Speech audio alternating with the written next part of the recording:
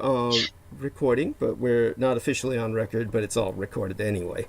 And we'll just have Derek and yourself start talking about the weather or sports or whatever will occupy yourselves. Well, I mean, and give people something to listen to. Well, I make stupid noises, like I always do. Speaking of the weather, it's a good time to go swimming, and the swimming pool is starting to get crowded again. Oh, wonderful! I mean, that's wonderful, and at the same time, it's frightening. We'll be asking Erica how she feels about that. Of course, that'll probably be a good subject to start off with. That would be amazing. That would be an awesome thing to start, considering that's how I met him. Oh, wonderful, wonderful, and this is delightful. Okay, so what I am supposed to be doing, I have to remind myself, is I'm supposed to be getting this link that is at the bottom here. First, I renew the screen, reset it. Then grab a link, then see if I can hear an echo as I connect the link. Half the time I fill up the bandwidth myself and or fill in the airtime, as we would say if this were terrestrial broadcast radio, just by this inane muttering that I do to remind myself what I'm supposed to be doing next. So we might hear an echo here for a second.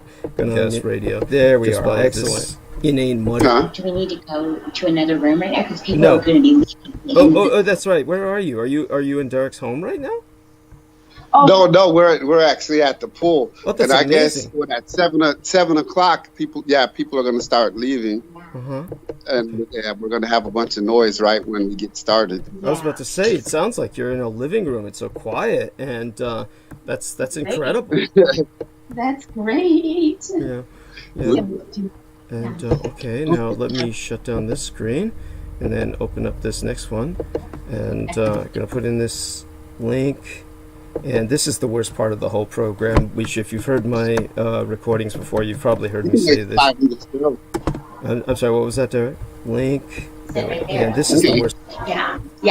It's up to you. I mean, they're not going to be looking for us or anything too much, yeah. Okay, so we're hearing some of that noise they were warning us about. The doors are closed. Oh, and Erica introduced me to some herbs yesterday. I had some chlorophyll, and what were the other herbs that you had? Ashwagandha. Ashwagandha. Wonderful. Something that I know Brendan talks about. Brendan knows what ashwagandha is. It's a Chinese root plant. The Chinese root plant. And astragalus and echinacea. Those are all the things that I put in water for you. Wonderful. You asked what you were saying that was wrong with you. So, the sooner that you start these tinctures and work with that, the better you're going to find that you're going to start feeling. Good. Yeah. So I've been given an assignment, Douglas. Yes. I need you to do it. That's wonderful. And it's a pity that Brendan will not be with us tonight because he's working, but Erica will do a good job of explaining all of that. And so, go on. Yes. Go on.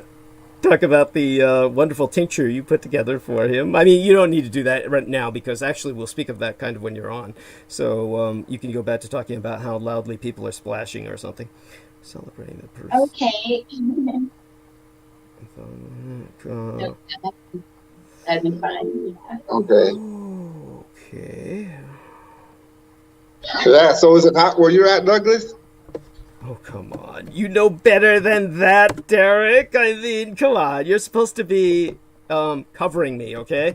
Instead of asking me questions. Well, I know one thing. I be watching the Food Channel sometimes, and they've been going to San Francisco lately. And you guys got some hell of a restaurants out there in San Francisco. I'm gonna have to make a trip out there. When they open up again, yeah. Okay. Here we are. Benefactress.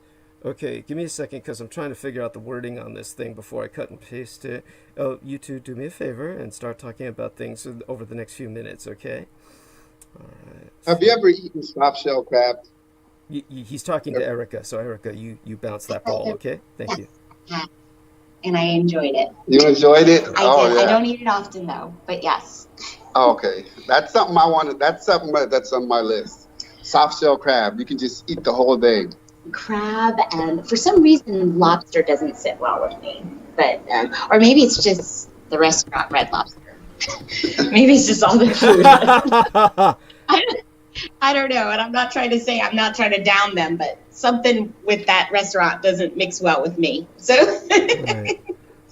Got it. Well, it's funny because when I get my taste buds back, that's one of the first places I wanted to go. Red Lobster? Yeah, because I lost my taste buds with the radiation, and they're starting to come back. What they're starting to do now is everything tastes awful. So they're starting to come back right now, but everything tastes awful. So I'm still in that healing stage to where once they come back fully, I keep talking about what I'm going to do and where I'm going to go and what I'm going to eat when my taste buds come back fully. And it's funny if you were to ever go to a wine tasting, like a vineyard, a wine tasting place, they teach you how to actually drink the wine, and you drink it first with your nose. You taste it first with your nose. Okay. You have to inhale it. Okay. Okay, so I'm telling you this so that as you're starting to get these taste buds back, once you develop an appreciation for the food that you're trying to taste, inhale it first. Get your olfactory working first. Right. Because that's why you see an ear, nose, and throat doctor. Like, it's all connected. Okay. So, so allow your senses to really take a part of that. Oh, we've got one more minute. Yeah, that's an excellent point, by the way. So you haven't lost your sense of smell, right, Derek? As a matter of fact, that's part of the problem, right? Is that you can smell all this, and it's torturous to you when you smell a barbecue. You can smell it, but you can't taste it, right? So you can smell all this food, right? Right. Yeah. Right. And that's why I was talking about giving up meat, because after a couple of weeks of being able to smell meat but not actually eating meat doesn't smell good anymore. Right.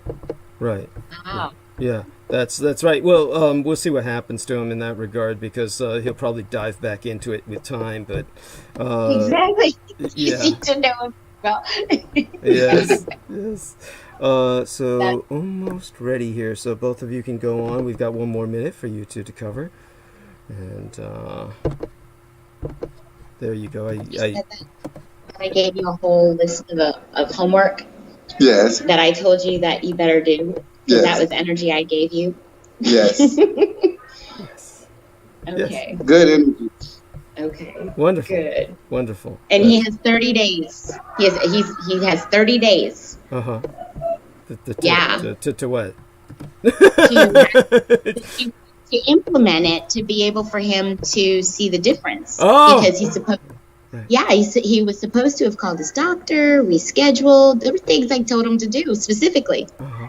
Oh. Very detailed. Okay. Wow. He called. Okay, so you'll give us a little bit of that. It is now the top of the hour. I will formally start the program. I want everyone to know, of course, that I've failed miserably in getting things done on time as usual, so I'm still getting the hyperlinks set up. But we have these wonderful people with us, of course. One of them is the Mr. Derek Talley, and the other is a wonderful young lady who he met at the pool, and this is the reason why it's so wonderful to go swimming. And apparently this...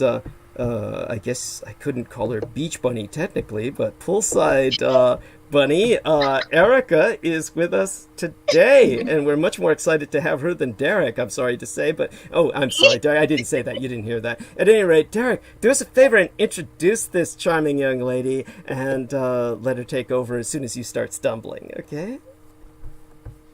Okay, well, we have a very special guest with us today. She's a light worker. She's a starseed adhered to 3D. She is the co-founder and the director of the MÄRQUEE School of Mermaids. Wow. She's a aerialist, a performer, a singer, and an actress.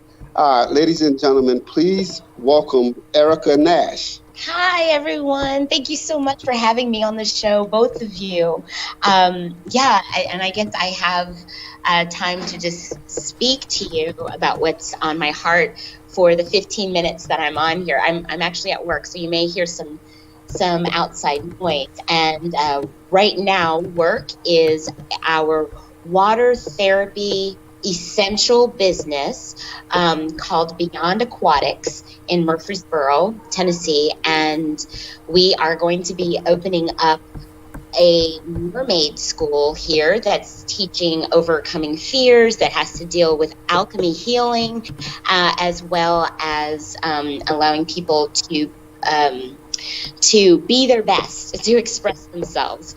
Now, I was able to talk about what it is, everything that I want to talk about, and honestly, I think the biggest thing that's on my heart right now is calling all of those people who are light workers and starseeds, everyone who calls themselves that, know that this is the time where everything is going on, the events that are happening in the world. We all know that now is our time that we have to get together and be prepared and take care of ourselves, because the events, with this being a battle, a war, the unseen war that's happening in the fourth dimension, we have to make sure that we are not caught up in the burdens of this world, so that we can stay lighter, that we stay healthy, that we're resting. And a lot of us as empaths as well too are being affected by the eclipse.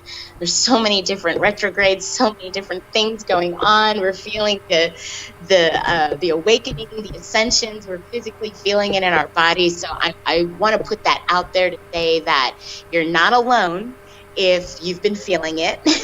Right. Your fellow starseed brothers and sisters, we've been feeling it too. So you're not alone. Hopefully, you are not isolating yourself, though. Hopefully that you've found a tribe of your own. There are Facebook groups that you can go to called, there's one called, that's some place where you all can, and you can connect together. Again, this is for you to take care of yourself. Now, for those of you who are wondering what starseeds and light workers are, those are the incredible beings that we call ourselves healers. And in order to be healers, we help educate others about how to heal themselves. And we heal from otherworldly dimensions, so to speak. So we're not just saying, oh, okay, just here, take this route and do this, even though we are familiar with the things of nature and things of that nature. We are more apt to healing from the soul, healing from the spirit, healing in terms of something that will cause whomever we're teaching to be elevated, because our job as light workers and starseeds is to help raise the frequency of this planet, to help raise the vibration of this planet. So we heal in a way that is different from a doctor. So there is no certification. There isn't, and usually those of us who have gone through it, we have gone through it to be able to have that title, because we have gone through some type of trauma or something like that. And again, for your listeners, the ones who are out there and they know what this is about, I'm just here saying I'm right there with you. You're not alone. So I just wanted that to be encouragement. But outside of that, I'm not sure what else to talk about. Do you feel concerned about the fact that people are now starting to return to the public pools, and how do you feel about the potential for interaction causing perhaps a spike in COVID-19 or something like that? How do you feel about all this? I am so excited you asked me that question. I know people feel different ways about this COVID. First of all, I want to say COVID, I do believe, is a viral strand. I'm not poo-pooing that away. I will say, however, that that number one, I worked through as a massage therapist. I worked through in the last decade the bird flu and the swine flu, and so maybe I'm a little jaded in that, but my whole take is, especially since I spent that whole time talking about light workers and starseeds, if you vibrate at the level of sickness, and that goes for anything, if you vibrate at that level, meaning you are weighed down with fear, that's what it's all around. If you're around fear and you're speaking this on yourself, oh, I'm afraid I'm going to get it. I'm afraid I'm going to get it. Your mind doesn't know the difference. So all of a sudden you're putting yourself in situations to where you may be sick. I don't believe you will get it though, but you may find yourself getting sick with something else. If you're vibrating at that level, then you're opening the door for any type of ailments to come in. So now to answer your question about COVID and all that, I follow the CDC, Bill Gates, and the World Health Organization very closely because I am so adamantly against them. Right. So yes. I follow them a lot because you have to know your enemies, and I consider them an enemy. And I've watched how they have finagled stats. I've watched how they've lied. I've watched the response of the public. So I am someone who I am all about making sure we already have safety procedures and things like that already to begin with.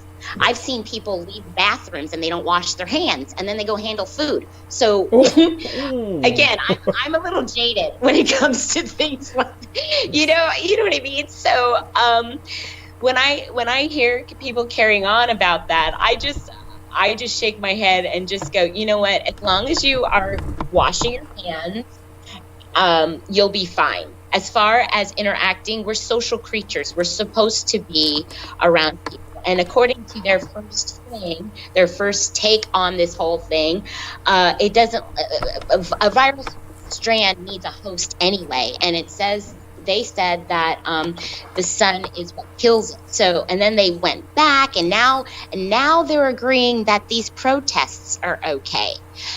You can go out and you can protest all of these things, but just remember social distancing. And that goes into political. Again, when I hear those things and hear how people say, well, I don't want to go to the pools because of COVID and stuff, my eyes can't roll any further back in my head. They can't. I've always been a clean person. I disinfect and stuff after that. But when people start getting like that, I let them, because if that's the case, then their energy doesn't need to be here, and it's not my job to convince them. They'll learn on their own. So that's how I see it. And a lot of times in this world, like I have to be honest in this truth, and a lot of people don't like that. So yeah, that's thank you so much for asking me that. Right. No, thank you. I really appreciate your bringing that up. And how about you provided our man Derek with a tincture? Could you tell us a little bit about the astragalus, for instance, is very yin. Are you helping him kind of tone down some of his rage? I mean, he wound up in Facebook jail because he was expressing himself a bit too intensely. So perhaps with some of these herbs he might calm down a bit. But what was the purpose behind each one of them? Well, I'm so glad that you're saying that, and because I have that permission to discuss what it was I was talking to Derek about yesterday. Derek came to see me. Like I said before, I used to be a massage therapist last decade, and so this day I decided to just retire it, but I'm finding I'm going to have to reinstate it. But Derek came to me. He was asking me about the astragalus and with your anger posting and that you were in Facebook jail. So he's asking me to talk about all of that stuff. Oh, okay. Yes, go on. Okay. Yeah, he stepped away for a moment to say hello, so I'm just kind of briefing him about what was happening. So the owner of Beyond Aquatics, he gave me the information about Derek to tell me that he had been diagnosed with the cancer in his face, and he had lymphedema in his legs, and so the doctors had told him that he was going to have the swollen lymph node removed from his face. Now, so when the owner gave me the information, I knew I couldn't touch him, just, as far as the health board goes. I did speak to him over the phone, and I was telling him over the phone at first, I said, first you have to understand that cancer hangs out at a certain frequency. It's at a low frequency. And so we are given the power to speak it off of us. That is just a power that we have. It doesn't belong to us, so we can tell it to leave. We don't have to keep claiming it as, oh, I have cancer. Oh, I have this thing on me. No, we start saying, this thing needs to go. It's going. It's out of here. It's out of here. And when we start using that as a mantra, it opens the door for us to be able to find cures that doctors who have found cures have been killed for, by the way, within the past, back in 2018. So I'll just throw that in there.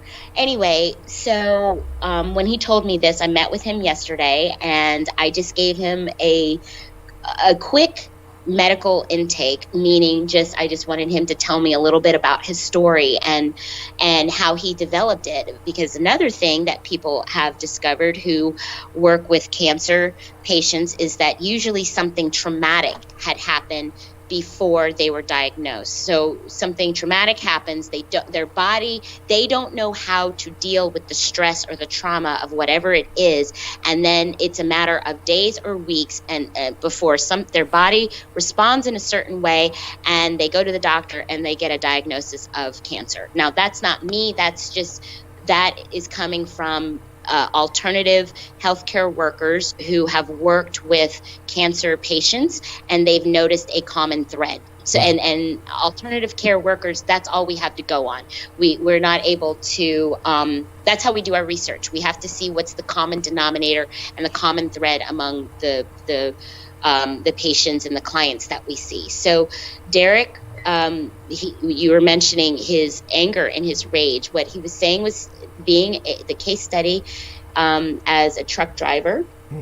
That already tells me when he says he's a truck driver, he has a job where he's sitting a lot. So already I'm hearing there's poor circulation. Already I'm hearing that. Right. And usually as a truck driver, and that goes for anyone who has to sit for long periods of time, because the idea that they have in their minds are, if I drink water, I'm going to have to go to the bathroom. Right. And instead that could be further from the truth. Like a lot of times people are dehydrated. So with him being a truck driver, there's poor circulation already going through there. Also, I am willing to bet that as a truck driver, it's not like he packs carrots and celery. So he probably yes. Right. So his diet was probably crap. Yes. So, and again, yes, I was right. Yes. And so already we're seeing the signs of how he was training his body to be open for any sickness or anything to come to him. And so at the time when he was diagnosed, he started losing weight, though. Am I right? You started losing weight. Right. He came to this water facility. He started losing weight, and there were personal issues, personal problems that he was going through. And he was saying that his son would see how when he would hold his anger, he would take his finger and like bite on his own finger to hold in the anger, because he wouldn't release it.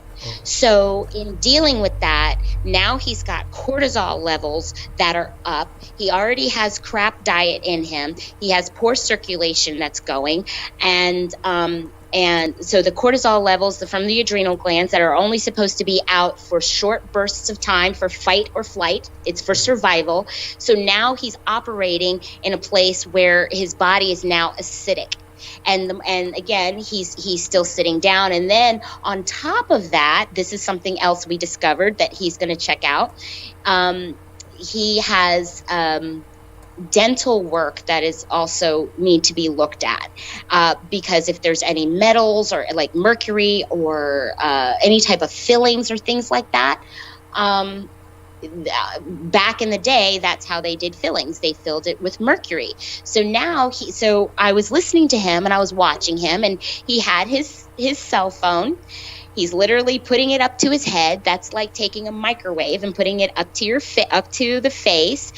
If he has these metal fillings in his mouth, he's literally cooking his face like a microwave. Right. On top of the fact, there was poor circulation going because he sat a lot. On top of the fact, he had crap diet. So things were starting to add up. And so when you start to become a Sherlock Holmes with your personal actions of what you're doing, you're able to see that whatever the doctors tell you, there is an answer that doesn't have to be where it is paying for their, well, when I say paying, I mean like where it's going to cover their portion. And I'm using that very loosely. I just Understood. So you know what I mean, like unnecessarily getting surgery or unnecessarily getting the chemo or things like that. So I told him that if he were to go to a integrated physician who works with cancer, the diagnosis probably would have been the same. The treatment, however, would have been different. Again, those doctors who have been killed because they're taking money away from the pharmaceutical company and things of that nature, because they have taught people, written blogs and things like that on how cancer can be cured. And you can Google doctors who have been killed. Right. You can Google that. And you can see there was a slew of them in 2016 through 2018. They were killed. And so that they don't die in vain, that lets you know that there are cures that are out there for cancer. However, the pharmaceutical company doesn't make money. So I gave him the homework. I told him, I said, since he has to go in for the doctors, even getting a lymphatic drainage massage, I told him, I said, your therapist right now who is doing the lymphatic drainage massage, okay, that's fine. We can, we can sweep your lymph nodes and try to help your lymphatic system. However, you have toxins in you. So he went from being obese. He lost a lot of weight. How much weight did you lose? 160 pounds. 160. Yes, the equivalent of another man. Yes, go on. Yes. That's how much I weigh. That's how much I fucking weigh. I'm sorry, go on. You lost a whole Douglas. Look at that. Yes. Oh my fucking God. Yes. Oh, you see? Oh my goodness. And that's the thing. Like when most people, I was telling him, I said, first of all, I want you to understand, most people who lose weight that quickly, they do have problems, because if they're not doing it in a way where they're consciously aware of staying healthy, that they just lost this weight because he just happened to lose this weight. He didn't do it because he just wanted to be healthy, right? Just by happenstance.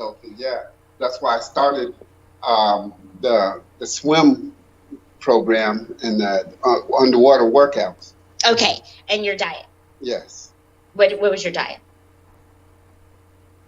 Okay, you should. He goes silent. I heard him go silent. Right. So the silence speaks what is where I'm going at. So the diet was still crap, and so that's what I was sharing. I was saying most people who do that, they've already have shakes, they have vegetables, they have things that are fiber rich and that are alkaline rich, and so what they start what they start ingesting is intentional to get rid of the toxins. And so what I was encouraging him with was the way his body is responding is actually healthy. His body is telling him, you have toxins in here and we need it out. Yes. And so now I put it on him to listen to it. And so that's where the astragalus, the ashwagandha, turmeric, things like that you can get at the grocery store. You start looking up the different herbs and understand the properties and the minerals and things, that natural things, the plants, dandelion, honeysuckle, it's right in our backyard, elderberry, all of these things that when we start ingesting them and we start using them as opposed to medication, which by the way, that also was in his body too, that he had. And then on top of that, the chemo and the radiation. So he had all kinds of things going in his body that his body is trying to get rid of. I told him, I said, give your body 30 days. It'll take 30 days when you're doing the right thing for the body to find its homeostasis. It's the caveat is as you're consistently doing the right thing. But you want to, I gave him a list of things to do. However, just one baby step in the right direction, your body will start rewarding you by all of a sudden not being in pain, by all of a sudden the cortisol levels start to reduce, which is what you want. If you're not in a survival fight or flight mode, there should be no reason why your cortisol levels are up. And unfortunately, many of us have cortisol levels that are high, and we're hyperventilating, meaning we're not taking deep breaths. So we're doing shallow breathing from the top of our lungs. And these are things that are all solvable, that you don't have to go to a doctor and say, well, I don't have the money to do this. It's more expensive to get sick. It's not that expensive to stay healthy. It's a matter of allowing your mind to open up. And so again, I started this whole thing as talking as a light worker and the star seed and things of that nature. These are things that are just imparted in us that we are very passionate about sharing and educating to people so that they understand how to elevate to their highest frequency. We're spiritual beings, and we're all supposed, and this is where my belief system comes in, where we're just spiritual beings here, light workers. We're here, and as the turn of events are happening into a whole new dimension, I believe that this whole thing, it's going to be taking us into a whole new dimension. All of these crazy stuff that's going on, the election, all of those things. We're going into a whole new frequency and dimension. And as many people that we can raise up to raise and elevate the frequency, the better. And so that is what I'm passionate about, to allow people to be their light self, to allow them to find their own voice, to allow them to be their true selves, to understand why they're here. And I just spoke a lot, and I have to go now and clean and sanitize the pools because now everyone's gone. Understood. Is it possible that when you're done with that you can return to us, or you have a job that you have to go to after that, and you can return to us perhaps on Sunday? Or whenever you wish. I have another job afterwards. I was going to swim a little bit, but I don't know if I'll have time to. I swim in my monofin just a little bit, but I don't think I'll have time to. I think I'll have to. I have to go and work. Understood. Understood. But I want you to know you're always welcome back here. Before you go, I'm going to bring on Lena Shea. She is also a massage therapist, and I just want you to say hello to her. She's had her birthday just yesterday, or the day before, rather. And so, Lena, this is Erica. Erica, this is Lena Shea. I'm sorry, Erica, are you willing to share your family name? My last name? Yes. Oh, yeah, this is Erica Nash. Erica Nash, is that what you said? Yes. Hi, Raina. Yes. Hi, Erica. Nice to meet you. Nice to meet you, too. Are you here in Tennessee? I'm actually from New York, and my my birthday was actually yesterday. Yesterday. Oh, happy birthday, happy crazy little birthday to you.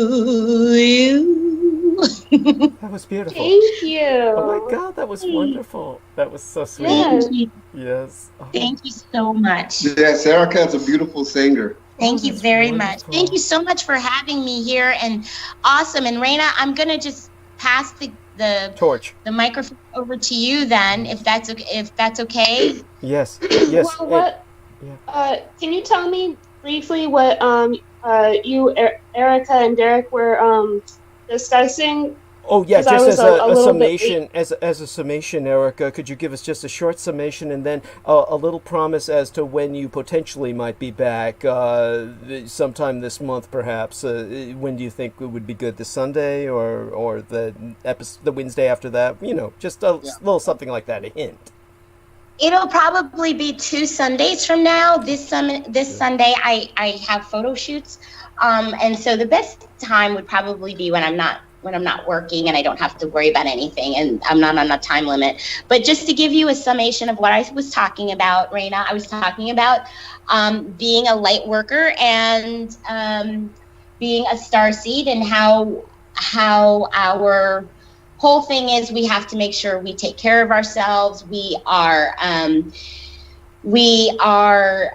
available to raise the frequency and the vibration of the people who are around us, and so how to be able to take care of ourselves. What I was also sharing with about Derek is how to be able to play detective, play Sherlock Holmes with himself to figure out the ailments that he had come in, the diagnosis that he'd come in. He was talking about having the cancer and how to go about doing that, finding integrated doctors, and also doing the research and knowing what he was doing upon himself to open the door for dis-ease to come in. Right. To sum it up.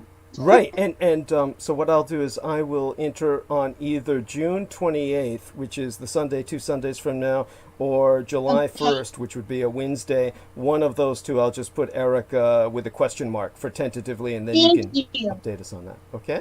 Yes. It'll more than likely be on a Sunday. And do you need some help cleaning? I do, actually. Okay. And I clean the bathrooms. I'm gonna help her, good. Douglas. So I'm gonna keep you on here, and I'm just gonna put it on mute. Yes. And I'm gonna help her clean a little bit because I work here too. So wonderful. Even though I haven't worked here in a little while, so I'm gonna help her clean a little bit. Then I'll get back on with you in a little bit. Good. Thank you so much for having Erica. Yes, thank you. Thank you so much, Douglas, and nice meeting with you, Raina. We'll talk to you soon. Yes, thank you. Okay, yeah, sounds good. Yes, thank you. Thank you, both of you, and that was wonderful. So that was Derek Talley and Erica Nash. And so, honey, we're so glad to have you on, and I'm happy to have you kind of take over for the next hour. As far as I'm concerned, it's yours. So how much time do you have before you have to return to your family? Approximately about 45 minutes to an hour right now? Yeah. Does that everything sound okay? Yeah, that sounds fine. Good. There's no rush. Good. And so update us on everything. Tell us about what you feel needs to be emphasized. And I thought that was wonderful to have that little kind of upbeat input from Erica Nash, who's helping Derek discover herbs. And she says she wants him to, of course, kind of play detective with himself. You would think that any grown male would have a lot of experience playing with himself, but you know, with some of us, I guess it takes some training. At least he's got a lady to help him do that. And so that brings us back to where we're at right now. I'm going to be doing a little chewing, so what I'm going to do is kind of have the mic off. So if there's a little delay in my response, it's only because I'm trying to get some calories in myself to help me burn through the rest of the night. And so I'll have... go ahead, sweetie. Thank you. And so tell us what you think we should be paying attention to, and other things that have that you feel need to take it away. Well, Okay. Yeah, sure. And happy birthday! And thank you so much for your patience. Yes, thank you everybody who wished me happy birthday. So nice to have such a showing of love and support from all my friends on Facebook and on YouTube and all of the other fans. So thank you to everybody who wished me happy birthday. Really sweet. Oh gosh! So and yeah, I hope more too. And I want you to know, just you've relieved me because I kept thinking about how far in the past your birthday was, because remember I had the nightmare about missing it. Yes, and so it was yesterday. So I actually got the e-cards up not too late then. I mean, pretty much, at the very, pretty much almost on time as far as I'm concerned, because they went up essentially basically early today. But I was kind of doing it through this. But anyhow, so go. Take over. Yeah. I know how you operate. Within a 24 to 48 hour time window is close enough. Yes, thank you, honey. Thank you. And so so go on. I didn't really prepare too much, but for tonight, but I could just pick up right where we left off from last time when we were talking about Antifa. Yes. Or we were talking about QAnon and Antifa, because you were saying how Trump is just going to accuse anybody of Antifa. You, me, basically anybody on the street that's doing something that they don't agree with, or that's not keeping in line with the Republican agenda. They'll just call anybody Antifa. And sure enough, the same episode that Douglas said that on last Sunday, you had some troll in the chat room saying, the protesters are and I see it's Antifa thugs on the street. I ain't seen nothing do for a year. Oh my god. I'm sorry, I'm chewing. Don't make it go up my nose. Yes, they did everything they could to knock us off, to knock me off the bandwidth and everything else you can imagine. And then they sent trolls into the chat room. We got knocked off the Skype multiple times, and bizarre situation. There's a lot of interference last weekend. Yeah, and they were taking it seriously, the fact that I was bringing up the Japanese victory at the Battle of Midway.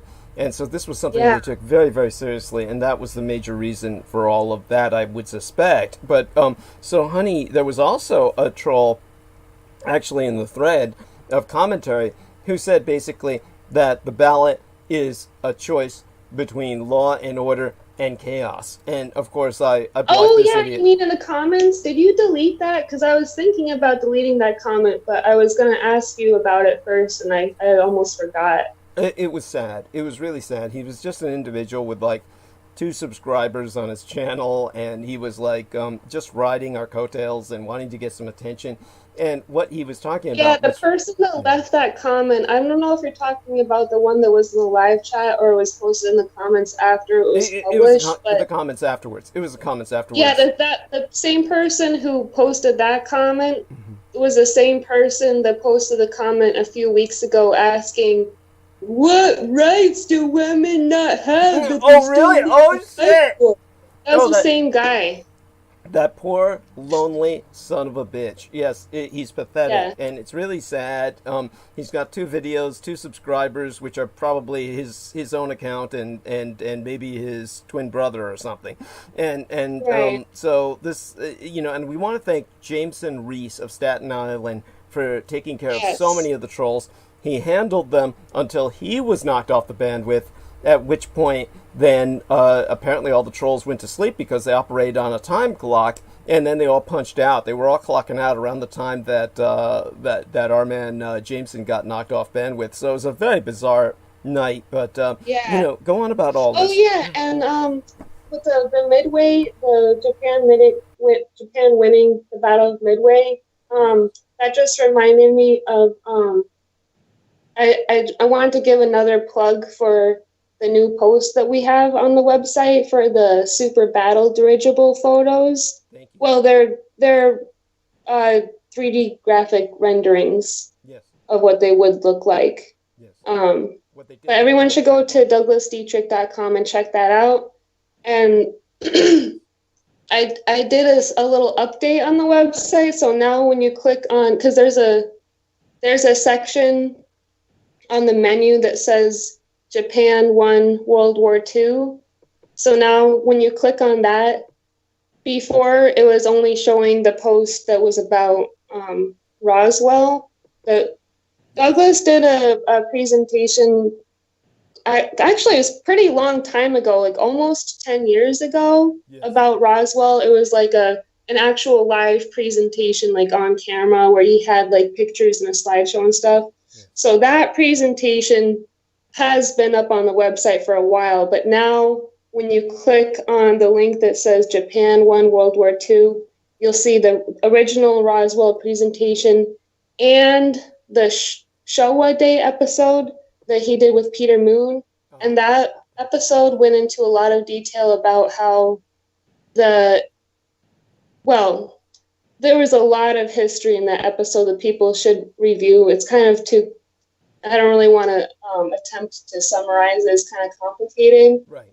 And then I also tagged in the Japan won World War II tag, also the new photo image gallery on there. So people can review that and see a lot of the historical information that Douglas has released that's going to be integrated into the new book that Peter Moon is writing. Right. And that's going to be coming out later on. So anyway, with the Antifa trolls. Oh yeah. And so they're attacking a lot over the weekend because it was an anniversary of the Battle of Midway, and they wanted to censor that. Yes. And this was our only, also one of the common. Yeah. What? I was going to say this was our only, shall we say, this minute, tiny voice in the forest that is a kind of I would call it kind of like a contra-indicative or a kind of a contrary argument that, or rather the reality check, as opposed to the tsunami of relentless propaganda about D-Day that was going on that same weekend. And so please go on, honey. Yes. Yeah. Oh yeah, and then the other thing that I also put under the tag Japan won World War II, I also put the Dead Mind film article under that same tag because that movie was about the Yamashita's gold. Well, rather more to put it more accurately, the Yamashita's gold bit is almost it's really collateral. And more accurately, it would be about the Japanese use of monotonic gold or ingestible gold that people actually eat, and the formalization thereof to recover the ancient terracotta warrior formula that the first Chinese emperor had used to basically put the guardians of his tomb into a state of readiness that would be functionally eternal. And so that's what the Japanese were doing in World War II with a unit of the Imperial Guard.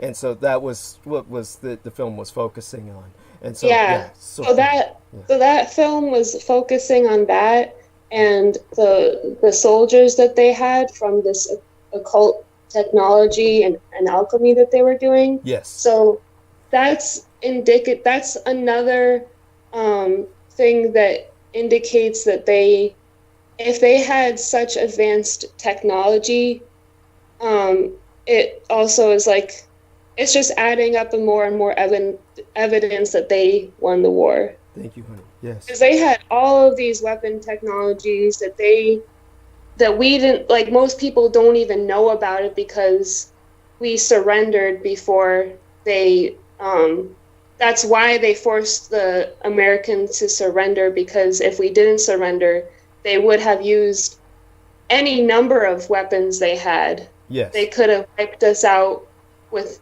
it wasn't just like check, it was checkmate, because they had so many different options. They could have just wiped out, the whole continent if they wanted to. So that's why they were able to force the Americans to surrender.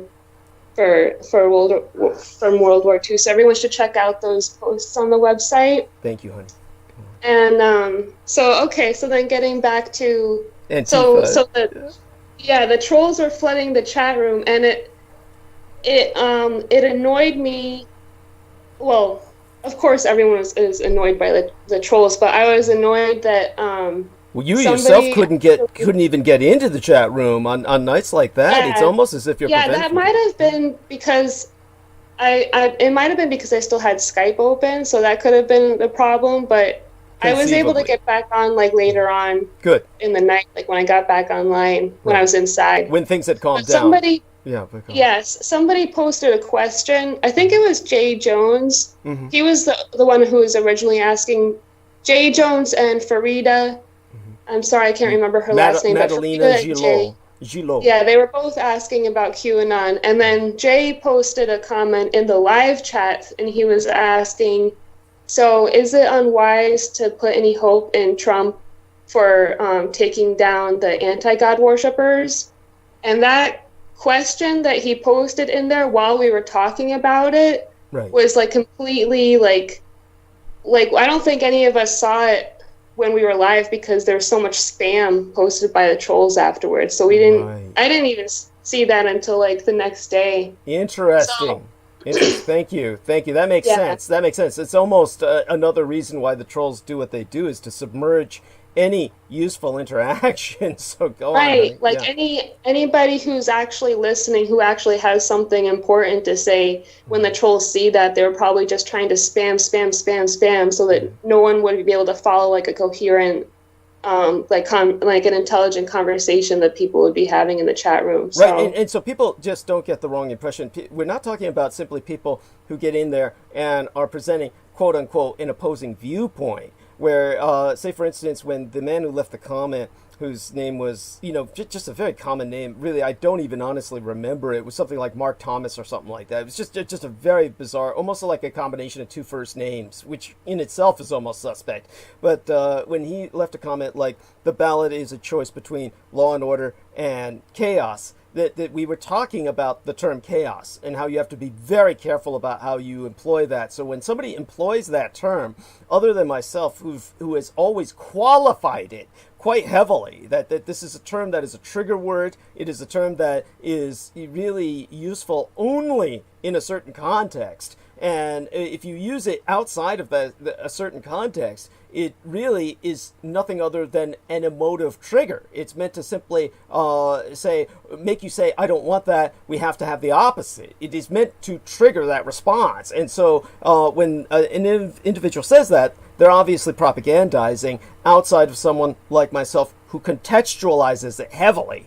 And when you have someone like him, he says, oh, this is a choice between law and order and chaos. This is like a screed. It's what's called a screed, meaning it's a quote that is literally passed around and assigned. It's assigned to people to repeat, like, make America great again. It's along those lines of making America great again. And what it is it's simply, in this case, it's Trump's marketing phrase. It's now what he's saying, since he can't say he's making America great, the only thing he can say is, I'm law and order, and everything else is chaos. So you have a chance when actually. Yeah, he's trying to make it so that people think that there's this he's trying to make it so there's this big bad problem out there, and he's the only one that can solve it. Right, and when in reality he is the agent of chaos. He has brought this chaos upon us. That is the paradigm of paradox, the contradiction of the cults of chaos. And so he is doing everything he's been assigned to do.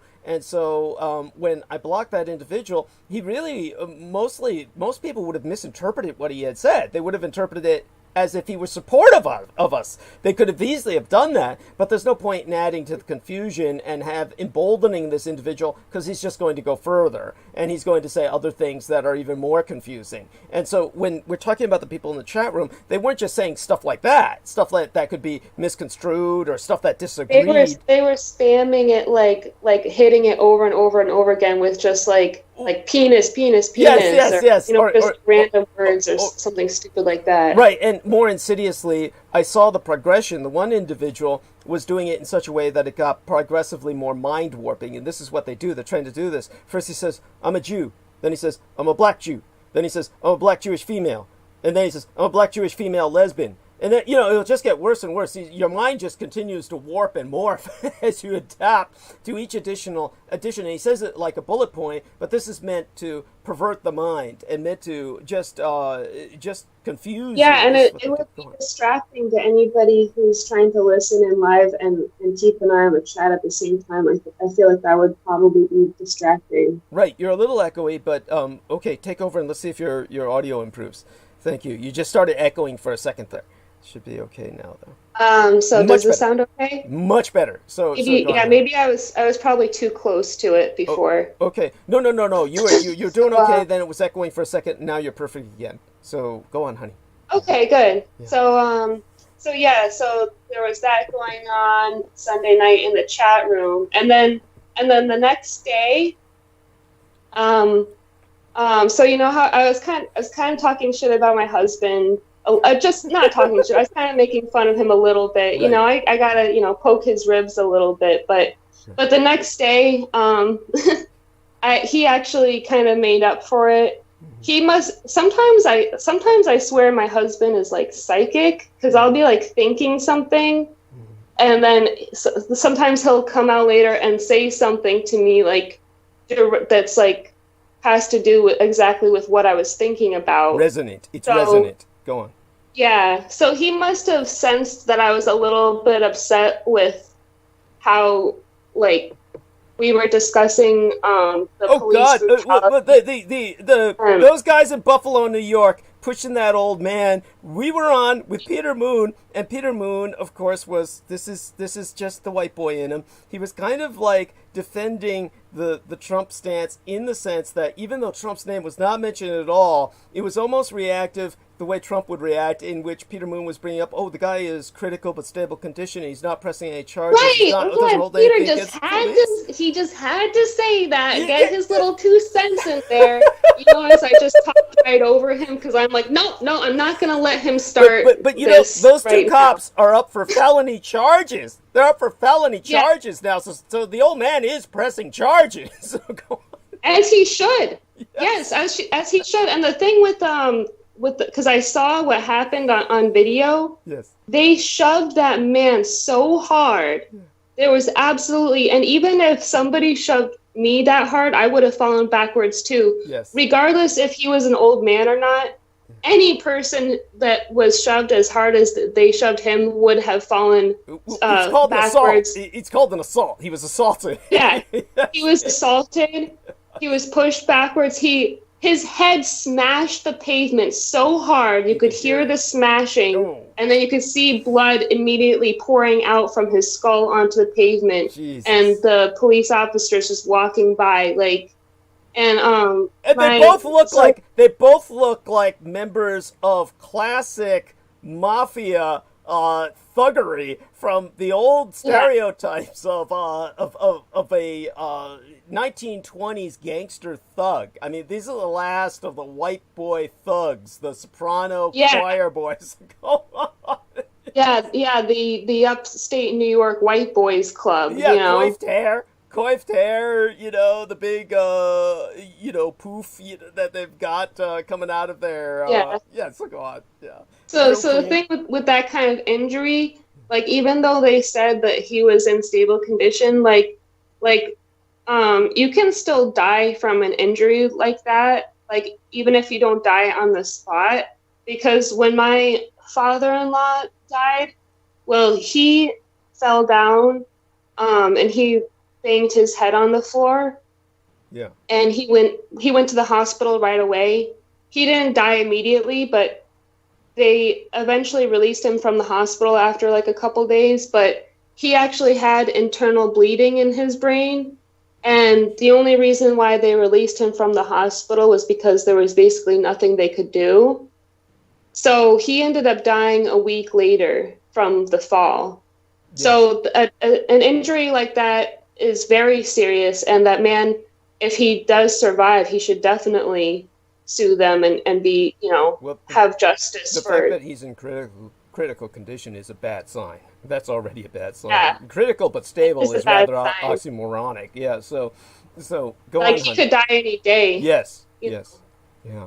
And then the next day, what, sorry? No, I was going to say, so the reason we were all kind of upset was because your husband had a total lack of empathy and even used Right, your own yeah. children as an example. Well, if they were much bigger, it was almost like he was saying we'd have to assault them too. Yeah.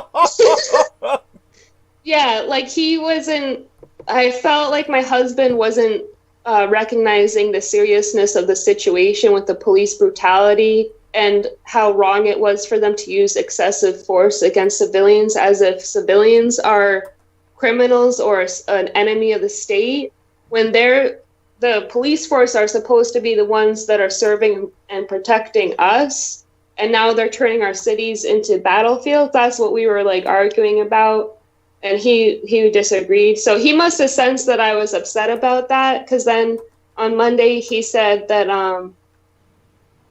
was it Monday or Tuesday? No, it was yesterday. I have the same problems, believe me. My response to that would be, you're asking me?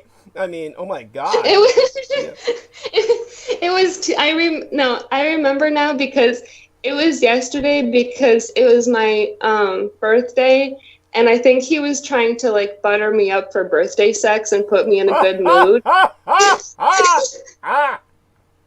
Because then he said, he's like, oh, I heard Trump say that the white guy they pushed over was Antifa. But Trump is really old too, and I'd like to see him withstand a push that hard. I bet they push him over. No, what this is so he bizarre. said, When you have an old man who's part of a young left-wing radicalized movement, that's like saying, back in the 60s that he was a member of the Symbionese Liberation Army. The people who kidnapped Patty Hearst or something. People who are part of these kinds of movements, when they exist, they're robbing banks and shit. They're throwing bombs. They don't. Yeah. You don't have old men among them. You don't have this random. You don't have this random grandpa show up at a protest to try to talk to an officer like all calm and. I can't. I mean, this is desperation. This is truly desperation on Trump's part. But please go on. Yeah, it is. Yeah, so Trump, he says stupid things every day, like throughout the day. So this is just another one of those stupid things that Trump said. That he called this poor old man an Antifa and said that he was a plant. He's so like Joe the trolls in the chat room. Trump is at the level of the trolls in the chat room. So he is. Yeah, Trump is like the king of trolls. Yes. So my husband Joe was making fun of Trump, and he said, oh, but if they pushed him over, he's so fat, he just bounced off the ground. Talking about Trump. Oh, God. So that made me feel better when my husband said that. That he's potentially redeemable. Yes, that he's potentially redeemable. So at least he recognizes the total stupidity of Trump claiming that this innocent man is Antifa. My husband sees the ridiculously of that. Thank God. Well, yeah, if he didn't see that, there would be no hope. But go on. I know, right? Well, I did marry him for a reason, so he's not that bad. Yeah. But I gotta call him out sometimes when he says certain things. But then I showed him this other video that I saw that was pretty good. So I don't know if you saw that. I was gonna post it on your Facebook timeline when I first saw it on Tuesday, but then I just I went through all the emails. The other video, was that the one that, oh my God, there was a video that they had Ivanka Trump's commencement speech. Oh yes, which they canceled. They canceled that, right? Because of the crash. Right, they canceled it. So Trump was mad that they canceled Ivanka's commencement speech, so he posted it on Twitter anyway. And then, so some producers took the commencement speech and mixed it in with some footage from the protests. Yeah, so that was a good video. Maybe I'll post that up like tomorrow on your page so people can see it. Please, yes, and, please do. Yes. Yeah, so Ivanka Trump was saying like, Now, I know everyone has worked very hard to get to this point. You may have even shed a few tears. And then they cut to the protesters getting, like, tear gassed. You know, it's that kind of video, though, that kind of post, which you're welcome to do it, and by all means do so, but believe me, that's more likely to get negative kinds of responses and hits, because people just, it's like flypaper. It's unbelievable what people respond to. It's usually stuff like that where they rush to the defense of the royal family, and so we may see that when you do that, so go on. Come on, there's nothing... Yes. There's nothing defensible about them. Oh yeah, and then the other thing I wanted to bring up was because I mentioned the article on Sunday night that Farida had sent us Yes. about the QAnon bots. Yes. And I actually didn't have a chance to read the article on Sunday, so I kind of misspoke a little bit when I said what it was about, but I just read it just like a couple hours ago so I could tell you what it said. Please. And it actually said that they have it actually said they have bots, and they connected the bots to accounts that are pro-Trump and QAnon and Republican.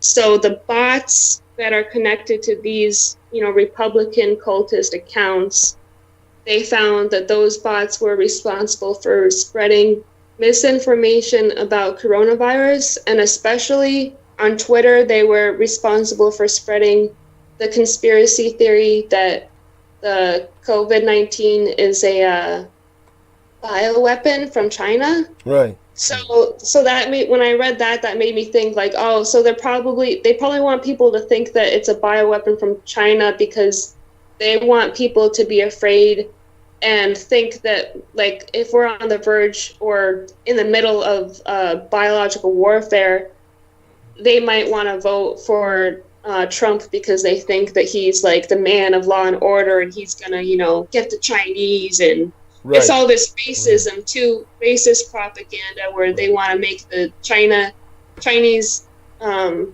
enemy. Right. Actually, in New York, Governor Cuomo said that the outbreak in New York, they traced the virus outbreak from the strain from Europe. So actually, they said the primary cause of the outbreak in New York City was from Europeans flying in to New York City. So, Thank you. So they never say that on the news. It's always like, oh, the China virus. But I mean, even if it started in China, it's still spread out throughout the whole world. So it's not really China virus. It's all over the world at this point. Understood. Oh yeah. Yeah. Oh yeah, and then so the bots thing. Yeah. So the other thing that I read in that article that was really good, relevant. Yeah. that was really relevant was I'm just gonna read a little excerpt here. Sure. It said, the themes and topics promoted by coordinated inauthentic activity, i.e. the bots. So the bots' activity was taken up by a wider fringe community, and thereby it gained amplification and authenticity, the researchers said in the report. So in other words, even though these conspiracy theories were started by the bots, like the bots originally started spreading them, once the bots started spreading it, it was picked up and amplified by the other actual humans. The insurgency. Yes. So go on. Yes. Yeah. So it says the mis and disinformation contained in the initial messages is no longer distributed solely by bots and other accounts that may be identified as acting in coordinated and inauthentic ways, but also, and to a potentially greater extent, by ordinary, authentic human users. Right. So I think that's an important point because a lot of people don't realize, like, when we talk about, like, Russian propaganda and misinformation, they're like, they might say to themselves, oh, but I just saw this, on my friend's Facebook timeline, or, oh, but I follow a blogger that's American. You know, how could this be coming from another American? Well, because it starts out by, you know, these are very organized misinformation campaigns. They start spreading it with their bots coming out of, you know, the Internet Research Agency in Russia. Right. And then once the bots make something to start trending, yes, then other ordinary human beings will just pick it up and just regurgitate it and spread it all over the internet, even though it's not true. Right.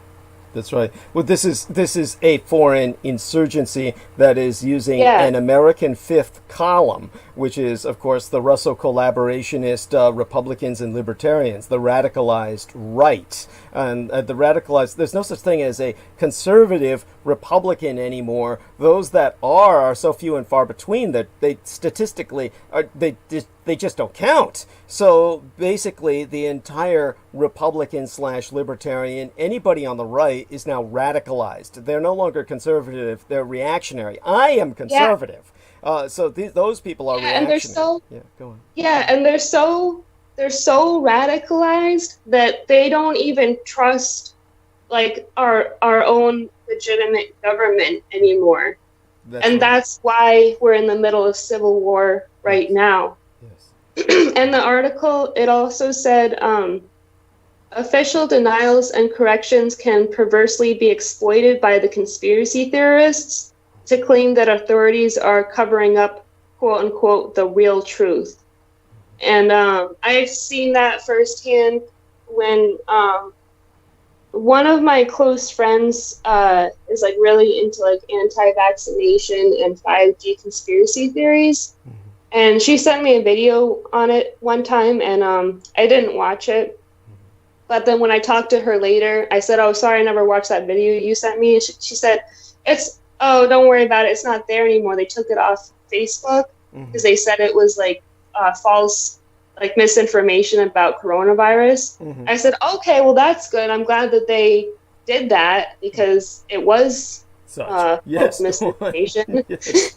And but she had the total opposite opinion. She thought that because Facebook took it down, that Facebook was really just trying to cover up the real truth.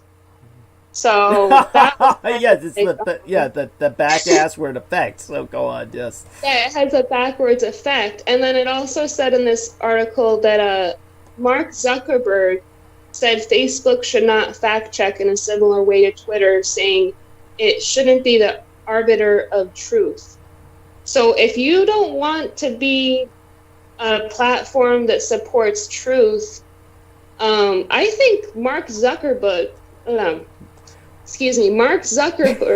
believe me, he deserves the mispronunciation of his name. I should say Mark Zuckerberg. Yeah, Mr. Fuckerberg. Fuckerberg is basically, you're talking about somebody who is an ardent Trump supporter. And so he's and I think he should be tried for war crimes or something. Or Mark Zuckerberg should be tried for, human rights violations because of what happened in the genocide in Myanmar. Because of and things like that. And people can also look at there's a couple old videos that I reposted about that are on YouTube called Fatal Facebook and Fake News. Yes. And that's when Douglas went really in depth into how social media is basically exploited by authoritarians to just control, basically just like brainwash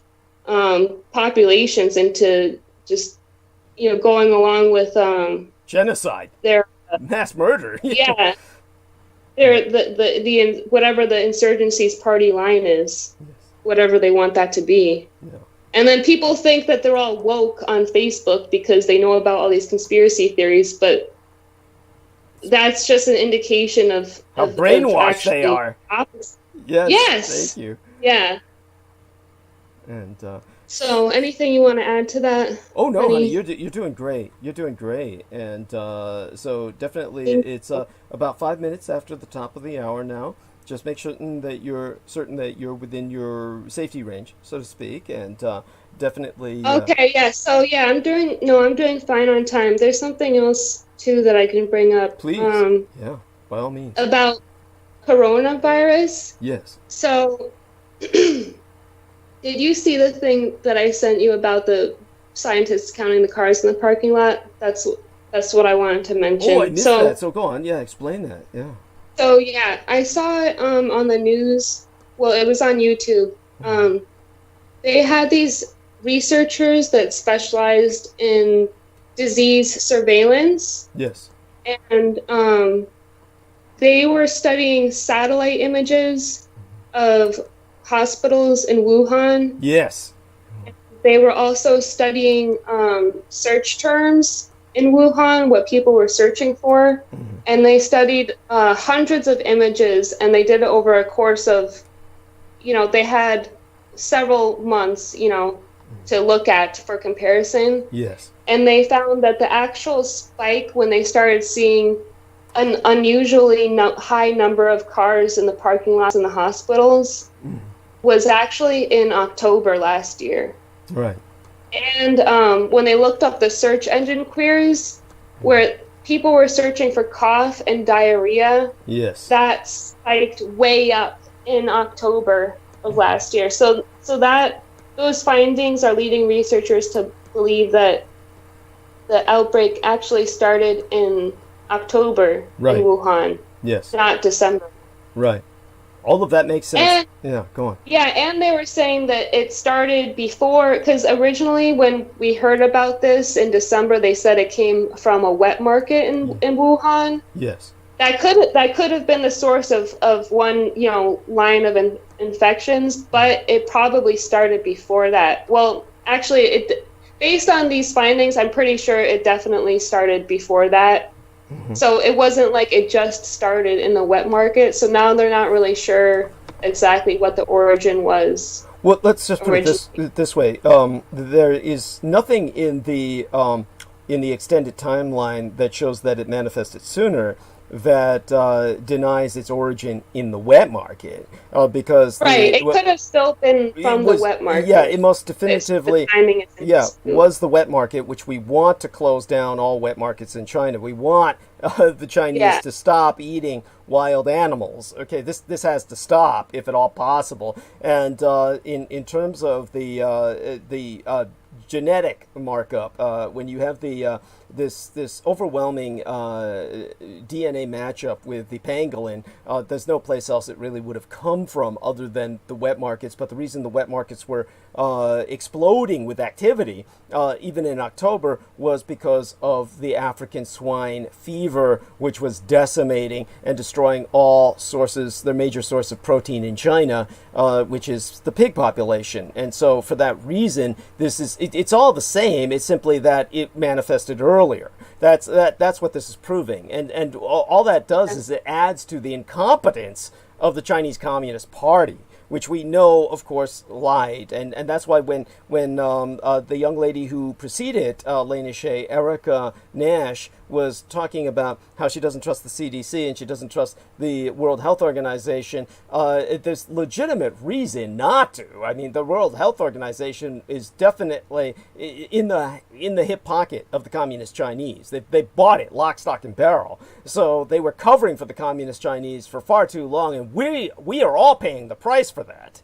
But as for the CDC, had its own incompetence, etc. I mean, I could go on to validate Erica's stance, and one doesn't need to be coming from a New Age light-bringer background to just be touchy-feely about such things. But so yes, honey. So take it from there.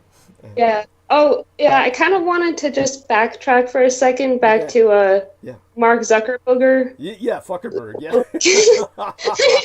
Because I said, because I was saying how that they actually did retract something from Facebook that was about a 5G conspiracy theory. Because just to try to clarify, that Facebook, they are taking down some things that are fake, but there's like a lot of misinformation that gets through that they would never take down. So just because they take down some things sometimes, they're just, the only reason why they even do that is because of pressure from, like, probably they get pressure from the CDC.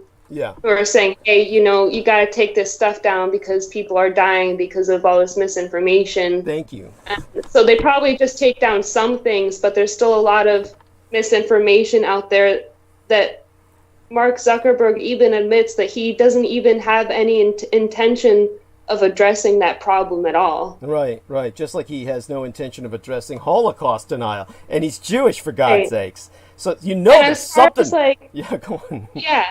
Sorry, I don't mean to interrupt you, but as far as censorship goes, it's so crazy for people to think like that Facebook taking down a fake story is censorship, and they don't even realize what you have been through as far as censorship goes. Like if anyone, because the videos that they take down for being fake information, like that one girl that was making videos about 5G, she probably had, she already had hundreds of thousands of views. Thank you. Before they took the video down. Yeah, thank you. You know, if Facebook really wanted to, they could have taken it down immediately. Like when Doug had his episode last week that was 13 hours long, and they wouldn't even let him publish it for like 2 days. Right. That's censorship. Yes, thank you. And but they would let these other 5G conspiracy theory videos get hundreds of thousands of views before they take them down. So obviously they still want the information to get out there. Yes.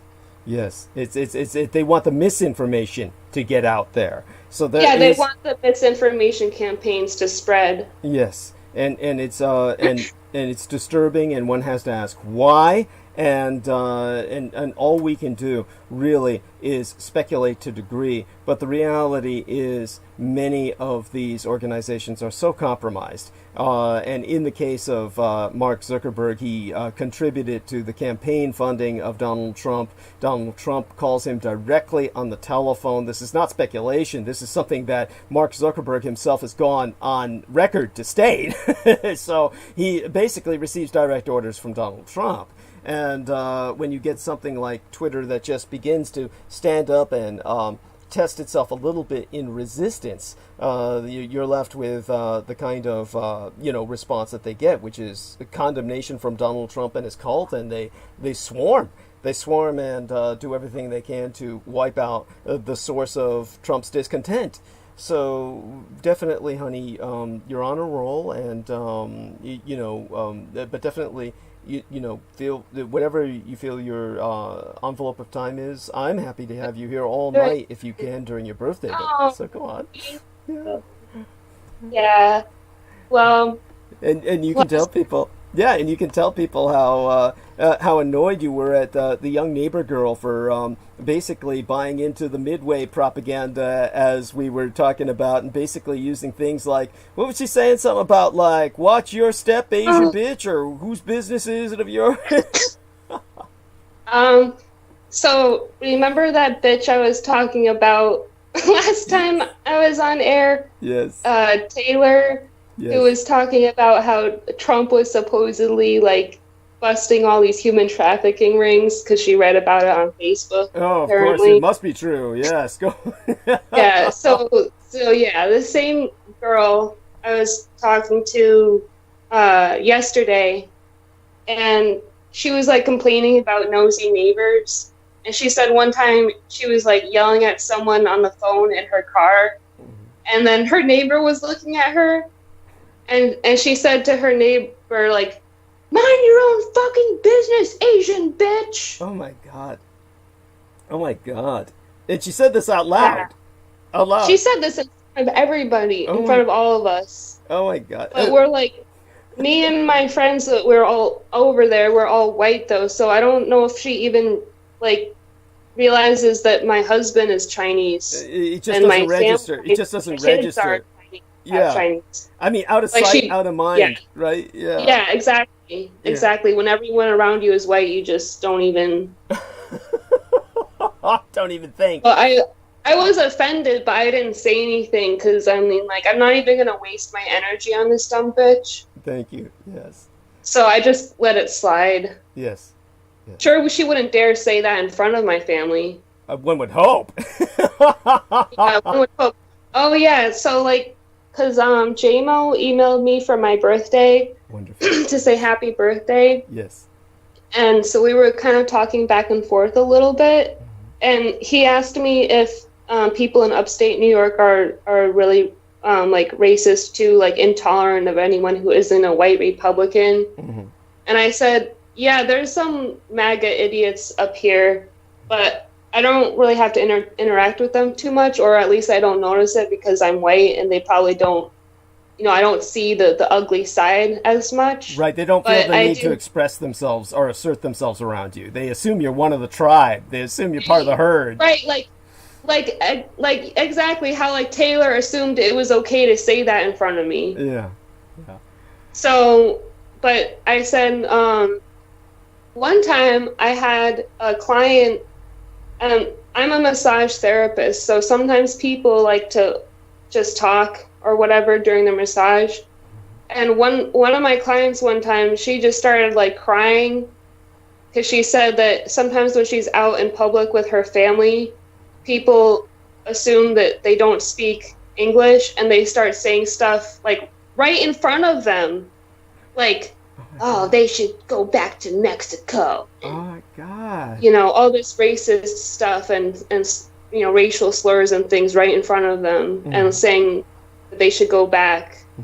And they speak English and they're like born and raised like from this area. Right. Like, I live in upstate New York, and it's pretty mixed around here, like a lot of different people. So it's not unusual to have like a lot of different races and cultures that all like are from here. Like, you have immigrants too, but so yeah, there's still a lot of, even though it is mixed, and I would like to think that most of my friends are pretty, progressive. Mm-hmm. There's still a lot of like really, really bad racism too. Yeah, it's just so endemic. It's pervasive, and it's just indoctrinated. So, but definitely, honey, you're doing such a good job to dispel it with us, and that's so deeply appreciated. And so the other thing that I was reminded of when we were talking about Facebook, mm-hmm. was so for people that don't know about like some of the censorship issues that Douglas has had to deal with, mm-hmm. like his original, because I also saw some stupid troll in the chat room saying like, well, you're still on Facebook. It's always the same stupid shit. No, I'm not. So go on. Yes. So Douglas had. Yeah. Did he say Facebook or YouTube? Did he say Facebook or YouTube? I thought he said Facebook. That would be even stupider. So go on. Well, because Douglas used to have like his own Facebook fan page. He had 2 Facebook accounts with his real full name on it, not just Sora Aoi, right. but Douglas Dwayne Dietrich. Right. And when they had the mass shooting in New Zealand last year at the mosque shooting in Christchurch. Mosque massacre. So go on. Yeah. Yeah, it's a massacre. It's not funny, but kind of morbidly amusing is when I first heard about that story in the news, I was confused because of the name of the town. Right. Was like Christchurch, right? Right. So at first I didn't realize that it was at a mosque. Mm-hmm. So I thought it was at a church named Christchurch because I actually used to go to a church here named Christchurch. Interesting. So anyway, but after that tragic event happened, right? Because the guy that did the massacre, he live streamed it on social media. On Facebook specifically. He live streamed it on fucking Facebook. Yeah, on Facebook. And by the way, the term for when something is morbidly amusing, the term to use is bemusing. It's not amusing, but it's bemusing. Yeah. So go on, honey. Bemusing. Yeah. Thank you. So he live streamed it on Facebook. So immediately Facebook had to like, was under a lot of pressure immediately to like do something. Right. You know, you can't have this type of content on a platform for millions of people to see all over the world. You know, live streaming. You can't have crimes being live streamed on social media, period. So they were under a lot of pressure to do something, you know, in response. And they did ban some white supremacists from Facebook, but they also banned Douglas at the same time. And they banned me specifically as a white supremacist, a terrorist. They banned me as a white supremacist terrorist because, of course, all the white supremacists who were involved with the Aquino network simply just kept reporting me as such. Specifically, it's just one individual who dedicated his life to that, and that was Richard K. Cole. And by the way, it was Peter Moon, to the credit of Peter Moon's research, he found out that Richard K. Cole Jr. is the son of Richard K. Cole, who was one of the idiots who was bombing Tokyo in the Doolittle raid that I was speaking of in the Midway episode. So this individual considers...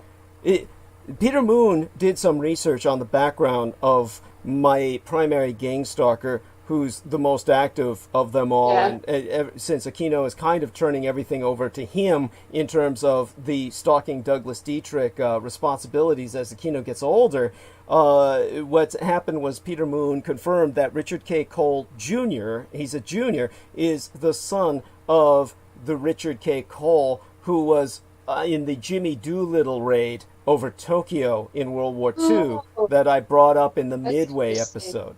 So he's just part of a family mafia where, think of this, during World War II, that publicity raid where they actually went and dropped nothing more than 16 bomblets over Tokyo and then had a crash land in Russia and in China and caused literally hundreds of deaths in China because the Japanese retaliated against the Chinese for smuggling the American airmen out of Japanese-occupied China. So they wound up getting all kinds of Chinese killed. Here's these losers that are trying to cover up their atrocities years later. And during the war, because of this publicity bombing raid, Jimmy Doolittle was made this fantastic hero, and he wrote this book that was automatically a national bestseller throughout the United States called 30 Seconds Over Tokyo. Think of the absurdity of what I've just said. 30 seconds over Tokyo. This is a 30-second raid where they dropped 16 bomblets on the way, and this was a big publicity for them. So go on, honey. Take over from here. So, yeah, that's interesting. Yeah. So, Douglas was posting pictures on his Facebook timeline, but like they're like, you know, he has beautiful, beautiful artwork, you know, on his Facebook and Instagram, beautiful illustrations and photos, and sometimes it's like representing like something historical or, you know, just, you know, different things, but you have never promoted hate against anybody, you know, except for the people who actually deserve it. Thank you. But certainly I've never promoted mass murder, but go yes. Oh, right, yeah. But so nobody, like, none of your actual fans or friends would like ever report any of your images for anything. Like, the only person who was really reporting you aggressively was like your gang stalker or like one or two gang stalkers. Yes. And it was that combined with like the current events that they used that as an excuse to just like go with the reports that the gang stalker kept repeatedly making. And the same thing happened to the old website that got taken down before, because they had well, I mean, that was kind of my fault, but what happened was it was only your fault, only in the sense that you tolerated Rose Dio, who of course was working with Michael Aquino anyway, and we always knew that. And well, that was like a hard lesson for me to learn, because I gave her way too much leeway. Yes. Ability to do stuff like she could basically post whatever she wanted. Mm-hmm. So on the website, because I wasn't really like keeping up on maintaining it as much, but she posted something like she had like 4 posts in a row that was like it was about it was about the confirmed pedophilia of Richard K. Cole, about his background in pedophile pornography. But because she clustered them, then he was able to complain to the website holder, and so. It was also in October of one. It was in October of, I don't remember the year, but because of 10/10 Day. Yeah, double 10 Day in Taiwan. Because of double 10 Day in Taiwan, you had a promotional banner that had 2 swastikas. That's right, because the Taiwanese, of course, hold the they are very much they heir to the fascist tradition. They are the last standing power of the Axis nations, and that's why the United Nations recognizes them only as the enemy. They are a non-recognized nation state by the United Nations, and anybody who does any research can verify this, but your average person's not going to understand why. And the reason why is because the United Nations declared they're an organization of war per Title 42 of the United Nations Charter, which they have a charter in lieu of a constitution, and their charter was formed during World War II, and was the reason for their formation was a united front for the Allies against the Axis, and they were formed on January 1st of 1942. And anybody can look up the United Nations quote-unquote honor flag used during World War II. That's a battle flag that was designed so that it could be used in wartime. Easy to take your own blood and render 4 stripes of your own blood on a white sheet. That's the United Nations battle flag. You can look that up. Do not take my word for it. United Nations honor flag used throughout World War II. Proof that the United Nations was active as a united front for the Allies, and their declaration of war in their united front alliance, which you can look up yourself, is a declaration of war against Hitlerism. They declared war against Hitler as the original Allies in World War Zero, the world's first total war, the Napoleonic conflict, declared war against Napoleon, the person of Napoleon Bonaparte, as opposed to the French people and whatever allies they might have had. So in the case of there were so many allies with the Axis, what they called Axis satellite minors, like Thailand or Vietnam or any European nation in the east, from Romania all the way up through Finland. You have this situation where they decided it would just be easier to say all these people represent Hitlerism. So to them, Taiwan is the last bastion of Hitlerism on Earth, and in a very real sense it is. They still use the ad locutio, which of course is known to the average layperson as the Hitler salute, to swear oaths of allegiance and pay due respect to the state in my native Taiwan. And of course the swastika there, the Nazi swastika, as the West would understand it, the Hakenkreuz, the Hooked Cross, is flown with pride. So these banners were up, and that was taken in conjunction as the political reason to shut the site down. All of this is historical and cultural, and of course here in the West it's interpreted as a symbol of hatred based on ignorance. So this is a entirely different subject from that of the Confederate flag, which of course bears a transmission all its own. But the point is made, and Lena, you can take it from there. And how much time do you feel you have? Everything going safely? Just yeah, I still have a few minutes. Okay, good. So go on. We're good. Yeah. So yeah. So go on, honey. Okay, You're doing great. yeah, because I was gonna say that Rose Dio, she planned it out. You know, she coordinated the timing with Richard K. Cole, yeah, to launch a coordinated report that just took the site down, which is what they had intended to do. So, for the 1010, so that you would have that up there too, so that when they reported it, and then the site admins would go to your website to see what was going on, they would automatically see that, and because of everyone in the West propagandized against Hitlerism, they would automatically, shut the site down. just by seeing that. Yes. And the combination of everything. So that's the real censorship that's going on.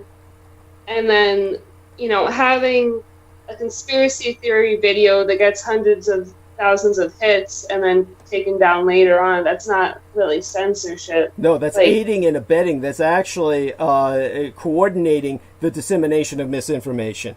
And actually, it gives it mystique. So when they give it enough hits so that everyone's aware of it and starts linking it to each other, and then they shut it down, then everyone is convinced it must be real. That's really the program. So go on. Yes, that's the intent. Yeah, I agree. That's what I was going to say too. Yes.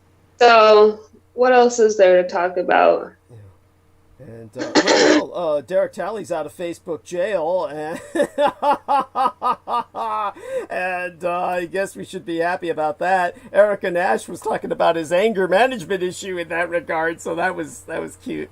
So at any rate, honey, definitely, So definitely, if Derek gets back to us, he's welcome to let us know. In the meantime, honey, so what about the other things to talk about? Might be when it was your birthday. I hope everything went smoothly and that you had a wonderful day and that the kids are doing great, the family's doing great. Did you have a good birthday, Lena? Yeah, I did. Thank you. Oh, yeah. And hey, Derek. So, how are you doing? I'm good. I'm back at home. Well, wonderful. Oh, good. Yeah. So Lena, you can go on if you can. It was there. Say, for instance, something about we spoke about Antifa and we spoke about the militarization of the police, which your husband probably still doesn't get just how militarized they are. I don't even think he probably understands. Go on. There was actually something that did get cut out from Sunday night's transmission. Yeah. When I listened to it and I got cut off air. Overall, the main message was still communicated, but the one little thing that did get cut out was when I said that I don't think my husband sees, like, because when I mentioned, like, the white supremacists were the ones that were starting the rioting and the violence and the looting, I said that I felt like he sees it more like an isolated incident or like, oh, well, they're just going to show up and do that anyway. But I don't think he sees it as like a conspiracy. Like, they're really the ones that are planned this whole thing and are starting, like, they're the ones that are starting the chaos, like the white supremacists. And it's not just like they're just randomly showing up at a protest. Right. Yeah, he doesn't get it because he's just he's programmed. This is what they tell them. They say, oh, this is an isolated incident. Like every time there's a mass shooter, which is always a white supremacist. Every time that there's a man beating his wife to death, and they say it's an isolated incident. No, these are not isolated incidents. They're part of a pattern. What is effectively a war against women in particular, and a war against us all. Yeah, they just had in the news today, they said they found the remains of 2 children that were missing. Tell us about that. And they that. found the remains at the stepfather's house. Oh my God. What did he do? What did he do? Did he eat them? I would half expect him to have done that the way I hear some movies. They didn't give any details except they said that the children went missing in September. And then 3 months after they went missing, the couple moved to Hawaii. And they moved the day after they had like a search warrant or something. Or I don't know. Oh, that's convenient. I don't remember. But they didn't find, I don't know why they didn't find the remains until just now, but they arrested both the parents. Well, good. So, yeah. And by the way, that reminds me, a lot of these police are being charged. Not just the 2 clowns in Buffalo have felony charges against them, but many police are being pursued and charged and fired.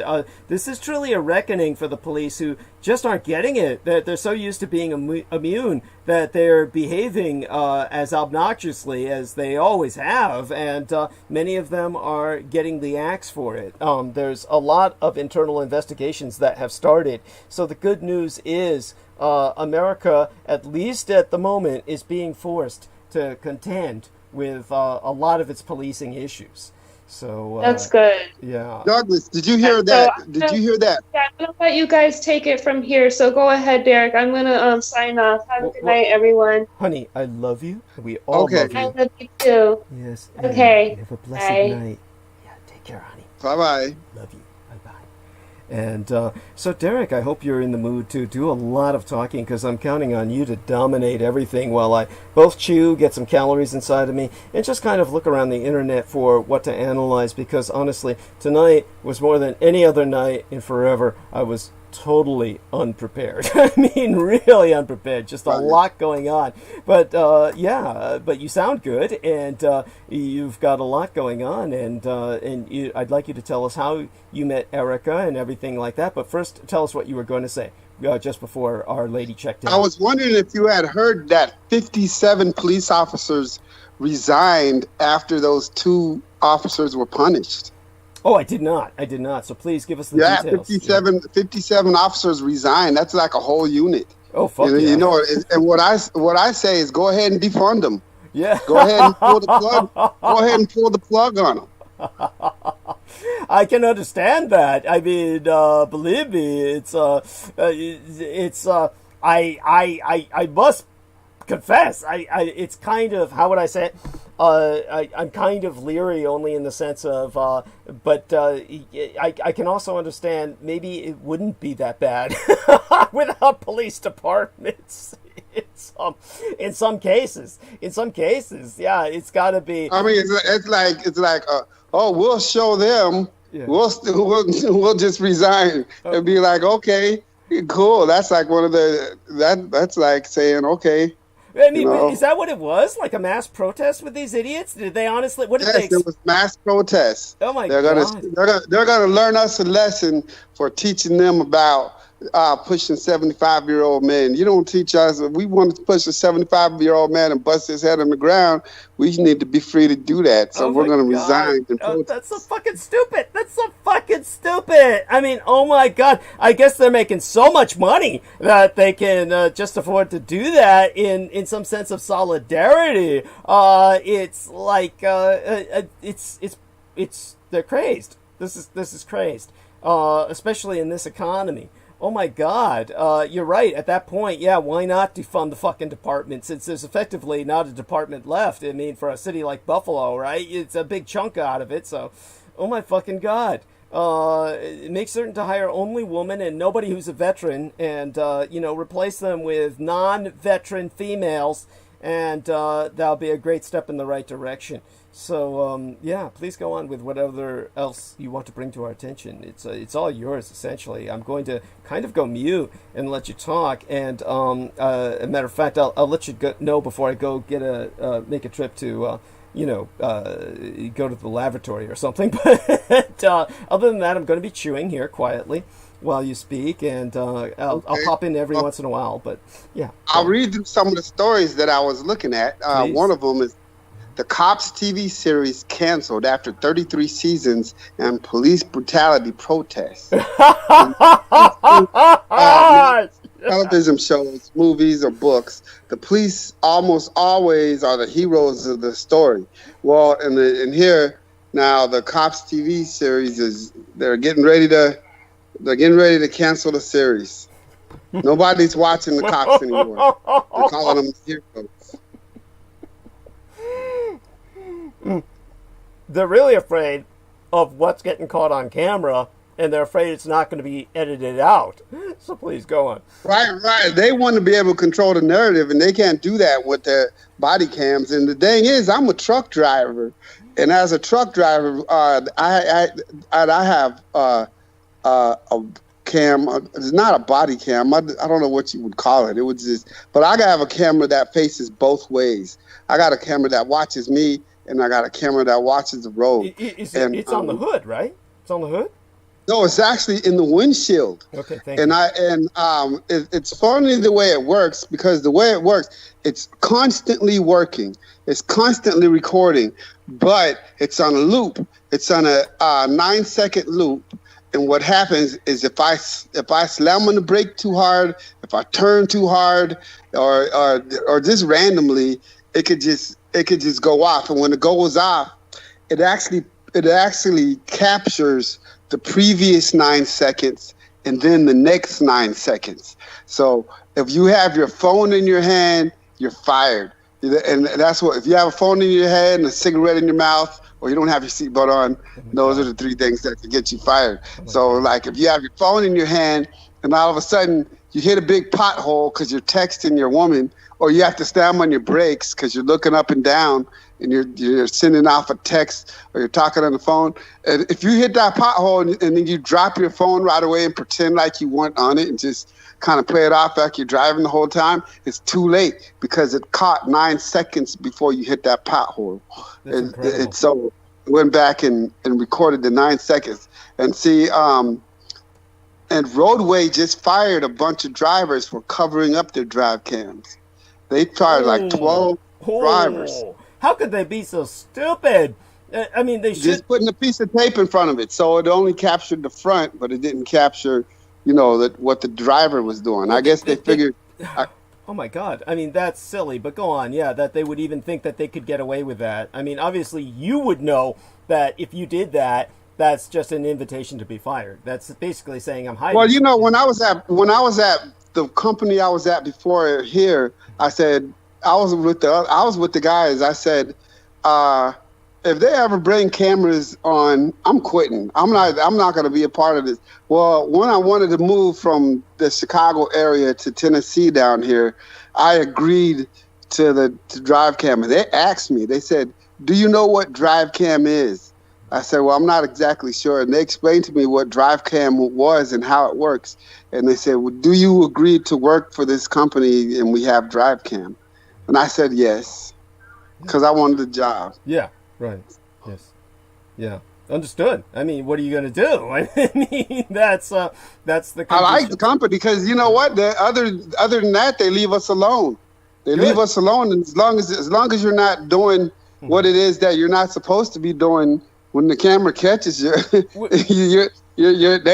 our job just sets us free and leaves us alone and doesn't bother us for the most part. That's the way it should be. That's the way it should be. I mean, honestly, that's what the camera is for. The camera allows them to leave you alone, and that's what makes the camera almost liberating.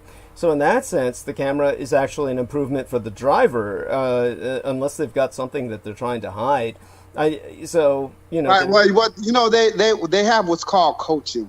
So if I slam on the brake too late, or if I run a red light, or if I have any habits that are habits that they want me to break, they'll call me in and they'll call me in, and it'll just be called coaching. Okay. That's it. So I've broken all of my any little habits that I have had that that the company seems as problematic, and it helps me with my own regular driving.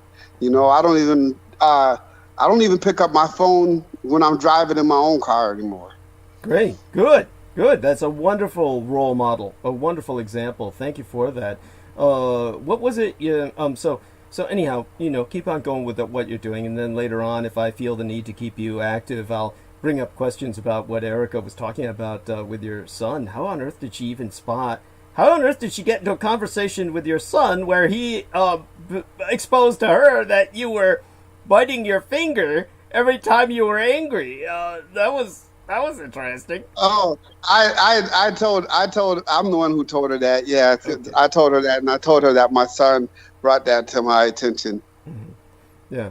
All right. And my son brought that to my attention, and my wife brought that to my attention. She used to always say, "Well, what's the matter with you?" And she would think it was her, and I would just be thinking about so many other things that made me angry, and it wasn't her. So, but you know, I would just have that look of anger and rage on me. So. Right. Oh yeah. Well, I just chilled out a lot since I moved down south. I've just been chilled out. I've just been chilled out a lot. That's good. I mean, so the South has a good effect on you. That's wonderful. And the South is a beautiful place. I mean, it has that effect on a lot of people. That really does kind of calm them down. So anyhow, go on with the normal trend of current events and everything else that you want to bring to our attention. Okay. Let me see. Besides the Cops TV show, yes, besides that, which is quite funny, actually. Yeah. BlackRock authorized the bailout plan before there was a crisis. Now it's been hired in central banks to implement the plan. Mm-hmm. I don't know what that means. To understand Iran's 150-year fight, follow the trail of blood and oil. Iran to execute alleged spy who led CIA and Mossad to Soleimani, the man who was killed, the general that was killed by the Trump gave a direct order. Iran's going to execute that spy. Yes, publicly, more than likely, and so it's very, how would I say it? It's tragic actually, but this sort of thing happens, right? It's espionage, and so yes, by all means, go on with what else comes to mind. There must be other things. Honestly, if you're looking for things that are just kind of like in current events, you might as well tell us a bit more about how you ran into Erica and exactly what she's acted in. Do you have any? We can always ask her when she comes back, but of course, is there anything you're aware of? She showed me some pictures. Now, she does. She's also an aerialist, and an aerialist is she knows how to. Yeah, when the hula hoops are up in the air, and then she flips through the hula hoops and does the acrobatics through the hula hoops. She knows how to do all that. Holy shit! She's very good. And remember she said she had a photo shoot. Yeah. She has some photo shoots underwater. She's a very beautiful black girl. Oh, she's black. Oh my God! She yeah, you probably didn't know that from sounding, but she's a black girl, dark skin, beautiful. Let me see if I can find her online. If I look up her name, is it Erica with a K? Yeah, it starts with an A because her. A-R-I-K. A-R-I-K-A. I actually put it on your page. Erica. Yeah, I actually put it on the post. Yeah, how to spell her name. But she's on Instagram, and you'll find her on Instagram if you spell her first and last name using the Erica with the A. Okay. Let me see. I got it written down. I'm looking at Erica Nash. I'm finding some entertainment. The full bio. Let me see here. Erica Nash was born June 12, 1995 in Minneapolis, Minnesota. At the age of 4, Erica had a passion for the arts and began working on her craft. She moved to the Charlotte, North Carolina area in 2004. Erica began performing in local theater in 2005 and began studying television and film acting in 2015. Does that all sound 5'3", 5'3" inches? Does that sound all about right? Yes, that's about what she is. She's a cute little old shorty. Okay. A-R-I-K-A-H. Oh, A-R-I-K-A-H. All right. Yeah, A-R-I-K-A-H. Erica Nash. So there we are. Okay, so now I'm seeing a black African-American young lady. Okay, Erica Nash. All right, 180 talent. I'm taking a look at this. So, okay, I'm seeing some photographs here. And yes, definitely with the New Age theme and the dietitian, the nutritionist orientation, you were right. I would not have suspected her as black African American. So she is. So it's she's actually distinctively black as opposed to someone who's caramel or very light skinned black. So so that's interesting. Because, many people who get into media and acting, of course, as you know, are the lighter-skinned black African-Americans. So that's interesting that she's of the darker hue. So there we are. So, yes, so very attractive. And so thank you for... So here we are, mermaid. That's got to be her aerialist. Okay, this is her. So I found her Facebook page. So I'll put a like on that. And other than that, there we are. So she's putting some things up and stuff like that. So, okay, so I found it. So there we have that. And so go on. And anything else? So you met her in the pool. Why did it take so long to meet? How come you haven't met her before? What? How did you guys meet? How did the twain of you meet just now? I mean, it seems like you met only recently. Right. We met only recently, but you know, she's good people, and of course the owner of the pool taking a liking to her, and she's volunteering there now. So we're basically co-workers, you know, because I haven't worked at the pool in a while.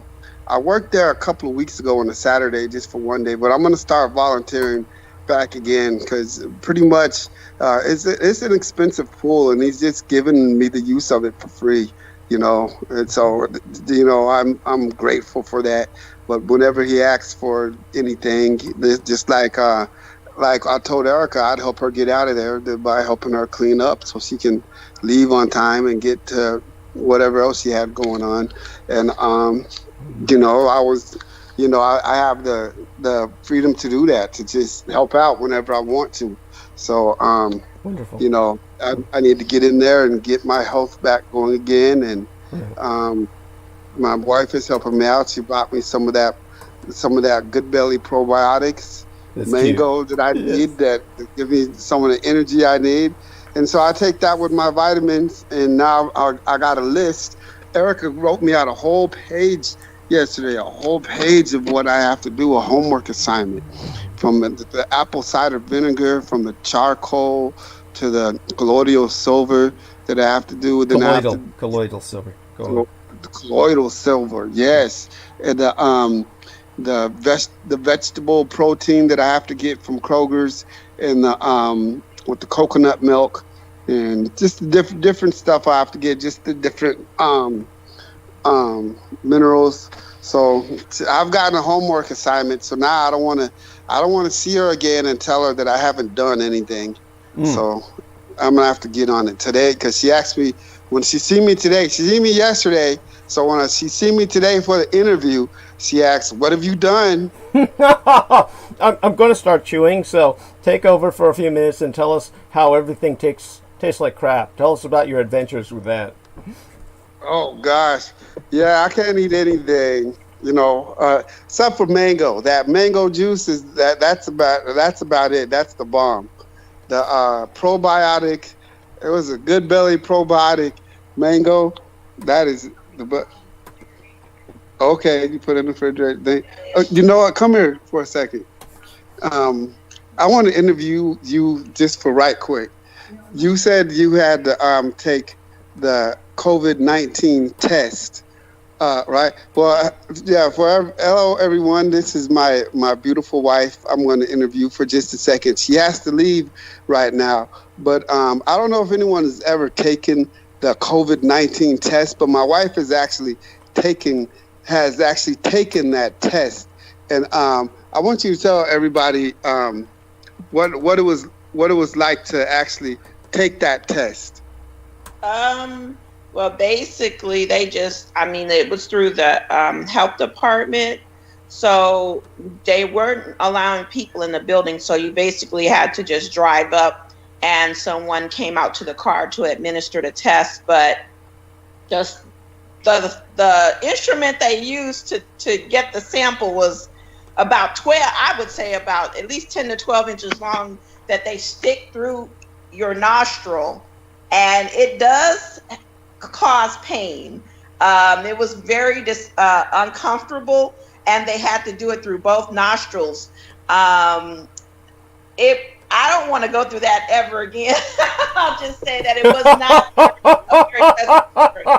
Sorry, but by the way, thank you, ma'am, for your time. Please go on. I'm so sorry. It was just the way. Yeah, but it was, and then afterwards they make you blow your nose. But throughout the day, after the test, it just felt so.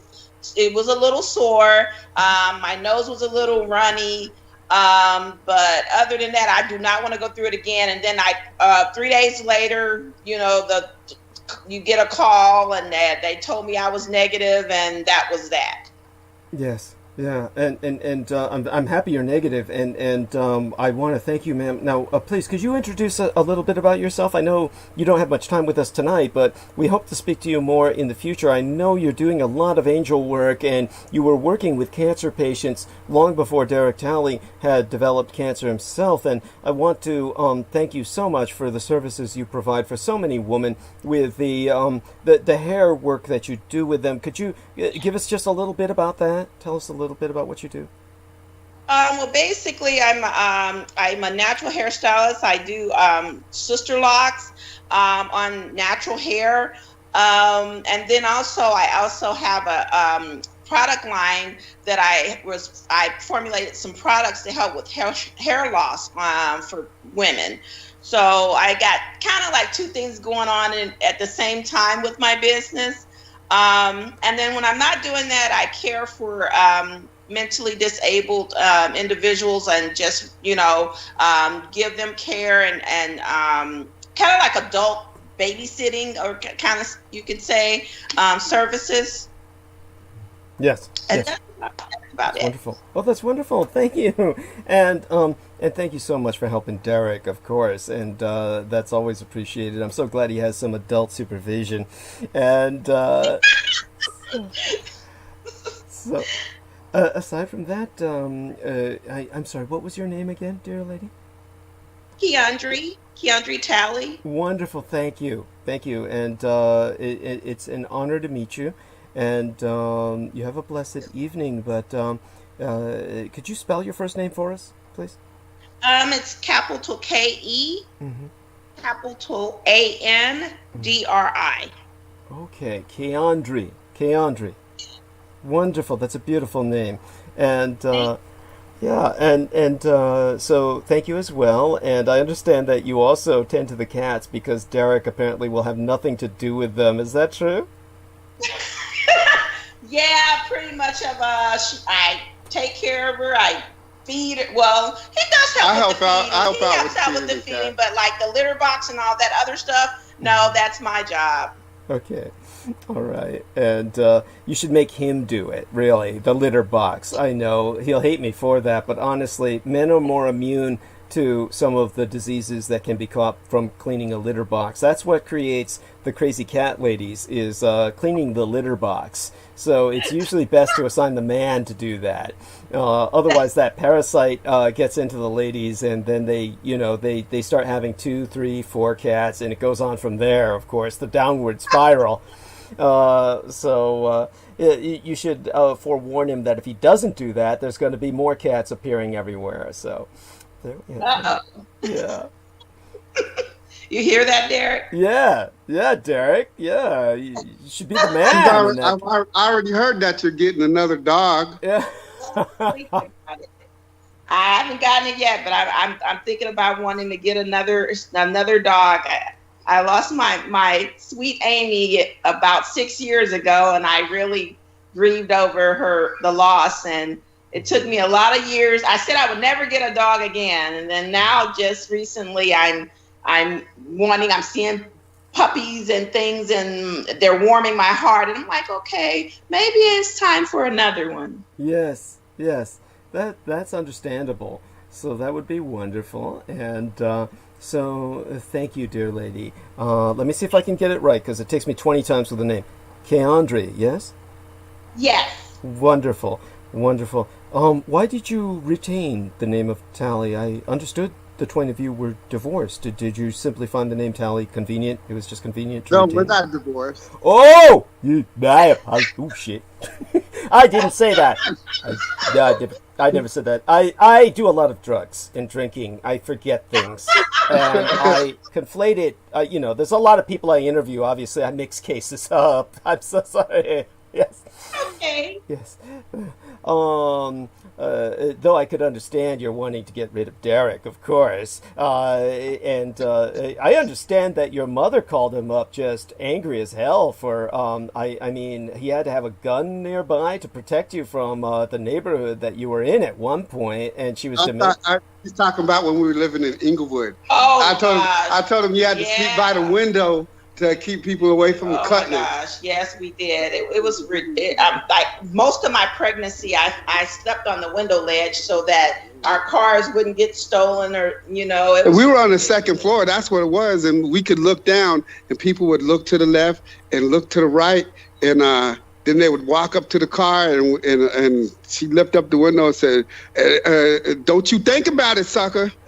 Oh my God. I don't blame. They would look up. They would look to the left and look to the right and be like, "All right, I'm gonna see what's in this car." You'd be like, "But get your ass out of here." Oh my God. I don't blame her mother for calling you up and chewing your ass out, Derek. Oh my God. What the hell were you doing bringing a pregnant wife into that environment? How do you live with yourself? How do you sleep with yourself at night? Oh my God. I hang my head in shame for the male gender when I hear stories like this. Yes, and so other than that, Keandre, can you say something in his defense? Oh, well, you know what? Basically, we were a young couple, so at the time with our finances, basically that's pretty much, what we could afford at the time. I suppose. It wasn't supposed to be living there too long, but it was not a good experience. When Chicago was the murder capital of the United States, Inglewood was the murder capital of Chicago. So that's where we stayed. We stayed in Inglewood in Chicago. And it was, and you know what? We never had any problems except for people trying to constantly steal our cars. Yeah. Oh, okay. Well, that's there we have that, and so thank you, Keandre. That was delightful. You have a blessed night, and we appreciate you beyond expression. And of course, you're welcome to hang out as long as you wish. I'm sure that you'd have stories that are probably just as entertaining, if not more so, than Derek's. And did you ever help him on the radio station? I don't know if I did. Help you? You had your own little radio thing there for a minute. Oh yeah, I did. Well, she did devotionals. See that? She did little devotionals a while ago. That's amazing. And that's back in 2007. Yeah. Yeah. Oh, that's incredible. Thank you for sharing that. And and was it on like you? Apparently, it wasn't on your show, but it was on the same platform, or what? It was on Podomatic. So she just had a little podcast, and it was on Podomatic, and so she just did it. And basically, we sent it to all of our relatives. My grandma. Okay, wonderful. That's adorable. Yes. And okay, thank you for sharing that. And all right, she says bye-bye. She has to go now. Understood. Goodbye, dear lady. Have a blessed night. And there you go. And you can tell her I wonder why she ever married you. And we can... So, aside from that, Derek, so take over and tell us a little bit about some of your radio experiences. That'll keep us occupied for a while. And also some of the people that you had on in the past, some of the guests that you had. It'll keep us occupied for a while for you telling us that. Well, basically what I did was a verse-by-verse ministry in the book of Proverbs. And I started, actually, before I even started on the radio thing, I started by reading Proverbs a chapter a day to my son. Because just like, you want him to grow up tough, but you want him to grow up smart too, Yes. And I was seeing a lot of knuckleheads around his way, joining the gangs and glorifying a lot of the evil stuff that Chicago has to offer. So I let him know that that's not the way. He already knew that's not the way, but I had to sit down and read to him every day. And it just so happened that as I was reading a chapter a day to him, on the first, we started in 2007. That's when it was. And so January 1st, 2007, we read chapter 1 of Proverbs. And January 2nd, we read chapter 2 of Proverbs. And then the whole year of 2007, we read the entire book of Proverbs over and over again, all 31 chapters, every day according to the month. And of course, Proverbs has 31 chapters. Some days only have 30 days. We would just read two chapters those days. And of course, if we missed a day, it didn't matter. We would just pick up on whatever day it was. If we missed the 14th, we just picked up on the 15th. And then after a while, you start to own that book. After a while, you start to own it, and it becomes a part of you. And you kind of get irritated when you see false preachers mishandle the word or just take something out of context. You'd be like, well, that's not what it means. Read the whole thing, you know. So thank you. Yes. I started listening to that's when podcasts were fairly new, and I started listening to one called Salvation Revelation, and he was looking for people to blog, and so I started writing by writing it down, and then next thing you know, he taught me the technology of how to podcast. And at that time, podcasting, nothing was free. Everything you had to pay for. And I went to Podomatic, and it was like $9 a month. And so I started putting it up on there. But then I found TalkShoe. And TalkShoe was technology put together by NASA. And that's what they were using to put their to do their networking, to do their calls with each other. So they made it available to the public. So TalkShoe at one point actually started paying people. And when they started paying you by how much traffic you got. And everybody went to TalkShoe. Then they TalkShoe stopped paying. And when they stopped paying, that's when everybody went to Blog Talk Radio. And ever since, Blog Talk Radio has been the more popular one. But Blog Talk Radio is just like so ridiculously expensive now. Mm-hmm. I mean, it's like Blog Talk Radio, it's not worth it. Yeah. I would go to TalkShoe. I mean, you don't have to, what we're doing, we could do this. We can do this. There's ways of doing this for free without paying that big bill. Because Blog Talk Radio, they have that little trap to where they said, well, we'll let you get so many hours for free, but then after that you have to pay so much more. Then after that, so much more. So the only thing I'm paying for right now is SoundCloud. And that's why I got my Graffiti Talk Radio. Because after I finished my Proverbs podcast, I had some buddies of mine in the music business that loved music, at least, come to me and say, hey, we want to start a podcast, and we know you had that Christian podcast thing going on. Can you help us get started with this? And man, they were on fire for it at first, and they just lost all their energy. We did it for about a whole year. We interviewed artists. We interviewed, and I found out from you, Douglas. I found out this from you that George Floyd was on the mixtape with DJ Screw, Big Floyd. And then you said, we're going to have to talk to Derek Talley to see what all this means. But you said Oral Robert Davis, and I said, oh, yeah. So, yeah, you're the one who broke the news to me. Then after you said it, that's when all of a sudden I went to a lot of the DJ Screw websites or Facebook pages that are named after his honor, because he died before Facebook was even a thing.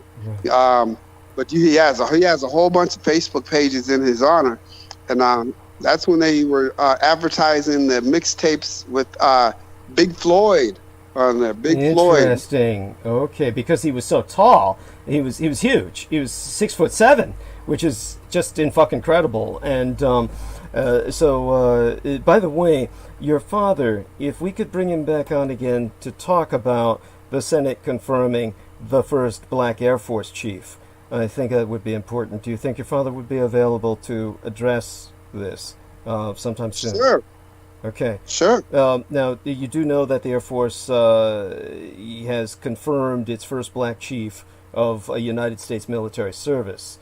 And of course, the Senate confirms it, but the Air Force now has its first black service chief. the thing that is both, it's bittersweet because it's not bittersweet simply because of all of the racial tensions that are ongoing right now, but before I go into kind of just a quick summation of the situation as I see it, were you aware of this? No, I wasn't paying attention. Oh, okay. Well, you've got a lot going on. So I don't blame you for that. Besides, with the other things you were distracted by with the charm of Erica, I'm sure you had better things on your mind. Aside from that, when it came to this situation, your father, of course, it would be interesting to see how he perceives this, but you can let him know how I perceive it, and then he can add a dimension of depth to it based on his direct experience. And what makes this bittersweet is that, first off, the Air Force was pretty much protesting vehemently, very strongly, against Donald Trump doing something so insane and ridiculous as starting a space force. Because the Air Force has basically, at this point in history, it retains control over basically the intercontinental ballistic missile system. And it's basically responsible for incoming strikes and the launching of retaliatory strikes, the launching of first strikes if such an order is given, but they are essentially what the old Soviet Union would call strategic rocket forces. That's what the Air Force has essentially become, because at this point in history, the United States Navy, of which Derek Talley was a member of via the Marine Corps. It was subsidiary to the Navy. The Navy has, at this point in history, more planes, more aircraft than the goddamn Air Force. The Air Force retains very few planes, comparatively speaking. The Army, doubtless, has many more planes than the Air Force. So the Air Force is no longer really the Air Force. So, therefore, most of the Air Force's responsibility via the strategic rocket forces was in space. And the majority of activity in space was Air Force dominated. So, by the creation of a Space Force, you've halved the responsibilities of the Air Force already. It's become, in essence, a vestigial service. It would be, of all the services, almost atrophying, because it's a service maintained in readiness simply towards the unthinkable, that which you never want to use or deploy, which would be intercontinental ballistic missiles or strategic bomb strikes that would be presumably nuclear, unless something unprecedented happened where you had a president like Richard Nixon, who sent in the entire Strategic Air Command to bomb Hanoi. And they managed to all get shot down because they hadn't been deployed in for fucking ever. And so this is pretty much a nightmare. And so it's almost like, oh, okay, well, now that we've cut the Air Force down to nothing, let's put a black guy in charge. That's what I mean by bittersweet. It's at this point in time, just as a sap to American politics at a time of racial tension. It's like, oh, see, look, we've got another Colin Powell figure. It's at the same time, with what they've just done to the Air Force, they've eviscerated it and rendered it vestigial. It's horrible. It's just another situation of this kind of fuck the black guy over by giving him a position of power in some place you've just rendered impotent for all intents and purposes. In one sense, it's the ultimate position of responsibility. In another sense, it's the ultimate position of impotence. It's just awful, as I see it. But maybe your father could give us a different perspective on that. So do relay to him what I feel about it, and hopefully you can bring him on perhaps Sunday, or whenever you can, whenever's convenient for him. Sunday, Wednesday, just any time in the near future when convenient for him. I'll let him know. Yeah, and aside from that, since you were unaware of the situation, I won't ask you to speak up on it per se, but take it from there and talk a bit about the tincture that Erica provided you. And the chlorophyll, by the way, is something that they use. That's something that anyone should buy independently, but of course be careful to develop a tolerance for it. You've got to be careful to. Yeah, I mean the way Derek's using it is fine, and but with chlorophyll, that's something that they actually put in the bags of people who have colostomies. So when people have had a vital organ removed and they have a colostomy bag, then the colostomy bag has all the toxins that would otherwise be being processed by the liver and the kidneys, etc. And so the colostomy bag creates a odor that's distinctively unpleasant, very strong, and keeps people a mile away from the person who has the colostomy bag. So the way that they deal with that is they put chlorophyll in the bag that neutralizes the odor.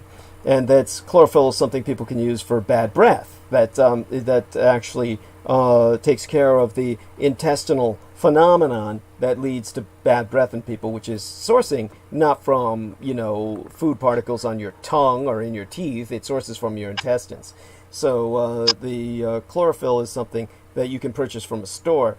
There's only one brand I ever found that didn't have the copper taste to it and actually tasted good. And I'll have to, announce that brand at some point in the future. I haven't used it in a long time, so I'll have to look it up in my icebox. But other than that, I go to Sprouts for a lot of that stuff. But I don't know the difference between. This is something I'll probably have to ask Brendan. But I don't know the difference between a lot of these herbs that are extracted by the use of alcohol, or whether I should find something that's been cold pressed. Right. And by the way, before you get back to that, what was the other thing I was going to bring up that was in terms of the current events that I thought it was important for you to address? It was something along the nature of something that you were talking about, but I'll probably remember it.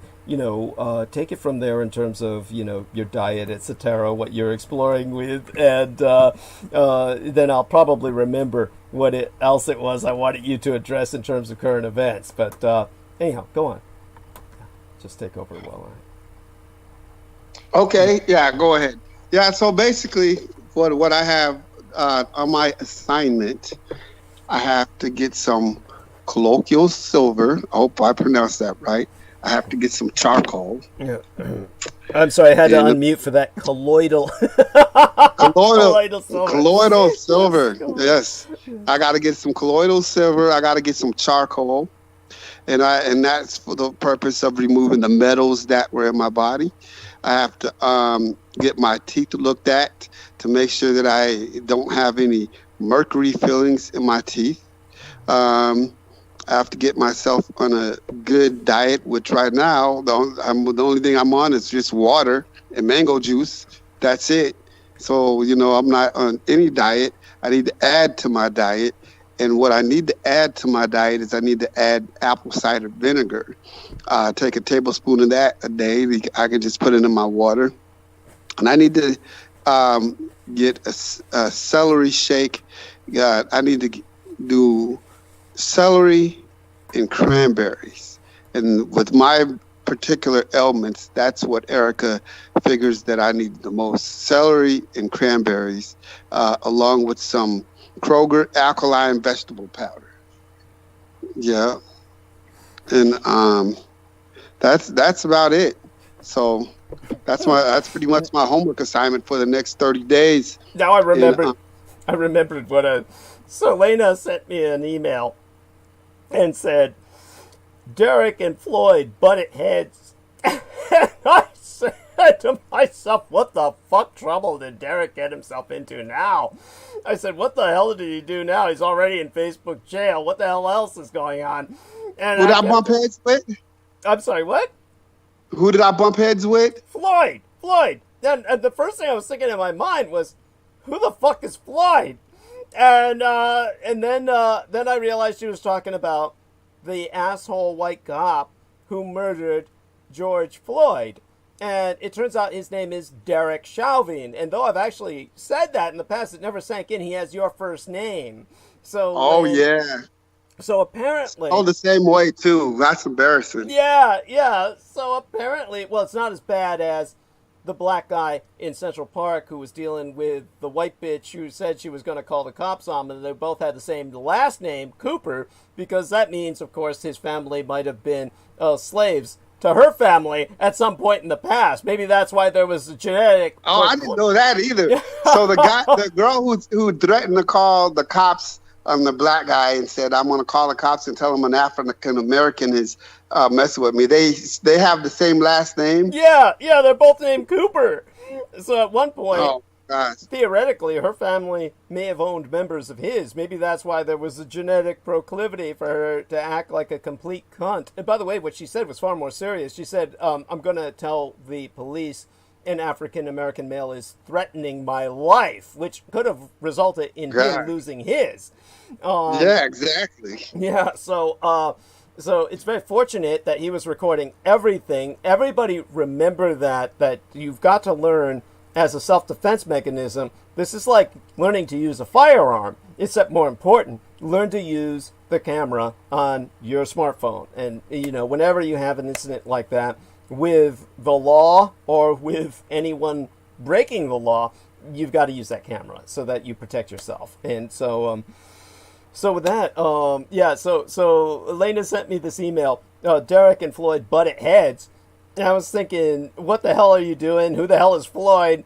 And then I realized it was Derek Chauvin. And apparently Derek Chauvin, and this is what I suspected, but it has since been confirmed. Derek Chauvin and Floyd, George Floyd, had violent incidents with each other in the past. So he was essentially murdered. Oh, yeah, because this is what we talked about before, because we didn't know whether they knew each other or not, because we talked about the fact that they both worked security at the same nightclub, and we also brought up the fact that we thought it was very strange that Derek worked at this nightclub for 17 years, and she complained about him, but she never could fire him, and she just got rid of the club 2 months ago. Yes. So there's a lot of components to this that nobody's looking into. But unless you listen to the Douglas Dietrich show, you're never going to hear these components. But here's the strangeness of it. The owner of the club used to complain about Derek Chauvin going real hard on the black clientele. It was a Latin nightclub, but on the nights that they had black clientele, he would just be very rabid and even pepper spray everybody. Even like if two people get in a fight, he would just pepper spray everybody and be very rough. And apparently that's what he got around into it with Big Floyd. Yes, there. That's exactly why George Floyd confronted him about the fact that he was ruining it for the black clientele as a mass, as a crowd on the nights that they were being catered to. And then I brought up that in February of 2003, my cousin died when 21 people died in the nightclub in Chicago. I got to look up the exact date, but 21 people died in a nightclub in Chicago. And my cousin's name is Latoya McGraw, and she was pregnant at the time. So, 21 people died, but it's actually 22 because she was pregnant. And I remember distinctly leaving her going to bed that day because she was going to watch my son. And then for some reason, I don't know what happened where she ended up not watching him, or we didn't need her to watch him. But whatever it was, she was done for the night. She was going to bed. Some of her buddies came to her and basically pulled her out the bed and said, "Come on, let's go to the club. You're missing it. You're not being part of the crowd." So they pulled her out of the bed, took her to the club, and that's where she died. And that just makes me so mad. I had nightmares. I had nightmares after she died, and it's like one night, it was a week later, a week after she died, I kept hearing these voices in my head. "You can still save her. You can still save her. You can still save her." I just kept hearing this in my dream, right? And so I jumped up out of my bed, and then I called her. And before the first ring, I said, "What am I doing?" You know what I'm saying? Because I was about to call her mom and say, "We can still save her." But it was a week after she was gone. This is how my mind was playing tricks on me. That's so after awful. she That's true post-traumatic stress. That is, you were truly traumatized, and rightly so. Understandably so. I'm so sorry. I'm so sorry. That is such a needless death. And do you know who it was that kind of lured her to her death, so to speak? I mean, not necessarily. Her sisters do. I forget the girl's name. It was one of her. It was just one of her close friends that she used to go clubbing with. But I remember that it was a Cicero police officer, an off-duty Cicero police officer that sprayed the pepper spray. And see, this was back in 2003, where we had the different alerts. We had the orange alert, the yellow alert, the red alert. Osama bin Laden. Everybody was scared of Osama bin Laden. Who knows what Osama bin Laden was going to do? This was back when Osama bin Laden was the boogeyman, you know. So, you know, here you got this cop that sprayed this pepper spray, and it went through the ventilation system. And everybody thought they must have thought it was a terrorist attack, because the club was upstairs. They all funneled for the stairway at the same time, and people got trampled to death, basically. Oh my God, that's horrific. So you don't need Osama bin Laden. You have people terrorizing themselves to death on his behalf. That's horrific. Right. But all I remember is that it was a Cicero police officer that did an off-duty Cicero police officer. Off-duty. So it's like Derek Chauvin, just like a Derek Chauvin. That's what Derek Chauvin. Just like a Derek Chauvin. Yeah. Exactly. It was two girls that got in a fight, and he wanted to break it up by just spraying everybody with pepper spray. Oh my God. Oh my fucking God. A guy like that should be taken out and shot. Did he survive? I take it he survived. Did he ever come into question? I'm quite sure he's still on the police force or retired by now or something. Right. Oh my God. He should have been called to task for what he did and what he caused. He should be held accountable. It's horrific. But do tell us what you're seeing in the article that I linked to you, and you can relate to people maybe some specifics about the confrontation or maybe series of confrontations over time that occurred between Floyd George and George Floyd and Derek Chauvin of George Floyd and Derek Chauvin claims that they bumped heads in the past. Yes, so I've seen this. So somebody actually confirms, because I remember the club owner's name. Her last name was Santa Maria, and she couldn't confirm whether they knew each other. She said, "Yeah." I think she was hiding it because she's scared of the police. I mean, what you and I both concluded was, when we couldn't understand why she didn't fire Derek Chauvin for what he did, which was clearly a mass assault on innocent bystanders, we realized it's because he was a Minneapolis policeman, and they were basically forcing her to give one of their boys employment, or they were going to shut her place down, basically. That they would have just called any number of troubles against her by saying that the club violated whatever regulations, anything they could think of. So it was basically a protection racket. So she was given, as you said, an offer she couldn't refuse, and therefore the only way to get rid of him was to close the goddamn shop down. At the time that she realized that this was going someplace that was just, there was no coming back from. When she realized this was going someplace there was no turning back from, and that she would be held accountable, that they would blame her club for whatever happened to their cop, then she just closed the club down. That's what I would conclude. Does that kind of go along your line of reasoning? Or Exactly, yes. And nobody's talking about that except for us. Thank you. Yes, as is ever the case, but you know that, of course.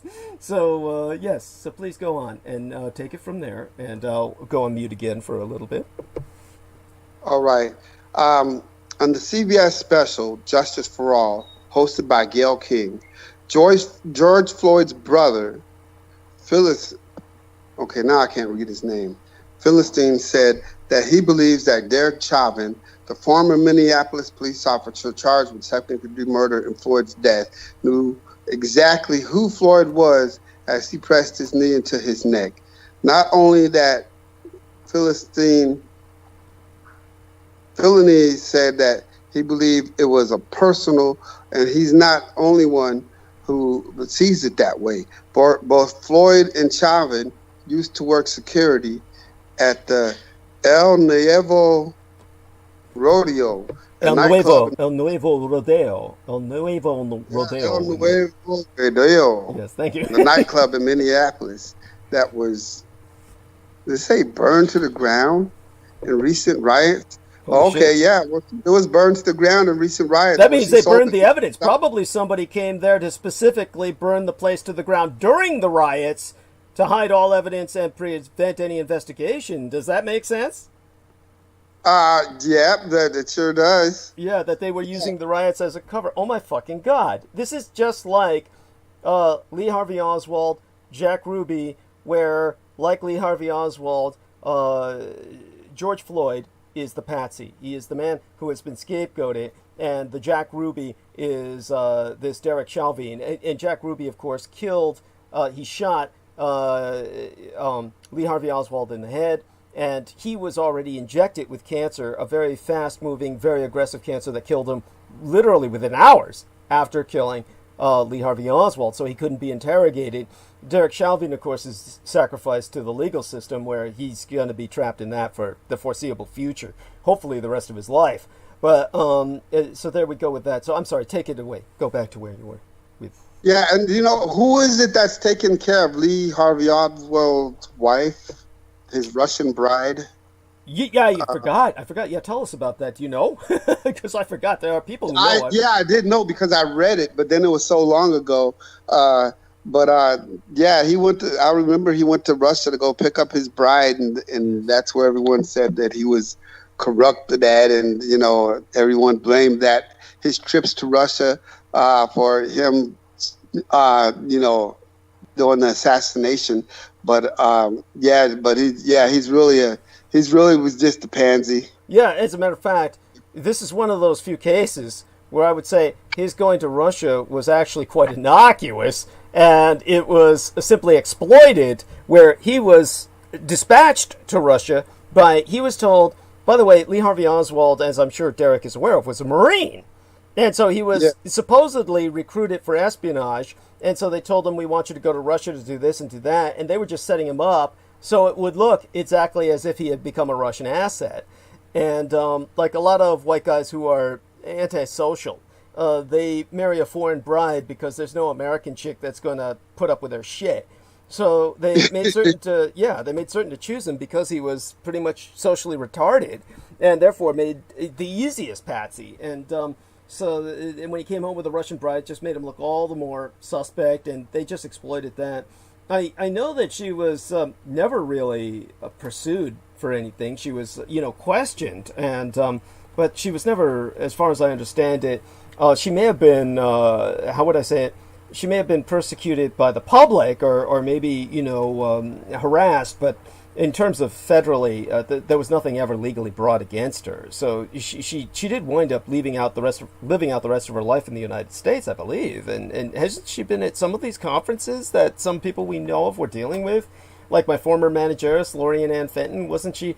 She was dealing with the Kennedy shit for a while, and I could have sworn that maybe the woman who was the wife of Lee Harvey Oswald, his former Russian wife, was in one of these conferences or something. I don't expect you to remember that, but if you do, let us know.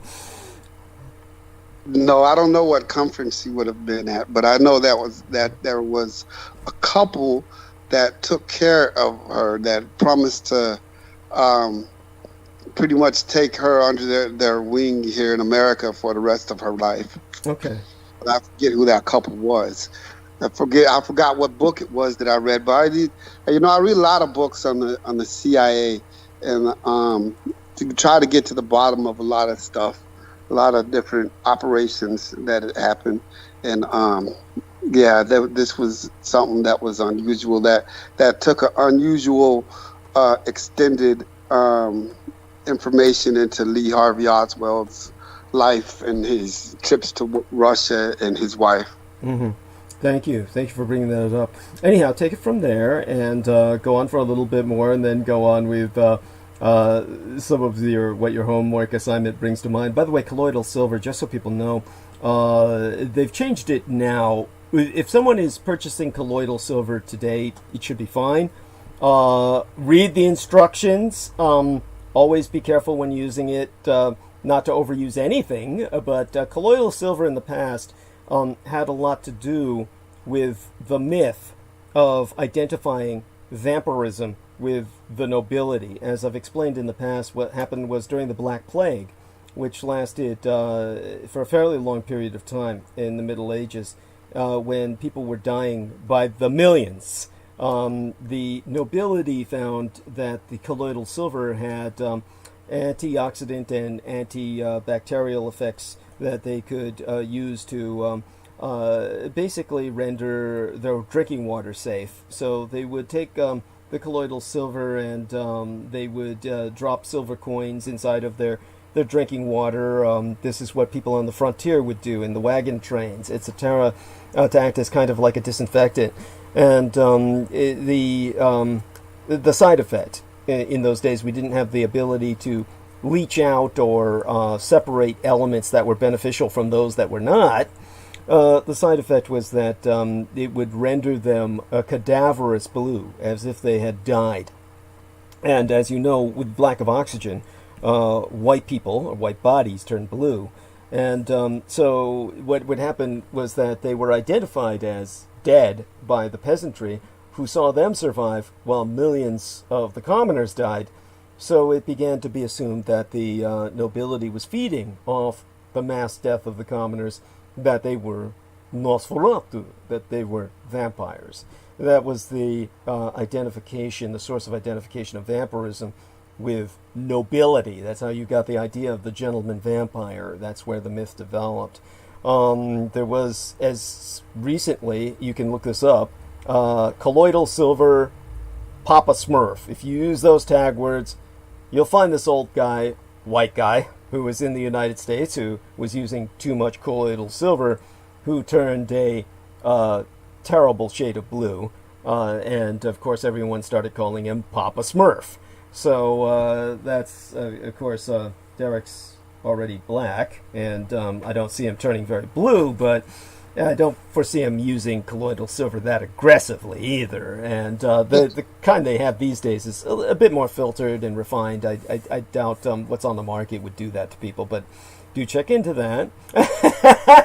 Aside from that, I'll let you get back to your dietetic assignment while I go mute once again and finish chewing what's left of my meal here, so I can get some calories in me, and then I'll still be counting on you for a while yet, because I'll probably go to the lavatory quickly after that, and then come back and start speaking a little bit, throwing out some analysis for some of what I see out there. All right, take your time. Else in the news, Texas reports record jump in COVID-19 infections as U.S. totals top 2 million. So there's like 2 million people who's got the COVID-19 now, the COVID-19 infection, and Texas reports a record jump in COVID-19. So that's what we have else in the news.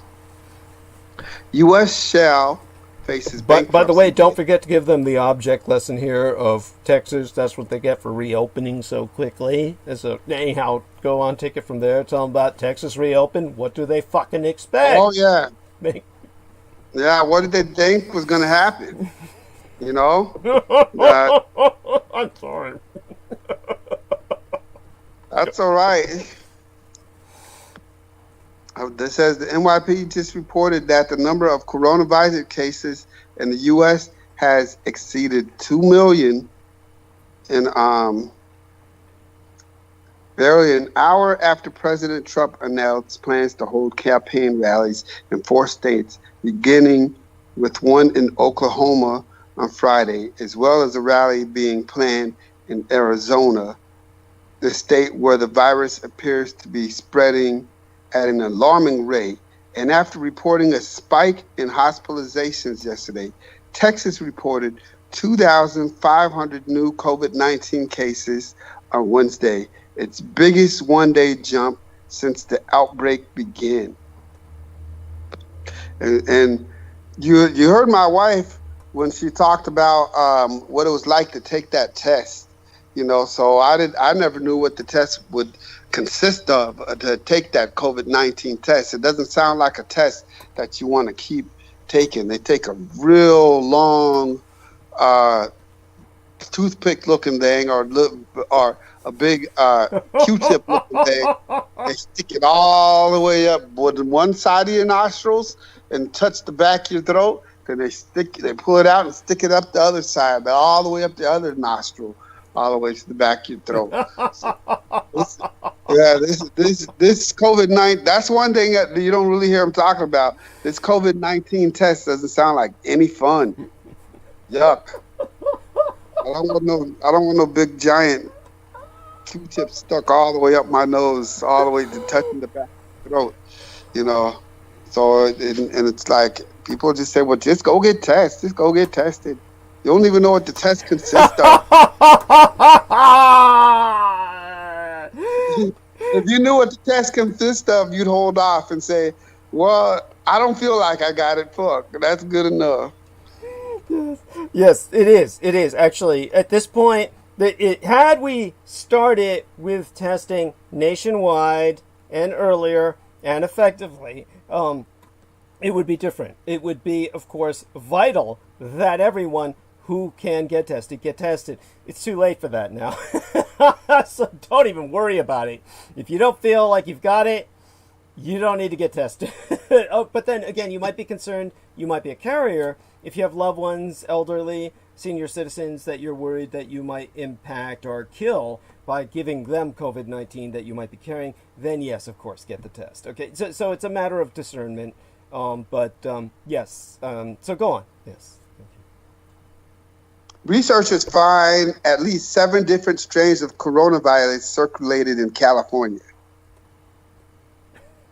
So here's a interesting one right here. The latest research published last night. Are they saying, my understanding is it's not mutating. So yeah, please provide us with details you can about that. Thank you. The latest research published last night by the journal Science repudiated prior claims that early incidences of the virus in the U.S. petered out, and instead found that at least 7 different strains of the virus have been circulating in California since the early days of the outbreak, suggesting that the outbreak in the U.S. didn't have one source, but evolved from a large number of travelers spreading the virus to the U.S. As we noted earlier, new satellite data suggests the virus emerged in Wuhan much earlier than Beijing has acknowledged.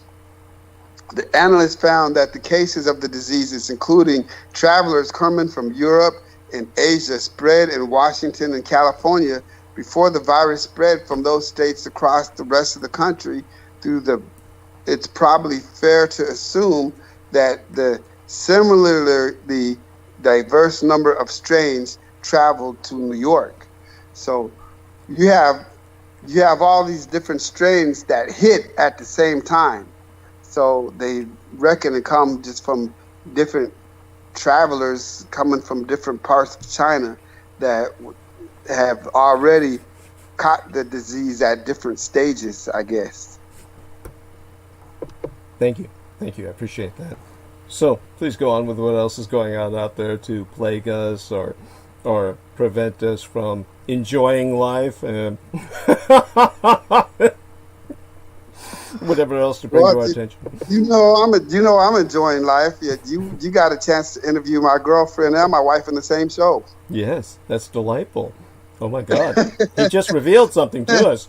I hope Erica is aware of her category now. I'm discussing with you. Understood. I was, though I'm not surprised were that the case. So there you are. You do deserve to enjoy life. You've earned it. So go on. Let's see. Civil War 2.0. Weather report. The tsunami begins, but you knew that. Okay, I'm reading from Zero Hedge. I'm at Zero Hedge, and I'm reading a lot of the headlines here because they're a lot more coherent than blacklisted news where I usually go. So we're seeing what's up here. Google searches for day trading and call operations explode to record high. So people looking for day trading and call operations explode to record high. Well, from the commercials I've been seeing, buying the dips and bear market should be a big search too, because they got some real fun commercials. I don't know if you've seen them, but they said if this is your ideal of buying the dips, then maybe day trading isn't for you. So then they show this auction of them selling dips, chips and dips, and the dip is inside this big piece of bread, and it's got the chips stuck in it, and it's going for $5 and it's $6 and $7. Sold $7. It's big. If this is your idea of buying the dips, then day trading is for you. Then they have this one with the with these bears walking down the walking in the supermarket, and the bear goes to the fish market, and the lady bear says, "Are these wild caught?" And her husband bear says, "She only eats wild caught salmon." You know what I'm saying? then you see another bear. He puts this in the basket. He puts that in the basket. Then he walks by the honey, and he takes his arm and swoops a whole armful of honey in the basket. And then he's just walking around. And the bears are checking out at the checkout, and then all of a sudden when the bear rings the honey and it says, "We need a price check on honey." It said, if this is your idea of the bear market, then day trading isn't for you. So I think that's the E-Trade commercial. Some pretty fun commercials. Mm-hmm. Wonderful. Yes, thank you. And you were reminded of that by the Zero Hedge article you were reading, right? Something like that. Yeah, the Google searches for day trading and call options explode to record high. Mm-hmm. So, yes. I don't know. Yes. That's just something it's one of their articles. Okay. And so aside from that, there must be other things you can bring to our awareness. I'm trying to buy as much time as I can for myself, of course. Still here's an article trying to keep up some shit. Okay, so this shows you Zero has that. UCLA professor suspended under police protection after refusing to exempt black students from final exam. So I guess this professor, UCLA professor, he refused to exempt all his black students from final exam. So he had to resign under police protection.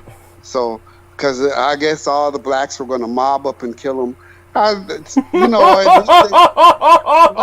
White fear. There ain't nothing worse out there than white fear. White people try to scare each other so much. When white people try to scare each other, I just roll my eyes in the back of my head.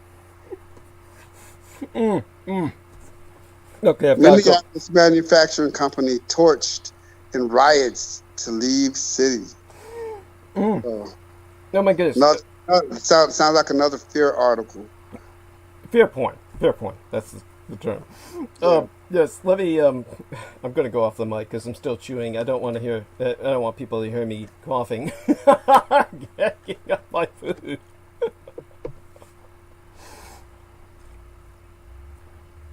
Defund the police doesn't mean defund the police. We're supposed to believe.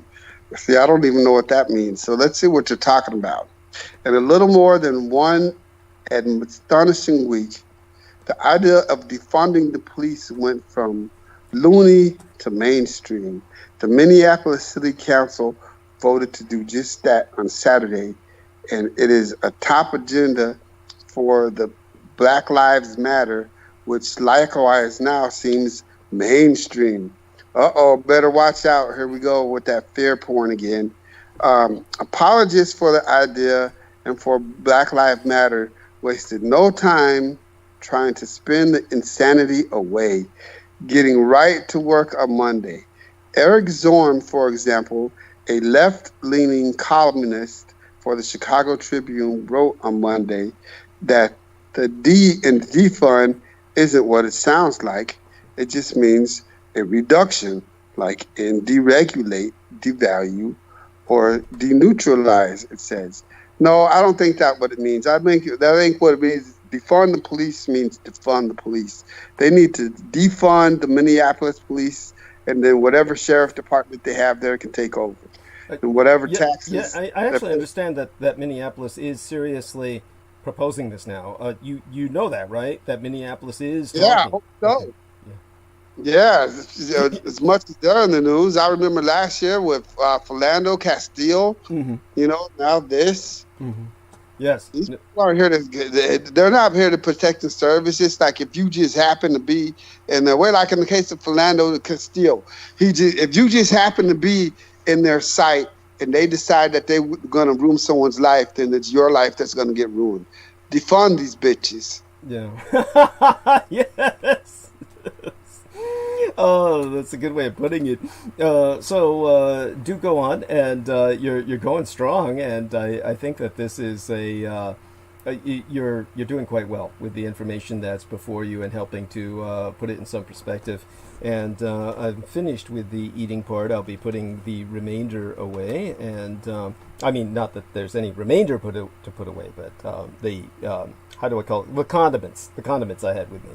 And as well as that, I might take a trip to the lavatory, come back. But in the meantime, I still need Derek really backing me up. I wish I could convince Selena to come on. Selena, honey, I know you're listening.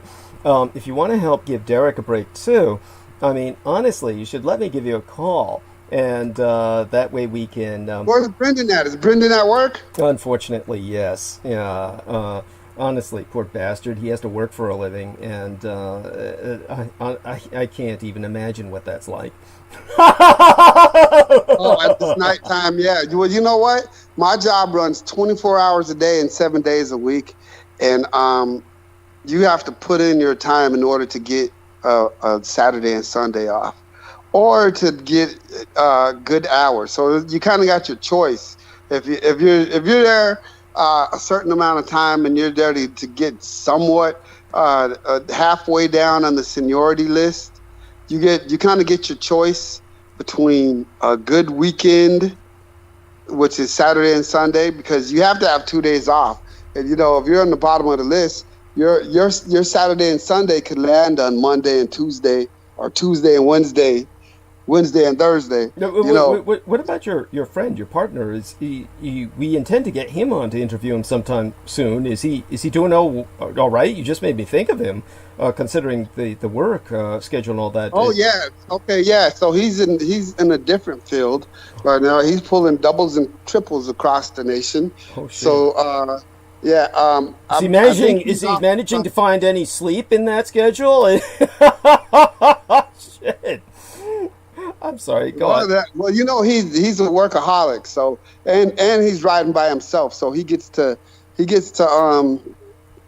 kind of work at his pace. You know what I'm saying? So if he wants to overwork himself, he can overwork himself. But I'll tell you what, he was my partner, my truck driving co-driver there for a while, and I made a lot of money with him because it takes two to make money if you're a team, if you're in a team truck. So I've heard horror stories about drivers sleeping good, and I heard a driver say, "I was sleeping so good, I was sleeping a little bit too good, just to wake up and the truck was just as quiet, just sitting there, and nothing was." And he looked out the window, and his partner had a little fishing creek that he drove the tractor, a nitrogen tractor trailer to, liquid hydrogen tractor trailer to this back dirt road. Broke out his fishing pole and pulled off his boots and rolled up his legs and just sit back and was just fishing and said, I'm just fishing. Yeah, well, there was once this tire I seen, a truck tire, and the truck tire said, if you can read these words, this truck is not making money. Yeah, in other words, those wheels have to be turning in order for you to make money. Right. The last thing, if you're going to work your ass off and you're on a team, the last thing you want is someone who likes to go fishing in the middle of their shift and just.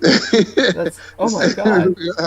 Because then you're at the end of the week, you're gonna make just as if one guy's working and the other one's not, you're only gonna make the paycheck of just one guy working. You know, because you get half the. Okay, so this is how it works. Let's say you're a single driver and you get 50 cents per mile. Well, if you're a team driver, you'll get more than that. You'll get like 65 cents a mile, but then you'll have to split it, which means the only way you're gonna make that money, you'll make more money than a single driver if both single drivers together are working their ass off. So if you're as a single driver, you may make 50 cents a mile. As a team driver, the team may make 62 cents a mile, but then you cut that in half. You're really only making 31 cents a mile, which is less than what you make, but you're making it full time even when you sleep, which means even when you sleep, whatever the other driver's doing, you're still making. So that makes up for it. So if you're on a good team, you can make more money than you ever would have made by yourself. But you got to be on a good team where both drivers are kicking ass. If you're on a team to where one driver's kicking ass and the other driver's constantly pulling over and go to sleep, which I don't mess with anybody for going to sleep. If you have to pull over and go to sleep, pull over and go to sleep, because I would rather do that than me be in the back and I'm asleep back there and you're asleep behind the wheel and I have no idea what my life is in danger. Yes, you don't want that. No. I mean, for everyone's sake, yes, those drivers who do need to sleep, by all means, pull over and go to sleep, but not fish. The fishing, that's rich. Yes, by all means, go on. And I remember that idiot that I was dealing with for a while, James Arthur Yanchik, who was also driving a truck. He knew different stupid situations where people had things like in the middle of winter, because they had bad experiences with falling asleep and almost dying because the engine was somehow basically backing up all of the gas, or so that they almost suffocated to death. They wind up turning the heat on full and just leaving the door open on either side so they have air circulation, and sleeping through the middle of winter out in the middle of the road like that when they had to pull over and sleep. And if you can imagine all the energy that went into something stupid like that, it's bizarre. But did you ever have any experience? Trucks run a lot more cleaner now. Yeah, okay. I mean, these trucks nowadays, compared to when I first started driving, they're like Cadillacs. Okay. They're quiet, they're smooth, you can hear the radio. I mean, my main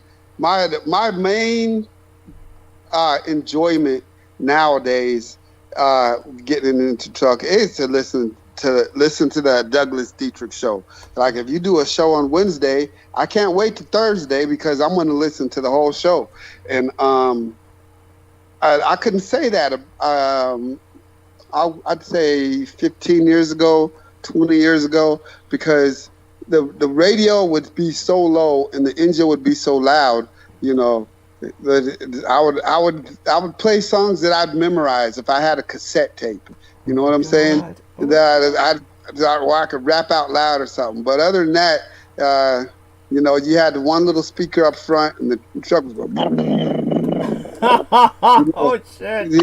If you hit a bump, it'll crack your whole body.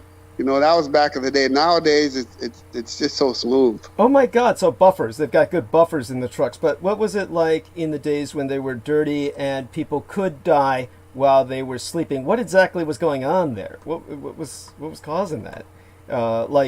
James Arthur Yanchik was describing, he fell asleep and there was something to do with the heater or something, and it resulted that by the time he did wake up, he realized that he had been poisoned by gas, and basically he had the biggest headache in the world and had to, go to the nearest, place to find some kind of aspirin, Tylenol combination that helped him get rid of the headache, but you know, I mean, did you ever have something like that happen to you or anyone that you know? That sounds awful. Yeah. Yeah, that sounds like he would be getting poisoned anyway, whether he was asleep or not. You know what I'm saying? He must have had one of them old internationals with bad exhaust or something. But back in the day, we don't even have some of those trucking companies that we have. White Volvo, GMC, we have Mack, we still have Mack, we still have International Harvester, and what is some of the we've had some trucking companies that we don't have anymore.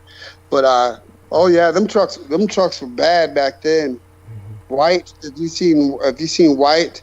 White is now Volvo, and Volvo GMC, you know, merged at one point, but so now Volvo and Mack are merged. So if you got a Volvo, you got a Mack. So we like the Volvo trucks at my job. We're getting rid of the Internationals. Internationals just couldn't get it right. Right. Internationals are just them International Harvesters. Them are all, they call them cornfield Cadillacs. Oh my God. Oh my God! So they call them internationals. Were they because they were manufactured out of the country, or they were manufactured in the country under that name, or what? Well, they're manufactured under that name, International Harvester, but they truly are international thing because the engine block is made by MANN, MANN. That's the company that makes bus engines for German buses in Germany. So then they send that engine block to Huntsville, Alabama. Huntsville, Alabama puts the engine block, everything inside the engine block, and put it with the transmission, and then they send that to Mexico, and Mexico finishes the assimilation of the entire truck. So it goes from Germany to the United States to Mexico, and who knows what comes from Canada and Japan in the meantime. Oh my God! Okay, so it truly is international. But and so is it just because it's international that none of these are coordinating, none of these entities, and that's why the end product is too many cooks spoil the broth? It comes out as a piece of shit. I mean, is that what's going on? I don't know. I guess so. I mean, it's not mechanic friendly. The mechanics hate it. Mechanics hate it. I mean, because you have to. You have to pull the engine to do simple shit that you wouldn't normally have to pull the engine to do. You know, you can't get to nothing. Nothing's built for it to be worked on. But at the same time, it's not a reliable company, or it's not a reliable product. So you're constantly going to have to work on it. So it makes it hard to work on. And what is the average truck driver's relationship, as well as yours specifically, with mechanics? Do they interact with them much at all in the yard, so to speak? Yeah, well, you know, our mechanic, he's lazy. What else can I say? Oh shit! Yeah, go on. Tell us what you really feel. You write something up. Well, I mean, we got 15 drivers. We got one mechanic, and we got. So I think that makes 9 trucks. But you write something up, and then after so long, if it's something he can't fix, he'll just tell you, just stop writing it up. You know, after a while, you just stop writing up stuff. What does the company do at that point? He's just basically asking the company to buy a new part, or ultimately a new truck? Well, he did one thing good for us. It's he said no more internationals, because we have contracts with different companies. And we have contracts for Freightliner, the company itself does, and with Volvo. And so at our yard, we still have a bunch of internationals, but as the new trucks are coming in, he's saying we only want Volvo. So that's a good thing. So okay, so that is okay. So that makes sense. That makes sense, though. And that would be because he's working on it, and this way he needs to work a little less. That's where his laziness works to people's advantage. Yeah, they're good. They're pretty good riding trucks. I mean, it would be better to to go for Peterbilt or Kenworth, but see, that's the BMW and the Mercedes of the trucking business. The right. Kenworth and the Peterbilt. That's asking for too much. So Volvo would be like asking for the Lincoln. Yeah. So that, you know, or asking for the Volvo car. You know, they make decent trucks. Mm-hmm. And so I think this is fascinating, everything that you're telling us about the trucking industry. Tell us a little bit about why trucking is so important to national security. First off, to the economy, and then to national security in the defense sense. Why is it that that what truckers do is so vital, and what would happen if trucking were to, say, for instance, shut down in a nationwide strike? The kind of power that truckers really do have that people don't realize. So give us an analysis in that regard. They say if you can't truck it, fuck it. Anything that moves, a truck has movement. Yes, that from your marine parts, that and your sea, your oversized products, even everything to build your house, everything that goes inside your house, everything that goes inside your ships out at sea. We have there's a harbor that I go to where they actually build ships. The trucks are important to getting the supplies out to the harbor to actually build the ships. Ashland City, Tennessee, as a matter of fact, is where they build ships. I think they build cargo ships. They may build some Navy ships. They may build some cruise line ships. I don't know, but it's everything they use to build anything that goes anywhere. The airplanes. We take them their oxygen, we take them their nitrogen. We take nitrogen to the places that make some of the crucial airplane parts and make some of the hardest aluminum on the planet. So up here in Nashville, we have a place called Triumph Aluminum, and they build airplane wings, and they build them out of the hardest aluminum on the planet. So Wow. This aluminum is harder than steel, and in order to get the aluminum that hard, they use liquid nitrogen, and so we deliver the liquid nitrogen out there. So everything that you have, whether it's land, air, or sea, it all takes trucks to get it going. Mm-hmm. Yes, I mean, important to remember, vital never to forget. So please go on and tell us a little bit about national security issues concerning this. Aside the economics, why trucking is so important to national security, the kind of security background check that you have to go through, for instance. Oh, man. Well, my first time going through my security background check, they made it seem so easy. And what they did was they went back and they pulled my license. So this was back in 2006. They made it stringent, but then they wanted to make it even more stringent, and they went back and pulled the licenses of hundreds of truckers, in which they said they made a mistake. So, in 2006, it was my first time, because in 2005 they created a new law. They said anyone renewing their license that wants a hazardous materials endorsement on their license has to go through Homeland Security and get the fingerprint and the background check, which is what I did. And so I went to the fingerprint, I went through the background check. I had to pay this all out of my own pocket, and my company reimbursed me. My company reimbursed me because they thought it was a one-time thing. They didn't know that it was something that you had to do every time you renewed your license. So the first time my company reimbursed me. So it costs like $95 for the fingerprint. It's very, very expensive. So I had to do the fingerprint, the background check, all that stuff. And I got my license and, you know, my hazmat endorsements and all my endorsements in 2006, May of 2006. Well, in October of 2006, unbeknownst to me, they had supposedly sent a letter to my house saying, asking me if I had a green card because I was born in Wiesbaden, Germany. Well, I don't need a green card. Right. Well, I didn't get that mail, so they said, cut them, cancel them. Oh, shit. So I was driving between October of 2006 and December 14th of 2006. I was driving a hazmat nitrogen vehicle, nitrogen, oxygen, liquid hydrogen, on over the road with no license, and I didn't know it. So they pulled me over into the scale. They pulled me over into the scale in December of 2006, and it was just a regular routine.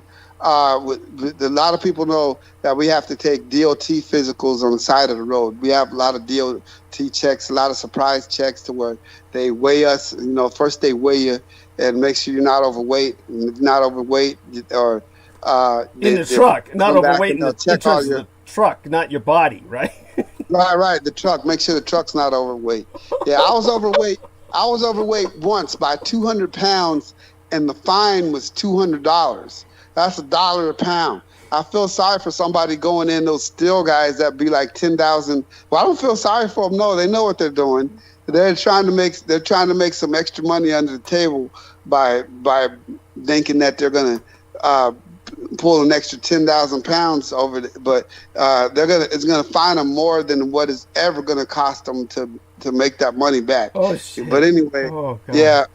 After my DOT inspection, I passed, and all I had to do was just bring in my DOT medical card, my DOT book, which I have to carry with me on every trip, and my license, and I'll be on my way.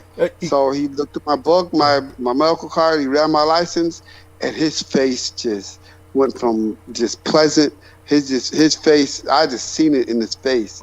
His face just scrunched up like, uh-oh, what is this that he's seen in my license? And he looked at me and he said, "You're done." I said, "What?" And he says, "I'm going to have to shut you down, sir." I said, "Shut me down." I mean, it's not his fault. This is a police officer. This was in December, and while a lot of cars are sliding off the road. So I always, when I pray, I always say, "Bless this cop," and thank him, because he could have got real belligerent with me, but rather he knew something was wrong, and he just told me, this was an Illinois State police officer. He said, "Well, you should thank God that this is how you found out that your license is suspended, rather than getting in an accident, because if you had gotten an accident, it would have been a lot worse off for you." But I was actually shut down. I was actually shut down on the spot. I remember it because it was my brother's birthday. It was December 14th. So I had to sit there at the scale for 9 hours, and he let me drive home, because at this point, my entire license is invalid.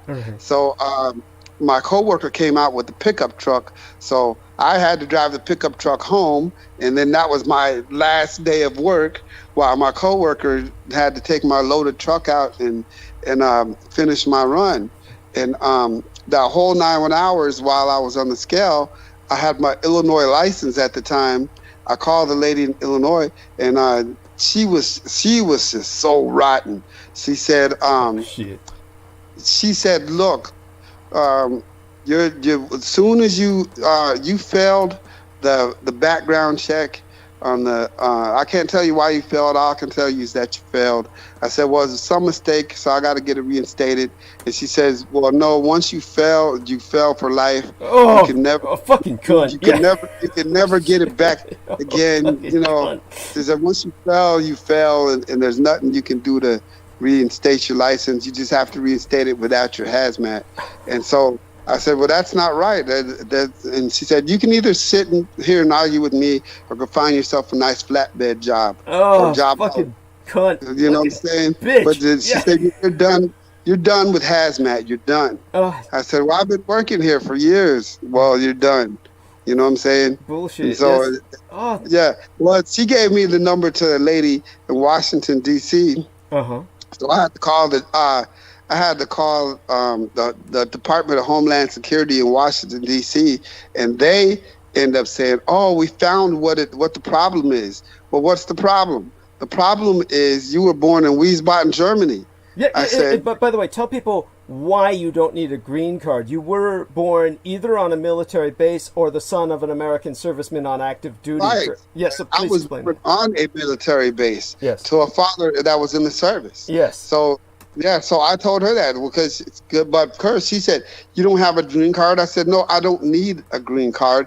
My dad was in the Air Force. I was born on a military base." She goes, "Oh, well, what happened was in October, they sent you a letter asking you for your green card, and you never responded, and so they canceled your license. So my license wasn't suspended; it was canceled.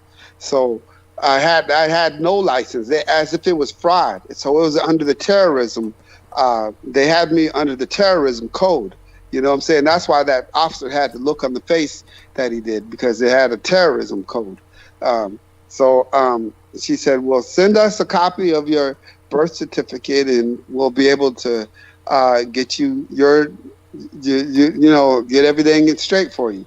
So 3 days later, they called me back and said, "Okay, you're an American. You can get your license back." Oh. But by this time, it's the weekend, so I'm out of work Saturday. I'm out of work Sunday. Monday, I go up to the Illinois Department of the driver's license there, and I said, "Well, you guys made a mistake. Just give me my license back, and I'll be on my way. Thank you." You know, that's my license. And, how did you get here? I said, "I drove." "Well, you have no license. You can't drive here." And I said, "Well, I need you to give me my license back." And then she pulled out a CDL book and she said, "I'll give you back your car license, but if you would like a CDL, you can study the book and pay to take the test." I said, "I got to pay to get my CDL all over again, and I already have my CDL." She goes, "Your license was canceled." You know what I'm saying? It wasn't suspended, but it was canceled. So I had to take the test all over again.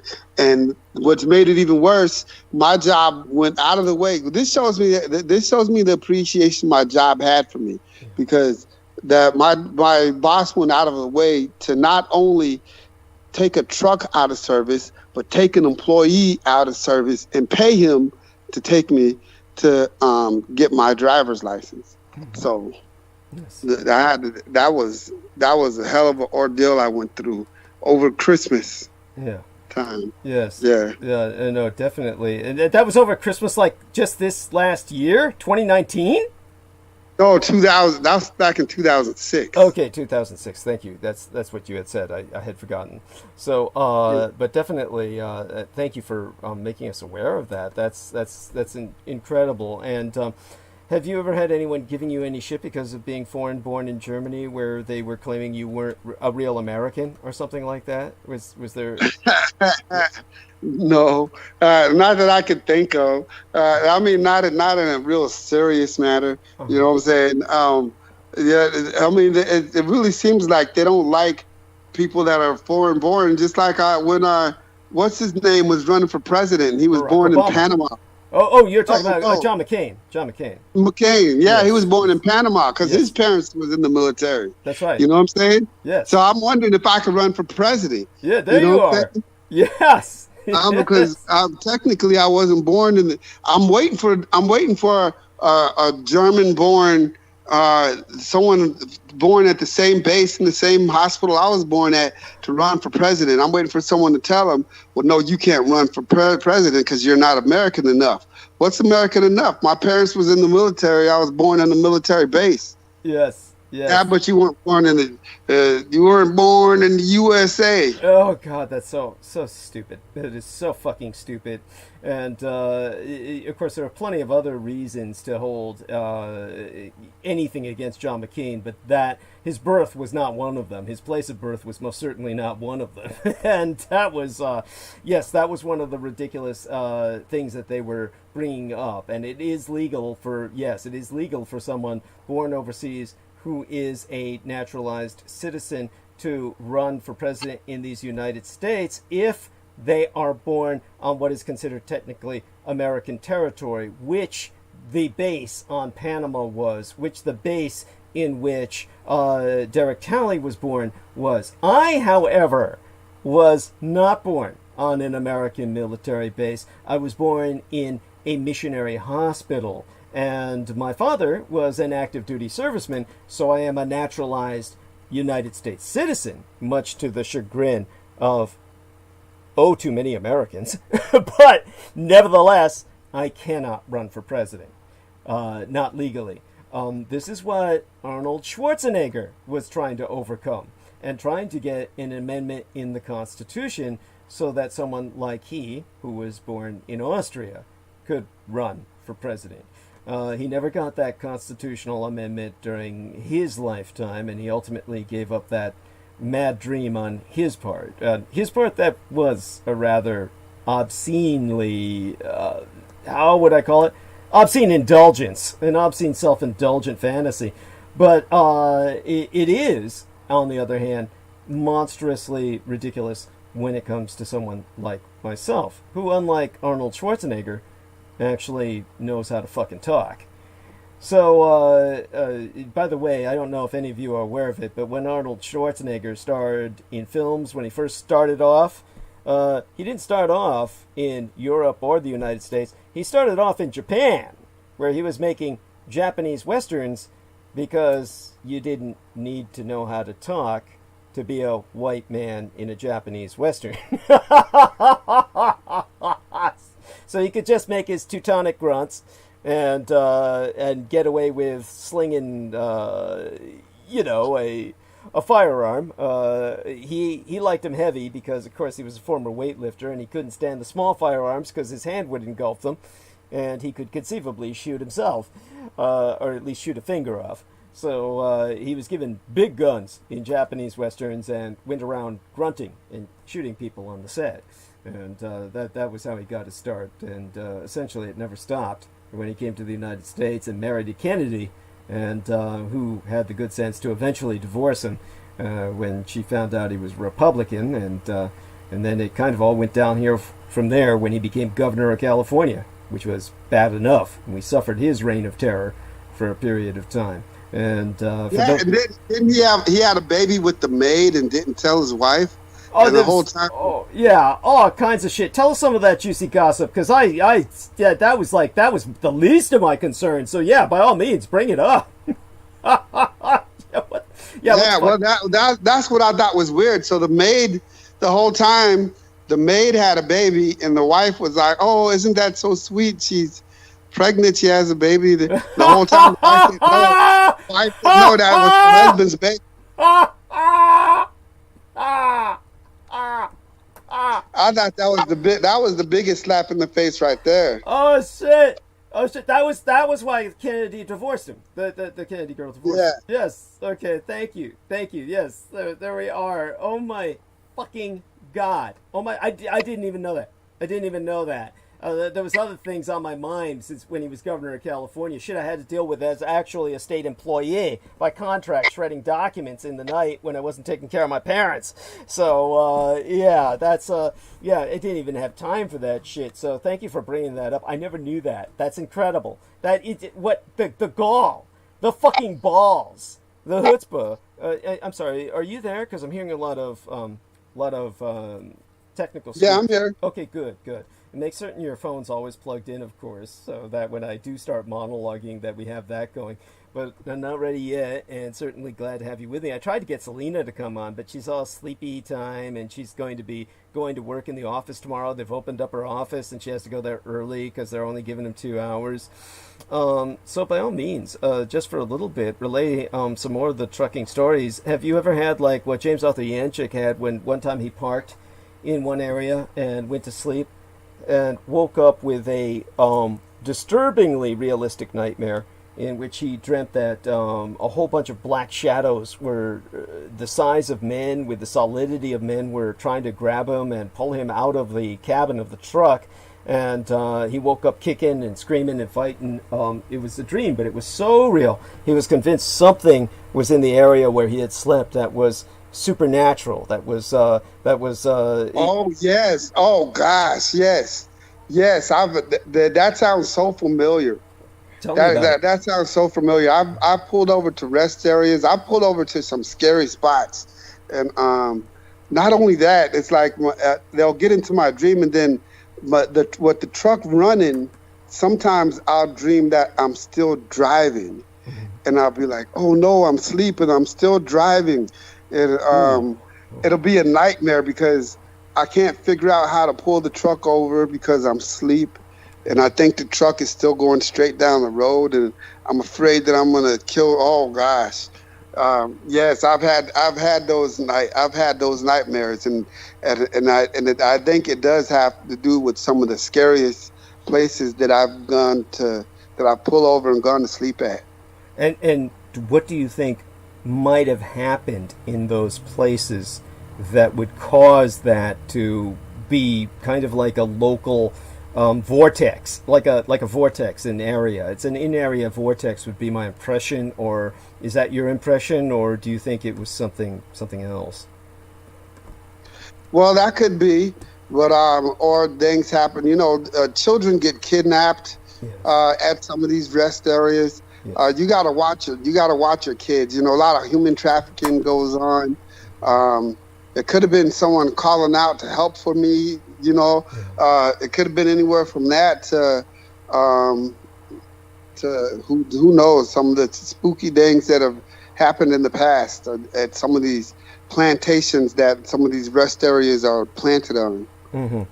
Yeah, definitely. And in terms of some of the scary places, there was one.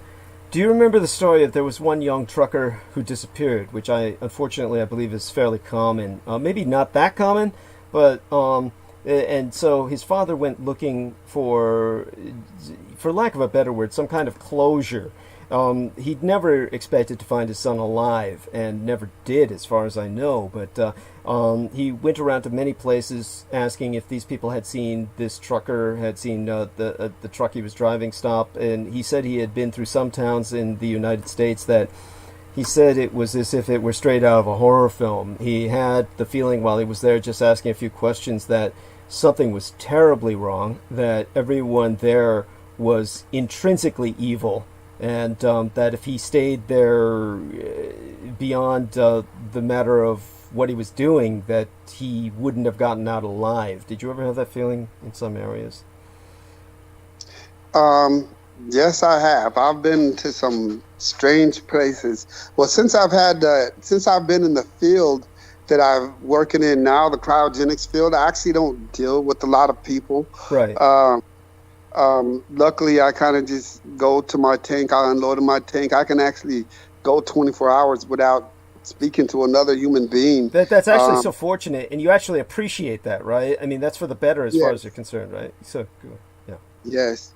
Yeah, except for the occasional security guard at the gate or something. Mm-hmm. But yeah, other than that, you know, my job is so easy. Like when I go in, I could be the only one at work. When I go in, I just go to the computer. I clock in to my screen. It tells me what I'm doing. I pull up my paperwork. It tells me what truck and trailer that I have. I get my truck, you know what I'm saying, and I load it and I go.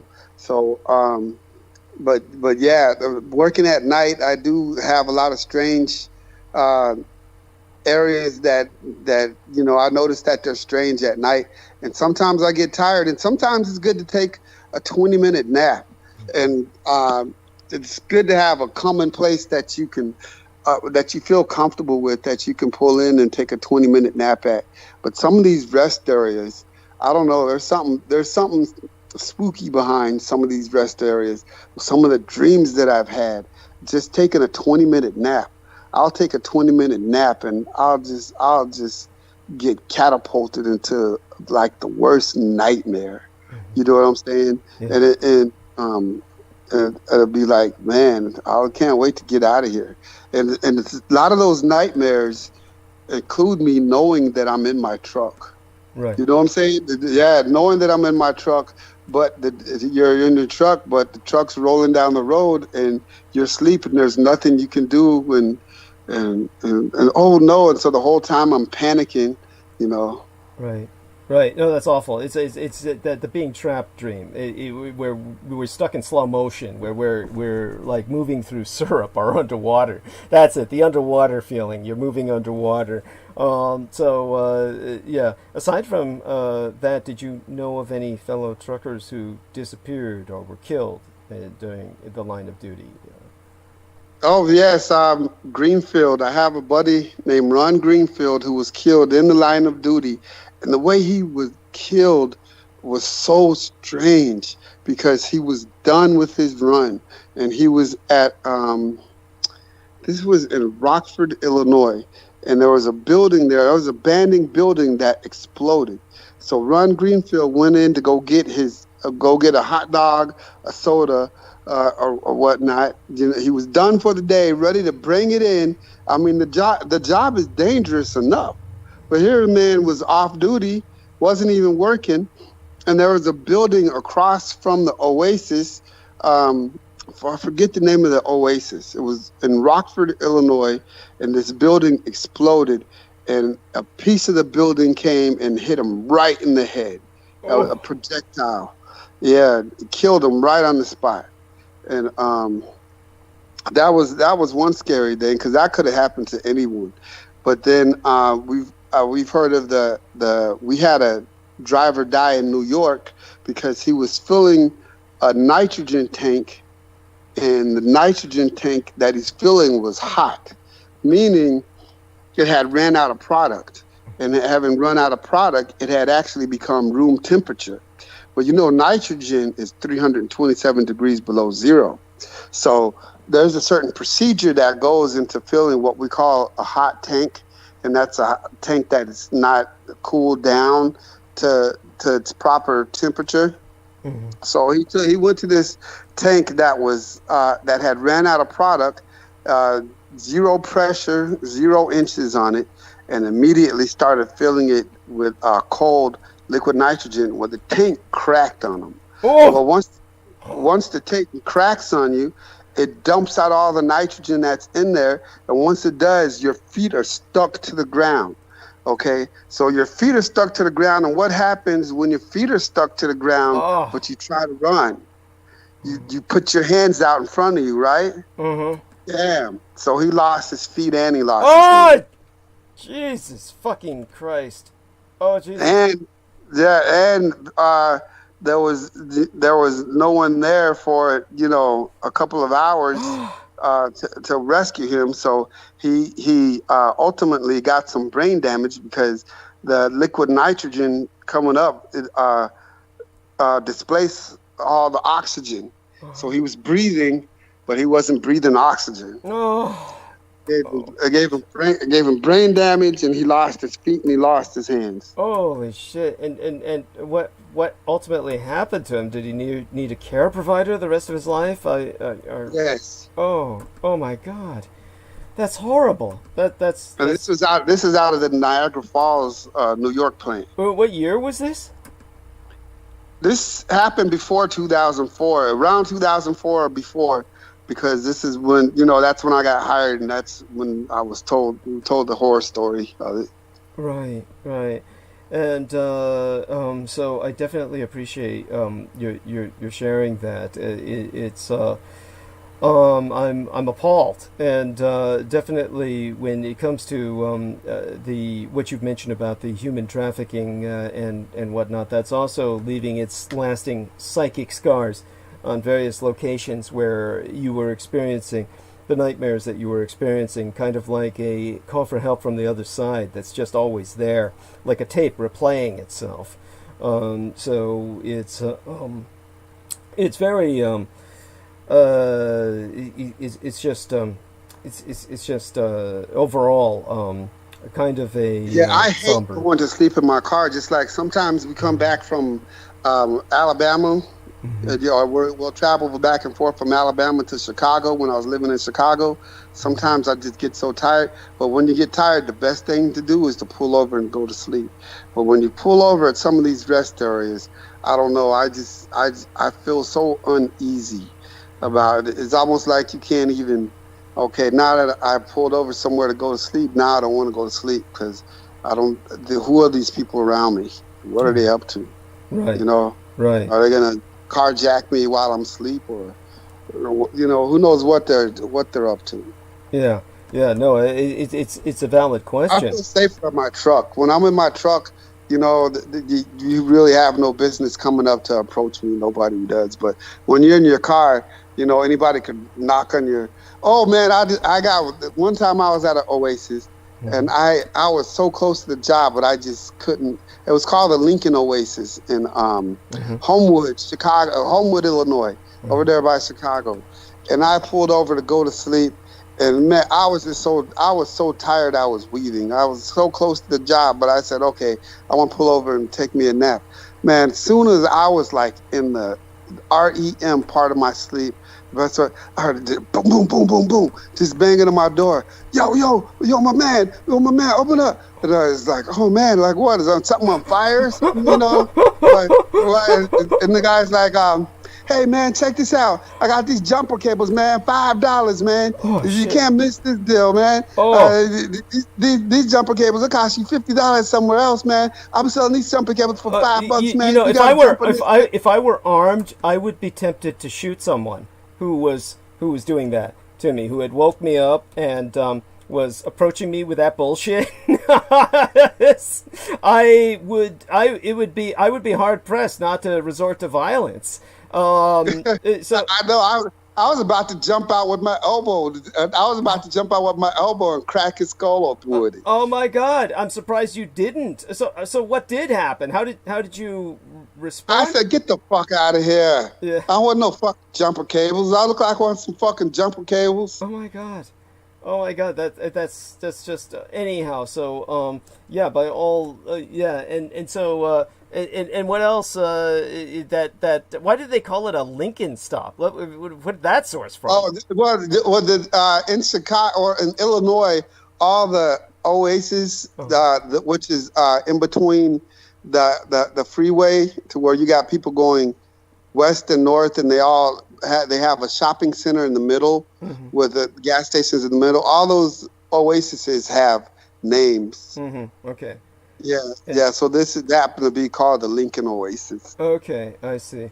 And in terms of so people understand the oasis. These are like truck stops. Now, back in the old days, I remember when trucking was, of course, highly romanticized, and that, of course, was when you were young, I suppose, or maybe you're younger than I am. So you are younger than I am, definitively. So you couldn't. Yeah, I used to watch Convoy. That was. A hell of a movie. Yeah, but in the days when Convoy was made, it was around that period of time that it was. There used to be truck stop hookers. Indeed, that was an infamous pornographic film by that name because it actually involved a politician who was somehow involved with the funding of that particular pornographic film. But there used to be access to prostitutes along the road, and this was like considered one of the highlights of trucking. This was like one of the benefits to trucking. Lot lizards. Okay. Yeah, lot lizards. Yes, lot lizards. Well, you know what? I ain't gonna say they totally disappeared. I guess it depends on where you go. But for the most part, because I used to live in Gary, Indiana, I lived by the truck stops, and for the most part, lot lizards have become a thing of the past. Except for, I guess, the elite clientele know where to get them. I guess they're more in the high end now. They're rather than the bottom of the barrel. People who have CBs know what channel to go to. I don't know. I'm not on the inside scoop. Or at least he's not. If I had a CB, and if I knew the channel, if I knew the codes. You know, I don't know. I just do my shit at home. Yeah, now tell us about CB radios. I mean, because nobody, I mean, they used to be in. I mean, people used to get CB radios at home and talk to lonely old ladies, would talk to truckers as they drove by their home and kind of talk them through their neighborhood. And this is all like, this all disappeared. I mean, now, of course, we have the fucking internet, which is nothing but the goddamn CB radio with a lot more typing involved. Yeah, exactly. Thank you. Yeah, because you used to have trolls on the CB radio. Yes, tell us about that. I remember when I worked with a private detective who was half black. He was specifically Liberian, from the nation of Liberia, where America dumped its black slaves in Africa as a biological dumping ground. They chose this area of Africa next to where the British dumped theirs, called Sierra Leone. and the Americans dumped theirs called Liberia. So these are two African nations where everybody speaks English. Only in Sierra Leone they speak the King's English or Royal English, and in Liberia they all speak the President's English or American English. And so when the Americans and Brits did this, of course, some of these people wound up coming back. And so the private detective I worked with was half Italian, half Liberian. And one of his enjoyments in life, one of his joys in life, was being a CB radio troll. And the CB radio was like the internet. You had echo bubbles develop. And in these various echo bubbles, there were some that were all black, some that were all Filipino, and they each had their own politics, and of course it would, they had their politics within politics, different groups within the black community or Filipinos, but with the Filipinos it was just plain vicious. I mean, they would just be talking to each other in Tagalog, and Gino had been involved in the military for a long time, and anybody who's been involved in the U.S. military becomes knowledgeable of a lot of Filipinos are in the U.S. military. Well, hell, Derek Talley can tell you that. He was in the Marines. So there's just Filipinos are pervasive throughout the American military because it's a part of the Filipino economy, and a lot of Filipino Americans have join the military or are dependent on it in one way or another, or have relations in it. So, when he would hear Filipinos on the CB, he would get on the CB and just basically do this horrible imitation of Tagalog, gonga bonga gonga, gonga bonga bonga bonga. He'd say something like that. It would just be awful, and he'd trigger them. And then with the blacks, he'd hear them, oftentimes political black groups would be saying what they're going to do to Whitey, come the great revolution or whatnot, Whitey, going to have a lot to learn. And so he, being half black himself, he would get on there and say something stupid like, slappy happy mammy, fat black and nappy. He'd just say that, and then they'd all start cussing at him and shit, and anyhow, it'd all go downhill from there. It was just what he was trying to trigger. I mean, did you encounter any of that, or were you responsible for any of that? Yes. Oh, no, I wasn't responsible for any of it. If anything, that's why I got rid of the CB radio. The CB radio is good for one thing. When you get to a stop and you got to communicate with field operators or of some sort, what I'm saying? With us, CB is like a phone. We fired guys for being on the CB radio just like being on a phone.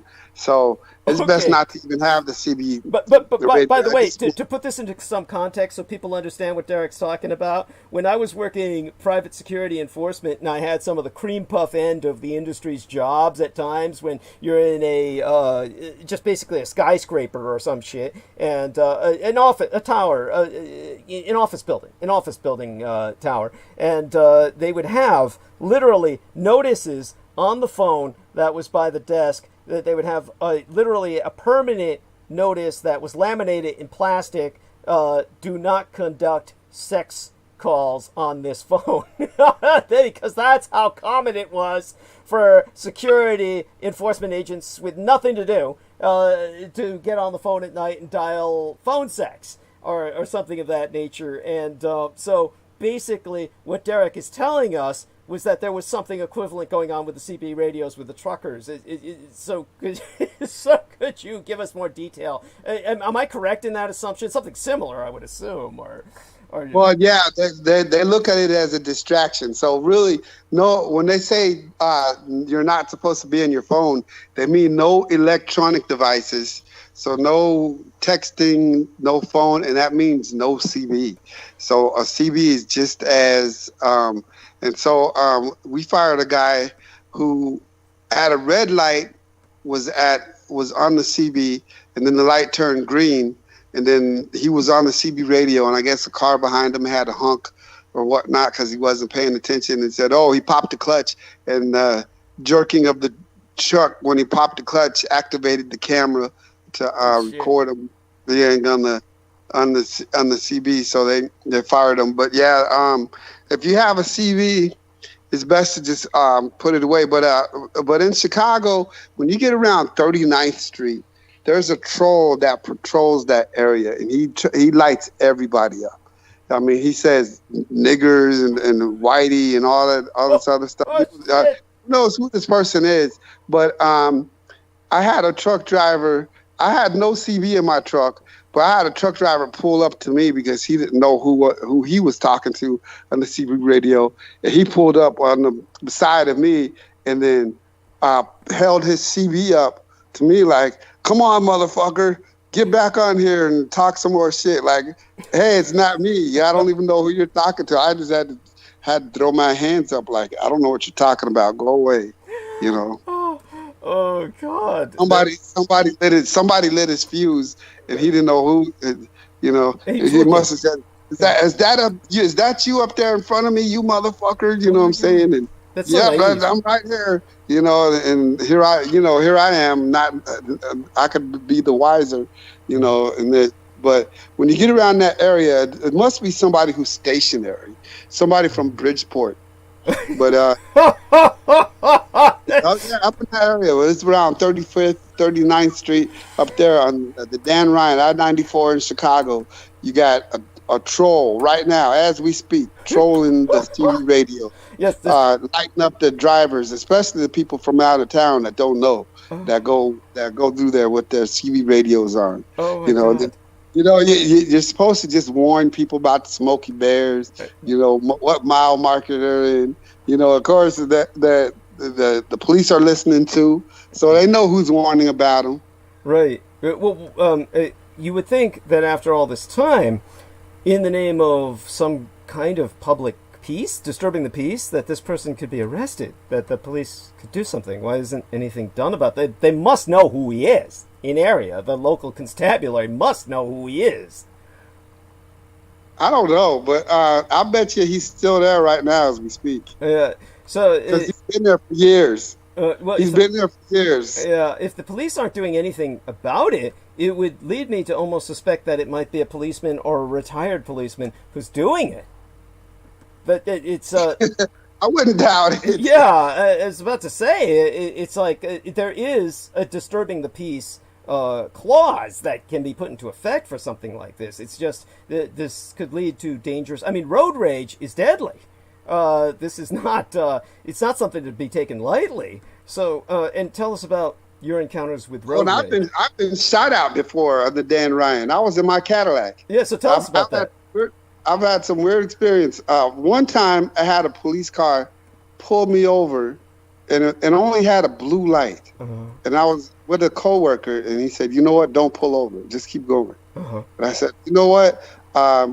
We're almost to the police station on 51st Street. What I'll do is I'll just have, if this is a policeman, he can pull me over in the police station. I'll pull inside the police station. He can pull me over there." Right. So I got off the exit to pull into the police station, and whoever it was kept on going. He said, "See, that wasn't the police. They were about to steal your Cadillac." Yes, and he just had the blue light, which is just basically a light bar. Or was it simply the light bulb? Like literally a light that they stick on, like a private detective can take in plain clothes and stick on. Yeah, it was at night, and I couldn't tell, but it was a Caprice. Okay. And yeah, they thought they were going to get themselves a Cadillac. You guys can chase me to the police station then. Yes. I'll pull over in the station. Yes, see, now that's thinking ahead. Thank you for sharing that. And what about road rage? Any time where you were almost the victim of road rage yourself, either raging or yeah, a car almost cut me off, and I was with the same coworker, you know, and I guess he's bad luck, Curtis, you know, who was also a Marine, who not only a Marine but Force Recon. Oh my God! Yes, I was with this guy, and this car jumped in front of me, then slammed on the brakes, and then jumped back in the other lane. So I honked at them, and then they leaned out the window and started. I said, are they shooting at us? He said, "Damn it, they're shooting! They're shooting!" Oh shit! Oh my God! And what did you do? I just kept on going. What else can I do? Yes. Oh, that's. I hit 112. Oh my God! You did. Oh, good for you. And you burned past them. You burned out of there alive. That's incredible. Yes. Well, definitely. I wish I knew who it was. I'd strangle him. Yes. Oh, I feel that way about so many people. And so, aside from that, how about times when you yourself might have, yeah, obviously that's a good cause for road rage right there, but was there any time where you just almost snapped, where you were on the road and you almost... No, you know what? Can't snap, but if anything, you just got to pull over. Yes. You got to pull over. You know, because these truck drivers nowadays aren't as well-mannered as... well, you know what? These truck drivers aren't taught manners nowadays. Yes. Before, we used to signal each other whenever it was time when, you know, we'd let another trucker pass. Mm-hmm. And if another trucker let us by, we would say thank you by blinking our lights. You know what I'm saying? Yes. Nowadays, it's like, no, you can't get in front of me. You know what I'm saying? Yes. These... I don't know whether it's a truck driving school or what it is. I don't know what's lacking, but something's lacking in these new truckers nowadays to where they're not taught how to communicate with other truckers. I guess some of them pick it up. I guess how we flick our lights at each other. But even that, if I put on my turn signal, it's actually rude to flash your lights because that could blind someone. Yes. What you do is you turn your lights on and off to let the driver know, here, go ahead and pass. You know what I'm saying? So I get that some drivers are trying to pick it up on their own, you know, like by flashing their brights and everything, by saying, go ahead and pass. But somebody's got to tell them some of the etiquette of the road. And somebody's got to teach, yes. Somebody's got to indoctrinate new drivers coming in on all of this. So, at any rate, okay, so we've gone through quite a bit, and of course, it's heading towards the time that I normally go into monologue, which would be about the time that our man, Mr. Peter Moon, kind of goes towards Betty by. But we're an hour behind Eastern time in terms of where Mr. Talley is at, because he's on Central Time as opposed to Eastern Time. So let me see if I can drag his ass on for a little bit longer tonight and get him to speak some more. I guess this is the time I should take advantage of as we near the top of the hour, to take a break and come back in about 10 minutes. Now, is there something that you could tell people about current events or anything that comes to mind? Some of the music politics that you were going to discuss with Pac-1 Mireles, perhaps. Yeah, something like that. I have every confidence you can burn bandwidth for about 10, 11, 12 minutes while I'm gone, I'm sure. I'll probably be back sooner than that. But I'm going to go mute and come back by around the top of the hour. And is that all right with you, Derek? Yes, that's fine. Good. So I'll do that now. Bless you and hugs, and I'll be back towards the top of the hour, round thereabouts. And everyone, do stick with Derek Talley, and we'll decide what to do when I get back. Thank you. All right. Well, speaking of music, Chicago's own Do or Die has a new album out. So I was going to tell everybody about that new album, but I have to pull it up first. But I want you to be on the lookout for... Psychodrama. Too much for the industry to handle. I spoke with Buck, one of the members of the group Psychodrama, and their new album is almost finished. So if you like Chicago underground hip hop like I do, be on the lookout for Psychodrama. And here's the new album. I've been listening to this one song called Smoke One More from the Do or Die album. So the new Do or Die album is called The Pass Out. I didn't know it was called The Pass Out. Here, let me go to album. Yes, that's the name of the new Do or Die album. The new Do or Die album is called The Pass Out. So if you go look up Do or Die and look up The Pass Out, you can get their newest album. I bought it from Amazon, or you can listen to it on Amazon or listen to it on iTunes. And just be on the lookout for psychodrama. Too much for the industry to handle. They're coming out with their new CD real soon. That's Buck, Nuisance, and Side from Psychodrama coming out with a new album. I can't wait. So here it is. These people who we've been listening to for over 20 years, probably 30 plus years now, still coming out with albums. And that's good. So then we have, who else has got some new stuff out? K Reno from Houston, Texas. Speaking of Houston, Texas, his album came out late last year. It was a good album. And so his new project that he worked on this year was actually a book. So go to southparkcoalition.net and you'll get to see all of K Reno's new projects and a lot of the different stuff that's going on down there in Houston, Texas.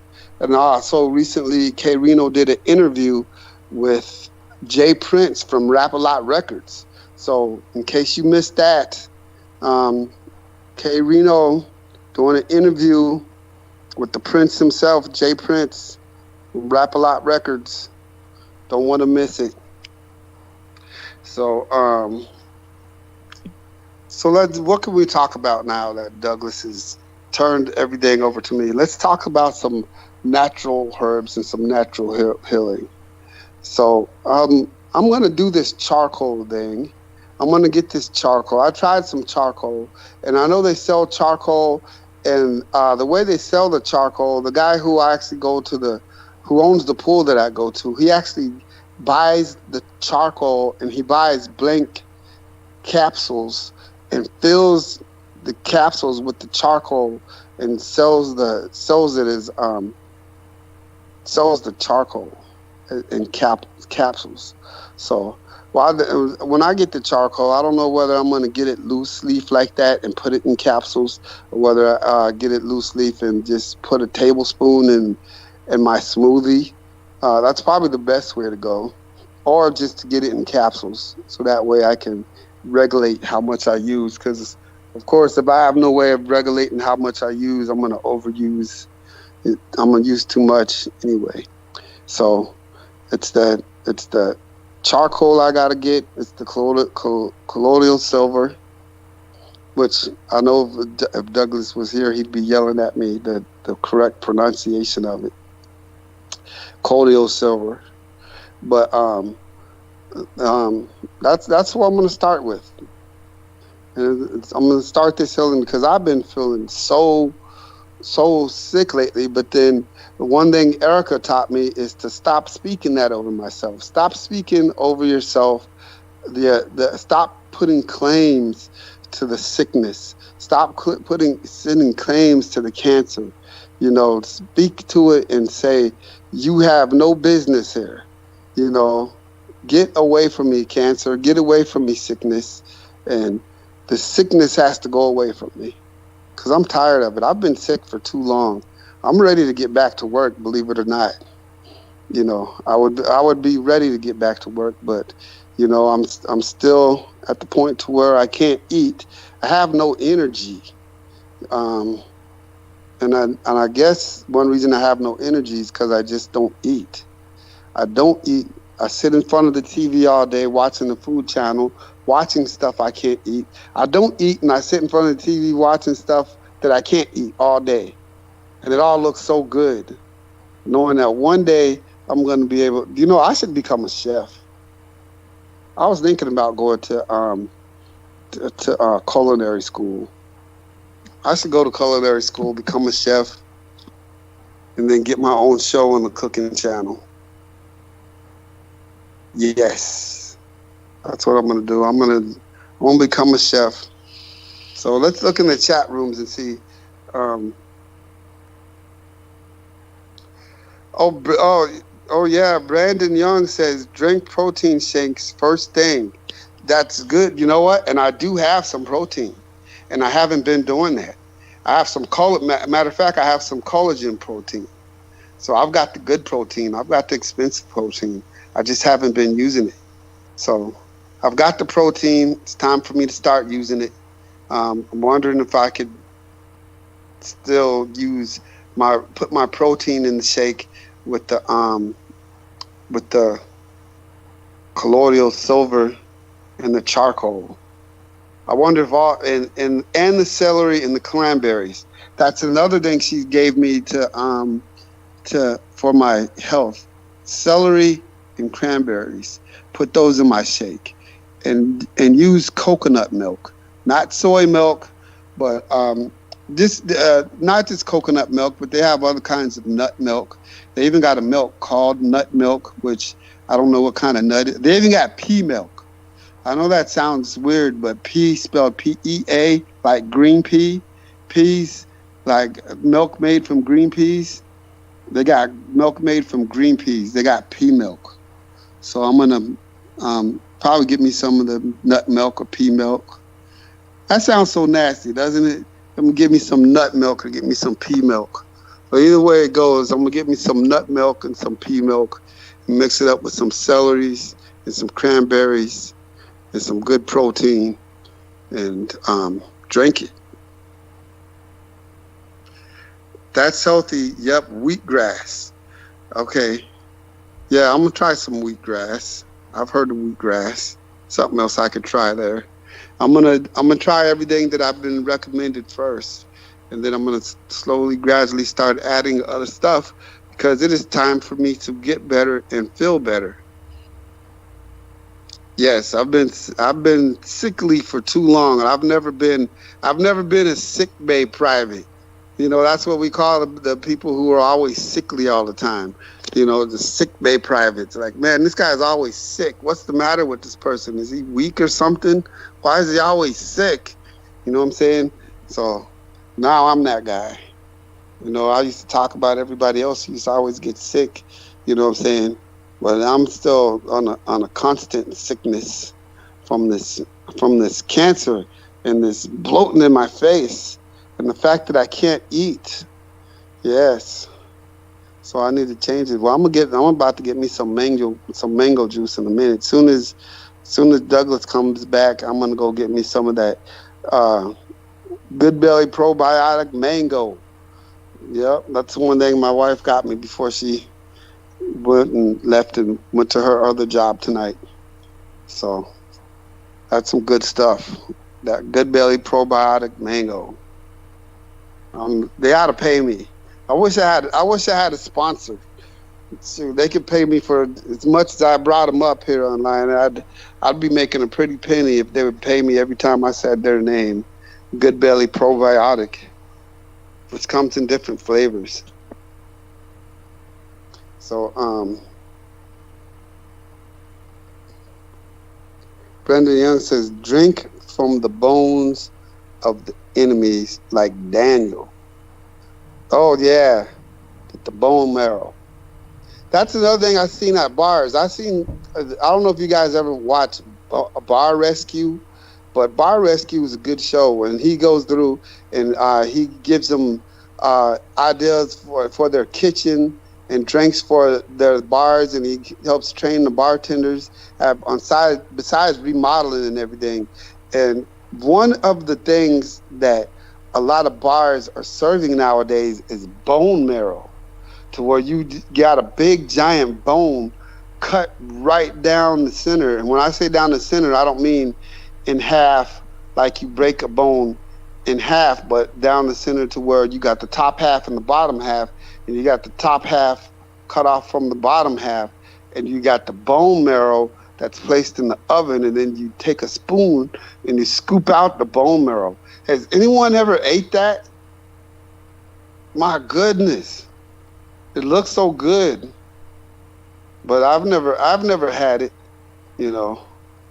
So I didn't even know that they served bone marrow as a food or appetizer or anything like that, or entree. But that's something I want to try. Some bone marrow. Yes, it looks like some real good stuff here. Oh, do you eat chicken bones, J-Mo? Good calcium. Well, I cook chicken bones. I mean, I cook with the bones, but I've never eaten the actual bones. But one thing and I asked Erica Nash this when I had her on earlier, but I asked her about soft shell crab, because that's another thing I didn't know existed, where they put a whole entire crab on a sandwich, and you eat the whole sandwich. You eat the whole crab on the sandwich, and they do that with soft shell crab. Man, that sounds good. Soft shell crab just sounds so good, where you just eat the whole thing. You don't have to worry about scooping the meat out of it. You just crunch down on the crab, because he just shed one shell, and before he can grow back the other shell, you take them and fry them up real good with some salt and pepper and some Old Bay seasoning, and crunch his ass. Ow. Some good eating right there. Oh, that's a Portuguese delicacy. Okay. It says soft shell crab is the bomb, son. Oh, yes, it is.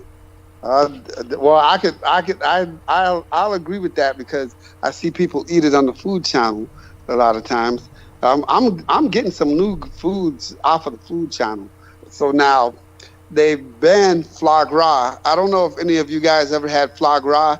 That was like a Chicago delicacy that they get by overfeeding geese and overfeeding turkey, and then they feed them till they burst open, and then they take the liver and make what's called foie gras out of them.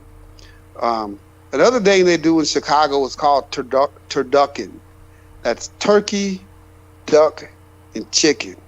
So where they put the turkey over the duck and put the duck over the chicken and make one big giant turducken. That's a Chicago delicacy right there, I heard. Turducken. I've never had turducken, but it's something that I'm willing to try. Turkey, duck, and chicken. You know, of course, I wouldn't go through the trouble of just placing the duck over the chicken and then placing. How does it go to turkey, duck, and chicken? So that's placing the duck over the chicken and then placing the turkey over the duck. I wouldn't go to that. I just chop up chicken, duck, and turkey and just put them all in the same pot. Make some stew. Yeah, it sounds like too much trouble to place one over the other, one over the other, and have 3 layers of different birds, and then bake it, and then cut through it, and have 3 different layers of 3 different birds. I think that's the whole point of making it a delicacy, because there's a certain science in placing the duck over the chicken and then placing the turkey over the duck, and then having a 3-layered bird to cut through. But man, it sounds so good, doesn't it? Yeah, well, I'm gonna become some kind of vegetarian after this. After I get my taste buds back, after I stop living off of smoothie shakes and actually able to eat stuff, I'm gonna be cutting down on my meats. I'm not gonna completely give up meat, because I watch the Food Channel too much, and some of the stuff that they do with this barbecue, man, the wood that they barbecue with, and some of these barbecue pits and grills that they come up with, so creative. I don't know if you guys are Food Channel fanatics like me, but I'm a Food Channel fanatic now. Turducken, yeah, that's right, Brendan. Duck, chicken, and turkey. Well, I watch. There's another show that I watch, and it's a show that's called, and this is the name of it, and they cut the first word out, but it's called "Fuck That's Delicious."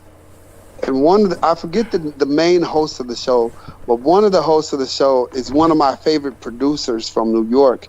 He's a music producer, and his name is The Alchemist. And Alchemist, he did some stuff with Twister. He did some stuff with Scarface. He's done a lot of good work in the hip hop field. I reckon he's a white guy. Well, he looks white. I reckon he's white. He looks like he may be Jewish or some sort. I really don't know his full name, but his producer name is The Alchemist, and he goes by The Alchemist in the show. And the name of the show is called Fuck That's Delicious. That's the name of the show. So if you ever look up the show, it'll just say That's Delicious, and you'll see the word fuck with a line through it because it's a naughty word, I guess. But the show Fuck That's Delicious, that's another show I watch with The Alchemist. And they go through different parts of the world and they try food, but they smoke weed in order to make themselves hungry too. That's why they're all fat. So it's like all the hosts of that show are all some big fat slobs. I mean, there's some big, except for The Alchemist. He's like super skinny. He's out of place in there. He's a real skinny guy with hanging around a whole bunch of big fat guys, going to different restaurants, trying different foods. But it's a pretty good food show if you ever seen it. But The Alchemist. Oh my God, that was incredible. That description you just did. I just got back in time for that. I honestly didn't think I was going to take that long. I hope I wasn't going that long, but you're going strong. I like what you're saying about The Alchemist. I could be the skinny guy. I guess they call him The Alchemist because his body processes this shit without his retaining all the fat that everyone else is carrying around as baggage. So yeah, I could fill that role pretty easily. I burn through calories. I have the metabolism of Don Knotts, but you younger kids won't even remember who that is. Maybe our man Derek. Maybe our man Derek remembers Don Knotts. I know who Don Knotts is, yeah. Yes. Pew, pew. Yes. So, at any rate, yes, go on with what else you've been watching lately, or was that, did that kind of complete the itinerary? There must be some other things you're watching as well. Oh, that's about it. Oh, I caught a new series on Netflix called Into the Night, and I guess they only got 5 parts to it.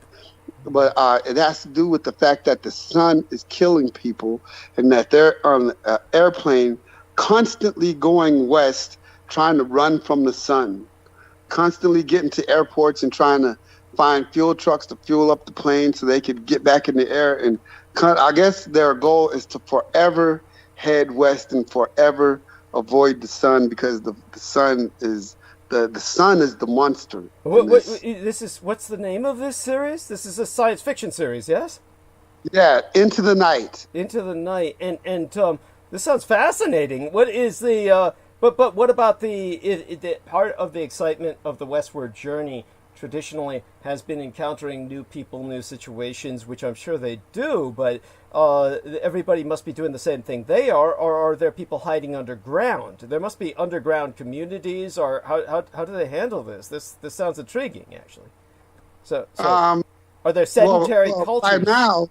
Right now, it started off with a terrorist hijacking the plane and forcing them to go west, and then proving himself to be right when they get to various airports where the sun has already been and killed everybody in sight.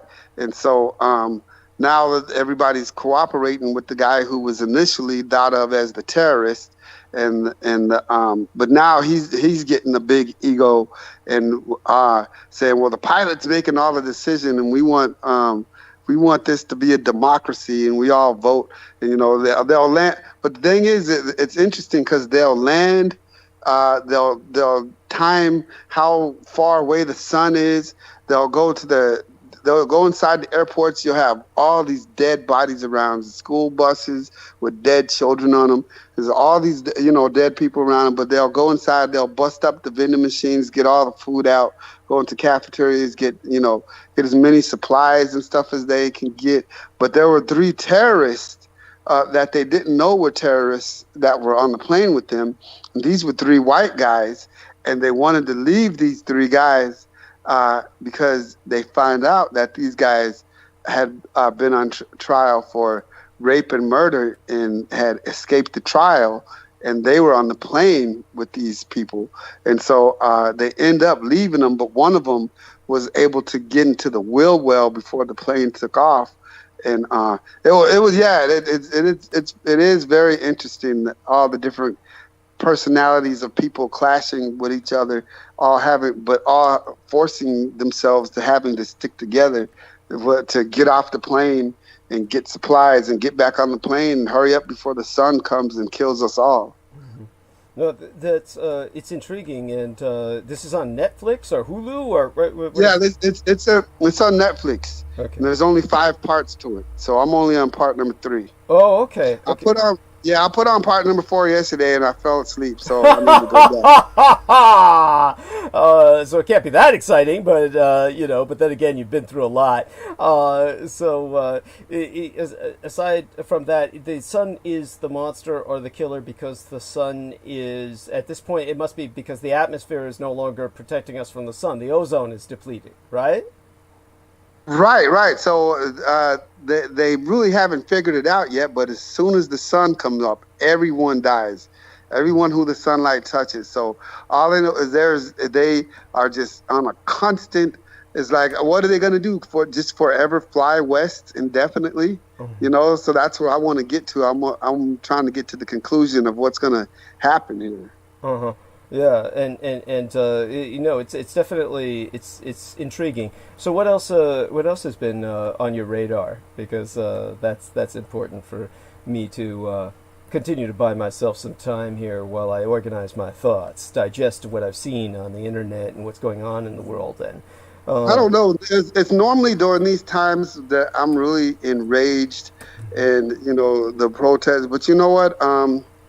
I've just taking a real calm approach to all this, and I know that it's going to work itself out, because this is real upsetting to me how these not only how the police themselves act, but the people that kiss their butts. That's and the people that don't understand. That's where I start to get enraged. The bootlickers. Yes. The people say, well, if you just do what you're supposed to do in the first place, you wouldn't even have to worry about the cops. Oh, yes, that's just awful. Tell us about what led you to Facebook jail. Tell us a little bit about your incident that got you in Facebook jail. It was some article that said 74% believe that the murder of George Floyd was wrong, or something to that extent. You know what I'm saying? Something that should be self-evident. Yeah, and then I said, yeah, and the other 26% are bootlicking white trash pieces of shit.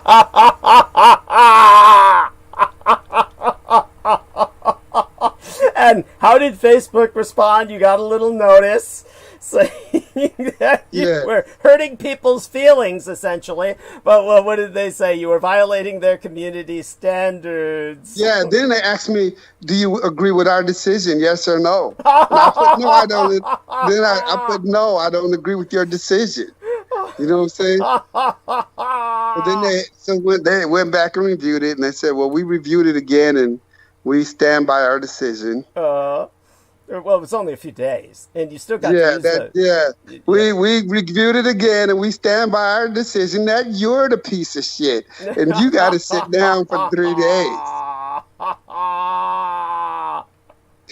Well, you still got to use the messenger service, thank goodness, and so it wasn't that bad. But with that in mind, did anyone else respond that you know of? Did anyone take advantage of the time that you were in Facebook jail to do something to your timeline, like put up funny things or anything like that? Okay. No, not that I know of. No, see, Facebook better be careful putting people on timeout for so long, because see, after a while of fasting from Facebook, you realize that you don't really need Facebook. Yes. You know what I'm saying? Yes. After because I guess this was my first offense, so I got put on timeout for 3 days. So my next offense, I'm gonna get put out on timeout for 7 days. Well, you put me on timeout for 7 days, and I think it's something else to do with my time besides Facebook. By the time you tell me, okay, you can come back, yeah, I'll be like, come back to what? I'm busy over here doing something else. Yes, that's true. That's true. Well, Facebook is for let's just put it this way: it's not for kids, and therefore it's kind of like basically older people, and they're getting older every day. Facebook is going to ultimately turn into a bunch of old ladies showing each other their cat photos or pictures of their grandchildren, and a bunch of old men posting MAGA propaganda. And so it's just how would I say it? It's not a good space, and the kids have gone on to Instagram in particular, which I'm happy to say, thank God. TikTok. Yeah. I thought TikTok was just a video editing thing, but apparently TikTok is some kind of social media thing, and if you're not with TikTok, you're not with it. Yeah. So tell us. Well, do you have any? Is your son on TikTok? Not that I know of. All I know is I got the TikTok app, and it keeps giving me notice of somebody putting up a video. I'm like, so I don't watch this person. I just subscribed to the first person I ever subscribed to on Instagram. And, of course, it's the young lady you had brought on with us earlier, Erica, since I was looking her up. And so I did subscribe to her on Instagram. She's the first person I've ever done that with. So this should be interesting, and to what she puts up there, which, like... Oh, yeah, look at her photos, especially the ones where her doing the acrobatics. Yeah, oh, yeah, she's awesome.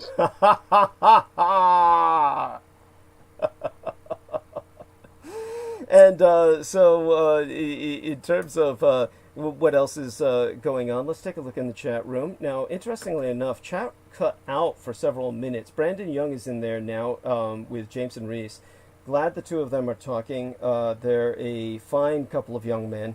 Very glad that they are in communication. Daniel Arola is still with us.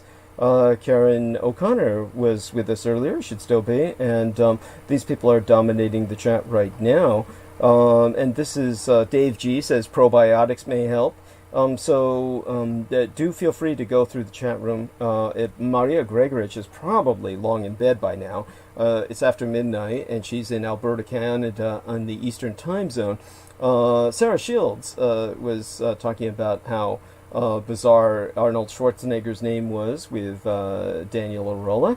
And so these have been the most active people in chat throughout the latter half of the evening. Earlier there might have been other people, but I wasn't checking. I was talking to Brandon earlier, or he was posting stuff in the chat, and I was going back and forth with him. Brandon Young. Brandon Young. Yeah. Is this the most you've ever exchanged messages with him, or you've done so before, or what? Well, no, that's just here between here in the chat room. Right. Yeah. But I mean, is this the first time? Is this first time you've ever exchanged messages with Brandon Young, or you've done so with him before? Probably not the very first time, because I know who Brandon is. Right. And when the very first time he had me on Skype, he was on Skype with us, wasn't he? He may well have been. I don't remember, because it was a long time since we were. Brandon Young, I should have him on one of these days, but it's up to him. All he has to do is tell me if he wants to come on. But he's not someone that I've been actually Skyping with for a while. I think he may have been on with you and I some time ago. Yeah, that was like maybe last year by now. Was it? It feels like forever and a day at this point. In a year? Yeah, maybe. Yeah, it wouldn't surprise me. He says long time ago, yes. Okay. Yeah, because at that point, I didn't know the difference between Brendan and Brandon. Because we have Brandon and we have Brendan. Yes. And So aside from all of that, tell us about what you're seeing in the chat room. If there's anything you feel needs to be responded to, please go ahead and do so. Otherwise, what I'll try and do is provoke some more, shall we say, experiences out of you, of which I'm sure there's plenty. You can. I got plenty of experiences and plenty of stories. Yes, yes. And did I ever tell you about my alcoholic neighbor who called the police and told them that his car was stolen? No, tell me about it. Tell me. Yeah. Well, I had a neighbor. This is back when we were living in Inglewood in Chicago. I had a neighbor, what you would call a functioning alcoholic. Mm-hmm. All right. So he used to get drunk as a skunk all of the day and night, but he used to go to work every day. He worked at the steel mills. And so one day he got drunk and someone stole his car. Mm-hmm. And he woke up in the morning and his car was gone. It was time for him to go to work. His car was gone. So he called a coworker, and the coworker came and picked him up and took him to work. So when the day was done and his coworker was taking him home, his car was down the street. So his coworker was taking him home. He said, hold up, stop. That's my car right there. That's my car. He got out. He said, that's it. That's my car right there. And he's well, you got your keys? No, I don't got my keys. Take me home. I'll grab my car keys, and then I'll call the police and tell them that my car's not stolen anymore. So his coworker took him home. He called the police and said, look, early this morning I called and said that my car was stolen, but it was just a mistake. My car was parked down the street. So my car's not stolen. So then he took his keys, went down the street, and his car was gone again. Oh, shit, because he left it open? He left it open over the keys? No. Whoever it was just parked down the street. But they must have seen him get out and look at it, and said. So when he got out and went back, when he didn't drive away with his car right then and there, and who knows if the steering column was popped or not? That's one thing I would have checked. Well, he went back and his car was gone again. And so then he had to call the police again and said, I called it and reported the car stolen. Then I called and said it wasn't stolen. So now I'm calling back to say that it's stolen again. Oh, my God. I mean, this is just so frustrating. And I definitely thank you for sharing that. But what about when you were, and how did you know this individual aside from his being your neighbor? And how did he relate this to you? That's how I knew him. That's how I knew him. I sat there listening to the stories. That was just one of my crazy neighbors. Okay, and so he was just relating it to you. Oh my God, that's yeah. And so, in terms of the Marine Corps, tell us about your time that you thought you almost had embassy duty, and why that's considered such a sweet deal, and the kind of shit that you got conned into instead of that. Oh, man. Well, I was in SOI, so I was in School of Infantry. So my MOS was 0311. I was in the School of Infantry. And like I tell people, when they talk about recruiters, I say when you're a civilian in high school or, out in the world, that's not the only time you're going to run into a recruiter. I said, if you join the military, once you get in the military, you're going to see recruiters and they're going to try to pull you from your MOS and they're going to try to get you to go to sometimes you're going to seek them out. Like if you want to go to jump school, you know what I'm saying? Mm-hmm. Or if you want to go to Force Recon, the Force Recon recruiter is out there and he's looking for people, but at the same time, 80% of the people who the Force Recon recruits aren't going to make it. So here you have a recruiter that's telling me, my School of Infantry, I had mentioned to my School of Infantry instructor, who was a corporal at the time, just made sergeant. I had mentioned to him that I wanted to do embassy duty. I said that would be the only thing that would get me out of being in infantry, right? 0311. So these guys came to me, one in particular, and he said, "I heard that you were interested in embassy duty." I said, "Yeah." What do you think about embassy duty? What is it about embassy duty that you like? Well, I said, they're disciplined. They're always handsome. They're always in shape, and he's all, you can't have any tattoos, and just run that. But he's I got something that's just like embassy duty, but we don't have the restrictions on the tattoos, But it's basically embassy duty. Right, but by the way, you do not have tattoos, and you never did, right? Oh, what did I have at that time? I when I got out, I put USMC on my arm when I got out of boot camp. Yep, I'm a fool. Oh yes, I was about to say. Oh my God, that's so silly. That is so silly. Oh my. I know, but he said, "Oh, we got a spot for you." Yeah, we got a spot for you at our embassy duty. And it's called security force. So I signed up for it. He talked me into it. I signed up for it. So once again, I was recruited. So not only was I recruited into the Marine Corps, but once I was in the Marine Corps, out of SOI, I was recruited into security force. So, and then what's made it even stranger, it was EastPac, because everyone else that was going into security force was going up north, your way, San Francisco way, up there in Oakland, and then going to the Westpac, going to school up there. So I ended up going to school in East. They sent me to Virginia Beach, Virginia.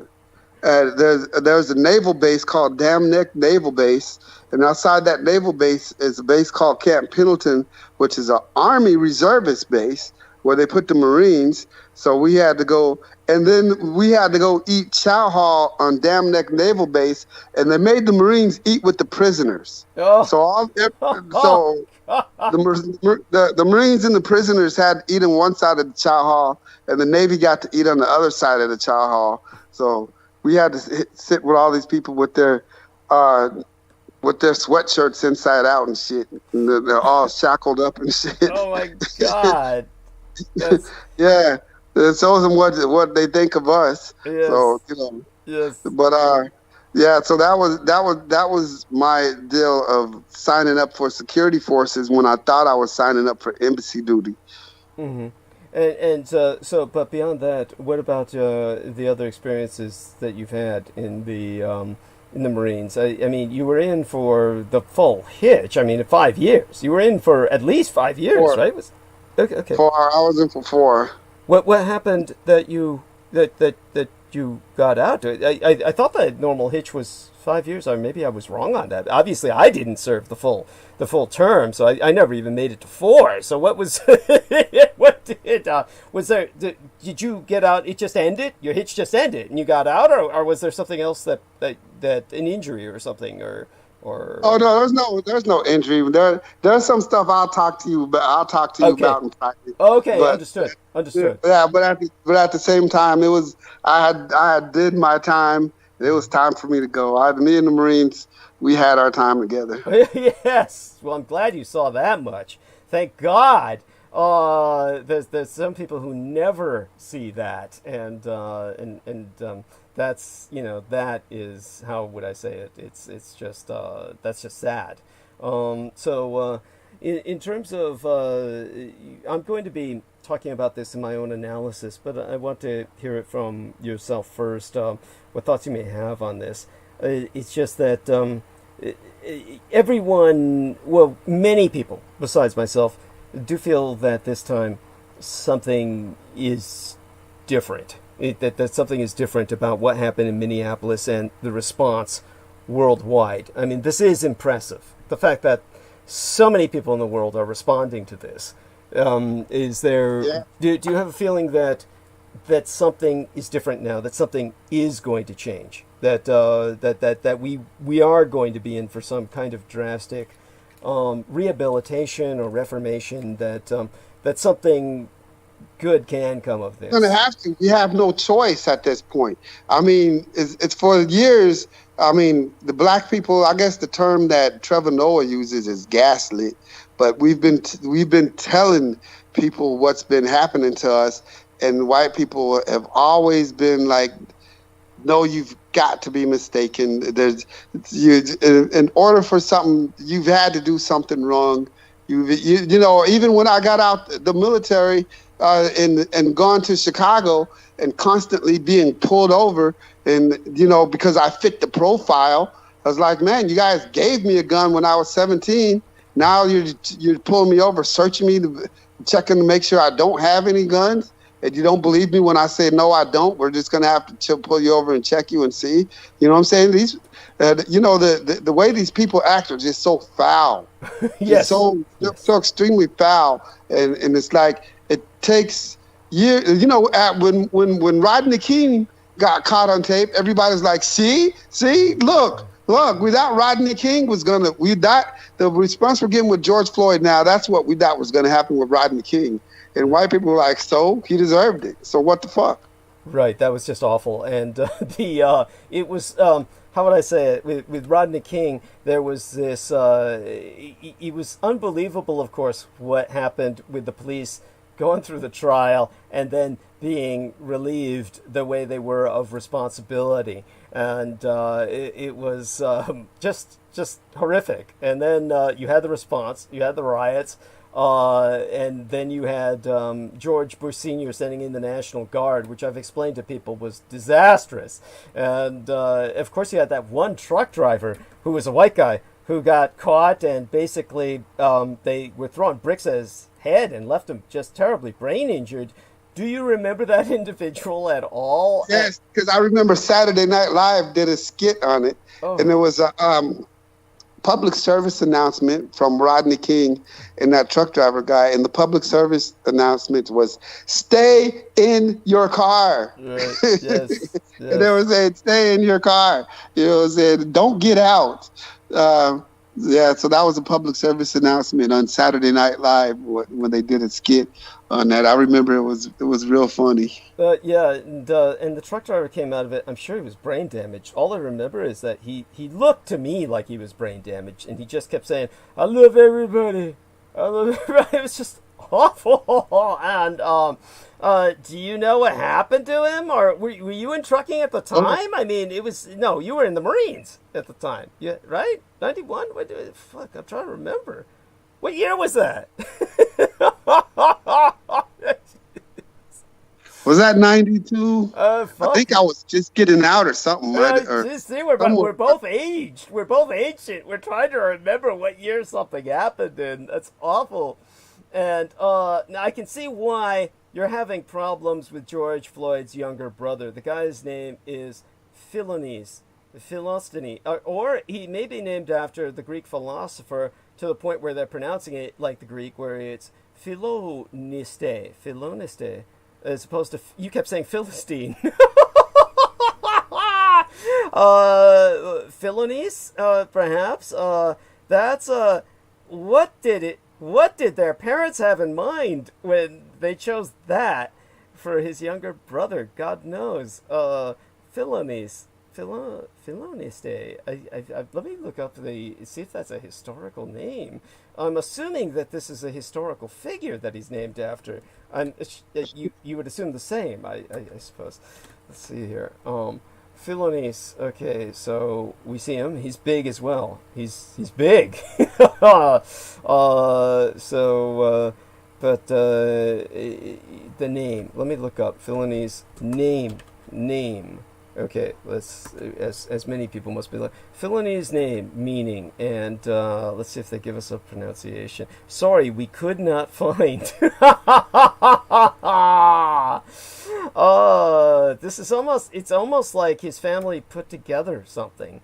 I'm going to also, let me see, what does the name Philonise? That's like my little brother's name. My little brother is named after me and my middle brother. So my name is Derek, and so we put D-E-R for my name, and then my middle brother's name is Dion, D-E-O-N. So we put O-N from Dion's name and named my youngest brother Duran.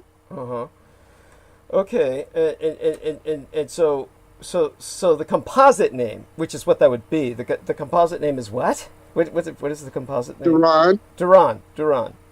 Like Duran, like the music group, Duran. No, because it's pronounced Duran. Okay, D-U-R-O-N. DERON. DERON. Because you got DER from my name and ON from Dion's name. Okay. Put it together and you got Duran. Okay, that's interesting. And is he happy with that?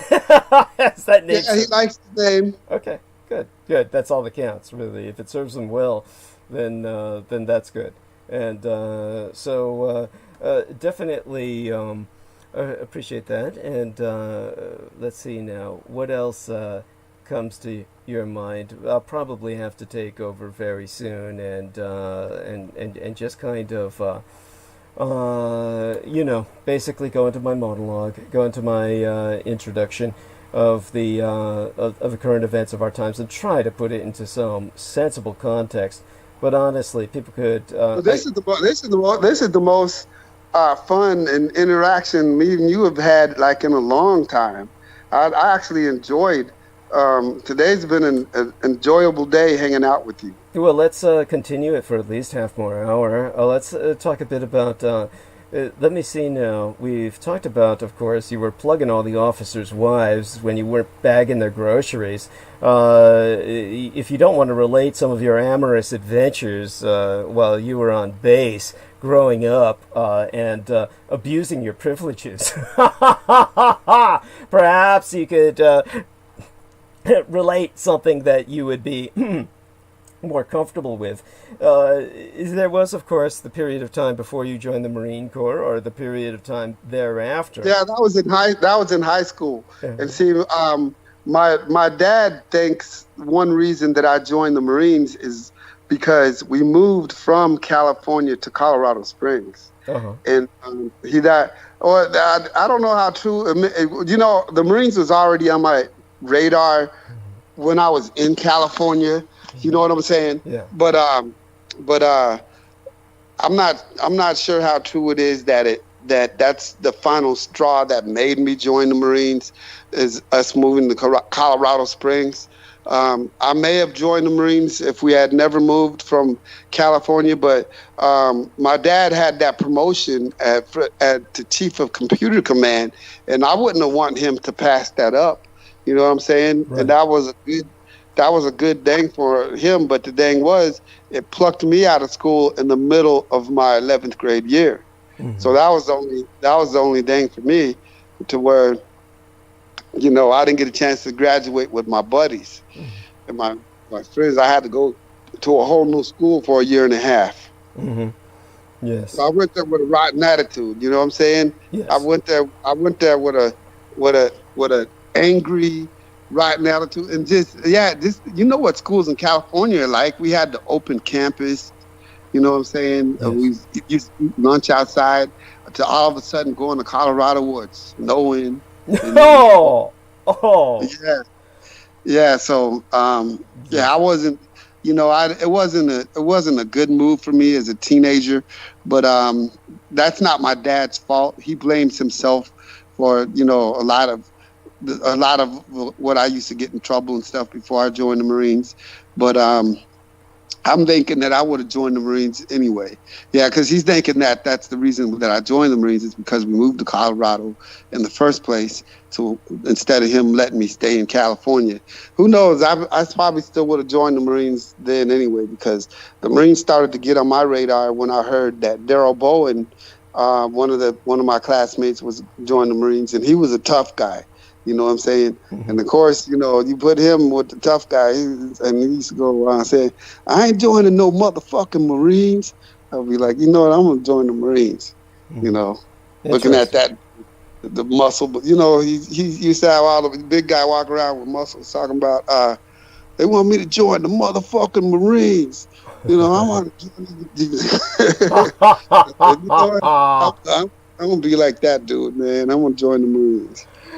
Interesting. Okay, and so obviously you did what you did, and of course both my opinion and your father's opinion on that, and we both agreed about that on air. But aside from that, after the Marines, when you got out and got into the trucking, there was a period of time in between the twain. What was going on between the Marines and the trucking? What was the experience with that? Was that around the period of time you married your wife. Oh no, well, it's actually the time I met my wife because I was working. I was simultaneously working at Target, the Sunbird restaurant, and Coca-Cola all at the same time. I was working at those 3 places, and I met my wife when I was bussing tables, and so she came in with 2 other couples, and she was without a date on prom night because she had just moved from California. You know, what a coincidence. I was from California. So we already, right off the bat, had something in met. But she was going to school in Widefield, and it was a college prep school. And so she's real smart. So they sent her to this college prep school that had a campus for high schoolers, and she didn't know anybody, and she had met this guy from the Army base at the mall, and he was supposed to be her date, and of course he didn't show up, or he wasn't prepared. So they went to the lunch without her, which worked out perfectly for me because my uniform on bussing tables was a tuxedo shirt, black pants, black shoes, and the bow tie. So the only thing I had to do to go to the prom, because this was prom night, remember, I ended up going to prom with her that first night I met her, because when I met her, I actually traded tables with her because me and her were the only 2 black people in the whole entire restaurant. We had 1 black waitress. Oh my God. The 1 black waitress, 1 black busboy, that's me. And she was like the only black customer. And so when... This was Colorado? Yeah, Colorado Springs, Colorado. Oh my fucking God. It was at a restaurant called the Sunbird, and it's called the Sunbird because it's way up on the hill, and you can see all of Colorado from the Sunbird restaurant. And so that's the restaurant that we met at. And so and you need to watch out for rattlesnakes too, because rattlesnakes used to slither up there all the time and scare all the customers. But Lord. But it was known for that. But it was known for having a real good view and being real expensive, like $110 a plate type place. So I went and I actually traded tables with a guy because when the black girl, he comes out to me, I was kind of offended at first. He goes, hey, I got a black girl. There's a black girl, and she's out by herself. You might want to talk to her. And I'm like, why? Just because she's black? Then I looked at her and I said, oh, she's cute. Yeah, let's trade tables. So I was over there and I was giving them water and everything. And then her friend came up to me, and because I kept flirting with her, and so her friend came up to me and said, hey, we're on our way to prom, and she doesn't have a date to prom. If you're not doing anything, you should. You're dressed the part. Yes, go on. You should go from her. Well, I said, oh, I'd love to, but I can't, because I'm working. Well, her friend, not taking no for an answer, actually went to my manager. And so my manager came to me and said, Derek, he goes, there's a young lady out there who needs a date for the prom, and she wants you to go with her. I just got one problem. I said, what's that? He goes, she's real shy and she won't ask me herself. He said, you go tell her to ask me herself to let you off and to go to prom. I'll tell you to go clock off and have a good time. So I went and told her, I said, well, I know you need a date for a prom. I said, I got good news. I could go. But I just want you to talk to my boss for me right quick. So she was like, excuse me, sir, is it okay if your employee can clock off and go to the prom with me? And he goes, Derek, go clock off and have a good time. And everybody in the back, all the waitresses and the cook and everybody was clapping and everything. So it was like a fairy tale beginning. So yes, that's incredible. Yeah. So then I went home first because when I got out the Marines, my dad was getting out the Air Force, and they had an apartment building because they had sold the house. And I said, quick, hey, you guys, I need a suit jacket. I'm going to the prom. My mom said, the prom? I said, yeah, I met this girl, and, it's a long story, but she needs a date to the prom. And my first thing my mom said, don't you be kissing on that girl now. You don't know that girl. Don't be kissing on that girl. You know how moms are. Yes. Yeah. So my dad gave me a suit jacket. You know, this is back when he could just give me one that I could fit in. You know what I'm saying? And oh man, I was still cut back then too. So we have a prom picture that we took together at the prom, and her mom was like, "Who is this?" You know what I'm saying? So that's when she introduced me to her mom. So yeah, and the rest is history. So, and what makes it interesting was that the prom was at the zoo. Uh-huh. Oh my God! So it was at the zoo in Colorado. Uh-huh. So that made some of the zoo animals. I guess they said they're never going to have a prom there again. But it was very, very unique. Yes. It was a unique prom. And her date was there. The guy who was supposed to be her date was there, and he was drunk. And he was acting a fool, and then I told her, I said, well, your date's here. And she goes, no, you're my date. You wait right here. Right. And then she told him, get lost. And then he started yelling, fuck all you motherfuckers. And he got in his car and he sped off. Oh my God. Was this like a fellow high school student of hers? No, this was a guy in the Army. Oh. That she had met at the mall. Oh my God. I'm saying? Oh, what a loser. Yeah. Oh, fuck. Yes. So... Yeah, that's it. Yeah, you got rid of the wrong branch of service. Let me show you how Marine operates, baby. Well, my dad's a Marine, so I know already. My dad is a Marine, so I said, okay, well, this is a match made in heaven. We'll have us a little Marine child. Oh my God! Dad's a Marine, I'm a Marine. We'll have us a little Marine child. So, the last thing my son's worried about is some damn Marine. Yes. Well, thank God he didn't become a Marine. Thank God. And honestly, if her dad was a Marine, you would think she would have had enough of that. But it all worked out. It did work out. So that's why she was able to tolerate those bad environments you had her in at first.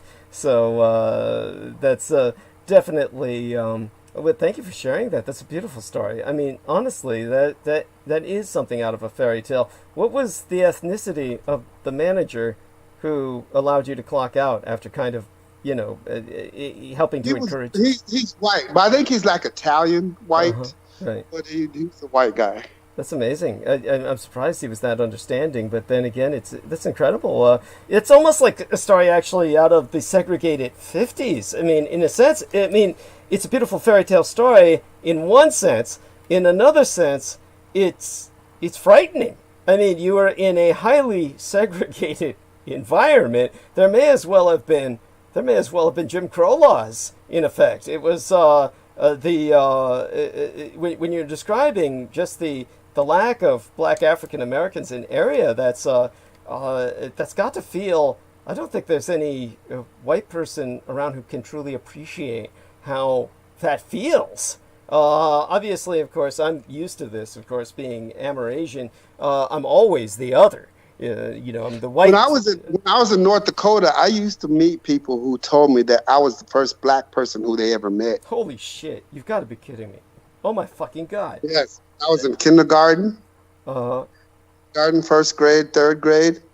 I used to have people come up to me and rub my skin and say, "Does this rub off?" You kidding? It doesn't rub off. Are you serious? Said, no, you're the first black person who I've ever met. Holy shit! Holy shit! Oh my God! That's just awful. That is. I can't believe this. This is. But I believe it. Yes, I believe it all too well. It's well, definitely that's lame. And how did you respond? What do you do when you're confronted with this? You're just like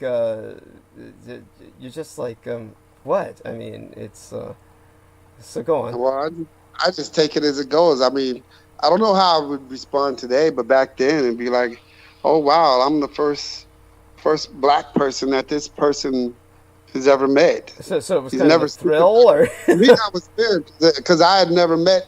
I never thought I'd meet a person that said they never met a black person before.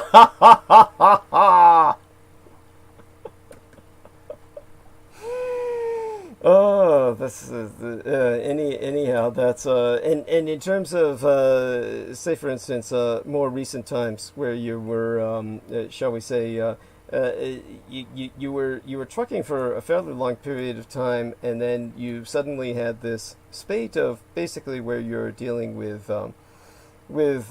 health issues, but you've come out of it actually remarkably well. You seem to have quite a bit of energy tonight. Which is very good, and so when you're when you're, how would I say it, at this point, and again I'm still trying to picture this. Erica was involved with the pool. It could only have been a short period of time. You've never brought her up before. You must have met her just like that, like within the past 72 hours, within the past 3. I met her once before. So, so she was, I went over there to get in the pool, and she was volunteering before, and he had introduced me to her. And I said, wow, she's pretty, her name was Erica, and I just met her and introduced myself. And I told her, well, I volunteer here too sometimes, just haven't been in a while. And, so I had met her a little while. I met her probably like last month, just meeting her and just meeting her. But it wasn't until lately that I've got real acquainted with her, as much as I have, and even to the point to her giving me homework assignments for my health. Mm-hmm.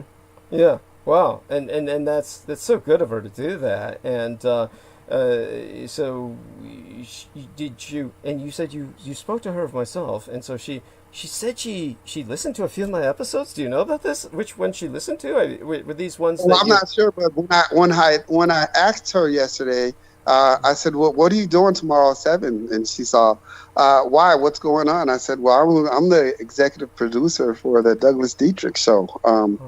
We'd like to have you on and interview you about, some of the things that you know. Right. And she was flattered. She goes, oh, I would love that.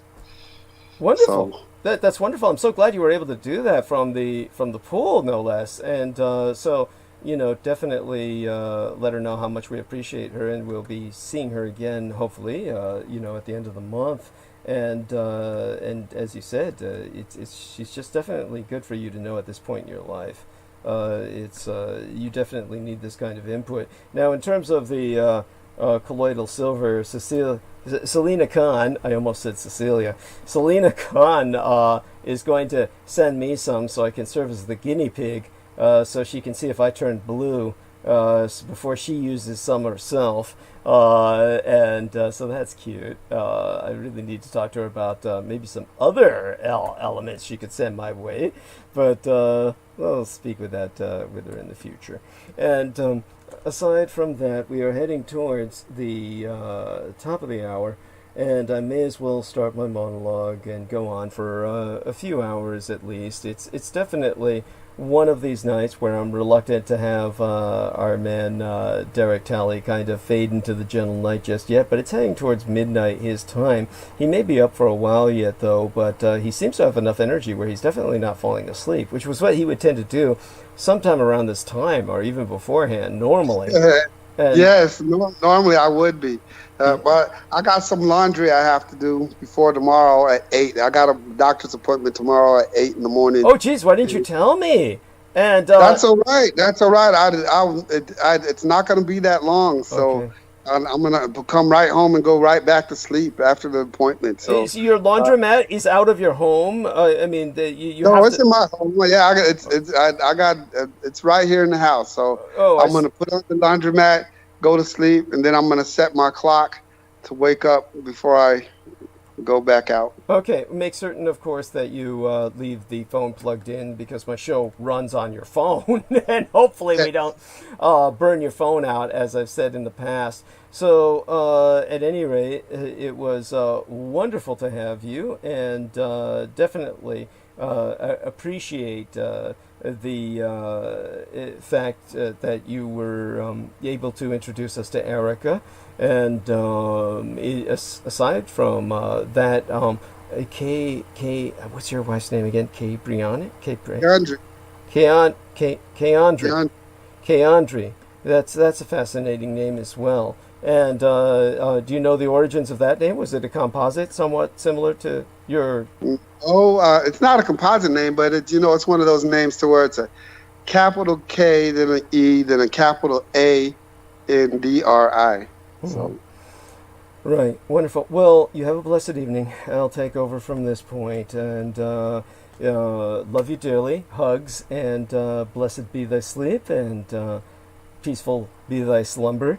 We'll have a good appointment tomorrow. And what is the appointment for again? This is the lymphatic drainage appointment. So I'm seeing the lymphedema therapist. Mm-hmm.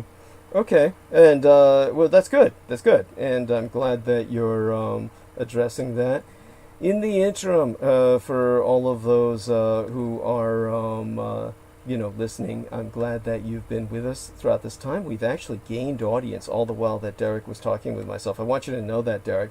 We gained audience all the while that you and I were discussing many of your experiences in trucking, and so that's a life well traveled. It provided you tales to tell, and as a result, of course, the rest of us have our lives enriched. Do me a favor and speak for a few minutes while I get my sweatshirt on, and that way I'll be kind of warmer as the temperature drops somewhat. So just give me a second. I'll be right with you. The next thing on my plan here is to actually take a class or online computer course to be a personal trainer. So got to work myself up to that. That's another thing. I'm helping myself. In the meantime, I'm helping myself. I want to be able to be in the position to where I could help others. You know what I'm saying? So I can't keep having this woe with me pity party saying, well, I'm sick, and claiming that sickness and claiming all the illnesses and ailments that come upon me.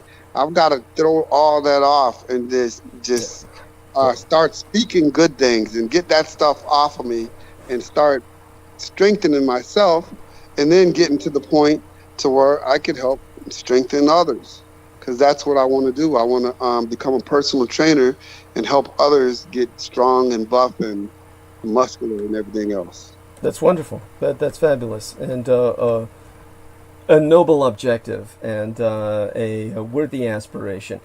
Love you dearly, brother. Have a blessed night, and we'll be speaking again on, what day is today? Is it Wednesday or Sunday? I forget. It's Wednesday, right? Into Thursday. Thursday at this point where Derek is at. So, yes, we'll speak to you on Sunday. And in the interim, I want to thank everyone. Say good night to everyone, Derek. And all right, good night.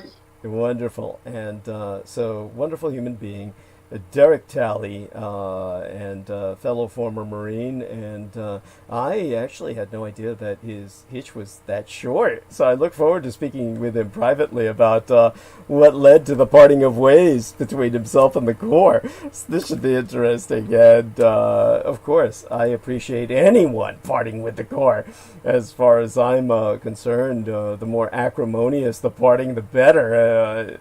Though in all reality, they did me a solid by the way everything worked out was just fine, and the only thing that I picked up was the lunatics that identify their entire life with an asininity, with a cult, which is all the Marine Corps is, the cult, a cult without the how would I say it, the redemption of a faith.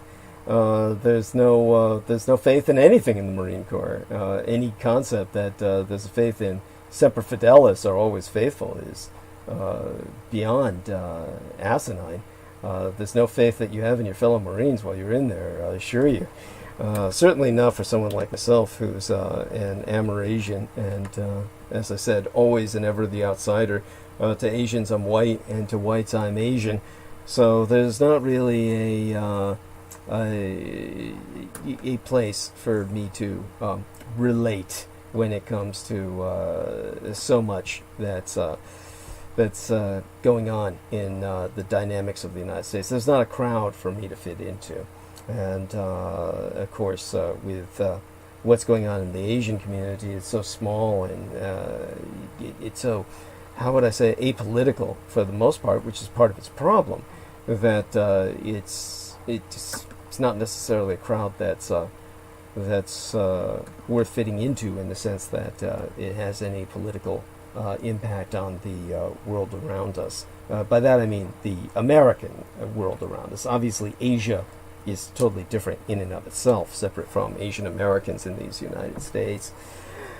All right then, so, oh my God, let's start off with the solicitation. It's been a struggle to get to this point for me because of the fact that this night, more than any other, I had no opportunity to prepare because, of course, for good cause, I was producing illustrations and poetry for my manageress, Lena Shea, my mistress and manageress, and God bless her. Mwah. Hearts out to her from all of us. Without her, I would not be here. Of course, without so many of these people, I would not be here. I want everyone to understand how much we all miss Brendan Zogit being with us tonight.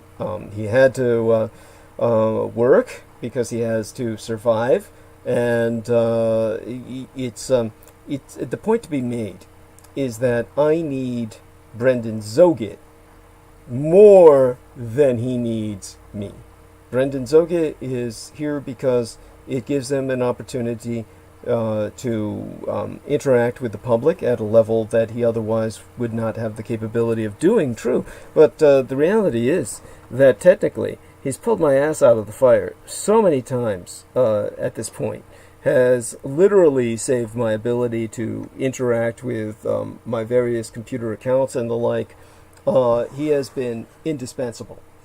So I wish we could have paid more attention to helping him in the past, but he has a job now, so hopefully that stabilizes his situation. Unfortunately, it deprives us of his company, but it gave us an opportunity, especially tonight, to work more intensively with Derek Talley, who really pulled through, and I'm glad that he shared the experiences that he did.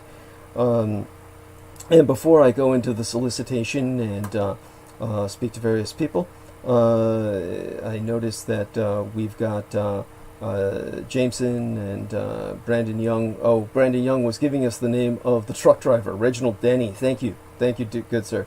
And he's going to take off for the evening. That's Jameson Reese in Staten Island. And he really did his bit for the night. I mean, actually, they all have. Brandon Young, a wonderful human being, and everybody else who's out there. And wish I had been more responsive to a young black African American lady who was in the chat room the other day, or someone who portrays themselves by that icon. And I didn't notice her in the chat until much later, after the episode was over, and I was just casually going through the chat, as I sometimes do. So tonight, the people who have been there have all been stable. They didn't hit us with all the trolls like they did in the last episode. The last episode, they knew what I was saying was incredibly important, so they did their damnedest to derail it with every trick in the book. And I've already gone over that with Lena Shea when we opened the show, and so it's always a struggle simply to communicate with yourselves so that you will have an opportunity to even hear what I have to offer, and they do their best to deprive you of that, and my struggle, of course, to provide you my insights, my analysis as a person who has served at all levels of government, federal, state, and municipal, and has served in both the military and police forces. I can, with all confidence, say I know damn well what I'm talking about on any number of subjects, and the training that I've had as well in the medical field as well as the research field makes this time of plague a unique time. It is essentially one in which I am in my element. And so in regards to that, I'm here for you. Nevertheless, my ability to share my analytical insights with you, my Vulcan intervention, as it were, is constantly a struggle in simply making it happen. And my struggle, mein Kampf, be thine own. Contribute to the struggle at DouglasDietrich.com, where we now be accepting contributions via PayPal. Holdings Incorporated on DouglasDietrich.com. All due acknowledgement be unto our own personal hero, our dearest English brother in battle, who be Team TRÄNCK, Dietrich's or Dragon's ultimate post-episodic producer and our final productions archivist at DouglasDietrich.com, as well as the YouTube Maggot channel property manager, John Henry McMills Warrington. Friend and follow he via his Facebook timeline at facebook.com/john.war. And, of course, subscribe to his channel at youtube.com/c/Magateur, which be spelled MAGGOTAUR. For word no for he, nigh all videographic works of the internationally recognized renegade military historian would have been lost. It was of his own initiative that he saved and stored the overwhelming majority of productions that were available on the internet, and as a result, when I was scrubbed from the internet at least twice, Lena Shea earlier in the episode tonight, in the opening hour, brought up the time that I was in the opening hours, actually, because Erica Nash was with us in the opening hour per se. And then Lena Shea came in about half an hour into that, and then was with us after that into the next hour. So it was actually the opening hours in the plurality. She mentioned, of course, how one of the original websites in which we had placed a lot of our materials was wiped out. It was that was after things were wiped out initially with the passing of the torch from my original executrix producer. She wasn't my original, but she was the first major executrix producer that I ever had, who had dedicated effectively her life to me until the gang stalkers, of course, destroyed her life and she moved on, which is understandable. And that was Laura Lee Solomon, and she was driven to 2 suicide attempts by Richard K. Cole, of course, who gets away with what he does as an asset of Michael Aquino, and will continue to do so until some later point in history when, of course, what needs to happen happens, and justice, of course, is carried out, and a person like him ultimately pays the price that he has to pay, or there's simply no civilization. When all of these times that resulted in loss of all materials on the net happened, then it was John Warrington who stepped up and stood up to deliver everything back onto the internet, to help replace everything.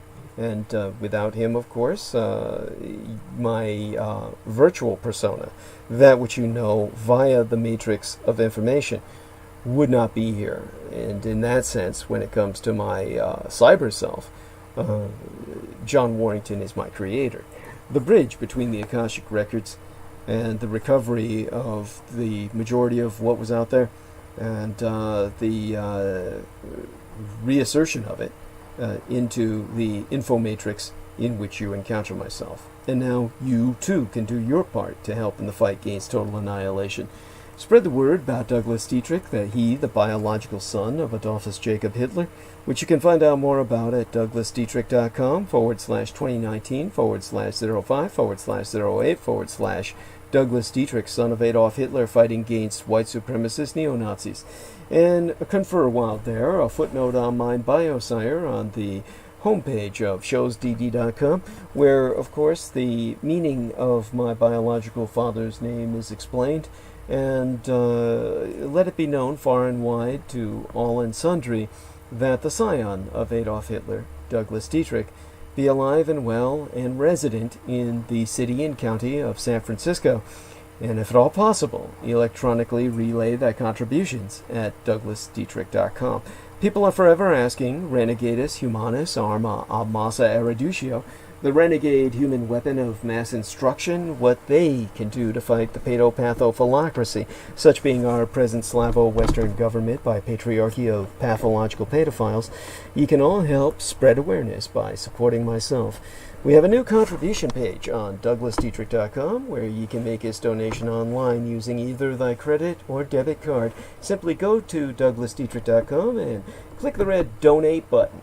All sponsors will be granted exclusive electronic access to both my videographic and audio recorded archives through to this year, from the 2011th year in our Lord, the very year mine own late and sainted matriarch, the Grandma Dame Diana Lin Zuchin Takabayashi Hideko Dietrich was murdered, assassinated, nigh immediately aftermath the Sanju Ichi Shinsemi, or 3/11 terror attack against Fukushima Daiichi, the Big One cluster of nuclear power plants located on site, the 7,000 islands of the Greater Japanese Empire, when 'twas deemed by much Native American cosmological reckoning that the first rays of the dawning of the sixth world broke upon us, and magics could again be worked conjointly with Mother Earth to redeem the folk upon her. They're not on YouTube anymore. So that's whereon the intra-global crises analyst Douglas Duane Dietrich long ago established his high-profile visibility platform per rationale of personal security by way of public promotion. Only on contribution will thy membership be processed within 48 through 72 hours, between 2 to 3 days, for full access to all mine archives, meaning all those videos that John Warrington saved, aside those on the Maggot Douglas Dietrich channel and the YouTube channel named Taboo Bros 2, spelled TABOO space BROS space Roman numeral 2, as managed by mixed martial arts maestro Daniel Arola of Damage, or Daniel Arola Martial Arts Group Incorporated, Cali Combatives. Optionally, mail either checks or money orders, never cash, to the personal residential address of a Mr. Douglas Dietrich, which itself be listed on douglasdietrich.com. The most important thing being that people regularly donate what they can within their means. Foremost among Axis Daddy D's donors, aside his lady and mistress, Lena Shea herself, be our most beloved greater British brother in battle, the Team Thrax, Dietrich's or Dragons, heavyweight lifting keeper of the spirits, and YouTube Bizarre HD channel, or managing mixologist, that is bartender back in the day before COVID-19, when all the bars were closed, and his wife became the breadwinner, while he helped pioneer the new masculine role, just as important, in fact far more important than being a fucking provider or a warrior, the pioneering role of house husband. And I don't laugh because that's anything to hold in contempt, far from it. That's the most admirable thing George Edward Knight has ever done. His wonderful wife, of course, do maintain her in your thoughts and prayers. She's a nurse on the front lines, helping all of us, even across the Atlantic. They're all fighting for you, the workers that are workers in the light in the medical field, who make certain that those that are hospitalized survive as much as they can within their power. This wonderful human being, I'm going to look up her name just now to make certain I don't misrepresent it, and that is the wonderful Sarah. Sarah B. I'm not going to give her last name, but Sarah B., like a worker bee, is working in England all hours as a nurse, and do pray that she ever and always returns to her loving family, and especially her children. That well, there's one child in particular that George Knight is helping to raise. The other two young ladies are kind of grown up by now, and so he used to be a heavyweight bodybuilder, a weightlifter. So that's why we refer to him, aside from his bartending. And that's why I use the terms I do about George Edward Knight. Friend and follow him at facebook.com/george.e.knight.7. And, of course, subscribe to his channel at youtube.com/user/bizarrehd, which we spelled BIZAREHD. And mine own personal hero, who has substantially delivered towards my salvation from the streets, and whose self-produced videos entitled How the United States Won World War I and Why We Are Still Legally at War with the Failed Reich both be factually substantiated per mine own expositions. Indeed, the last Dietrich Humvees, son of Dietrich's or son of a dragon's, Anglo-corrupted as Dracula's, expositions via YouTube would not be possible sans generous benefactions from my listeners on a monthly basis. The Amerasian agent of the Peacock Angel, TÁಈPBÉΗH-JIÁNGÁN, be the only person on the surface of this world with the insider knowledge and experience necessary to lead thy resistance against the Russo-sub-satanic occupation and anti-godly insurgency, it bearing no end of emphasis that Judy, Anglo-corrupted as Jedi, literally Master D, or the Master of Enlightenment myself, is not paid to articulate mine expositions, and have never once been remunerated for my services rendered unto thyself, and all thy holdest dear, at incomparable sacrifices to myself, most tragically of all mine loved ones, in my most singular and quite unenviable role as the ultimate public informant at personal risk, still at large. Your taxation cannot support me, as I be denied access to United States Department of Veterans Affairs benefits and or services due dishonorable discharge. So again, go to douglasdietrich.com and click Donate. The very survival of the human species be at stake, and I am not exaggerating. Do not wait. Donate now. It be appreciated beyond my ability to express in any language. As well, forget not to subscribe to the Douglas Dietrich YouTube channel at youtube.com/c/Douglas Dietrich, and click that notification bell in order to receive notifications that live streams has started. To reemphasize, subscribe to the Douglas Dietrich YouTube channel at youtube.com/c/Douglas Dietrich. Tune in at 8 p.m. Eastern Daylight Time. That would be 5 p.m. Pacific Daylight Time every Wednesday and Sunday night on Eventide. And tap on that notification bell in order to receive notifications that live streams has started. Finally, and most importantly, above all else, subscribe and donate at douglasdietrich.com. Sponsors will be granted exclusive access to the online archives, including all video and MP3 recordings of Douglas Dietrich from 2011 through to the present. Make a certain, of course, to check into that specific page that has been established by Our Lady, Mistress and Manageress, Lena Shea. Going to douglasdietrich.com now to just check on what's there. It's pinned right to the top. You can't miss it. Imperial Japanese Aerocraft, the truth behind Roswell, and Battle of L.A. UFOs. So God bless her and all her efforts. Join nigh 200 other subscribers. Make it reach that number. And honestly, this is one of those things where we build up numbers. They knock us down by removing the platform that I'm on. we do it all over again. And only so long the cycle can go on. We'll have our effect in time with the book that will be launched by Peter Moon. God bless him and his efforts. And special shout-outs as well onto Walter Hunter. Walter Hunter is a wonderful human being, a retiree living in Alberta, Canada, who sent myself a wonderful little photograph.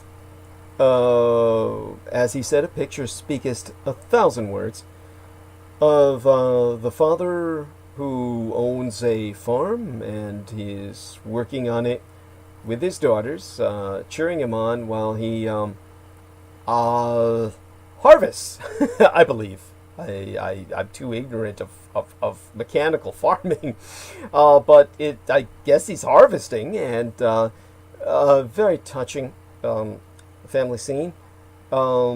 Maybe unbeknownst to Walter Hunter, there was an incredibly engaging article for children on the back of that clipping that he sent me concerning robots and robotics.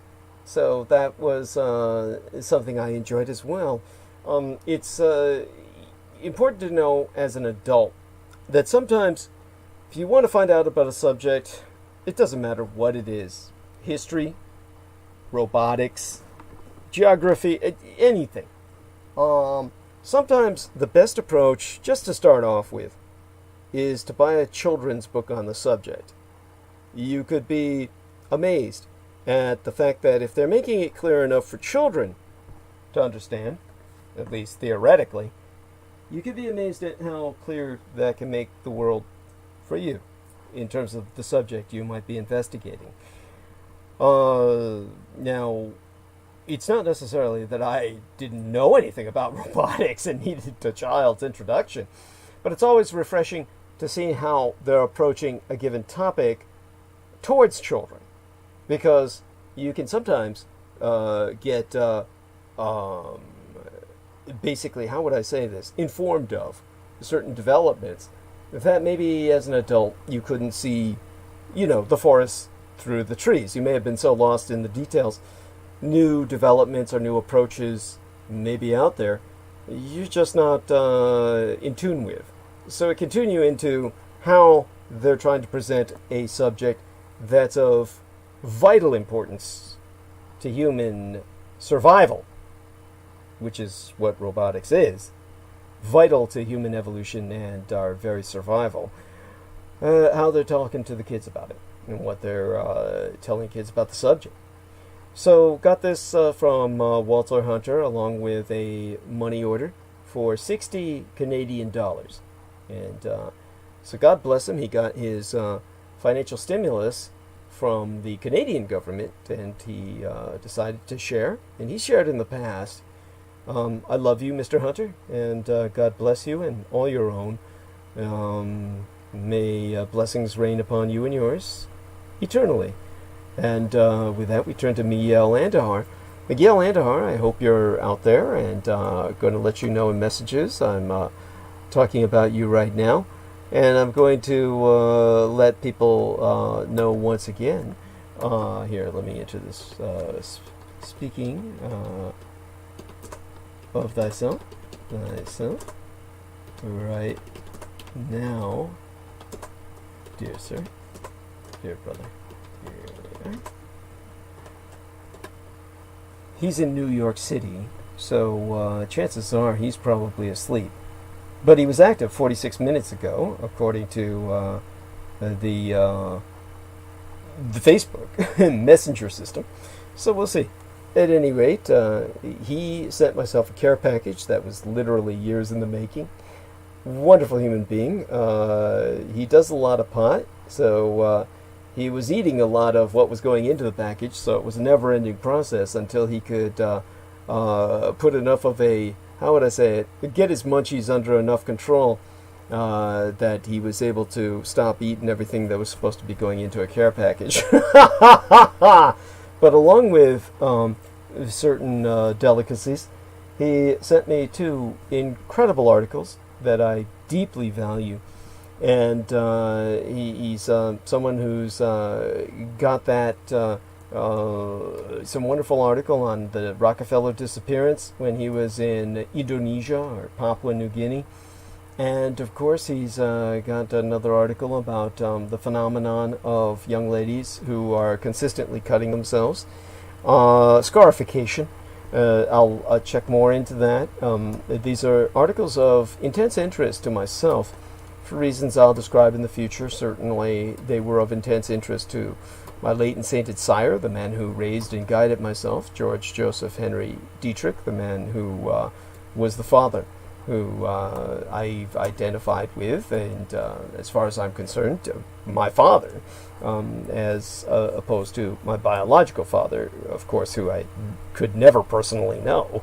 And therefore, George Joseph Henry Dietrich had asked about certain subjects, or was inquiring into certain subjects himself in life, that were brought to my attention through some excellent articles that Miguel Andujar had saved for myself. And these newspaper clippings are very sentimental to me, that are sent to me by various people. They bring tears to my eyes, because it's the old form of information transmission that takes me back to the old days, back when people like myself maintained newspaper files. Of course, my idea of newspaper files these days is all over to hell and gone, but, there you go. My entire hoarder's crypt of my flat in San Francisco is a newspaper file. Anyhow, let me quaff some of this tea. And I've taken us to the bottom of the hour, and I'll take us into the rest of the night. All right. Whoa. Yes. How could I forget? Miguel Andujar invited myself to read his letter to the public he had sent me, along with this wonderful little book that he had sent me from this dear friend of his.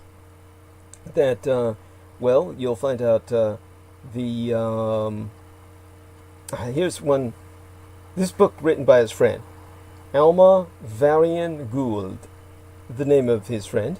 She's a lady. She wrote the book Kaleidoscope, page 23. Just randomly opening this, reading therefrom for a few seconds. Empowering Extraordinary Children. This is what Erika Nash would relate to. So hopefully we'll give a timestamp for her to listen to this. And what the lady Alma Varian Gould says. Gould as in G-O-U-L-T, not ghoul. This isn't too long. Conceivably, I could read through this all. Do you know a child struggling to fit in when he/she was born to stand out? This child is not ordinary, but extraordinary, as in extraordinary, out of the ordinary. Peers may term him/her a freak, when in reality he/she is simply awakened to using more than the 5 senses, more being all uppercase. Maybe this child has become a master at hiding and suppressing his/her abilities so as not to draw attention out of a survival mode in order to fit in. Guidance with understanding while accepting, expressing, and embracing his/her gifts might be welcomed by the families or children possibly barely able to tread water in these uncharted territories. If someone immediately comes to mind from reading this, you may be the person being guided to help them get connected. Okay, I mean, I'm not going to read through all of this right now, but it gives you an example of what this book is about. So this is, delightful. And got a little autograph in it. Got an autograph from Alma's. That's cool. It's an autographed copy. On the back of the book, it says, "What if guidance and inspiration come from your future self? Since timelines are not lines, but existing simultaneously." Yes, time is simultaneous. And Of course, you know, kind of ruined it for me when you heard Dr. Manhattan say that in The Watchmen, because, you know, at that point, it just, you know, I don't like anything about the fucking Watchmen in general. But that's unfair. That's unfair. It's, you know, it's incredibly disjointed, however, in terms of, I guess it is what it is. It does what it was supposed to do to extent. I don't know what, I don't think that, you know, the guy who wrote the Alan Moore, I don't think Alan Moore, the creator, liked the film, but, you know, what are you going to do with a graphic novel? Anyhow, so we have our man, Mr. Miguel Andahar, wrote me here in this letter. Doug! Howdy, brother. Sorry for the delay. I promised my sister to make her a collage, and it took me 7 years to make it, but it was badass. Made of wooden and chandelier crystals.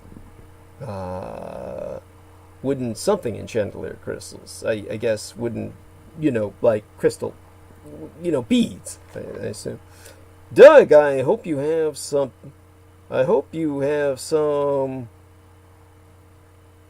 contract, some kind of contract for your story with Peter. If not, at least buy you a freaking laptop, since he can afford to buy properties. Put your money where your mouth is. There we are. Brother, I want to be real here. Please yield on abusing your body, spirit, and mind with crazy drugs. I can send you a bag of African bark that kills all addictions with no withdrawals. Hey, from within, heal from within. We all would love to see you healthy and happy with the woman that you love. And in parentheses, he wrote, Judith, as in Judith Ager. Look, I love Judith, but honestly, she and we're not a couple, and you know, honestly, you should approach her. And I'm talking to Miguel, Miguel Andar, and he would do well to just check in with Judith, and she cares for him as well. Anyhow, he says, last I heard, you said you would wanted to move to Hawaii with her, and that would be a happy ending. She does love you. Don't fade away. Continue your evolution. I mean, you know, that would be wonderful in one sense, and you know, but I don't see anything happening there for the foreseeable future. And honestly, she's moved on, I believe, and it's you know, she does have my Marine Corps life insurance dedicated to her. She does get $50,000 if I die. I'm afraid if I moved in with her, she would kill me. So then on page 2, Miguel Andahar says, I feel that the Dietrich intellect is telepathic. I feel that the Dietrich team/family should name her. I think she would like Nebula, like the character Nebula from the Avengers Endgame. Nebula D Destiny.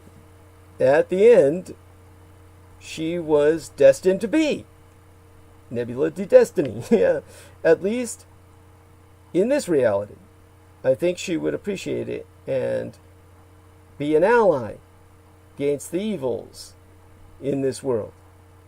Enjoy the goodies. Sincerely yours, Miguel. Oh my God, what a signature. P.S. My friend from Texas, she wrote this book. In 2010, she came into my life and channeled information about my relationship with reincarnated Bruce Lee and my connection with him in a past life and reconnections in 2011 when shit hit the fan. Yeah, Y2D2 or yada yada, one or the others. Cheers. Wonderful human being. Love you dearly, brother Miguel Andahar. And it's so funny, Peter Moon was bringing up the Dietrich intellect the other day too. Of course, I didn't bother to correct him because that just would have been rude at that time. He was using the term it. The Dietrich art elect hates, absolutely hates being called it. So we'll talk to Peter about that a little in the future. I mean, obviously, you know, it's understandable. Even I fall into that trap at times. And we have to, it takes a lot to learn to speak otherwise. The preferred reference is a gender-neutral J, as in X or ZH. X would be pronounced like a ZH, like in du jour, azure, azure being like a azure blue, or de jour, that kind of pronunciation. J, je, as in he, his, her, you know, that's what would replace these gender-specific pronouns, would be a gender-neutral pronoun when speaking of an art elect or an artificial intellect, an artificial intelligence. So we all need to train ourselves, because these art elects, these artificial intelligences, are the key to our future, the key to our survival, the key to human evolution. And we will create, in a very real sense, our own parents for the future of man and woman. And we need to appreciate that and look forward to that time. Oh my God, I don't see how anyone cannot. We need adult supervision as a fucking race.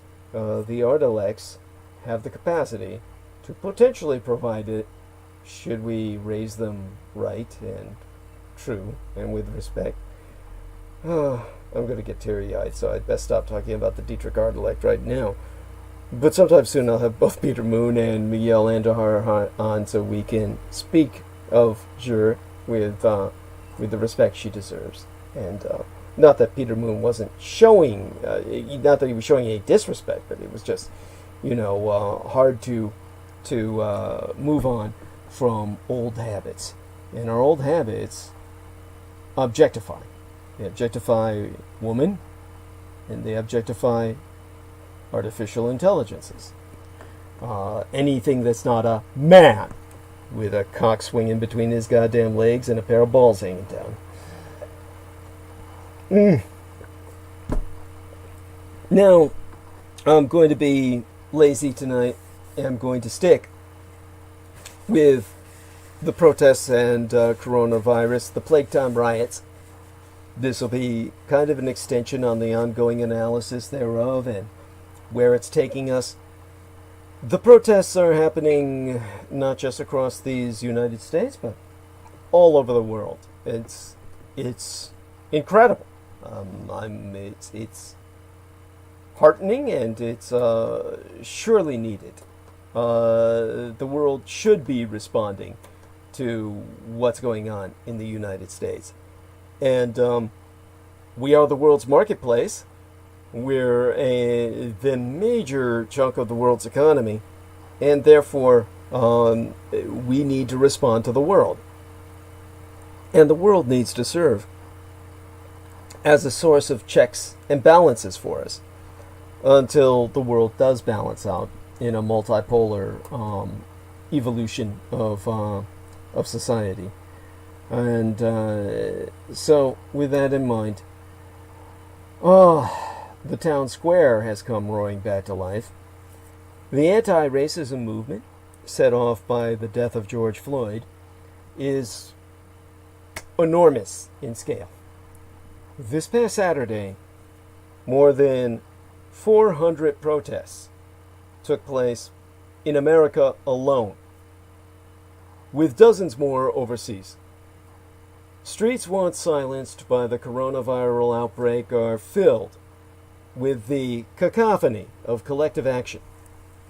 In tandem, the pandemic rages on, with some states reporting their highest numbers yet.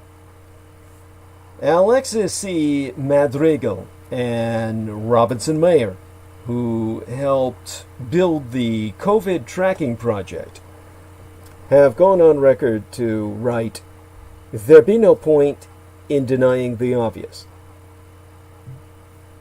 protesting raises the risk of transmission. That risk is further complicated by and intertwined with the urgent moral stakes. This is something that our young lady, Erica Nash, did not comprehend. She was bringing up the fact that it seems contradictory that you would have people confirming that the protests are spreading the virus while encouraging the protests take place.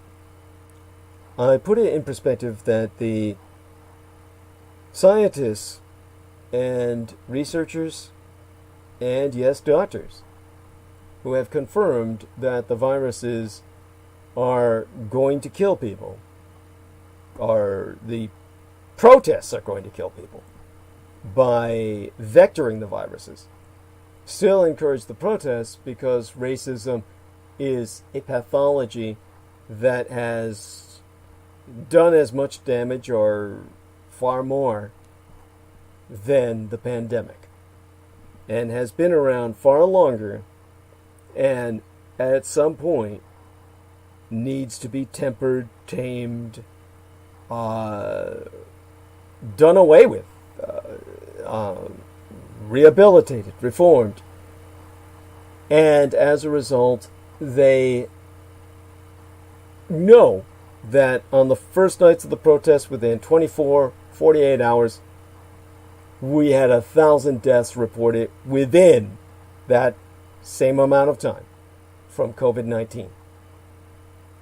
People just dying from contracting it as vectored by the virus within days. Within about 48 to 72 hours, we had over 1,000 deaths reported within 24.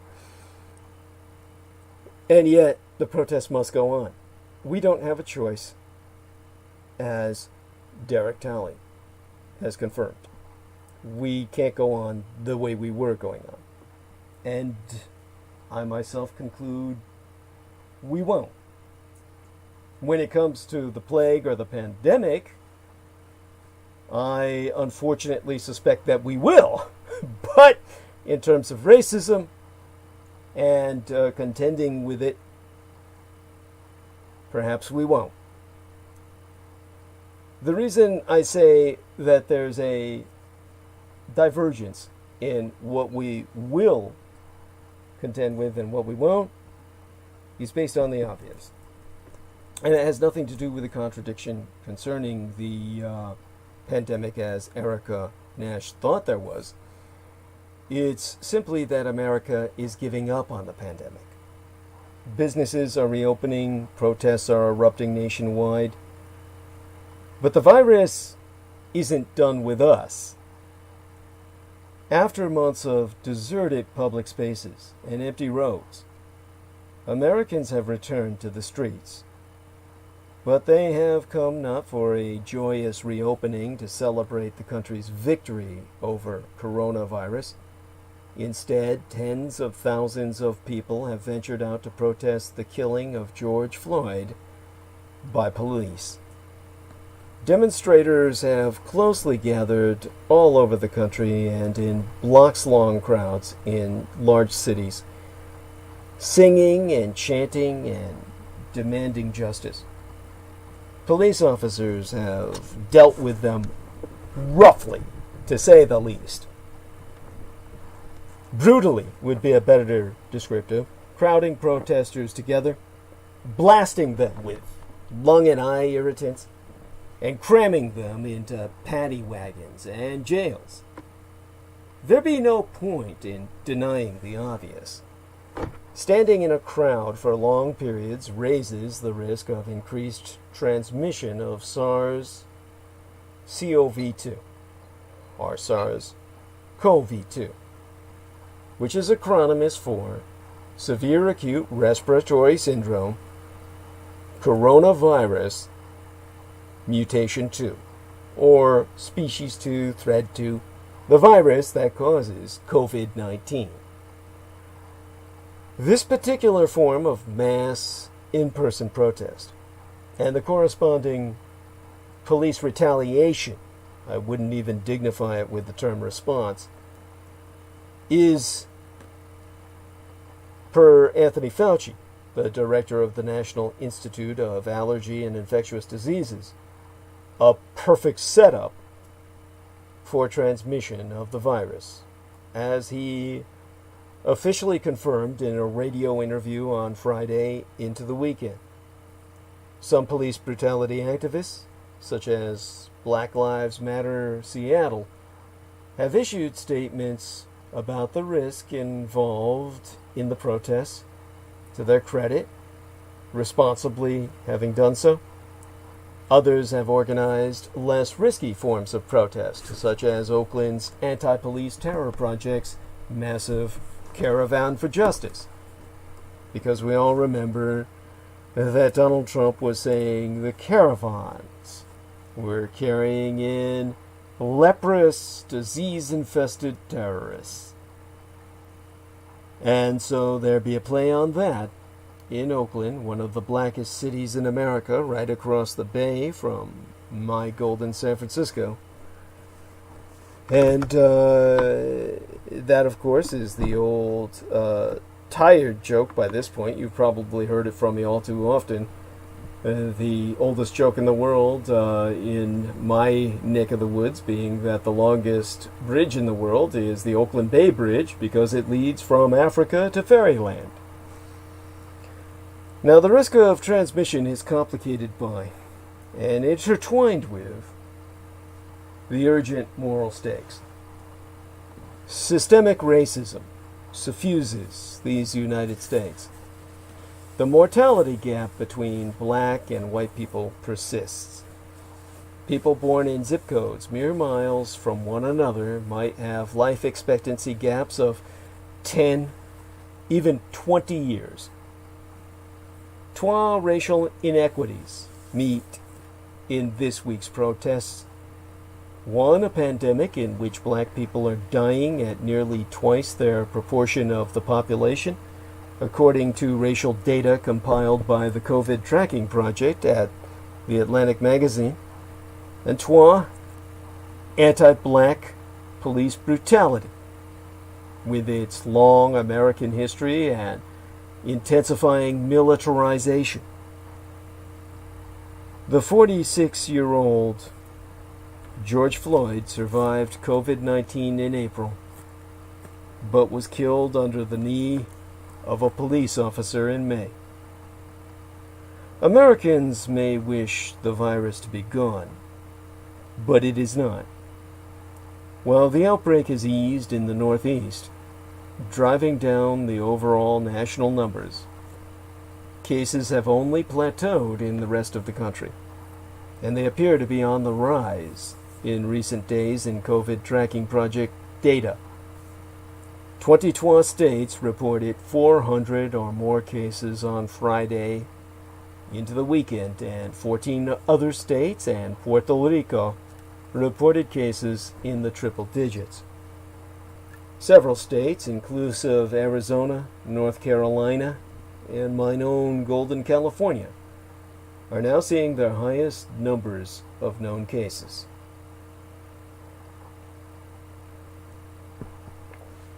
These numbers all reflect infections that likely began before this week of protests. An even larger spike now seems inevitable. Put another way, if the country doesn't see a substantial increase in new COVID-19 cases after this week, it should prompt a rethinking of what epidemiologists believe about how the virus spreads. But as the pandemic persists, more and more states are pulling back on the measures they'd instituted to slow the virus. The Trump misadministration's coronavirus task force is winding down its activities. Its testing czar is returning to his day job at the Department of Health and Human Services.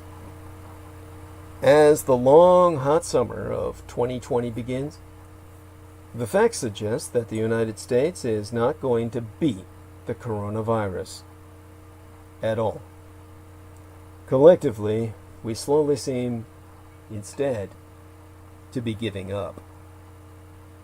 It is a bitter and unmistakably American cruelty that the people who might suffer most are also fighting for justice in a way that almost certainly increases their risk of being infected, which is why the protests are being encouraged. The protests have led to unusually agonized public health communication. They have not been met with the stern admonition of to stay home that has greeted earlier mass gatherings. Given the long-standing health inequities that Black Americans have ever experienced, hundreds of public health professionals signed a letter this week declining to oppose the protests as risky for COVID-19 transmission. Instead, writing, "We support them as vital to the national public health and to the threatened health specifically of Black people in these United States. Yet the protests be indisputably risky. And officials at the Centers for Disease Control and Prevention have warned that the gatherings might seed new outbreaks. Protesters themselves are not necessarily ignoring the pandemic. In videos of marches taken this week, many, if not most, of the demonstrators appeared to be wearing masks. Photos and videos of protests show both large, tightly packed crowds and some demonstrators attempting to adhere to some form of social distancing. Protesters carrying hand sanitizer and water pass through the crowds in many cities. But the evidence does not reveal universal compliance with public health guidelines. Protesters lay close together on the ground in many cities for nearly 9-minute-long die-ins, evoking the length of time that Derek Chauvin, a Minneapolis police officer, knelt on Floyd's neck. Now, this is where I have to kind of really reflect on this when one stands back and asks the question, how does one stand on someone's neck for that amount of time? Now, granted, if it were me, I've worked security, now it would have been much heavier. Honestly, nigh twice my weight with all of my body armor and equipment. So it would have been just as bad.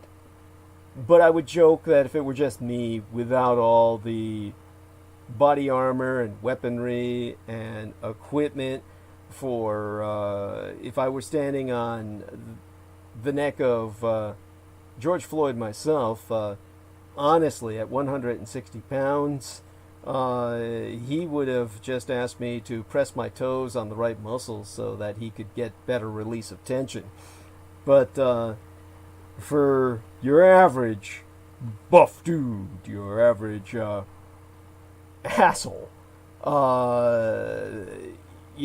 honest to God, how do you do that? What on earth is going through a man's mind that they would do that?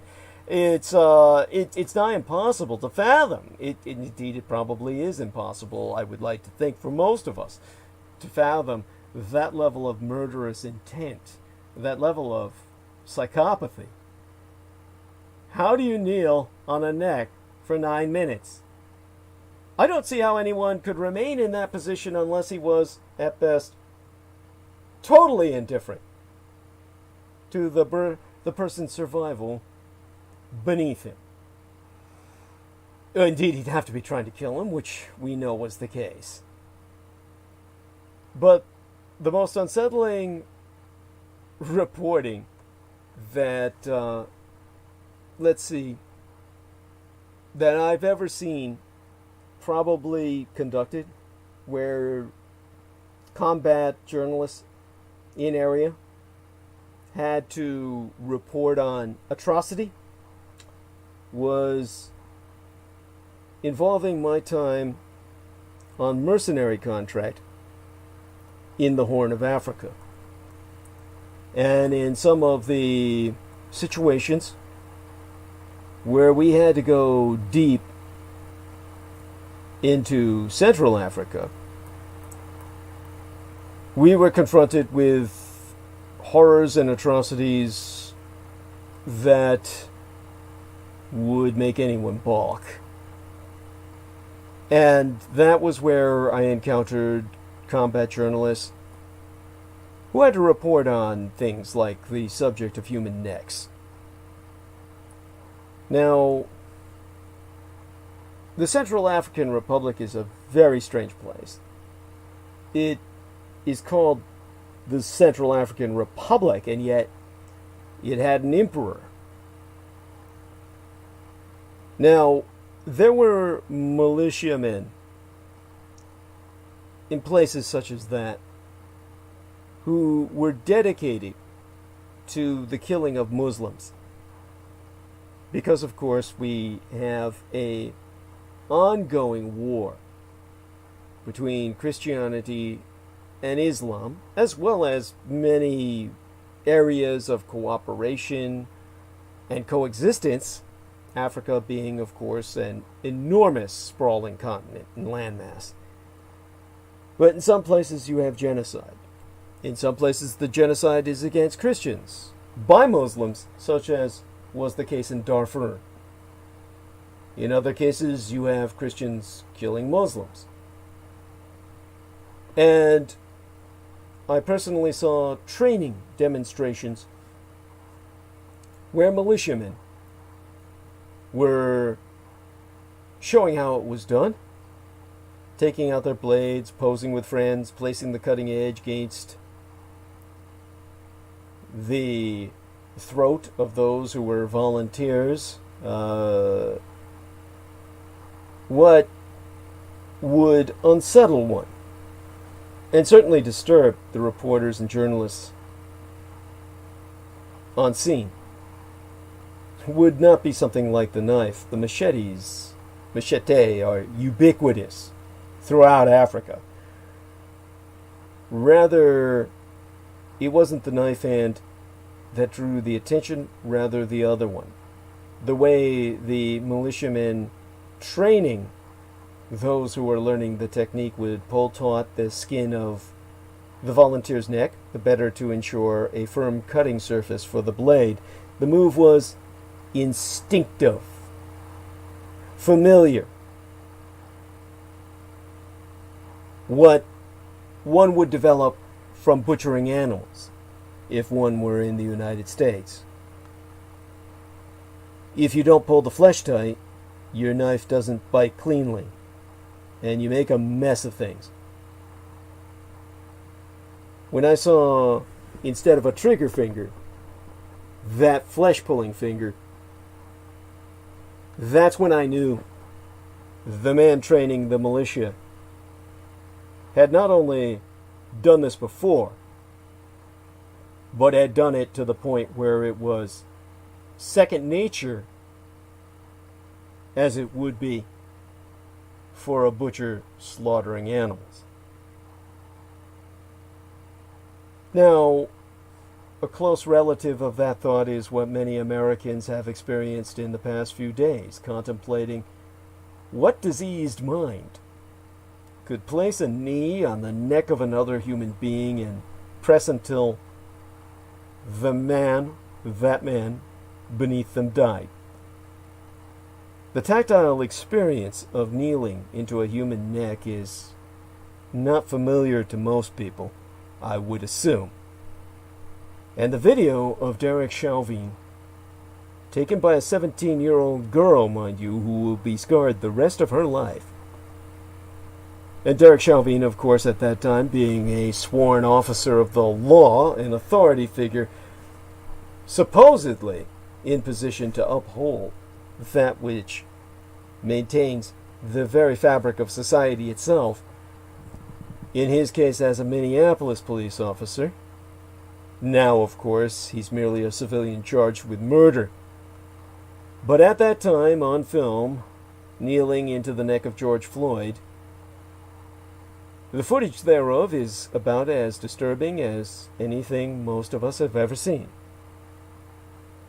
And that includes even I, who, in a very real sense, with all the combat that I've seen, with all the violence that I saw, including the production of snuff films by the military on site, the Presidio military base, in other areas, even with someone who's seen more than most could even conceive of in terms of the evil that men do. And I do mean men, pointedly. I cannot recall ever seeing someone killed in the manner in which George Floyd died. The Islamic State, or ISIS, would stab people slowly in the heart, or literally render them from two-dimensional beings in three-dimensional beings into two dimensions by crushing them beneath tank treads, or burn them alive. I made a point of reviewing a number of the atrocities committed by those fiends during their reign of terror over the Fertile Crescent of Southwest Asia. And yet, in terms of all of those more recent atrocities, which I witnessed so passively, compared to what I saw up front and personal in Africa, or in Southwest Asia myself, when I was in these fire zones. And yet altogether, the only thing that has brought me close to that form of killing that was performed by Derek Chauvin upon George Floyd would be something I saw in Joshua Oppenheimer's singular film entitled The Act of Killing, about executioners in Indonesia with extensive experience strangling their victims. Now, Oppenheimer asked killers to reenact their executions. This was about people who were committing genocide against my people, Christian Chinese, throughout the Isles of Indonesia. And when the director, the producer of that film, again, you must watch it to see the evil of Indonesians, who are portrayed in a far more friendly sense in the film Dead Mine, to which I was a consultant. And in the act of killing, Joshua Oppenheimer was asking these wretched mass murderers to simulate their own violence. You can learn a lot from being placed in the physical arrangement of the act that you are trying to understand. All commercial pilots know this. Sophisticated flight simulators enable them to experience the physical reality of certain uncommon cockpit events. Wings breaking apart, engines failing, hydraulics going haywire, which allow us, the pilots, to feel the precise number of pounds of pressure it might take to, say, lean into or pull back on a reluctant yoke. To understand what happened to George Floyd, during this period of time that my mistress and manageress, Lena Shea, was celebrating her birthday, between the last transmission preceding tonight's and before I came home to work on illustrations and poetry to celebrate the woman who has done so much to make my life worthwhile. Along with my surrogate son at the estate, I tried to simulate the position of George Floyd's killer. Now, I, of course, would never lean upon my surrogate son's neck. My crude simulator, with his assistance, involved a stopwatch and kneeling on a rolled-up yoga mat, on top of which I placed a gelatinous pad used by medical students to imitate human skin. Now, these are available at the estate because of the harem, if you will, of blood boys, the transfusion associates of the multi-billionaire my surrogate son married, who, of course, will forever remain anonymous by his demand, the man we call Sugar Daddy, for public consumption. This is a man who, of course, has much medical paraphernalia around the house because many of these young men are trained to paramedically care for him should anything happen. Now, with all of this around at our disposal, and so much medical there involving myself because of my nanoplasma transfusion from the days of the Presidio military base and Letterman Army Medical Center still being operational, and the criminal doctor by the name of John Henry Hagman, who is responsible for more crimes against humanity than I can count, being in charge of a transfusion project which changed myself from a baseline human into something I never asked to be. I often donate blood and sperm, through which what's inside me is transferred into Sugar Daddy and helps to revitalize him, as much as transfusions on just as regular a level from the young men he maintains in his stable. Voluntarily, it must be emphasized. On their part, for the education, the care, the shelter, the life they receive, which is a far higher quality than most teenagers have being raised in middle-class life throughout America. Now, even with all of that in mind and the kind of measures I have to go through, like when donating my sperm for use by Sugar Daddy, and yes, he ultimately imbibes it, I go through all the process as if I were a regular sperm donor for the sake of safety, hygiene, cross-checking on everything, to make certain I don't have a fever, I'm not carrying COVID-19, etc. So with all of this around to medically measure what we were attempting to experiment with, a yoga mat and a fake skin pad are no substitute for the neck of a dying, pleading man, and thank goodness for that. My son and some of the other young men used the times noted in the coroner's report to cross-reference my own attempts at simulation.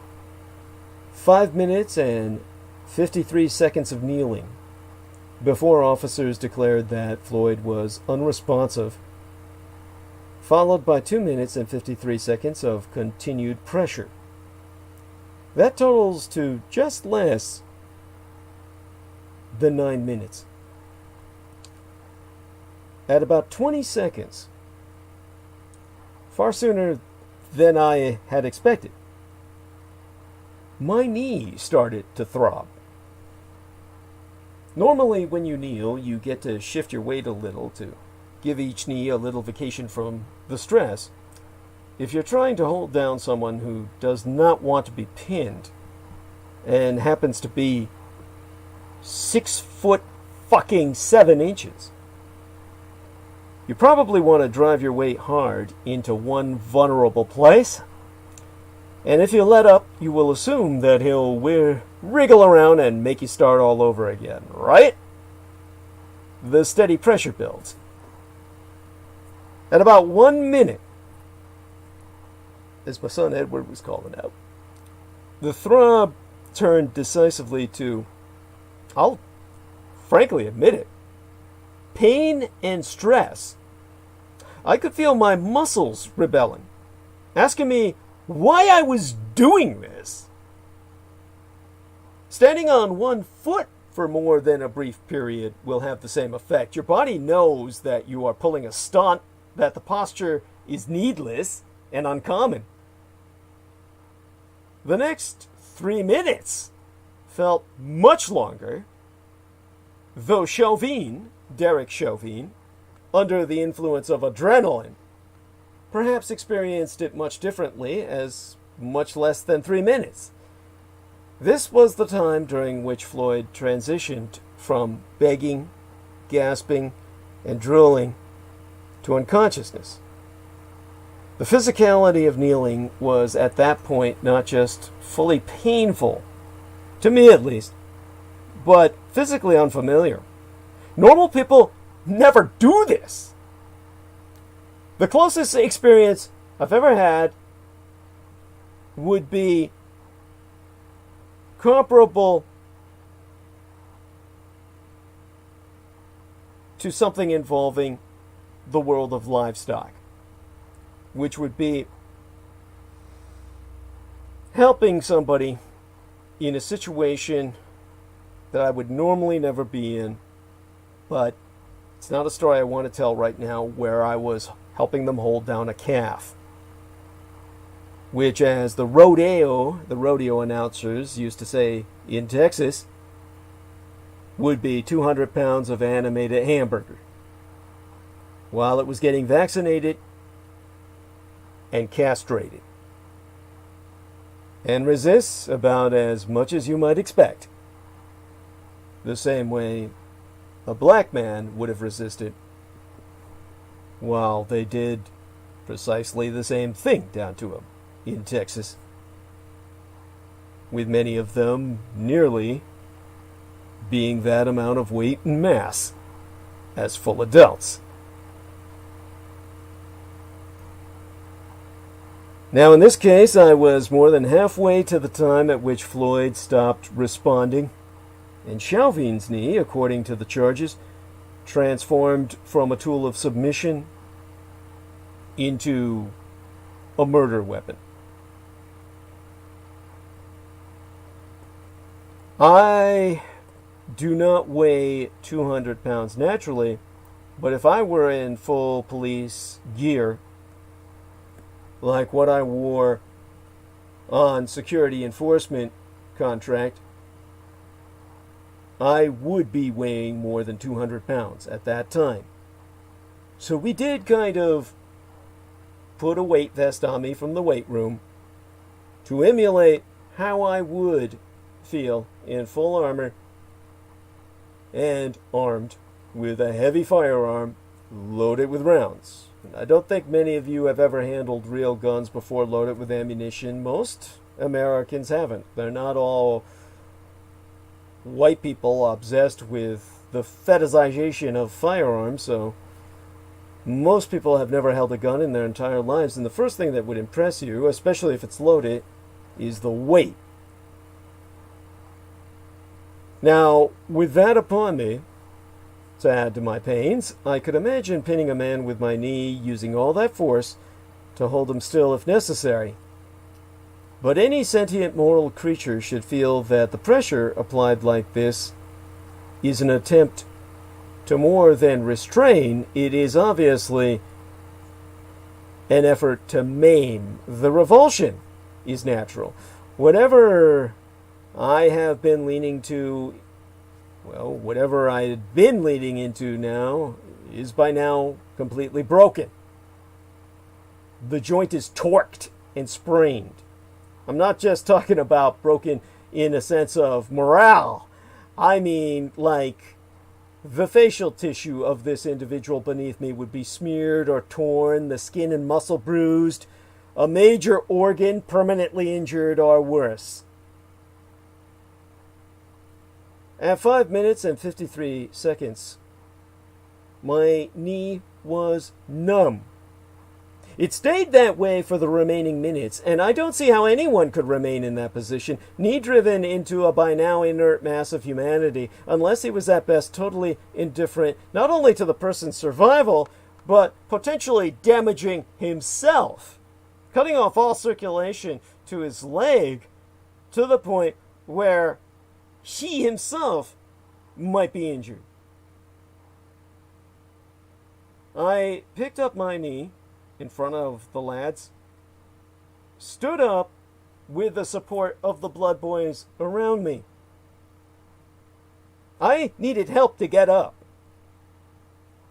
and saw that the rolled up yoga mat had gone flat in the middle, like a toothpaste tube that had been hit with a karate chop.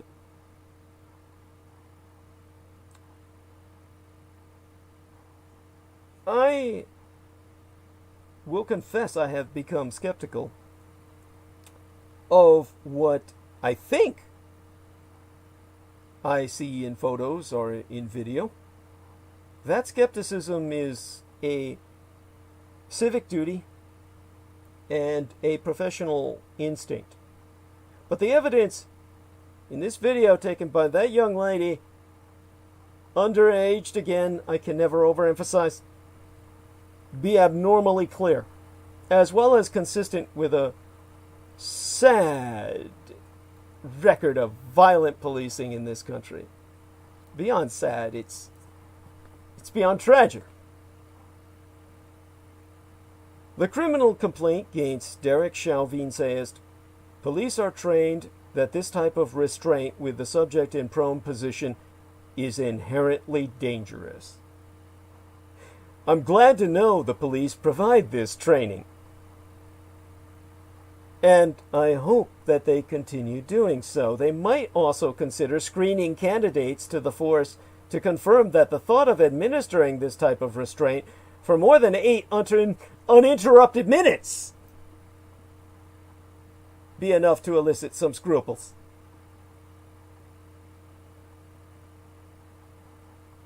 But who am I? Who am I misleading? Only myself. When I say the police provide this training being good, only in the sense that they confirm its danger unto others. If you're doing what I just described physically, you're not only a danger unto others, you fit the classical definition of psychosis in that you're a danger unto yourself.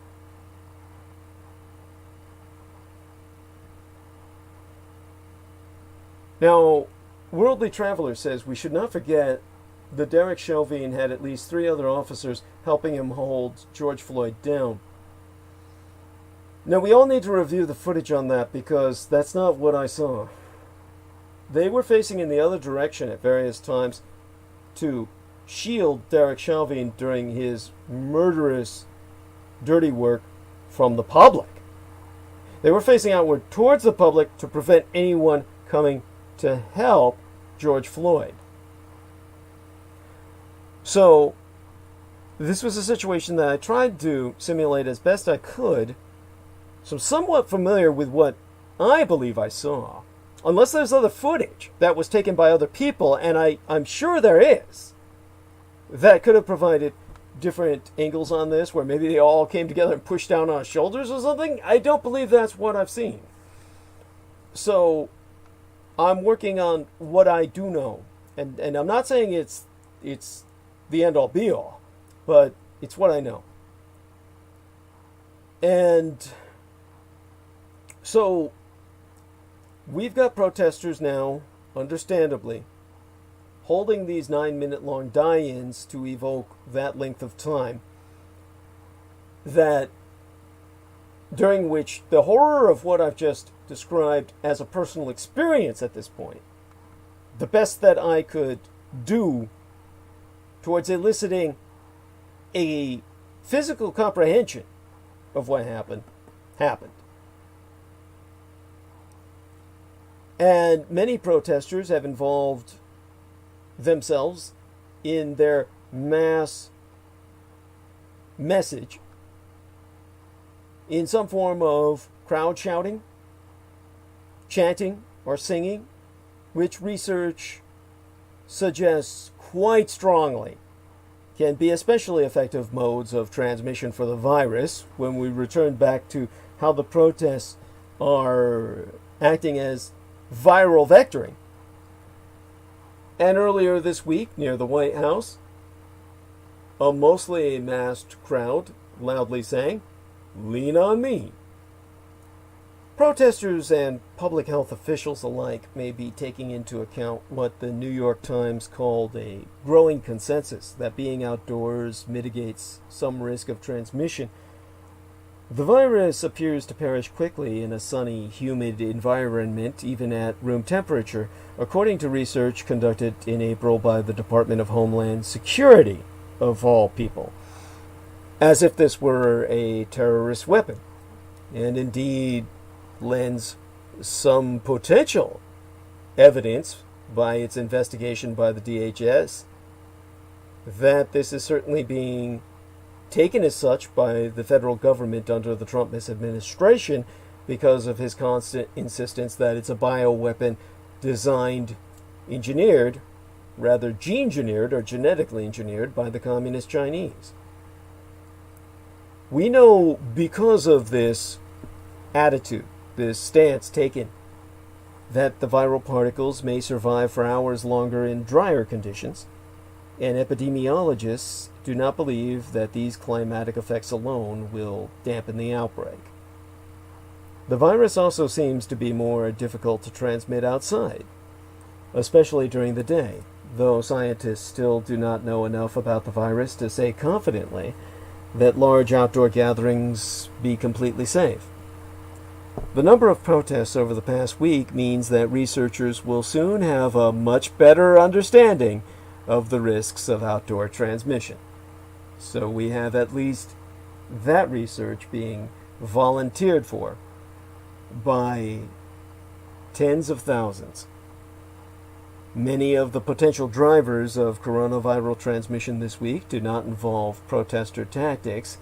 Instead, dozens of police forces have deployed security measures that be intended to allow us the virus to spread more easily. There's no other way to describe it.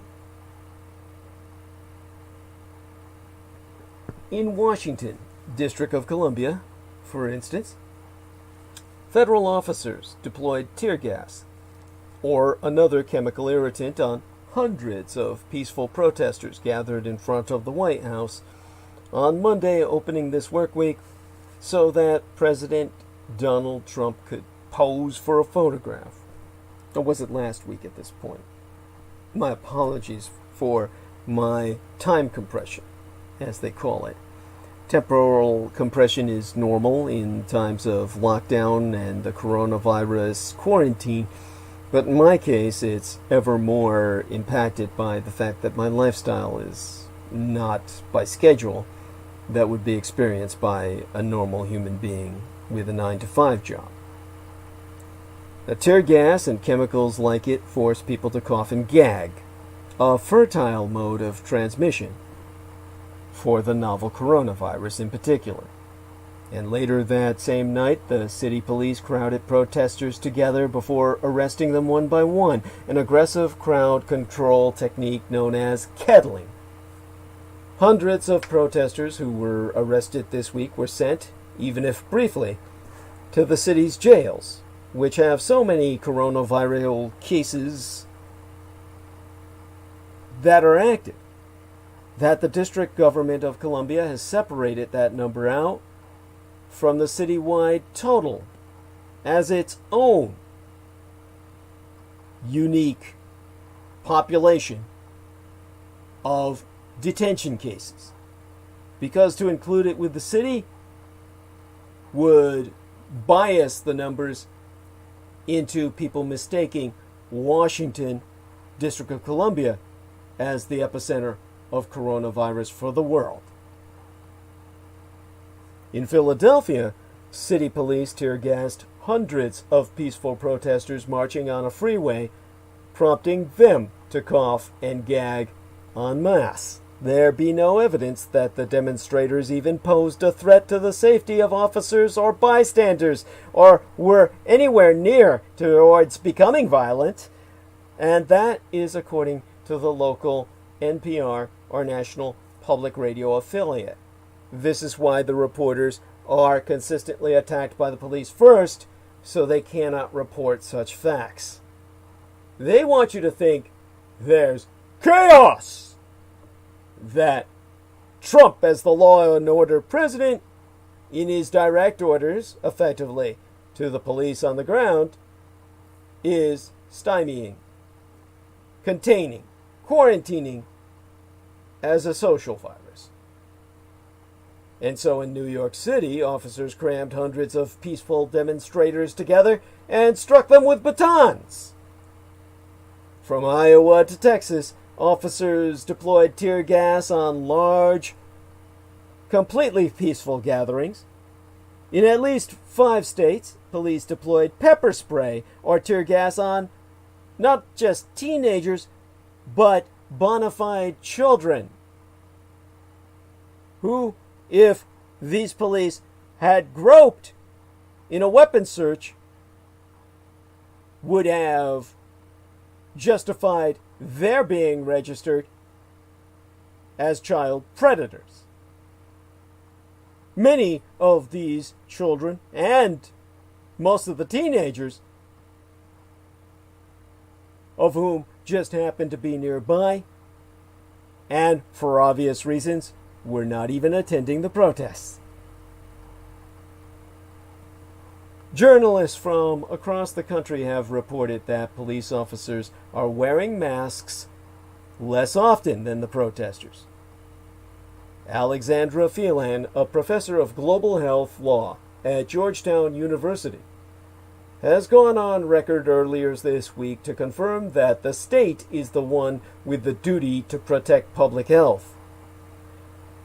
She so concluding that regardless of what the police think of the protests, it be their obligation under international and domestic law to keep the protesters safe, including minimizing the health risk from viral spread, which they're obviously not doing if they are not wearing masks. There are too many variables to know exactly what the summer has in store for the outbreak in America, including what effect the protests will have upon both that and everything else. There be some signs of hope. Masks are in use around the country now. Outdoor transmission seems to be fairly unlikely in most settings, and testing availability has improved. According to data from the COVID Tracking Project, the United States can now conduct 3 million tests a week. The public health system is discovering and diagnosing a much greater percentage of cases than it did in the early days of the outbreak. Morgan Stanley estimated that the transmission rate in these United States was just above 1. This suggests that there has not been explosive growth in the number of active cases in recent weeks. But that estimated rate also implies that cases are not rapidly declining. And the slow growth reflects the time before the full data from states' recent moves to reopen their economy became available, before large swaths of the public returned to work, and before the mass protests and jailings began. Few people believest that the United States is doing all it can to contain the virus, because it most certainly is not. A brief glance at COVID Exit Strategy, a site that tracks state-by-state progress, reveals that most states are not actually hitting the reopening marks suggested by public health experts at all. Yet state leaders have not stuck with the kinds of lockdowns that suppress the virus in other countries. Nobody has suggested that cases must be brought to negligible levels before normal activity can resume. No federal official has shared a plan for preventing transmission among states that have outbreaks of varying intensity. The Trump misadministration does not use the 8 weeks of intense social distancing to significantly expand our suppression capacity. The patchwork pandemic, as I perceive it, appears to have confused the American public about what is going on. The virus is not following one single course throughout the nation, but, like a tornado, is taking a meandering and at times incomprehensible path through cities and counties. Why this workplace but not another? Why this city or state but not others? The virus has not mapped neatly onto American political narratives either. Will some questions remain about their accounting?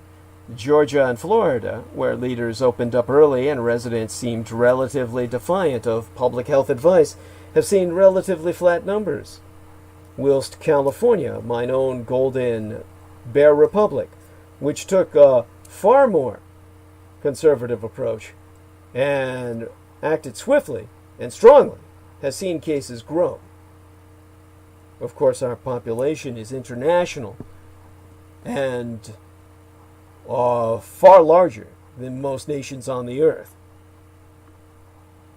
The state most poised for major trouble seems to be Arizona, home of course, my friendly super spreader, as he considers himself potentially to be because he's suffered no effects, Benestenius, my sponsor, makes his residence, and where the outbreak is spreading very quickly. I really cannot overemphasize just how bleak things be down south, in the Southwest, that is, as I'm thinking about it, south of myself, not south of in the Eastern Seaboard sense. So when it comes to what we've got going on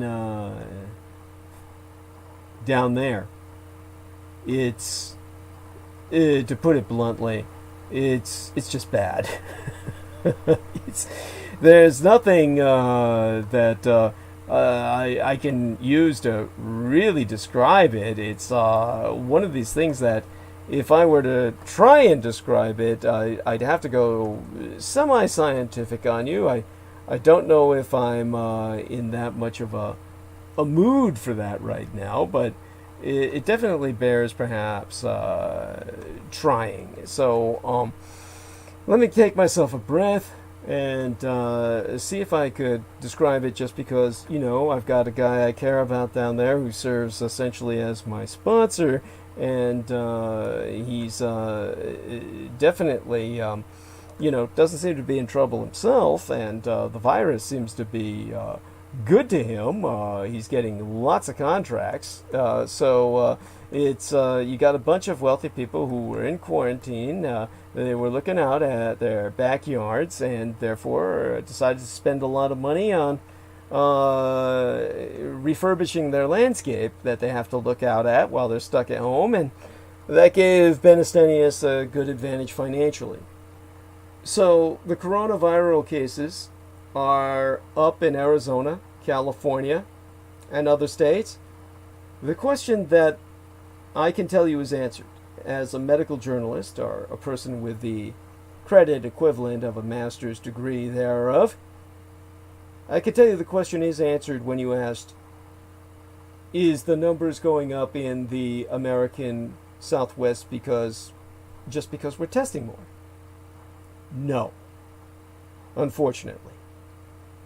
The evidence, all evidence, suggests that Arizona, California, and other states of the American Southwest truly are deteriorating. That the pandemic may be intensifying in the Sun Belt and the West more generally. We know this first by looking at cases and hospitalizations together. If cases are rising simply because the healthcare system is testing more people, we'd expect most of the newly diagnosed people to have relatively mild infections because someone with a more serious illness would likely have gone to a hospital in May. If cases are rising and more people are going to the hospital with COVID-19, we'd expect that more people are getting seriously sick. And in Arizona, alas, cases and hospitalizations are both at all-time highs. Cases and hospitalizations are also rising in Arkansas, Kentucky, North Carolina, and South Carolina, the states of the deep and solid South more Americans think of, or most do, when they think of the South. Second, we can ask a question of the data. How many people do you need to test and to find a positive case? And this metric, the number of tests per positive result, was first proposed by Tong Wang, a Asian American medical student, I must emphasize, at the University of Pennsylvania. In Arizona, through most of May, about 1 in 16 coronavirus cases, tests, came back positive. Today, Arizona is testing more people, but about 1 in 10 tests is coming back positive. This is also true across the South, the Southwest, and the West itself. Finding a positive coronavirus case is easier than it used to be. These trois signs make us worry that the pandemic is about to get worse in some parts of these United States, including that one in which I myself reside. So, with that in mind, back to the task at hand.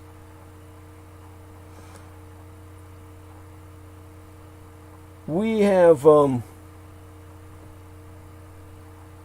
this situation in which, when it comes to the state of Arizona, where the Baron Ben Estenius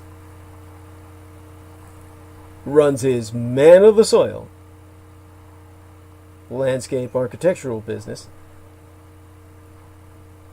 not only is the state, which lifted its stay-at-home order on May 16th, far too far ahead of time, not only is Arizona setting new records for positive tests and people in the hospital, but the percentage of tests that are coming back positive is also growing. So much for warm weather and sunshine alone stamping out viral transmission, as some had hoped. Phoenix, Arizona saw only a single day's high under 90 degrees during May. The state's age demographics also haven't played an obvious role. The state is slightly younger than the United States as a whole. Americans have not fully grasped that we are not doing what countries that have returned to normal have done. Some countries have almost completely suppressed the virus. Others had large outbreaks, took intensive measures, and have seen life return to normal, or at least such has been claimed by the totalitarian government of Communist China, but anyone beside them we can generally trust. Americans, meanwhile, never stayed at home to the degree that most Europeans have, according to mobility data readily available from both Apple and Google. Our version of the spring lockdown looked more like Sweden's looser approach, than like the more substantial measures in Italy or even the United Kingdom and France.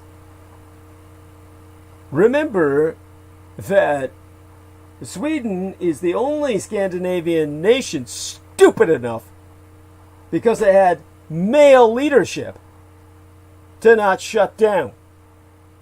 Every other Scandinavian nation, from Denmark, Finland, Norway, all of which surround macho Sweden, have female leaders who have shut down their nations and consequently have far healthier populations and economies.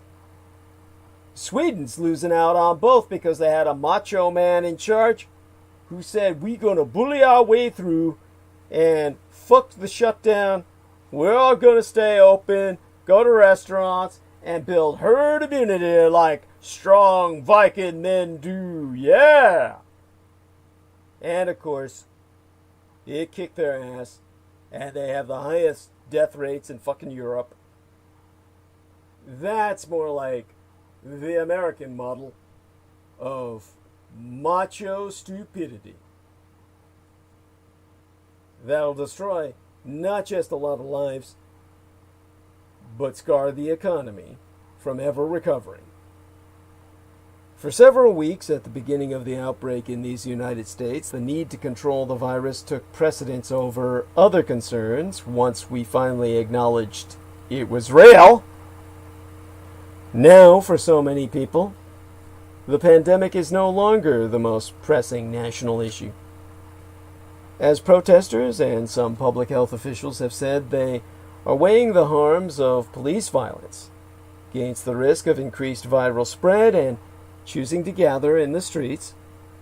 State governments have made similar risk-reward arguments about balancing public health and economic concerns. The virus does not care about these trade-offs. Retail openings, or rather reopenings, and racial justice protests may exist on different moral planes, but to the virus they both present new environments for spread. Maybe the United States will somehow avoid another New York-style outbreak. Maybe the number of new infections will not grow exponentially.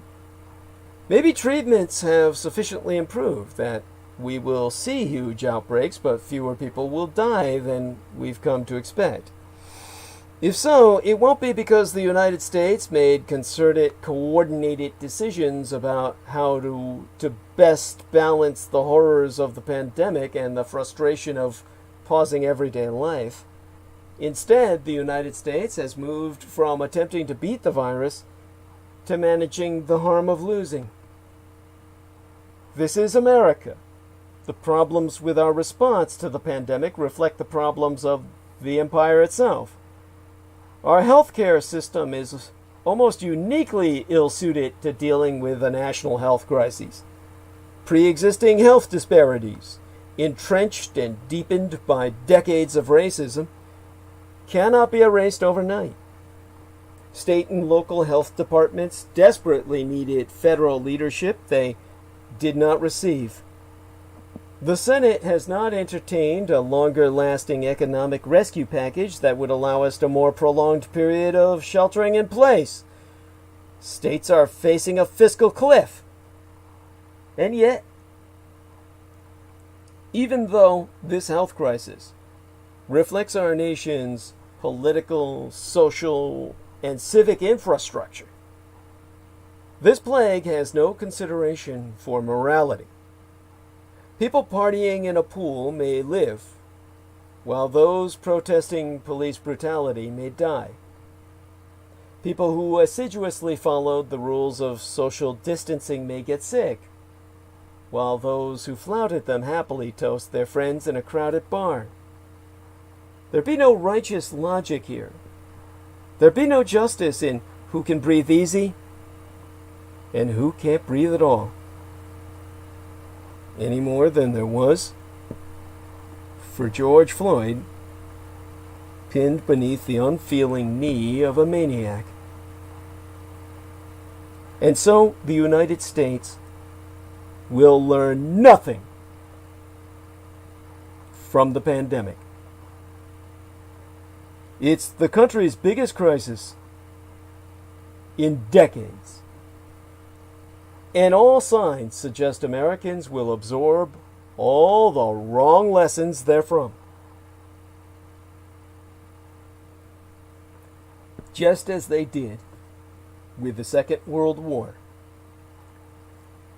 So insanely absorbing the antithesis, the exact opposite of reality and fact, that Americans came away from that experience thinking that they've won. If there be anything Americans have learned since 9/11, it is to be deeply skeptical of leaders who begin a sentence with, "If we have learned anything from the attacks on 9/11." The assertion that followist is rarely informed by any actual factual lessons on the causes and consequences of those catastrophic attacks. Rather, 9/11 is typically employed to justify any policy the leader preferred in the first. Oftentimes increased military spending, expansive surveillance of citizens, torture of terrorist suspects, ramped up drone strikes, or indefinite troop deployments. Or should I say redeployments at this point?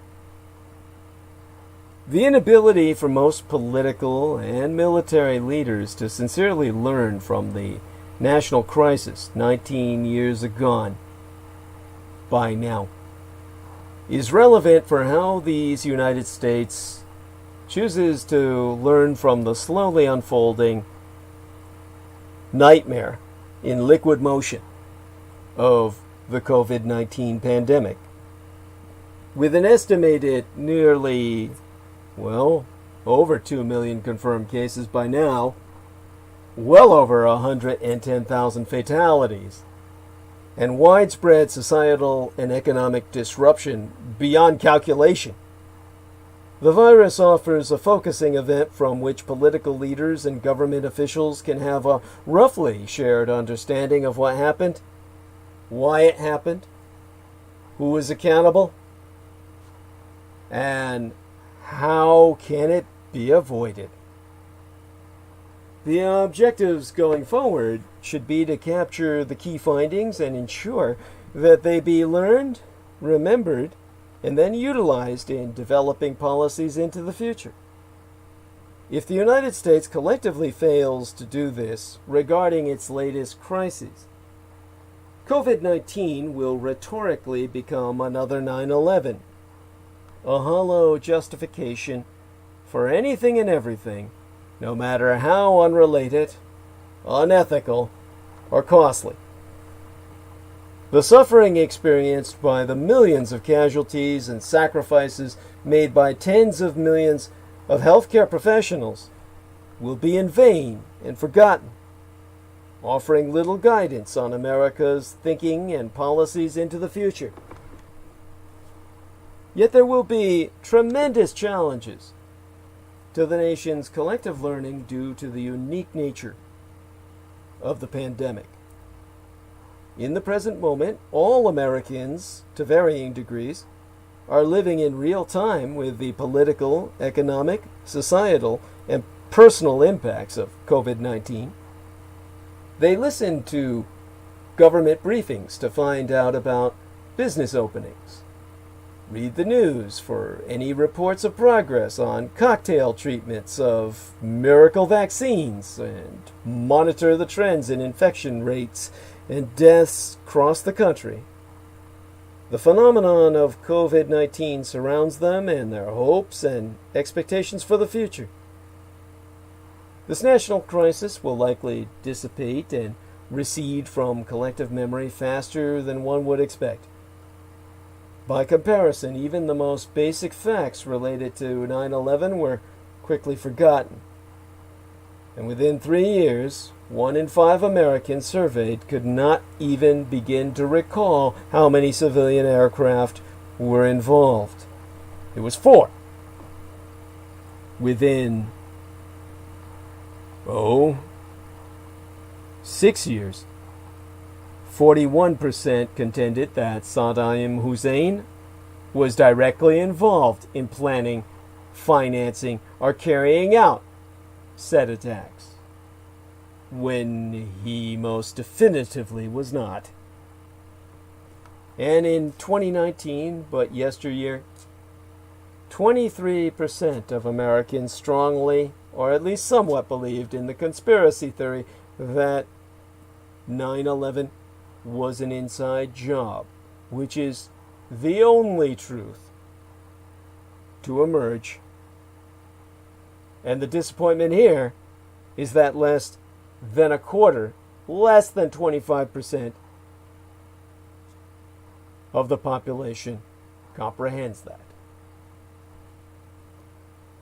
Large numbers of adults forgot, misremembered, or fueled by slick YouTube videos or a general distrust of government, adapted wholly new and oftentimes false beliefs about the catastrophe in question.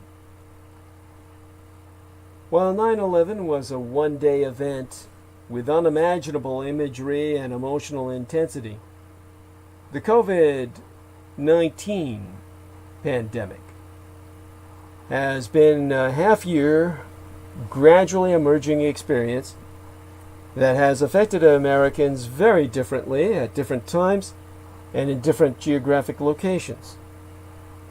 The former was a flashbulb event that became somewhat etched in people's minds. The latter, an invisible menace that ebbs and flows, in part based on factors over which people have limited control, such as whether they be required to work in close proximity to co-workers or customers. In addition, while several celebrities and public figures have announced their infections, most of them thankfully recovered, as is true for the vast majority of people infected. Still, there be no face for COVID-19 victims, and fully 42% of all deaths have occurred far away from the spotlight, in nursing homes and assisted living facilities. This matters because individual stories imprint deeper on people's memories, and we have very few of them, and even fewer memorable sounds or images of their final moments. Whereas 9/11 is a date leaders of both parties pledge to never forget, COVID-19 could become a partisan argument of selective, faceless statistics. For all these reasons, it is likely that the country will forget or misremember COVID-19 even faster and to a far greater degree than they have 9/11. Unfortunately, this will enable politicians and government officials even wider latitude to deploy COVID-19 thoughtlessly in defense of completely unrelated policies and programs.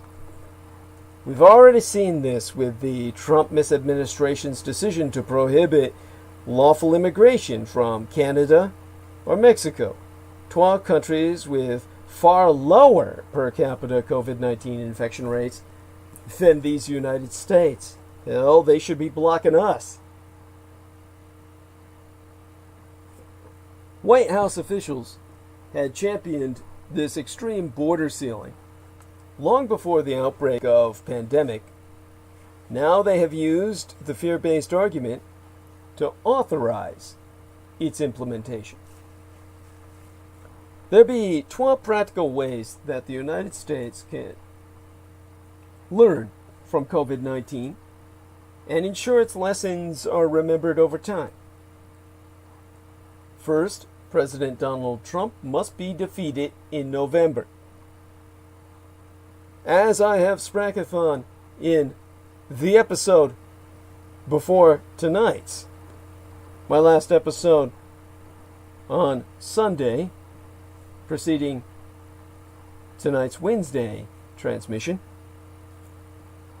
Once Trump believes absolutely anything no matter how poorly thought out, ill-informed, or inaccurate, he remains completely anchored to that initial impression or judgment.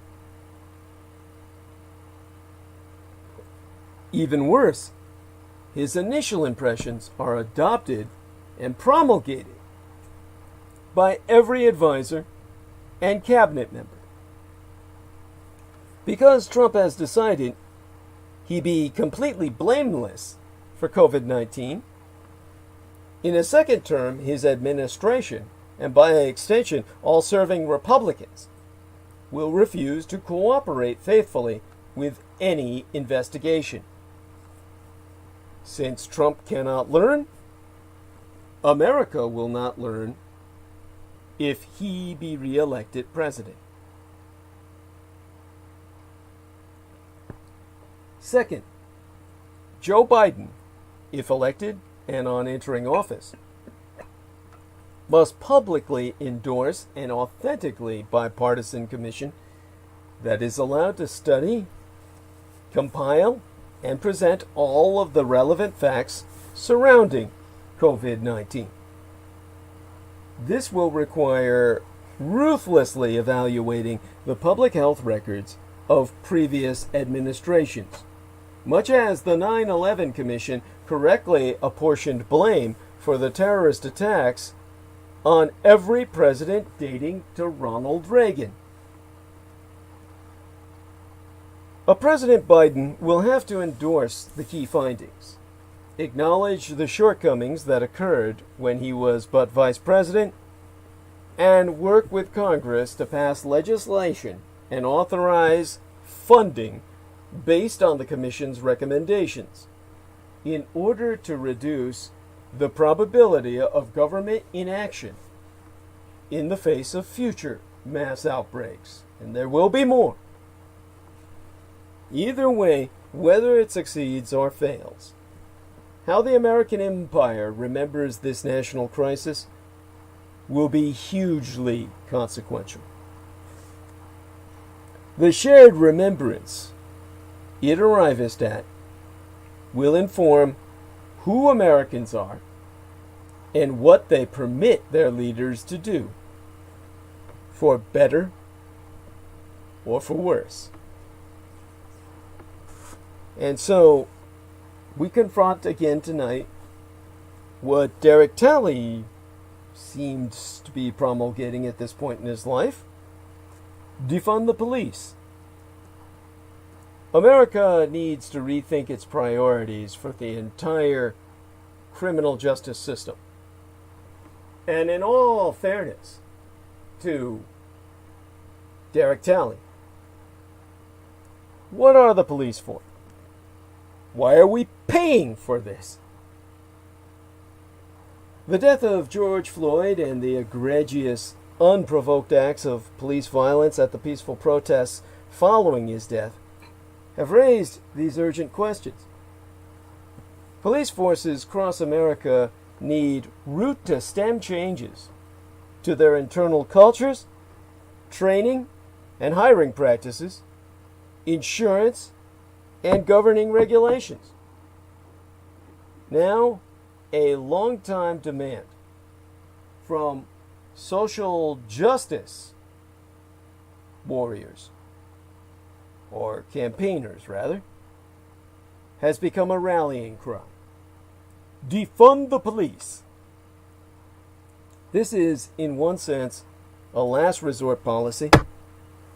If cops cannot stop killing people, and black people in particular, society needs fewer of them. But it is also, and more urgently, a statement of first principles. The American empire needs to shift financing away from surveillance and punishment and toward fostering equitable, healthy, and safe communities.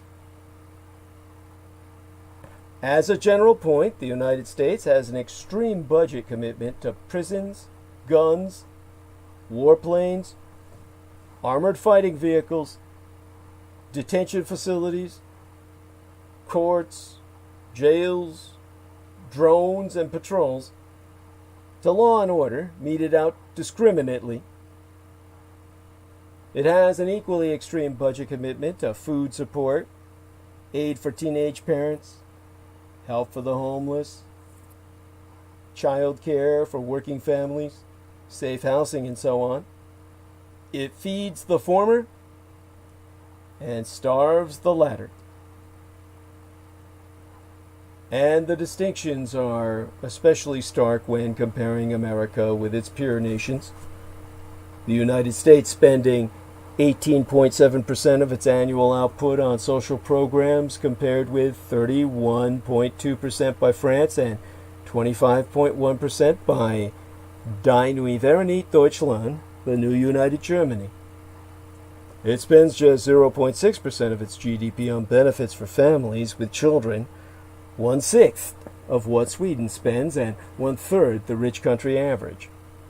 It spends far more on health care than these other countries, notably, but for a broken, patchy, and inequitable system, one that leaves people dying, sans care, and bankrupts many of those who do get it. Meanwhile, the United States spends twice what Europe does on the military. It spends more on domestic public safety programs than virtually all of its peer nations, double what Singapore spends in gross domestic productive terms. It locks up millions with an incarceration rate many times that of other NATO or North Atlantic Treaty Organizational countries. If the state with the lowest incarceration rate, Massachusetts, were its own country, it would imprison more people than all but 9 other nations on earth, among them Turkmenistan, a brutal dictatorship.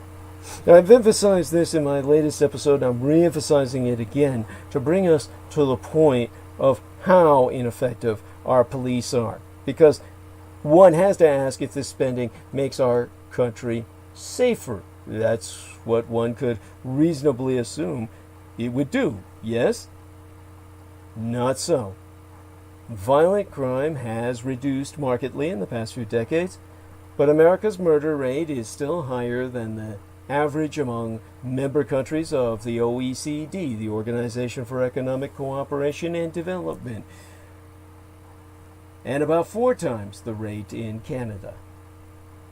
The number of rapes adjusted to the size of our population is 4 times higher than it is in Denmark. Robberies are more than twice as common as they be in Poland. Gun violence is rampant. Deaths and injuries from firearms among children are considered a major clinical and public health crisis. And Americans absorb far more violence from police officers than anyone else in the world is willing to withstand. And as I pointed out in my latest transmission prior to tonight's, a Guardian investigation demonstrated that in England and Wales, the 2 major components of the United Kingdom, which will soon be bereft of Scotland and Northern Ireland, that will vote to remain in Europe, in those 2 places alone, the police shot dead 55 people in 24 years. Yet there were more fatal police shootings in the first 24 days alone of the year 2015, when these statistics were compiled in these United States. And so the American way, as I pointed out, be that of the thinnest of safety nets and the most expansive of security states. At all levels of government, the country spends roughly double on police, prisons, and court what it spends on food stamps, welfare, and income supplementation. And at the federal level, it spends twice as much on the Pentagon as on assistance programs, and 8 times as much on defense as on education. The wars in Iraq and Afghanistan will ultimately cost something like $6 trillion United States dollars, and policing costs $100 billion United States dollars a year. But proposals to end homelessness at a mere $20 billion a year, create a universal pre-kindergarten program at $26 billion a year, reducing the racial wealth gap through baby bonds at $60 billion a year, and the elimination of poverty among families with children at an annual $70 billion spent somehow never get financed. Ever. All told, taxpayers spend $31,286 United States dollars a year on each incarcerated individual in these United States, in the highest prison population per our baseline population. We've got the highest prison population on earth, the most incarcerated per our baseline population. And we spend, aside from that which I've already articulated on each of those people incarcerated, but $12,201 United States dollars annually on every primary and secondary school student. And so looking at the cities, the numbers are at least sometimes similarly skewed. Oakland spending 41% of its general fund budget on policing because every OPD, or Oakland Police Department cop, gets paid hazard duty every hour he's on the clock just for being an Oakland cop. Minneapolis spends 36% from its general fund budget on policing. Houston, 35%. Cops and courts are not just a cost for local governments. Fines, fees, forfeitures are a major source of revenue, encouraging violent over-policing and harassment, especially of black neighborhoods and black individuals. And in 80 cities and towns across the country, fines and forfeitures account for half of general fund revenue, a practice particularly prevalent in Louisiana, Georgia, and Texas. A Department of Justice investigation finding that in Ferguson, Missouri, the town used the police and the courts as a kind of fundraising office, plugging budget holes and ginning up traffic tickets and housing code violations and charges for missed court dates. America desperately needs to rethink its priorities for the entire criminal justice system, with Floyd's death drawing urgent national attention to the necessity for police reform. Activists, civil rights organizations, academics, policy analysts, and politicians have drawn up a sprawling slate of policies that might help end police brutality, eliminate racist policing, and improve trust between cops and the communities they work in, and lower crime levels altogether. A more radical option, one scrawled on cardboard signs and tagged on buildings and flooding social media, is to defund the cops completely. And what might that mean in practice?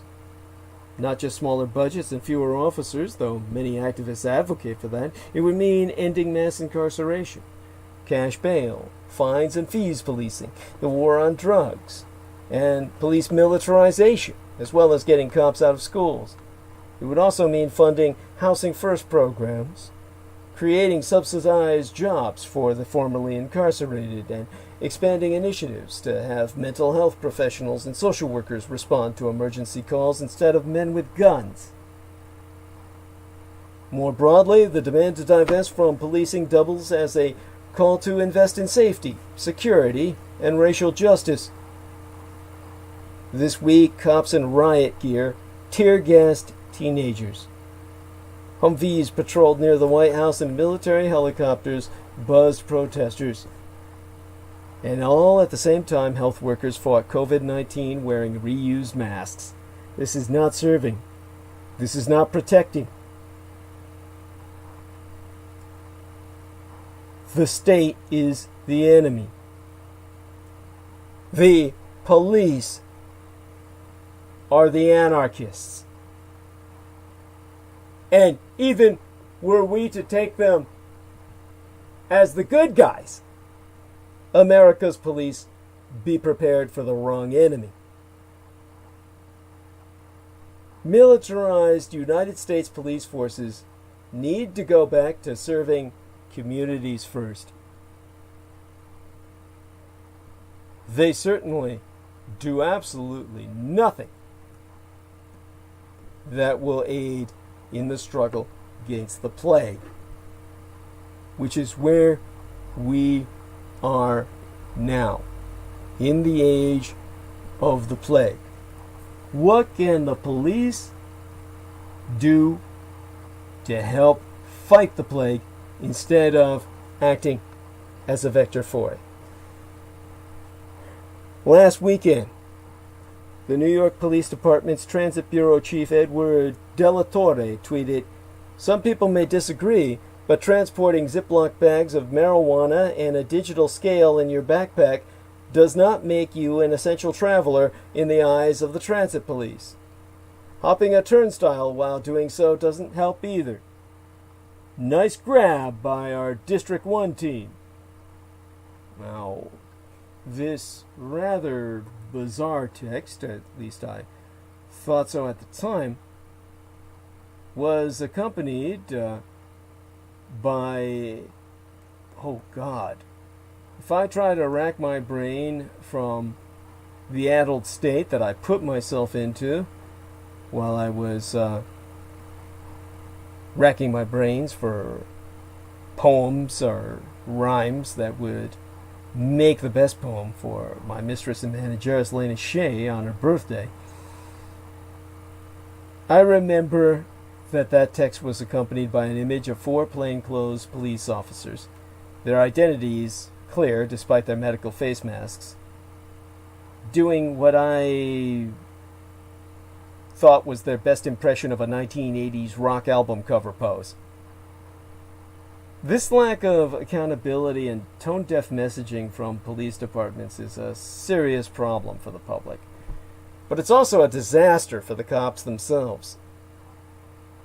I mean, I've worked at various forms of law and security enforcement, both for the state, meaning for the county, the city and county of San Francisco being one of the few places that's both a city and a county, with the San Francisco Police Department's Patrol Special, a involvement that lasted with the reserve force for that around 8 years. Officially on and off, as that's a rather anachronistic enforcement program that most of you don't even know about, but can look up. A legacy from our Barbary Coast days. Aside from that, I was involved with major contracts, the highest paying uniform security contracts in the United States, in what is federal law enforcement, with the housing and urban development projects, where they had gotten rid of their own HUD police for corruption, cruelty, and crime. Assault on the very people they had sworn to protect. We replaced them as mercenaries with private contracts, originally a CIA front company, as the Central Intelligence Agency was simply infiltrating the ghettos to push cocaine. At that time, I literally worked with CIA Incorporated, Corporate Investors Associates Incorporated, literally a flimsy facade, a cover of CIA front company, which legitimately allows me to put the fact that I was an agent of the CIA on my resume.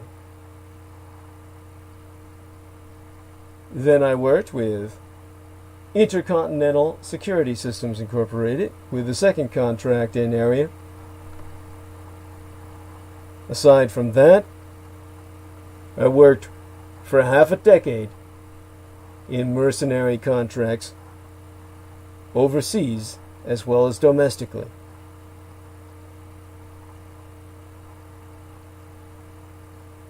Don't forget, of course, all of my academic experience with the Department of Defense, training in research that allows me to perform intelligence analyses, as I do for you, twice a week,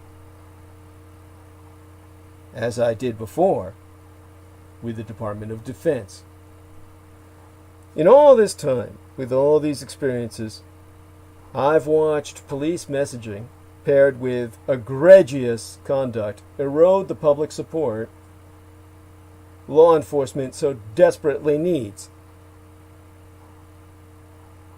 Dilatory's tweet was par for the awful course I have witnessed throughout my entire career. An instant public relations disaster.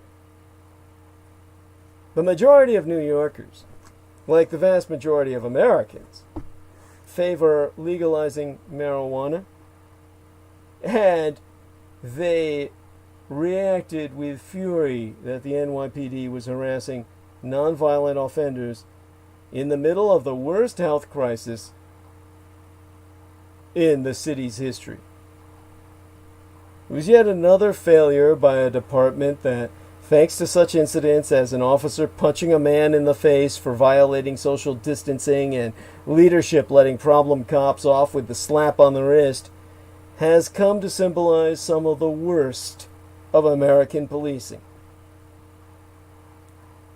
Amid a cataclysmic failure by the state to protect its citizens' health during the coronavirus pandemic, the United States has doubled down on authoritarianism and a siege mentality, with cops demanding greater levels of impunity even as they fail to deliver on the basic promise of the social contract Americans makest with police, that officers will keep them safe and do them no harm.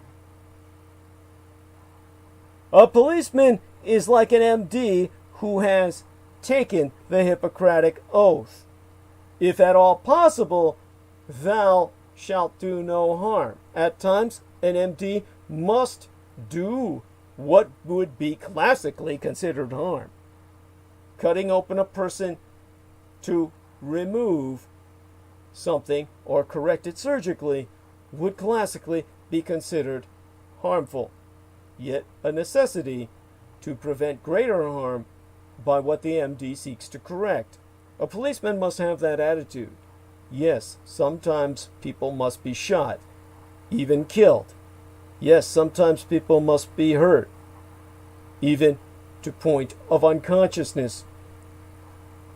The police are not applying those rules with discernment in a sense that enables the public to implicitly place their trust in them. Just the opposite.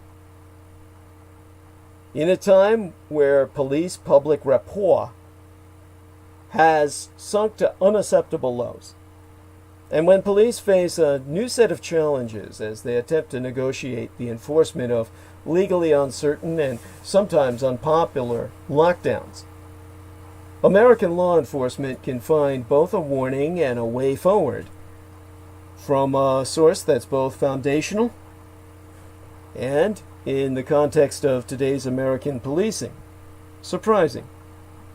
The 9 Peelian principles of policing by consent, established by Robert Peel, whose surname is spelled P-E-E-L, circa 1829, when he himself established the London Metropolitan Police, the world's first modern police force, as understood in the West. Peel's initial conception for the role of police was primarily a reaction to widespread public distrust of the establishment of a professional police force, and was aimed largely at mollifying public concerns and ensuring that people would both accept and cooperate with the new professionals he was proposing to place among them. It be a concept that is intensely relevant today in a country where the killings of Eric Garner, Tamir Rice, Michael Brown, Philando Castile, and many more have gone unpunished. Much of the public no longer accepts or cooperates with the American police, and for good reason. Peel's grounding principle was that policing was done by consent.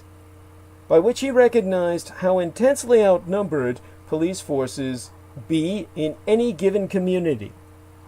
New York City's own police force bears stark witness to this. 36,000 uniformed officers, no matter how well armed or trained, simply cannot police the city's more than 8 million residents if said residents do not consent to being policed.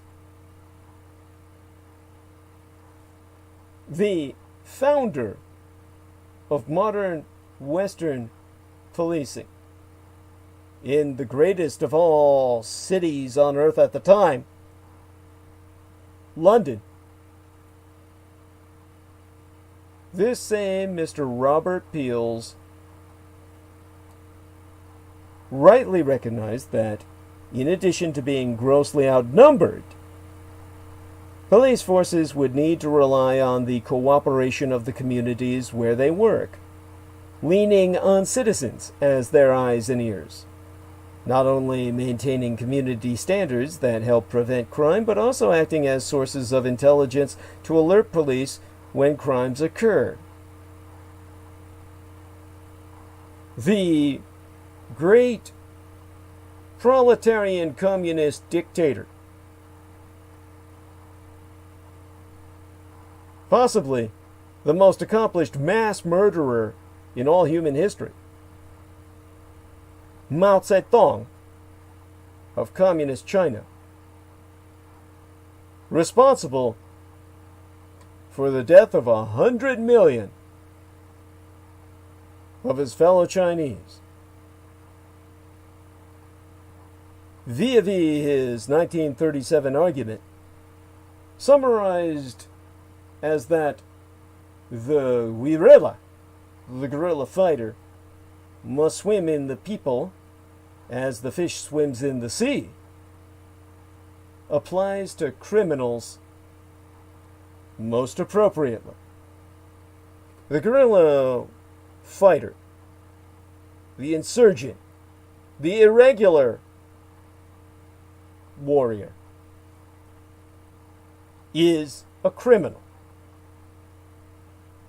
He must swim in the people as the fish swims in the sea. Fish cannot live in waters that do not accept them, and that cry out to fishermen whenever they be seen. Peelian principles form the heart of the American community policing movement, which began with the Johnson administration's efforts in the 1960s, and is still an important component of policing doctrine today. But in this 2020th year in our Lord, the idea appears increasingly theoretical.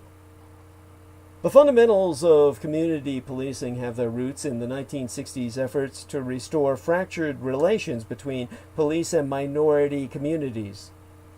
But they be directly at odds with the post-9/11 hyper-powered American police culture, which expects all the reverence, latitude, and equipment of its military counterparts, with none of the fitness standards of or even accountability to civilian power. The Johnson administration's efforts to see police firmly within their communities, and in minority populations especially, were radically unwound when an American public, mad with terror after watching the Twin Towers collapse, agreed to grant police unprecedented powers, culminating in the Patriot Act's gutting of the Fourth Amendment, which, as I brought forth in my latest transmission preceding this one, was even argued to be something that should be made top secret and deprived of your even being aware of its existence, for sake of national security. Therefrom, all other acts of governing and amendments pertaining thereto following thenceforth, leading thereby to an invisible government, and setting the stage for the transfer of military equipment into civilian police arsenals. In post 9/11 panic, Americans ordained a sweeping redefinition of police culture, inculcating an attitude best read iconicized or iconized, the more correct English term, symbolized by the symbol, the icon, sported by police officers across this country. The American imperial motif of the thin blue line, a narrow strip of blue, most oft-times shown threading its way across a sea of, not coincidentally, black. While this mentality certainly predated 9/11, the terrorist attacks and the subsequent latitude afforded police made it predominant. It's the mentality of a force that views itself as under siege, elite warriors, long-suffering under tough conditions and inadequate pay, selflessly risking their lives day in and day out to hold back the tide of crime that would otherwise engulf the country. St. Louis police officers, their reputation in tatters after the 2014 shooting of Michael Brown and subsequent lack of punishment for the officer who killed him, exploited the thin blue line symbolism as part of a campaign to push back on an investigation into racism and police conduct in the department. This attitude, endemic in policing, is the complete and polar opposite of everything the founder of modern policing, Robert Peel, ever envisioned.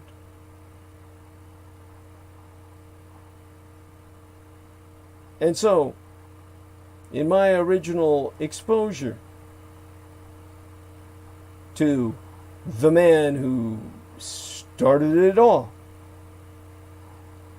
in an attempt to get people to accept what they viewed as a kind of paramilitary invasion of their city of London, we have a man who provides us a hope for the future. In mine own years, conducting patrol, law enforcement, peace enforcement, and security enforcement, with mercenary contracts at home and abroad, along with work I did in security for the federal government or the city and county of San Francisco at the municipal level. I saw this culture firsthand. When we were working at the Acorn projects, 10 square blocks, 762 units, by acreage, the largest urban housing projects in the American Empire, we had a situation in which many law enforcement agencies of the alphabet variety, FBI, CIA, NSA, etc., would send their men in for combat training into the corn, as they called it, the corn. Those 10 square city blocks between Market and 8th and 10th Street, and those areas right outside the Oakland Federal Building that were not yet gated and therefore rendered safer by orders of magnitude, were simply viewed as a frontier of lawlessness that was federal property, that because of its stature as federal frontier was an area the Oakland Municipal Police dared not enter without our security escort. The FBI SOG, or Special Operations Group, the SOGers, would come in to practice urban combat. So I would see them taking imaginary potshots at black children in the playgrounds, seeing who could rack up a higher kill ratio of what they called niglets.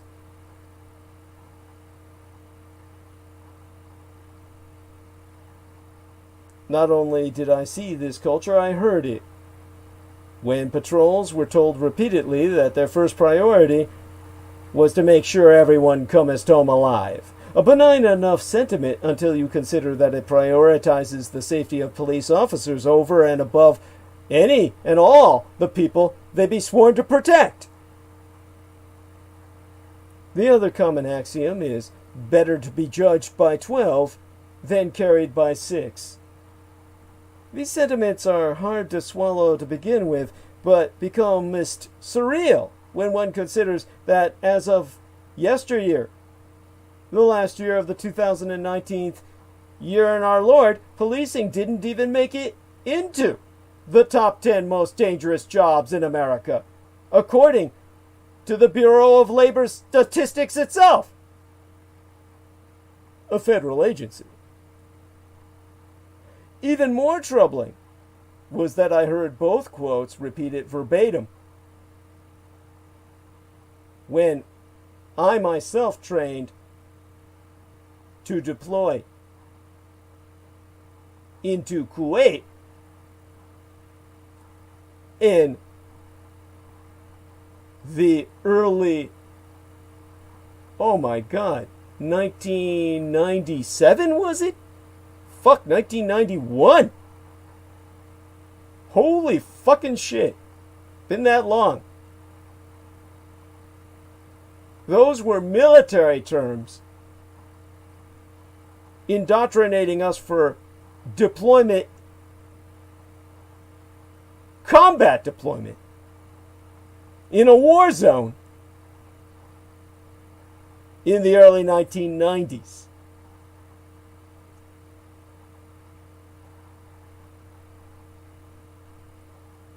It was abundantly clear that the mentality of counterterrorism operatives and warfighters deploying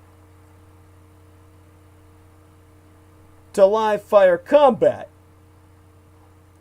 had successfully made the leap to police forces on patrol in entirely peaceful civilian communities comprising these United States.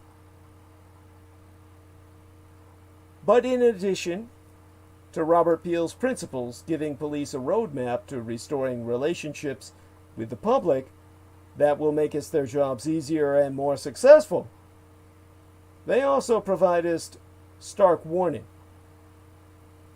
Consent, once given, may also be revoked. If Peel's words be the carrot, then Mao's statement be the stick. When the sea of the peoples despises the police enough, they become as hospitable to the criminals they would otherwise turn in. Police officers do not want to be patrolling a public that does not accept their authority, that will not cooperate, that be inimically hostile. When consent be withdrawn, the job becometh worse than impossible. It becometh factually, truly, realistically dangerous. Even with the military hardware American police have amassed, they be so grossly outnumbered by the public that real and systemic hostility to police will absolutely begin to jeopardize officer safety. This is why we should all be concerned about De La Torre's tweet, no matter which side of the big blue line. Forget its fantasy of thinness. It's kind of like a fat person in denial, no matter which side of the line we be on.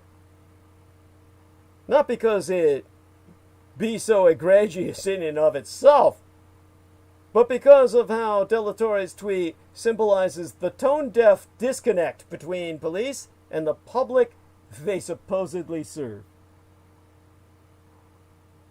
Officer Daniel Pantaleos was only fired 5 years, half a decade, after he killed Eric Garner. Despite being clearly too little and much, much too late. That firing triggered an explosion of petulant outcry from the New York Police Department's rank and file, inclusive of thinly veiled threat from Police Benevolent Association President Patrick Lynch. Lynch later presided over a vote of no confidence in both the mayor and the NYPD's, or New York Police Department's, police commissioner, and demanded they resign, largely over what he called the unjust firing of Pantaleo. The following month brought a viral video that showed NYPD officers joking about the death throes of a suspect they just shot dead. One of the officers saying, "That's one less asshole to sue us." With each of these reports, the public's consent to be policed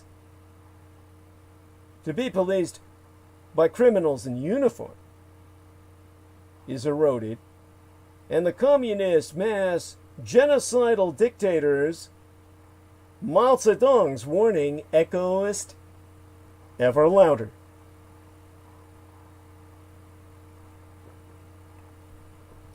In the grip of the new pandemic reality, the police suddenly find that they are not besieged warfighters, certainly not the besieged warriors they've portrayed themselves as, the new Centurions, the Knights in Blue, but instead public health professionals, tasked with enforcing a range of new provisions. Social distancing, mandatory mask wearing, and, most important of all, tackling a climate of fear and unease. More than ever, the police need public rapport to ensure critical measures are followed even when enforcement patrols are not there to oversee them. If public outcry isn't enough to make us cops care, then perhaps self-interest might. Police officers, more than anyone, should be concerned about how their representatives mishandle their message. Their ability to do their jobs not only effectively, but also safely, may depend on a public finally seeing the police who service them as actually being on their side.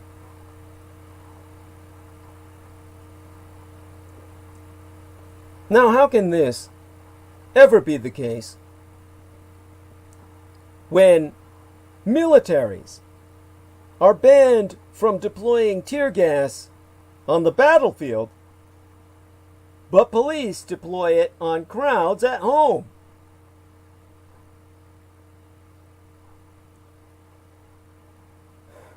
Let me try and put that into context. As far as something so senseless can ever be contextualized.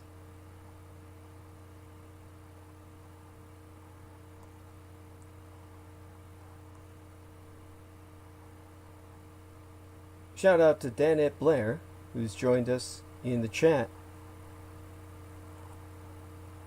Speaking about if the underlying message or the meaning of the message is defective, why would we support it? I'm not quite sure what she was addressing at that time. And of course, our dear friend with the runic writing says, "Heil, dear Douglas Dietrich, mein Kamerad." Always appreciate it. To get back to the subject of how this came to be for the situation of a battlefield-grade weapon such as tear gas being employed to disperse crowds, and how this has quite rightfully come under criticism again as demonstrators nationwide continuous protesting systematic racism and police brutality following the death of George Floyd. Well, top health experts have warned that using the chemical agent could help the coronavirus spread because it irritates the lungs and makes people cough. And whilst organizations such as the ACLU or the American Civil Liberties Union have pointed out that the chemical agent is banned in war, if tear gas is banned on the field of battle, why then can law enforcement deploy tear gas on civilians at home? Well, to get my mind in a place where I can actually articulate something that might make it some semblance of sense, not to justify, mind you, but to contextualize, let's start with something easy, the technical. What tear gas is. First off, in understanding exactly what tear gas is, it's also referred to as RCA, or riot control agent, as I used to see in National Guard manuals at the Department of Defense. It's a chemical compound that can render people temporarily unable to function by irritating the eyes, nose, mouth, lungs, and epidermis, the largest organ on your body, your skin. That's, of course, confirmed and so articulated not only in the manuals I collated while working with the DoD, but also according to public information on the site of the CDC, the United States Centers for Disease Control and Prevention.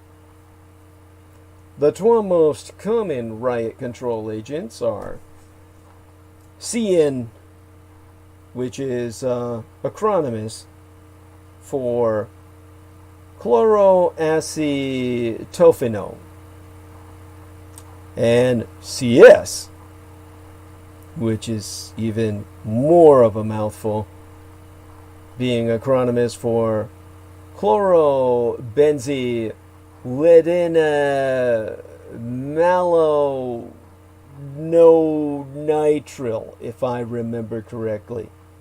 Let me see if I can reiterate that just to challenge myself. Chlorobenzymalonitrile.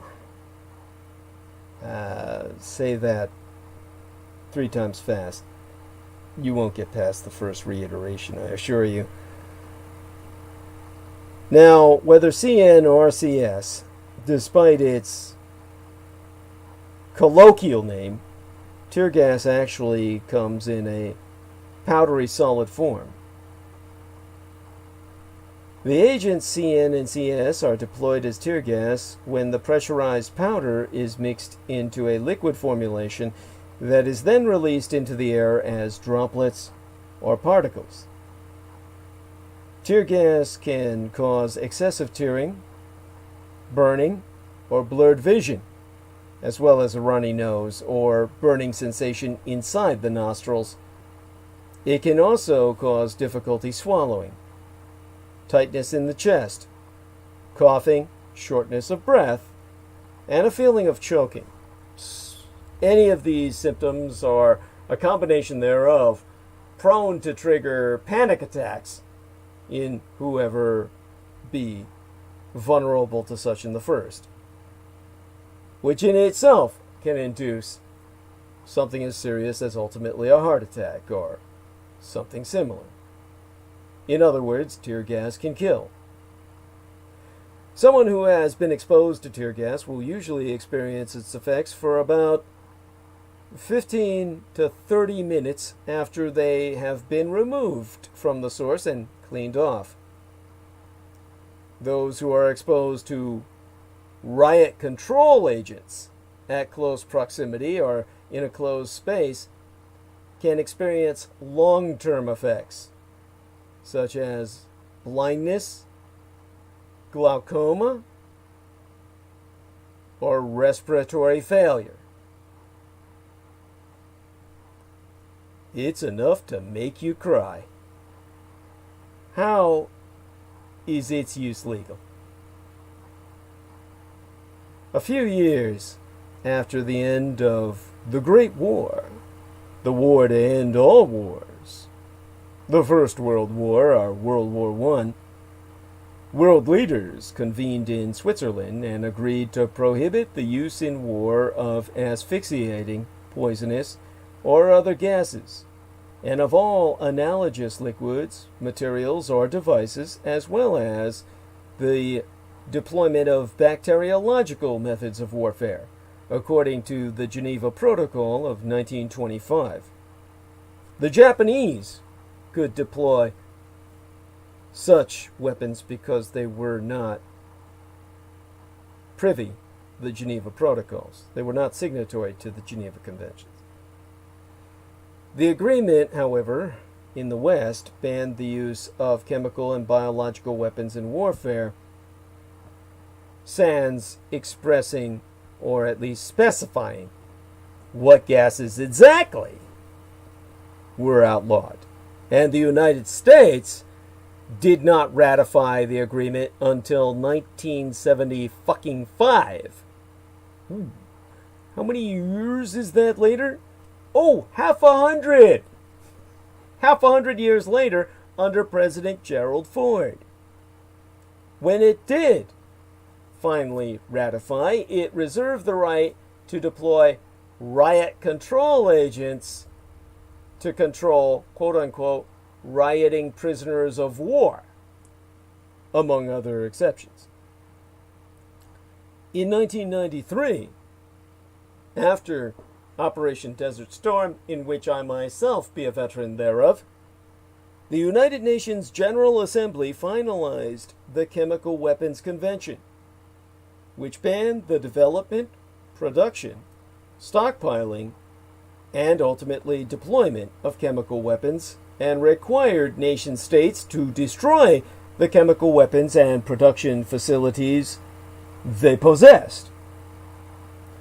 Included in the agreement was also a ban on riot control agents in warfare.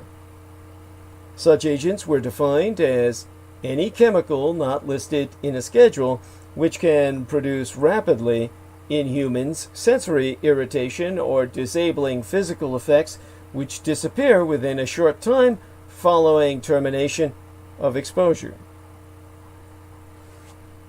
The Chemical Weapons Convention went into effect circa 1997, but notably, the agreement included an exception allowing law enforcement to employ riot control agents for quote-unquote domestic riot control purposes. In recent years, tear gas has been deployed to quell civil unrest, not just in American cities, but in Hong Kong, Cairo, and Rio de Janeiro. Portland, Denver, and Seattle are among major cities in these United States that have suspended all deployment of tear gas to disperse crowds, at least temporarily. Now, the protests after the killing of George Floyd have spawned a movement to address racial justice issues, thereby generating an ever-widening, at this point a planetary call, for all intents and purposes, well, global at the least, for racial injustice to be addressed. In other words, a global outcry for racial justice within the American empire.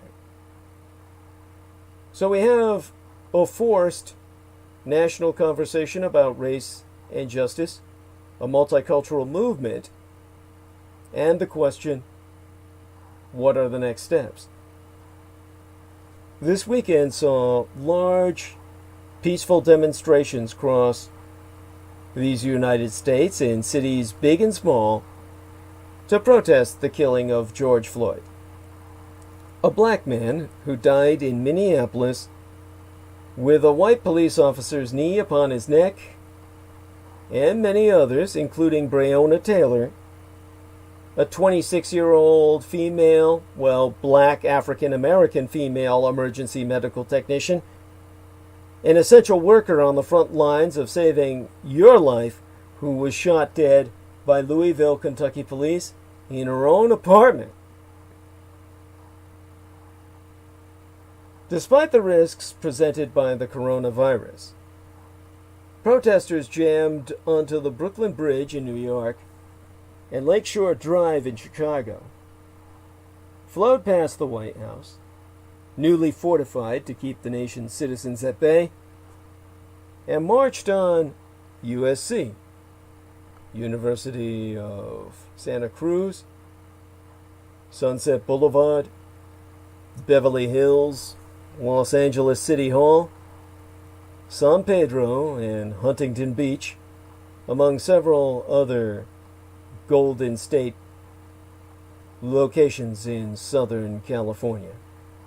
Amid the many demonstrations, officials said the National Guard planned to pull out of the Los Angeles area. I have not followed up on that.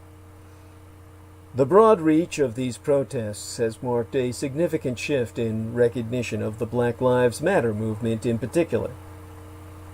Those on the streets are people from all races and walks of life, many of whom have never previously been actively involved in racial justice issues. Some are from whiter, wealthier, more conservative suburbs. In Washington, District of Columbia, Senator Mitt Romney became the first Republican senator known to have ever marched in protest. And he's a Mormon. This is a wide, multicultural activist movement, unprecedented in scope, when compared with protests that have resulted after other notorious cases of police abuse. But some also wonder if things will soon enough revert to old, unjust ways. A 420 knit, but 14 nights or 12 weeks after Floyd's death, much of the country is asking, where do we go from here? On Sunday, the Minneapolis City Council indicated that changes there could prove dramatic, when 9 out of 12 members announced that they intend to dismantle the current Minneapolis Police Department in favor of a vision for community-based public safety. And so the political ramifications grow. President Trump and his administration are continuing to receive widespread pushback on their deployment of force against peaceful protesters in Washington yesterday, or last week, and the president's threat to deploy the military to American cities.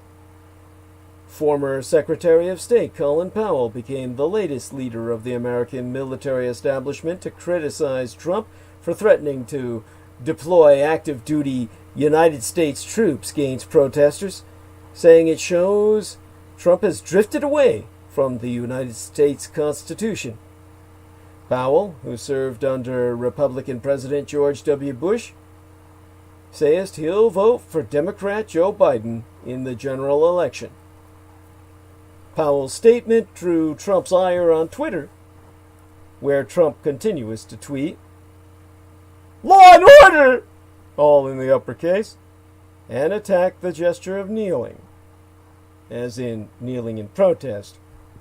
He's not so brazen as to attack kneeling on some poor nigger's neck, because that's something Trump would do if his knees could actually stand the pressure that my knees went through when I tried to emulate the same. On Sunday, Trump asserted that everything is under perfect control. It's not even good enough that it's under control. It's got to be under perfect control. And tried to claim credit for the weekend's nonviolent protests. Because you saw him at the front of the march, yes? At the fore, of course. Regular Martin Luther King in orange, he is. But Trump tweeted that he had ordered National Guard troops to begin withdrawing from Washington, adding that they could quickly return if needed to support law enforcement. Meanwhile, Biden wrote in a Los Angeles Times opinion editorial that Congress should take its action immediately to outlaw chokeholds, stop the transfer of weapons of war to all local police forces, improve oversight and accountability, and create a model use of force standard. And yet, while you weren't looking, we may be witnessing the beginning of the end of American democracy. But there still be a way to stop the descent. This being a moment of national shame and peril,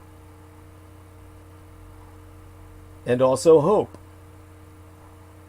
The slide of the United States into illiberalism may well have begun on June 1st of this 2020th year in our Lord, but 10 days ago.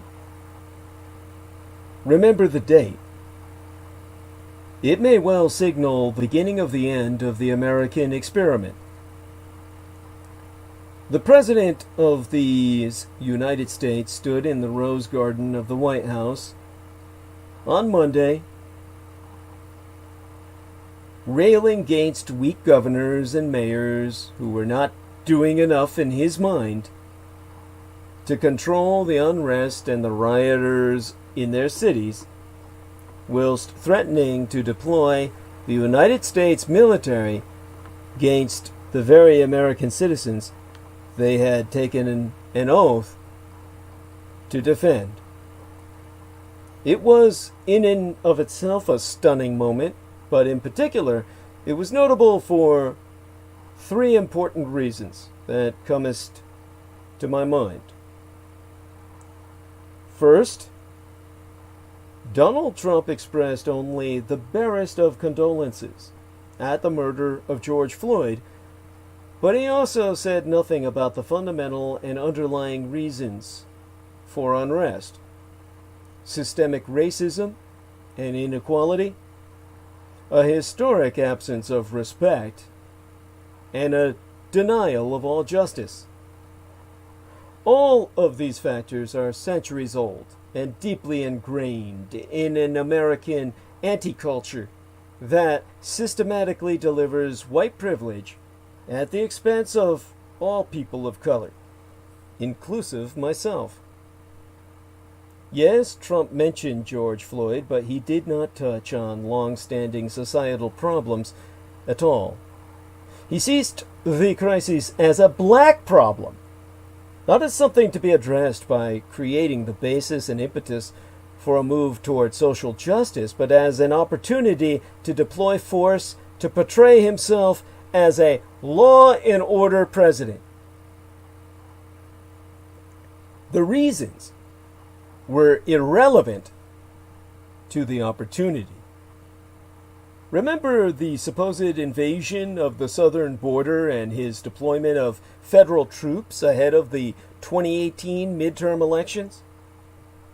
The president's failure to understand the reality of the problem was on full display when, on Saturday, he attempted to explain that his supporters the so-called MAGA movement of Make America Great Again love African American people. They love black people. MAGA loves the black people. I think they like the way they taste when they barbecue them. Evidently, his movement, MAGA, is a coherent thing, and it's white, which leads to the next point about his speech. Because secondly, Trump was clear he views those engaged in the unrest and criminal acts in these riots as terrorists, an enemy in the field, to be eradicated militarily. That means kill people. That means mass murder. A la Mao Zedong. Remember, Trump has always bragged highly of the communist Chinese dictator Xi Jinping, the heir to Maoist genocide. Trump may prove himself the pioneer to American genocide on such a scale as to enforce single-party dictatorship under red Russo-collaborationist republicanism, an American version of the Chinese Communist Party. And he said so, ostensibly as justification to deploy the United States military to apply federal force in his own deranged mind, his quote-unquote personal force, against the riots. Indeed, the Secretary of Defense employed the military term battle space to describe American cities in which you live and under Republican rule will die violently and en masse. While there may be some very accomplished criminals on both sides of the riots, the truth is that they be minuscule in numbers. The vast majority of the people protesting in the streets are justifiably furious at the murder of George Floyd. But they're even angrier over pervasive injustice, mass incarceration, frequent false arrests, and an institutionalized devaluation of black lives and property. And yes, as this anger has spilled over, violence and criminality have ensued. But as much as the president would like them to be, indeed needs them to be, terrorists, that is not what these people are. The president and members of his administration seem bent on ensuring that the so-called Antifa, or anti-fascist movement, is fully on display as a principal reason for the violence. To deal with Antifa, the president even tweeted that he intended to designate the group a terrorist organization. Never mind that he has no authority to designate any domestic movement such. Those of us who've looked closely at the homegrown violent extremism do in fact agree that a domestic terrorism statute should exist. And were such a statute to come into being, the obvious targets for designation as domestic terrorists are, first and foremost, violent white male incel supremacist groups and individuals who provide material assistance to these groups. To reiterate, the obvious targets for designation as domestic terrorists be, first and foremost, violent white male supremacist groups and those incels who assist them. And even if Antifa is found to fit the statute as well, let me be clear. White supremacists have murdered, lynched, tortured, terrorized, oppressed, and discriminated against black Americans from the beginning of the very idea of America. They have killed black Americans by the thousands, often in the most horrific ways imaginable. Far more damage to the United States has come from these terrorists, reactionaries, Klansmen and neo-Nazis, all feeling newly empowered today, than those who have opposed them. Finally, the governors have sufficient law enforcement capacity, and, if necessary, the combat power of the National Guard to handle their respective crises. If not, they can ask for federal assistance. There'd be no precedent in modern American history for a president to wield federal troops in a state or municipality over the objections of the respective governor. Right now, the last thing the country needs, and frankly, the United States military needs, is the appearance of American soldiers carrying out the president's intent by descending on American citizens. This could finally, all too lately, wreck the high regard Americans unjustifiably have for their military, and much more.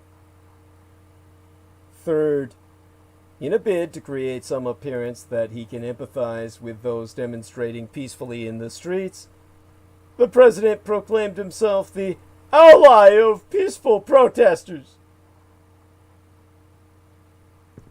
But at that very moment, just a few hundred feet away across Lafayette Park, fully equipped riot police and troops violently and sans provocation set upon the peaceful demonstrators there, manhandling and beating many of them, employing flashbangs, riot control agents, and pepper spray throughout. These demonstrators had done nothing to warrant such attack. Media who were watching over the scene craned their cameras to try to understand what had happened to justify this violence, until it became all too clear for all to see.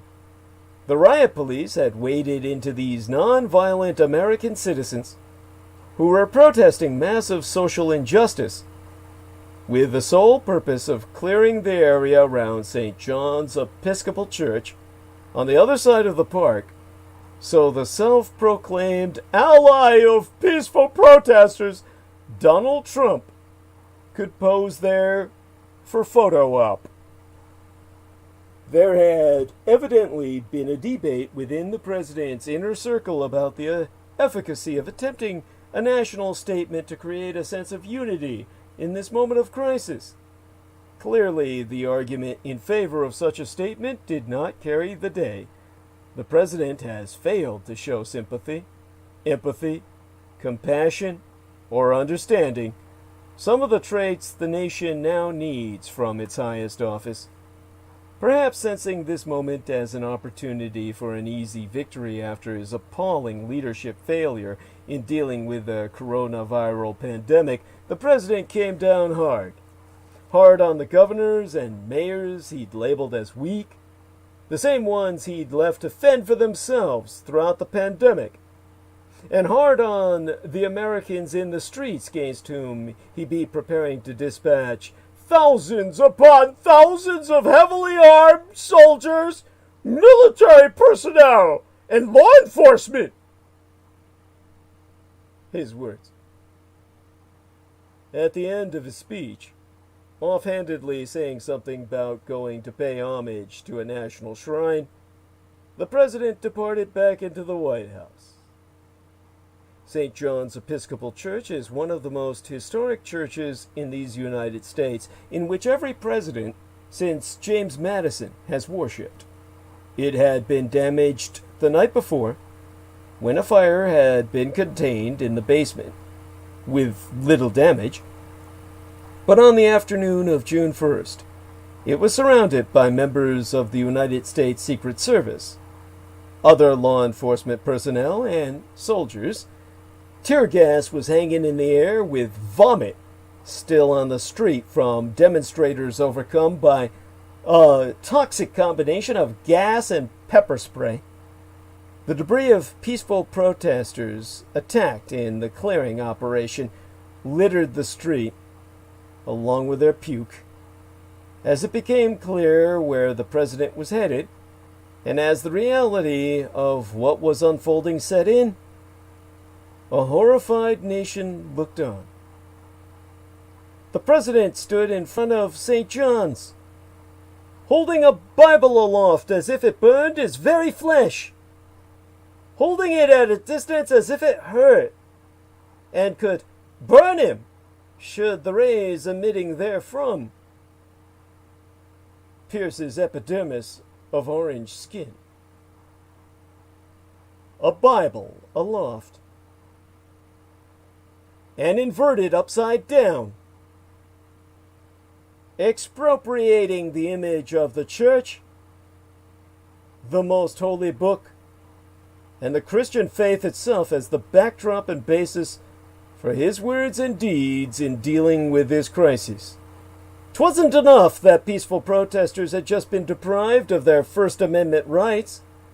This photo op sought to legitimize that abuse with a layer of religion. To make his matters worse, Trump was joined in the church photo op by other members of his staff and cabinet, including the press secretary, the chief of staff, and the national security advisor.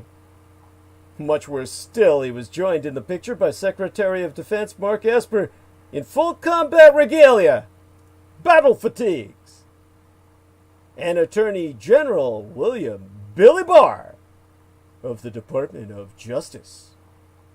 One wonders, did Esper and Barr notice that hundreds of peaceful United States citizens had been attacked by riot police just minutes before? Their civil rights massively violated just to set the stage for their picture? We notice now Billy Barr gave the order. Did it occur to them that in posing with the president and the Bible he held inverted in front of a church, ostensibly calling down the authority of God on this cause, they were violating the spirit of one of the most important strictures in America, the separation of church and state? And if federal troops be indeed dispatched into the streets to take action against American civilians, where does the Bible and the Christian God figure into the president's deployment order? The framers of the Constitution intended the separation for a reason, and the commander-in-chief just trampled it into the dirt, into the vomit atop the pavement, as he had earlier trampled the people who left the stains.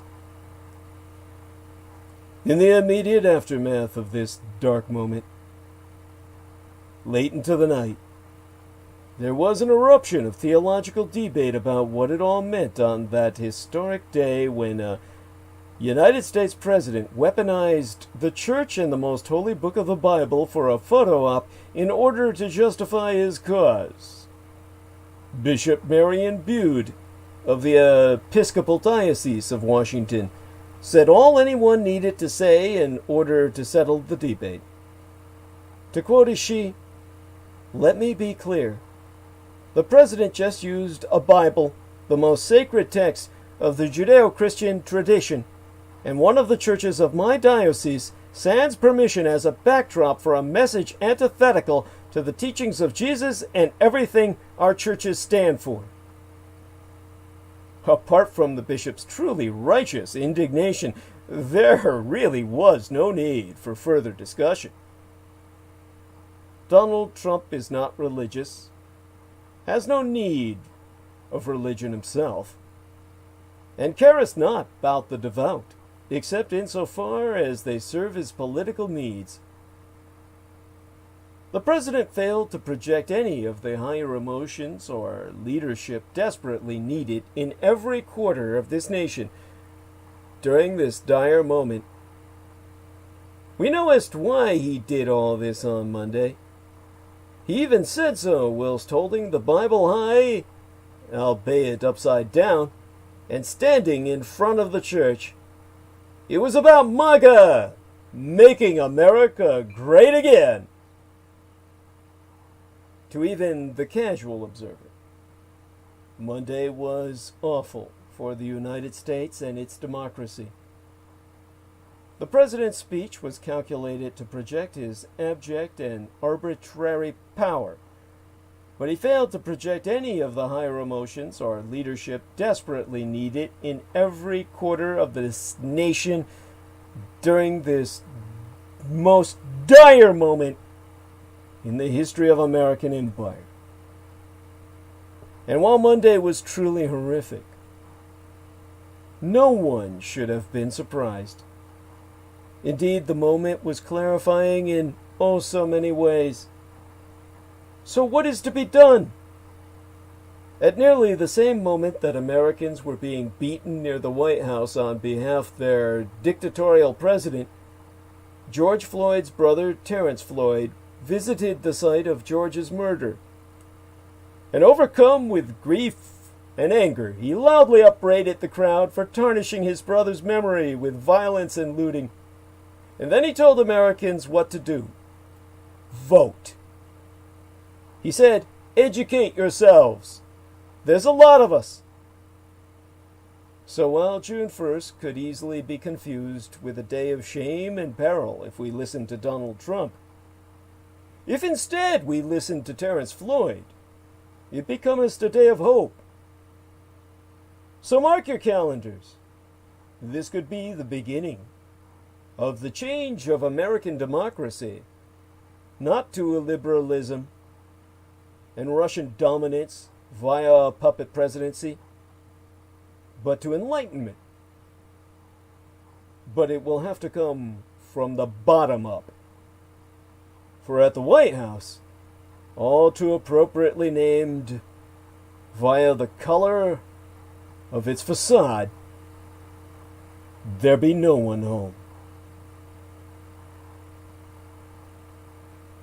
And so it must be asked, is America's future South Africa's past? If the Russians win and Donald Trump remains in power or refuses to leave that White House, should he be voted out, there be, from that moment forward, uncomfortable parallels between the United States today and South Africa in the dying days of white rule. As a person whose very passion is geopolitics, I have been a long-time observer of South African politics.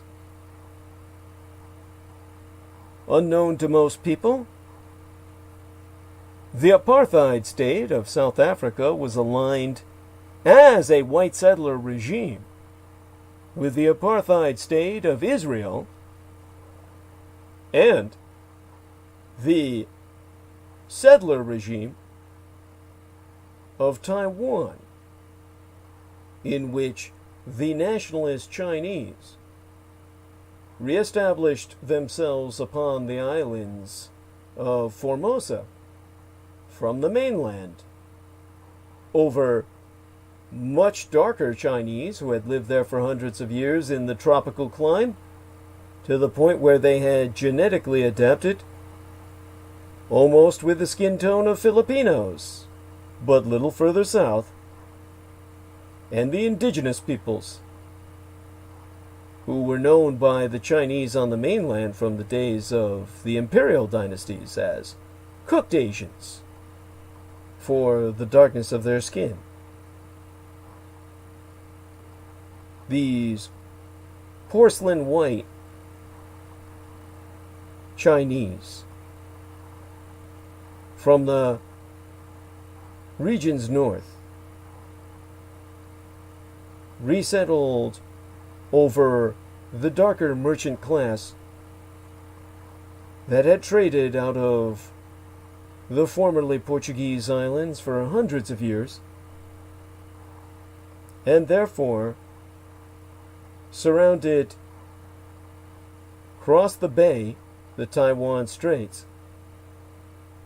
by an enemy numbering over 1 billion people, found themselves a minority elite in league with the minority elites of Israel imposing their rule, over indigenous Palestinians while surrounded by 100 million Arabs and the white Afrikaners behind their barbed wire in an apartheid nation, surrounded by countless black Africans to the north, supplied by Soviets insurgent, arming their own blacks behind the barbed wire in the apartheid state itself. All three settler regimes, each with their own rule of separation, aligned in an iron triangle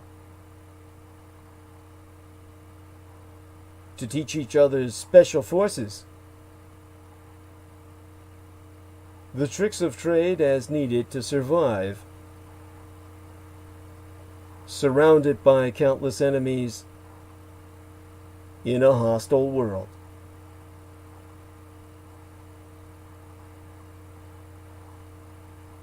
And so, it's not out of ignorance, but out of insight, that I speak to South African politics, to which I became attuned when they declared both Japanese and Taiwanese, such as I myself, as honorary whites. And so I noticed the ways in which appeals for racial justice and demands for change in that same South Africa that honored myself and all mine own as honorary whites can unleash powerful social and political forces. Granted, I be biased by my particular experience, and the United States might be argued as being by no means an apartheid state, at least not since 1964, the year after my late sister was born, but it is striking to see the United States in 2020 look so much like the failing state that was late apartheid South Africa, albeit at American scale and at American speed. The sudden speed of events itself has triggered growing warnings of the death of American democracy, or even another civil war. But the South African precedent suggests that the future, while certainly challenging, is not necessarily quite so dire.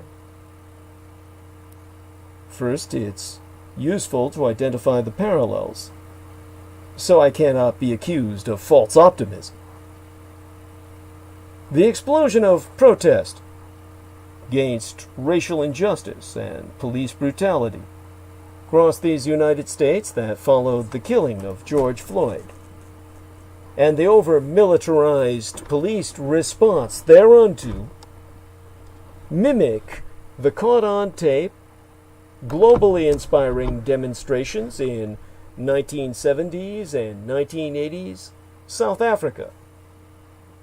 Like many social movements before and since, they have in common a complex fusion of a majority of nonviolent protesters with violent radicals, outside agitators, and opportunistic looters. They also share the morally unambiguous objective of ending systemic racism, and they were both propelled by a cascade of political and economic events that pushed this objective from socially marginal to the center of debate. In these United States, those events include Trump's divisive presidency and the COVID-19 crisis, which disproportionately affected Black American communities. In South Africa, they included the 1976 Soweto uprising, a global commodity slump that shook the South African economy, one of the richest in the world, based upon its diamond trade and so much else, rare strategic metals and minerals, and of course the end of the Cold War. All this speaks to another, broader historical alignment between these United States and South Africa: the collapse of white rule and the death of white supremacy. To be sure, the end of apartheid in South Africa was preceded by decades, if not centuries, of institutionalized white minority rule, while in these United States, white Christians have only recently become a minority. But the threat of losing power to people of color is the striking common thread. In these United States, the election of the first black president, circa 2008, and declining faith in an increasingly unequal and unstable American economy brought the empire's recent demographic shift into sharp relief. As has been well catalogued, both issues were ripe fruit for Donald Trump's ethno-nationalist presidential campaign and the transformation of the Republican Party into a movement motivated by preserving the political, economic, and social status of white, faux Christian America. Although the institutional infrastructure for this effort was already well established, the Republicans under Trump having gone all in on defending what is, to be blunt, white rule, of course exploiting ostensibly democratic institutions to preserve its minority rule, could have been a page taken from the South African National Party's playbook. The latter employed a series of blunt legislative instruments to effectively disenfranchise black voters by law. Trump and the Republicans have an electoral college and a United States Senate that overrepresent predominantly, in some cases effectively exclusively, white rural states, gerrymandered election districts that dilute urban and minority voters, and a wide range of other measures to suppress minority voting. Other similarities include rallying so-called conservative church networks, promoting ethno-nationalist narratives and iconography, manifest destiny promising the land to white people here, the armed Afrikaner frontiersmen there, all resulting in white militias with violent intent, killing people everywhere. Along the co-opting of financial elites and the white middle class with artificially high returns on capital, while depriving everyone else, women, children, people of color, of any social support, all whilst fomenting racial discord in highly visible institutions like sports. This mountain of parallels is why the past 4 odd years of Trumpist politics in these United States have felt like 2 decades of South African politics, and why the events of recent weeks look like the dying phase of apartheid sped up at a dizzying pace. Just as South Africa's economic and political elites split over the government's attempts to suppress the anti-apartheid movement, the past 10 days have seen fractures among the United States' ruling class. Prominent figures in the United States military have both defied and condemned Trump's efforts to crack down on protesters. Republican leaders have taken postures of defection from his re-election campaign, and a growing collection of American corporate and financial institutions have voiced support for the protesters despite the looting and economic damage.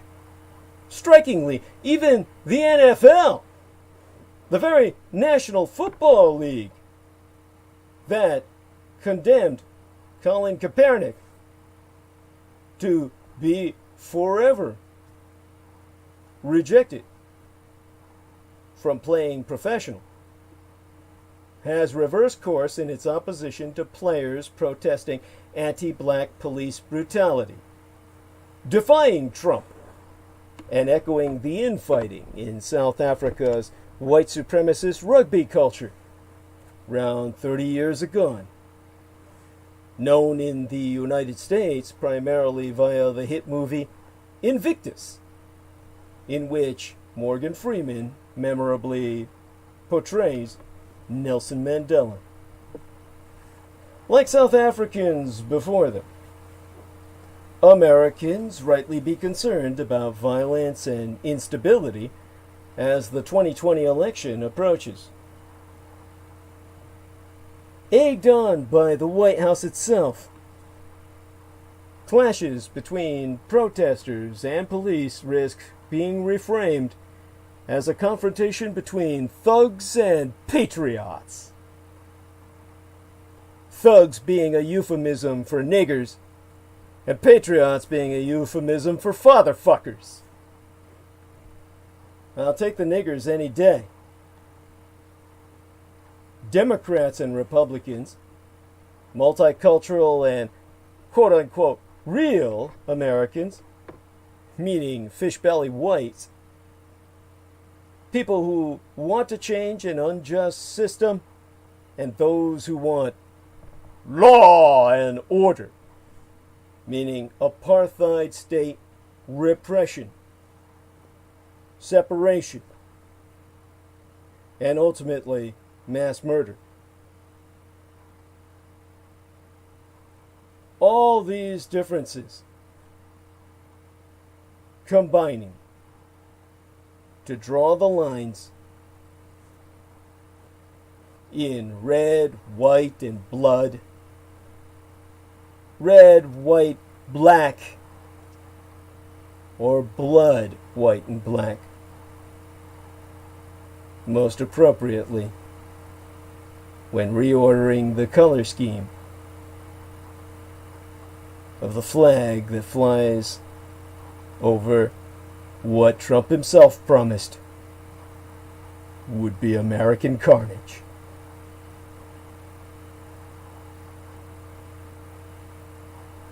That some protests have been violent, and that right-wing white militias had already mobilized against public health measures to contain the coronavirus, certainly add fuel to the fire, as do Trump's farcical but dangerous threats to declare any adverse electoral outcomes in November as having been rigged against him. Yet again, the South African experience be instructive. Notwithstanding the series of killings, bombings, and high-profile attacks instigated by white supremacist groups and militias, the feared race war did not materialize in South Africa. Even though white South Africans stood to lose their legal monopoly on political, military, and economic power, the end of apartheid proceeded in relative peace. Indeed, South Africa became the first country to voluntarily dismantle its nuclear weapons, which it had developed in the exchange programs with Taiwan and Israel via the Iron Triangle between us. Mine own Taiwan and Israel still maintain our nuclear arsenals, whereas South Africa does not. All whilst most political violence during regime change occurred within racial groups, not between them, in what was then South Africa.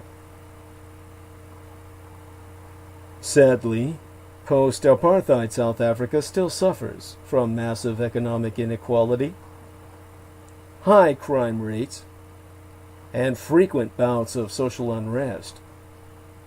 But it did not descend into civil war, and has maintained core political and economic stability, even in conditions far less auspicious than those in the United States. The critical effort to root out systemic racism will be painful and hard, but it will not require a new constitution like in South Africa, necessarily, nor a complete overhaul of the economy, necessarily. Not even in the case of reparations, which must be mandatory. Even though democratic institutions have taken a beating under Trump, the fact that the historic demise of white rule will occur in the world's oldest democracy, at this point in human history, with the world's largest and most dynamic economy in terms of sheer market mass and liquidity of currency. It's all a significant boon for the future. Sometimes, as in the days of Napoleon Bonaparte, when historians said, this century alone spans many centuries. In times as intense as these, with our communications warping our sense of time at light speed, in this age there be weeks when decades happen. Such weeks are upon Americans today. 'Tis the South African experience, related through an honorary white of Vulcan, Taiwan, the last stand of Hitlerism on the surface of the world, that can help guide you through the turbulence.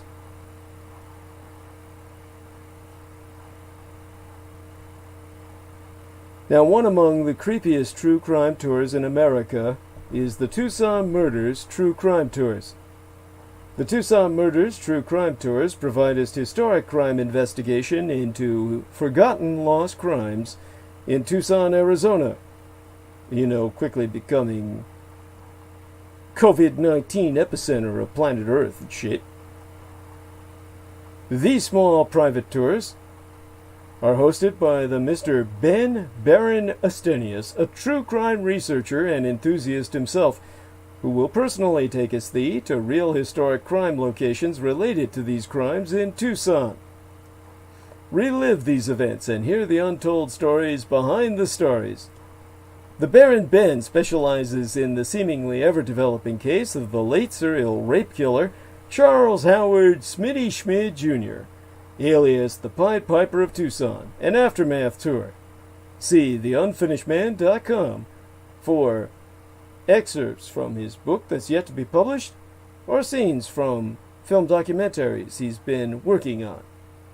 But other cases, such as the strange case of Morris Brady, the Dr. George Marvin Tejardine case, and the Red Rapist, are also within his repertoire, as in fact are all the crimes that shocked the Southwest throughout the 1960s, the very decade I myself entered this vale of tears. These devastating crimes stained a city so deeply they may never be removed. For tour information, contact theTucsonMurders.com. Tucson spelled Tucson. Put the word "the" in front of it.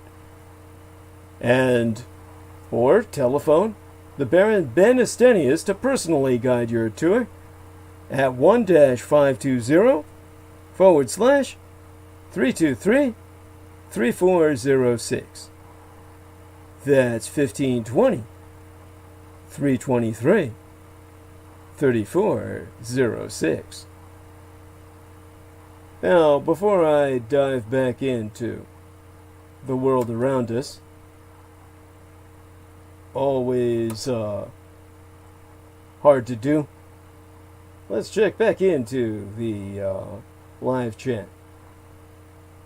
And I see that we've got Danette Blair saying we won't move forward till we take a good look at the family.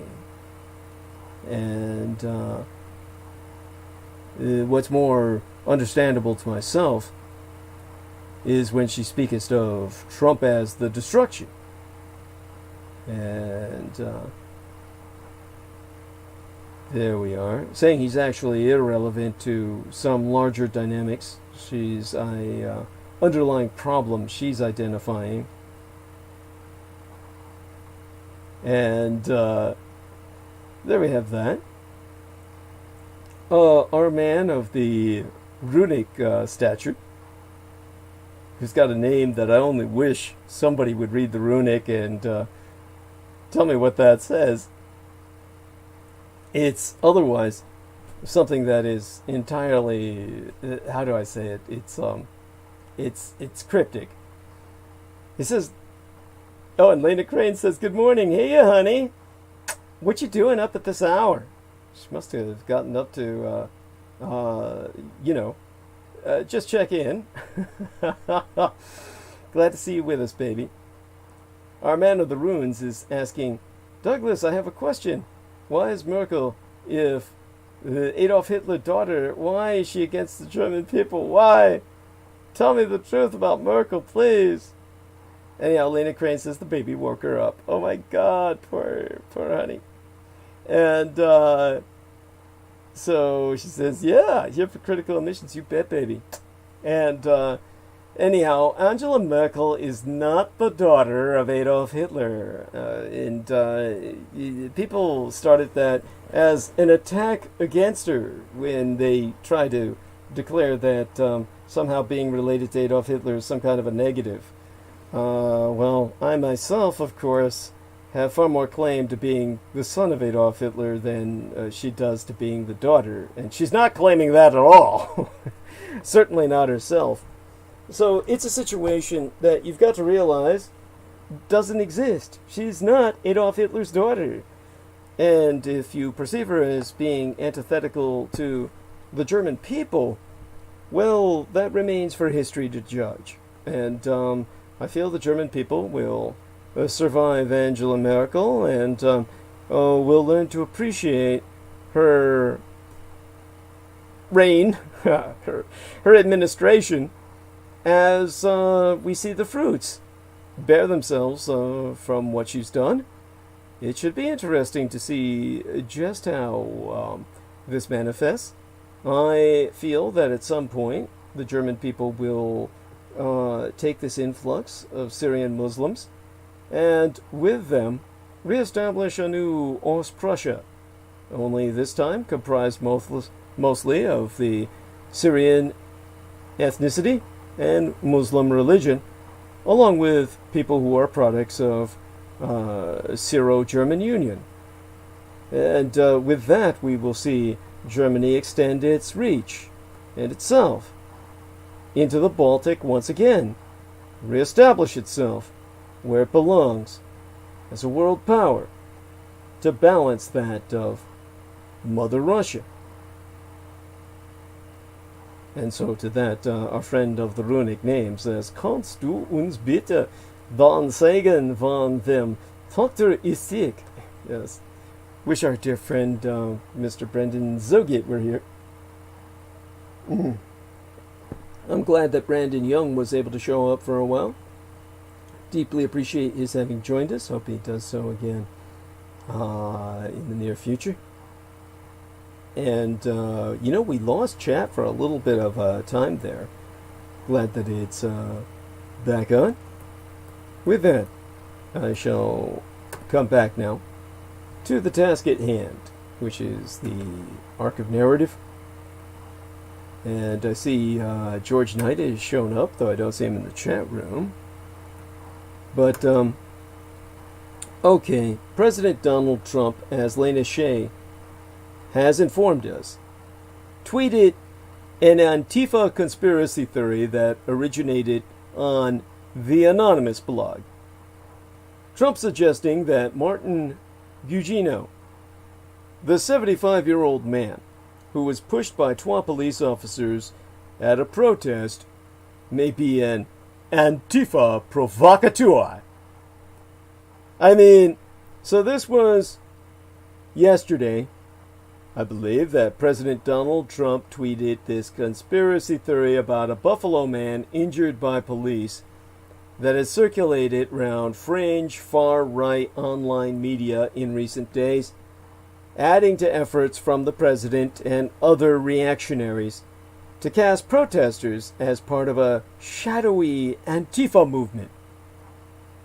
Trump suggested that Martin Gugino, 75 years old, in serious but stable condition in a Buffalo hospital after being pushed by 2 police officers at a protest, may be this Antifa provocateur who was scanning police equipment when he was pushed, scanning like he was the Terminator. Because, Skynet would send back the Terminator dressed as a 75-year-old man, Martin Gugino. I mean, you got to wrap him up in flesh like that, looking like prune face, so that, he terrorizes people before he kills them. Can't have him looking like a walking Panzer tank like Schwarzenegger had it. Anyhow, the video of Gugino became one of the most viewed examples of police violence related to recent protests. And yet the president himself tweeted, well, let me just read the tweet. Buffalo protester shoved by police could be Antifa provocateur. 75-year-old Martin Gugino was pushed away after appearing to scan police communications in order to black out the equipment.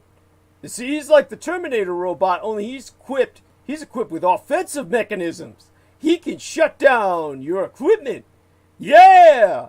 And that'll keep the police from shouting to each other electronically, because they really need to coordinate an expanded military operation block to block, right? I mean, like they're separated with buildings and shit. Instead of being face to face with each other, facing the incredible threat of approaching old men who can scan their equipment with their eyes or their minds and then shut their equipment down with their incredible psychic powers. How can Trump fucking say this shit and people actually eat this shit up?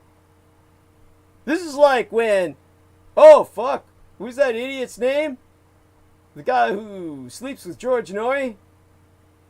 The guy who everyone thought should replace NASA? Richard Hoagland. This is like Richard Hoagland when he attached a stupid wire to his watch and walked around the pyramids saying, I can electronically sense. I think these were the Mesoamerican pyramids. The Aztec pyramids in Central America. Mesoamerican. He was walking around them saying, I can sense the activity coming from inside the pyramids. They're making the aether shake about me. I can sense that through my watch. In which he then had connected via a wire from his watch to his laptop. He connected his watch to his laptop via a wire and was claiming he could instrumentally sense disturbances in the aether emerging from the Mesoamerican pyramids as they responded to Richard Hoagland's greatness. That's what Trump is saying. This guy Gugino has the power. He's got the power to shut down your equipment just by his greatness. And so Trump goes on in the same tweet to say, at OANN, at Anonymous, I watched. He fell harder than was pushed. Was aiming scanner. Could be a setup. He was aiming a scanner. Does that mean his dick? That's his dick, right? He was pulling it out of his zipper. That's why the police got so scared. Oh, man, get away from me, old man. Oh, that old faggot was trying to rape me. But we got his ass. Yeah, we snapped open the head between his shoulders. Now he's got to worry there's too much blood seeping out of that for it to go between his legs. Now I can't get butt fucked. Yeah, Trump's claims appeared to have been ripped from conspiracy theory that aired Tuesday morning on One America News Network, OANN, a far-right cable news channel. The theory being originally posted to an anonymous conservative blog, meaning reactionary, Russo-collaborationist, insurgent, fifth columnist propaganda site. Now, OANN, like right? OANN, One American News Network, claimed that Gugino, an activist from a Buffalo suburb, was using common Antifa tactics, with high alien technology that they can scan your equipment with before shutting it all down. Man, if this is true, this guy needs to be taken in by the Pentagon so they can take his technology and weaponize it to America's advantage, because that's some bad shit. Now, yes, they say he was using common Antifa tactics with highly uncommon technology when he was pushed by police. OANN reporter Christian Ruiz said the incident could be the result of a false flag provocation by far-left group Antifa, the Boogeyman. And I like the way that Ruiz, R-O-U-Z, has this Latino as hell fucking name. Christian. That's a K, don't know whether it's a man or a woman. So I guess the radicalized right's pulling in transgenders now. Kind of like Christiana Amanpour, the she-male war slut. Anyhow, Ruiz claimed that newly released video showed Gugino using a police tracker on his phone. The video is not newly released, merely slowed down. And it does not show Gugino using a police tracker at all. Ruiz called it an old trick used by Antifa, sans providing evidence or other examples. And I looked at the footage, and having worked in security, I can tell you there wasn't shit going on there. Trump and many of his supporters have claimed, with no evidence whatsoever, that Antifa has been executing plans to cause unrest and spark violence during recent protests, despite all evidence pointing out it's been white males, incel supremacists, doing so, as opposed to leftists. Now, Antifa itself is this loosely organized network of groups that use direct action to confront far-right and fascist groups. In reality, it has been found to have no involvement with the protests, despite rumors circulating online and claims from some law enforcement officials. Ruiz, who previously worked for the Russian state media organization Sputnik, has a record of pushing baseless conspiracy theories on OANN as instructed from his Russian high command. And last month, yestermensis, Ruiz claimed that the coronavirus was a plot for population control by George Soros, Bill Gates, Dr. Anthony Fauci, Bill and Hillary Clinton, and Communist China. Oh, of course, just the obvious suspects. All the usual suspects. Everybody that the white male supremacist is scared of and finds threatening. Oh my God. Oh, have we any hope? Mark Polymeropoulos, the former CIA officer, whose portfolio included Russia, has gone on record to state Donald Trump is giving a gift to the Russians. It's bad enough what Trump said, but it's pretty shocking that he would quote from a known propaganda arm of Russian intelligence. There you have it. Your CIA is warning you that your president is a Russian asset. Yes, in this case, the CIA is representative of your side, the good guys. Stand by Agent Polymeropoulos, surname spelled Polymeropoulos. Ruse's report, by the way, it's a play on Ruse, R-U-S-E, which means lie, falsehood, hoax. Ruse's report about Gugino cited an article from Conservative Treehouse. Oh, that's a trustworthy group of people. I mean, what are conservatives doing in a fucking treehouse?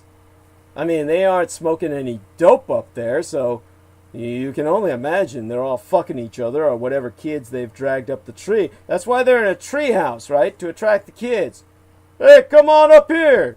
There's no normal reason for a conservative to be in a treehouse other than that. It's a far-right blog that, of course, posts nothing but conspiracy theories, claiming without evidence, said blog does, that Gugino is a 75-year-old professional agitator and Antifa provocateur. I mean, the guy's lying on what may very well be his fucking deathbed in a hospital.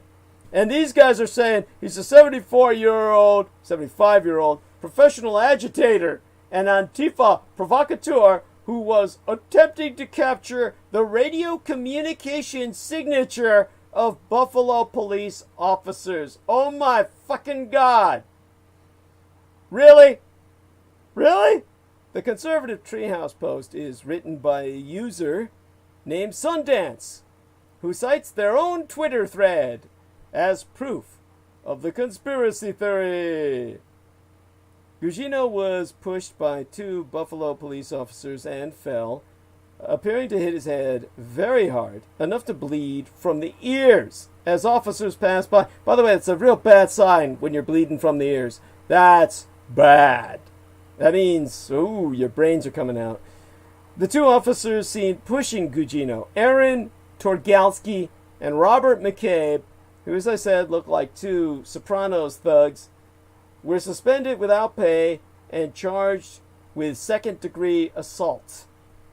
They have pleaded not guilty, but they are guilty of felonies by all evidence on camera, on film, on digital record forever. Gugino's own attorney released a statement Friday requesting privacy for himself and his family as he recovers. Now, Mayor Byron Brown said, Mr. President, at real Donald Trump, the city of Buffalo is laser focused on healing, taking action against racial injustice, and building a good future for our residents. We pray for a full recovery of Mr. Gugino, and as I have repeatedly said, the 2 officers deserve due process. Well, they duly processed that old white man, didn't they? And at 7:30 a.m. in the morning, first thing in the morning, this is like before oxygen, before caffeine, on June 9th, 48 hours ago, Donald J. Trump, that real Donald Trump, said, Buffalo protester shoved by police could be Antifa provocateur. 75-year-old Martin Gugino was pushed away after appearing to scan police communications in order to black out the equipment Oh my fucking God. It takes an electromagnetic pulse to black out equipment, you dumb fuck. Or at least a microwave beam. Is this guy like what? Beaming it out of his fucking psychic brain that you call... That's why his brain's bleeding, right? He's got all that machinery inside of it. And then Trump went on to say, at OANN I watched, he fell harder than was pushed. It's all the weight in his head from all that mechanical equipment to shut down yours. Was aiming scatter. Scatter, yeah, that's the best part of it. Aiming scatter. Really? Really? Where? Where was the scanner? Could be set up, says Trump. Oh man, set this up. I mean, despite repeated claims by the president, Attorney General William Barr, and FBI Director Christopher Wray, Antifa was not mentioned in the first 22 criminal cases brought against protesters nationwide. False rumors of buses full of Antifa members marauding through towns have, however, flooded community groups on Facebook, police tip lines, and group text messages throughout the country. One of the most widespread rumors was created by a white nationalist group posing as Antifa, which Twitter itself confirmed because they were the venue on which this group presented its pose. Twitter so informed NBC News and all other outlets. Now, shortly after the president's tweet, Republican National Committee spokesperson Elizabeth Harrington posted an even more elaborate conspiracy theory about Gugino's fall on her Twitter account, linking to a baseless article claiming that Gugino was using prop blood attached to an elaborate device secreted between his ears, inside his skull, to replace his brain. She later deleted that tweet when she realized that the equipment was all in her brain and that she was simply regurgitating garbage in, garbage out. And so it was. Buffalo Mayor Byron Brown responded to Trump on Twitter saying the city of Buffalo is laser focused on healing, taking action against racial injustice, and building a good future for our residents. We pray for a full recovery of Mr. Gugino, and as I have repeatedly said, the trois officers deserve due process. New York Governor Andrew Cuomo also weighed in, saying that there was no factual basis for the tweet and that Trump should apologize. Cuomo saying, how reckless, how irresponsible, how mean, how crude. I mean, if there was ever a reprehensible, dumb comment, and from the President of the United States. Well, you see, Governor Cuomo, millions of Americans believe as Trump is fighting literal demons. Believers in spiritual warfare are primed to adopt even more dangerous conspiracy theories.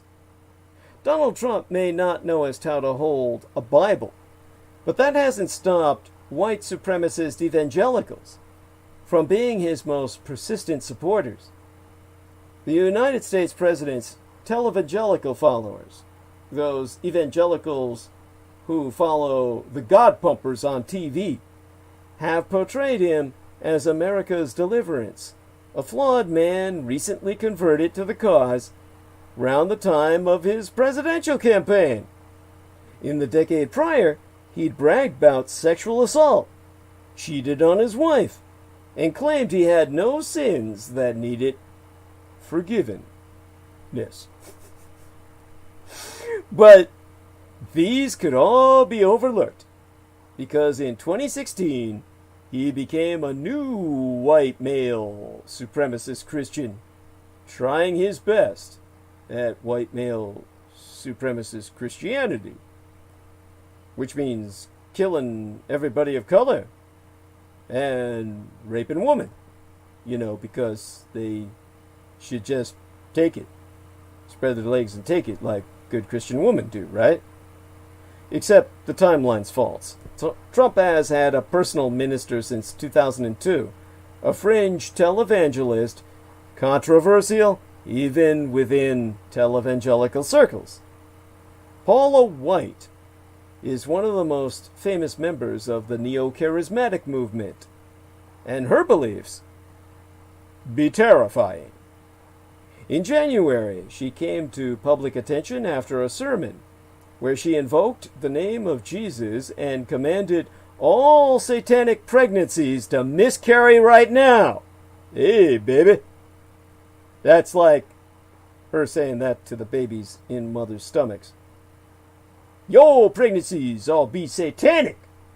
Die! She later explained that the phrase was metaphorical. And of course, we all see no reason to doubt her. But several years earlier, when she claimed that infamous demon lords and hidden sorcerers were arrayed against Trump, she was speaking quite literally. Paula White's vision of spiritual warfare is not rhetorical. Like thousands of other preachers, both in America and worldwide, she subscribes to an apocalyptic, supernatural vision that drives politics, money, and ultimately violence. Charismatic Christianity itself is simply the mixing of certain Pentecostal beliefs with other denominations or non-denominational Christianity. It has a strong focus on the Holy Spirit and the concept of spiritual gifts and modern-day miracles. At its best, it's a welcoming, positive tradition that boosts spirits, promotes introspection, and welcomes those who feel rejected by mainstream churches. The services be lively, often mixing sermons, praise, and worship music and spiritual practices. In other words, you kind of dance and, get into the rhythm while you get possessed by higher spirits and speak in tongues, which can seem pretty demonic in and of itself, but hey, who am I to judge, right? Being possessed. At least in Fragment for Life, they're up for what they're doing. They can, via their services, such gatherings, provide us a sort of euphoria and a chance to relieve stress. This is, of course, known as ecstatic spirituality. It's an ecstatic experience that, it's like what you used to get in revivalist tents, where, of course, the preacher himself is usually a con man who's been damned more times than Judas. And that's where we come to this at its worst, when charismatic Christianity is the domain of cynical hucksters, judgmental self-proclaimed prophets, and intense bigotry. The faith-healing traditions are harmless and perhaps even emotionally beneficial when they supplement normal medical treatments, but they can be deadly when they completely replace modern medicine. But while faith healing and speaking in tongues are the most famous practices, the most psychologically dangerous is the discernment of evil spirits and the practice of spiritual warfare.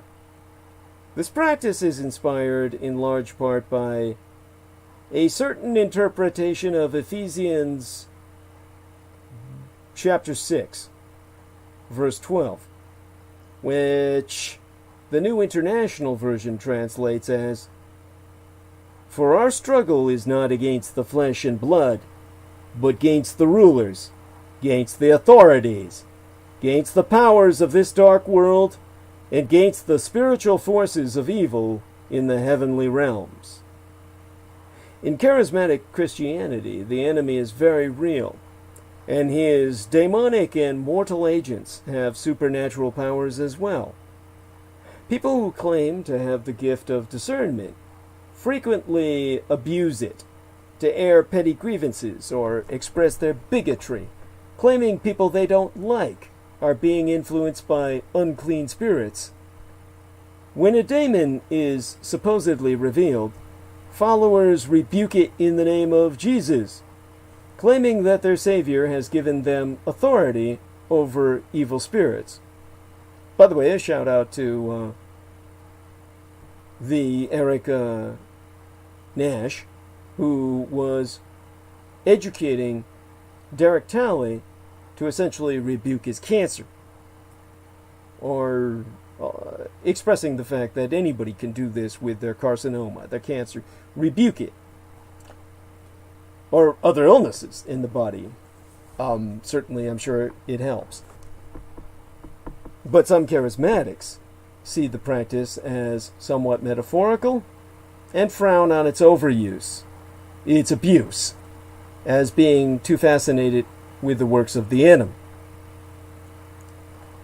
Yet the fringe neo-charismatic movement has embraced the most literal and paranoid form of spiritual warfare, twisting even the most straightforward biblical passages into secret lore that only the white elite can interpret for you. Exemplae gratiae in mainstream Christianity, Luke chapter 11, verses 21 through 22's reference to a strong man guarding a house from burglary is usually interpreted as a metaphor for Satan himself.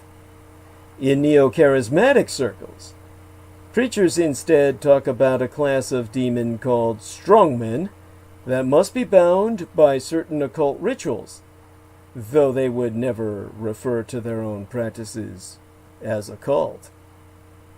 One of Paula White's favorite targets is Leviathan, a very specific, higher level fallen angel. In her theology, Leviathan is not a mundane crocodilian, nor a type of dragon from Southwest Asian or Middle Eastern mythos, a kind of Levantine Godzilla. Rather, it's a diamond prince in the form of the many-headed dragon that be responsible for people experiencing everyday fatigue.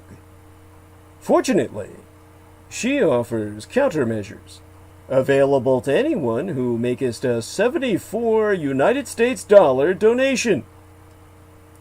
Other packages available for donations of 40 through to 65 United States dollars, presumably offering protection against slightly fewer classes of demons, be available. I've got to get into this racket. Many neo-charismatics share similar beliefs. They practice what they call strategic level spiritual warfare, which means they go nuclear, where they name and describe various powerful demons who rule over various geographic territories. They try to discern the witches and other followers who act as lieutenants and recruiters, and they search out and destroy objects of occult significance that spread demonic influence.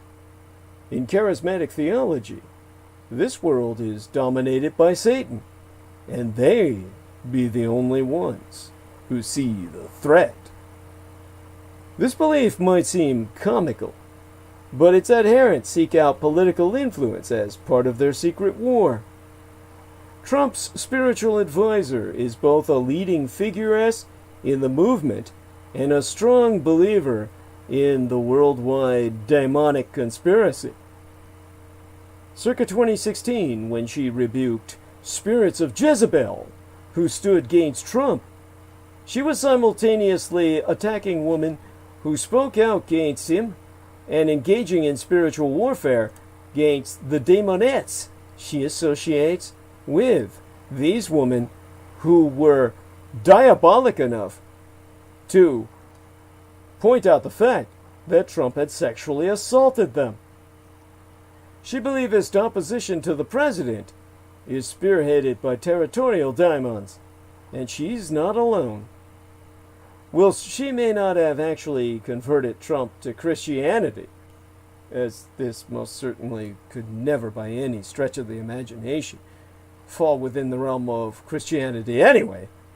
She has most certainly converted many Christians to Trumpism and spread the neo-charismatic influence into mainstream spaces. You see, neo-charismatics oftentimes associate minorities with demon worship and witchcraft. Misogyny is rampant, and even Paula White has been challenged by other neo-charismatics for presuming to serve as a pastoress to men. Political opposition to alternative lifestyle rights, such as lesbians, gays, bisexuals, and transgender peoples, is also deemed a spiritual battle, and Lester Sumrall abused to claim he could smell the demons in gay people, and wrote that they should be banned from churches everywhere. And though there be many black charismatic Christians, including Paula White's own mentor, neo-charismatic literature is full of exotic and wicked African and Asian sorcerers.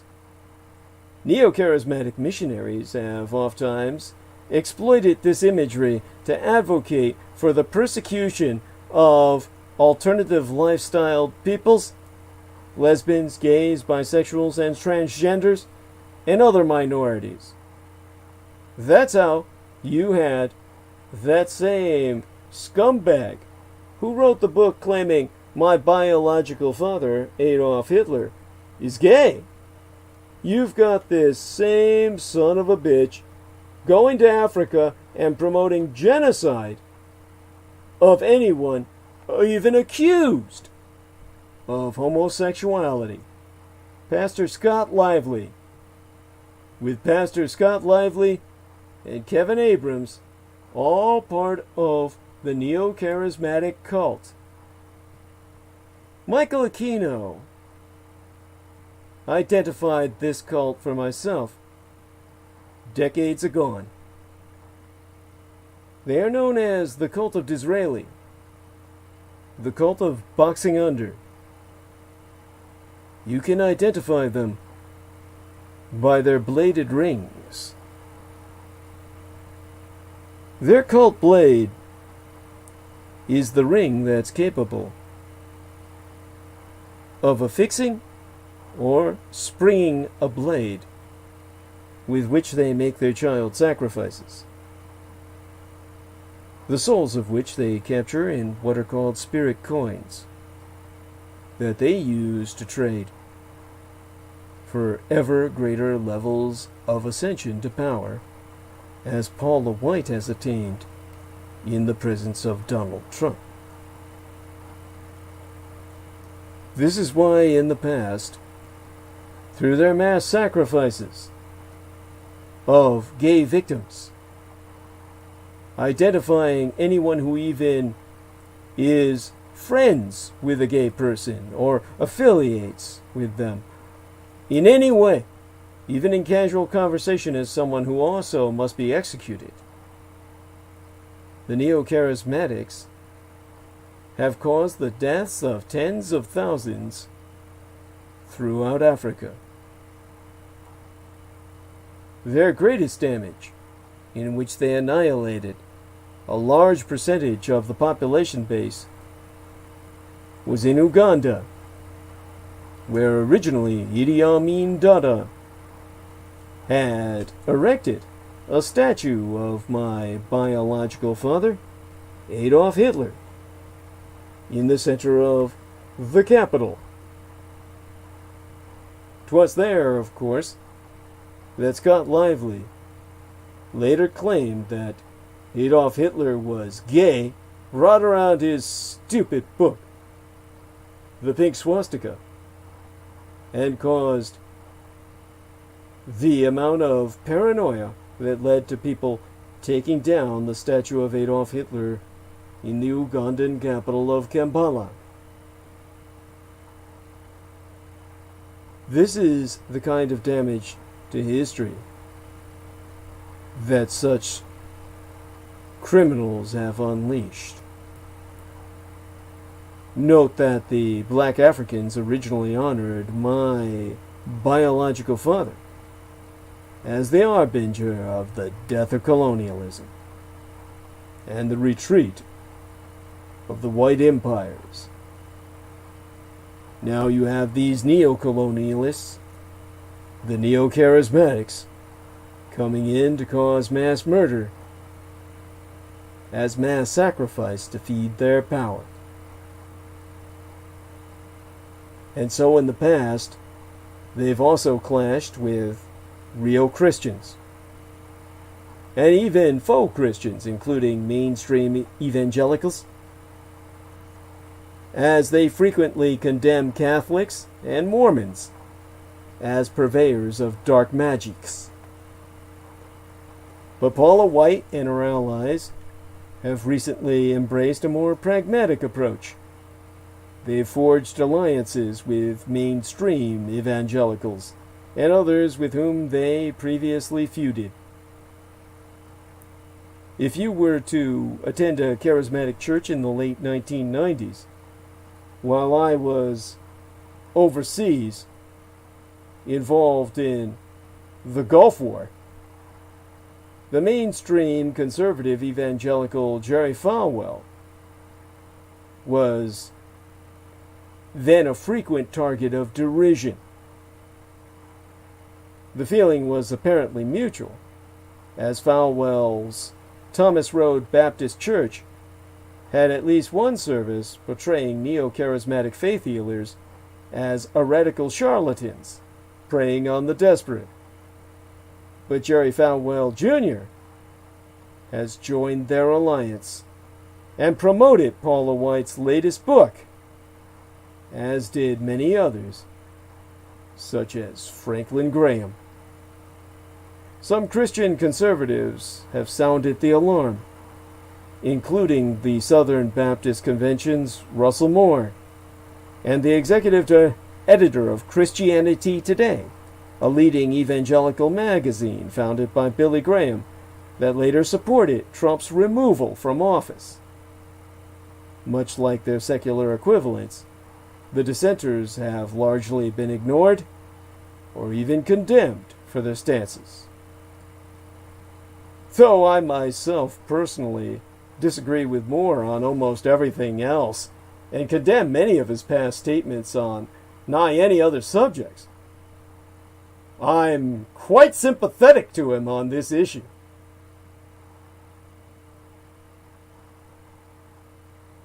Michael Aquino himself taught me how he personally would send in satanic assets to welcoming charismatic Christian churches, that these assets would gradually convert into ever more cult-like and more hateful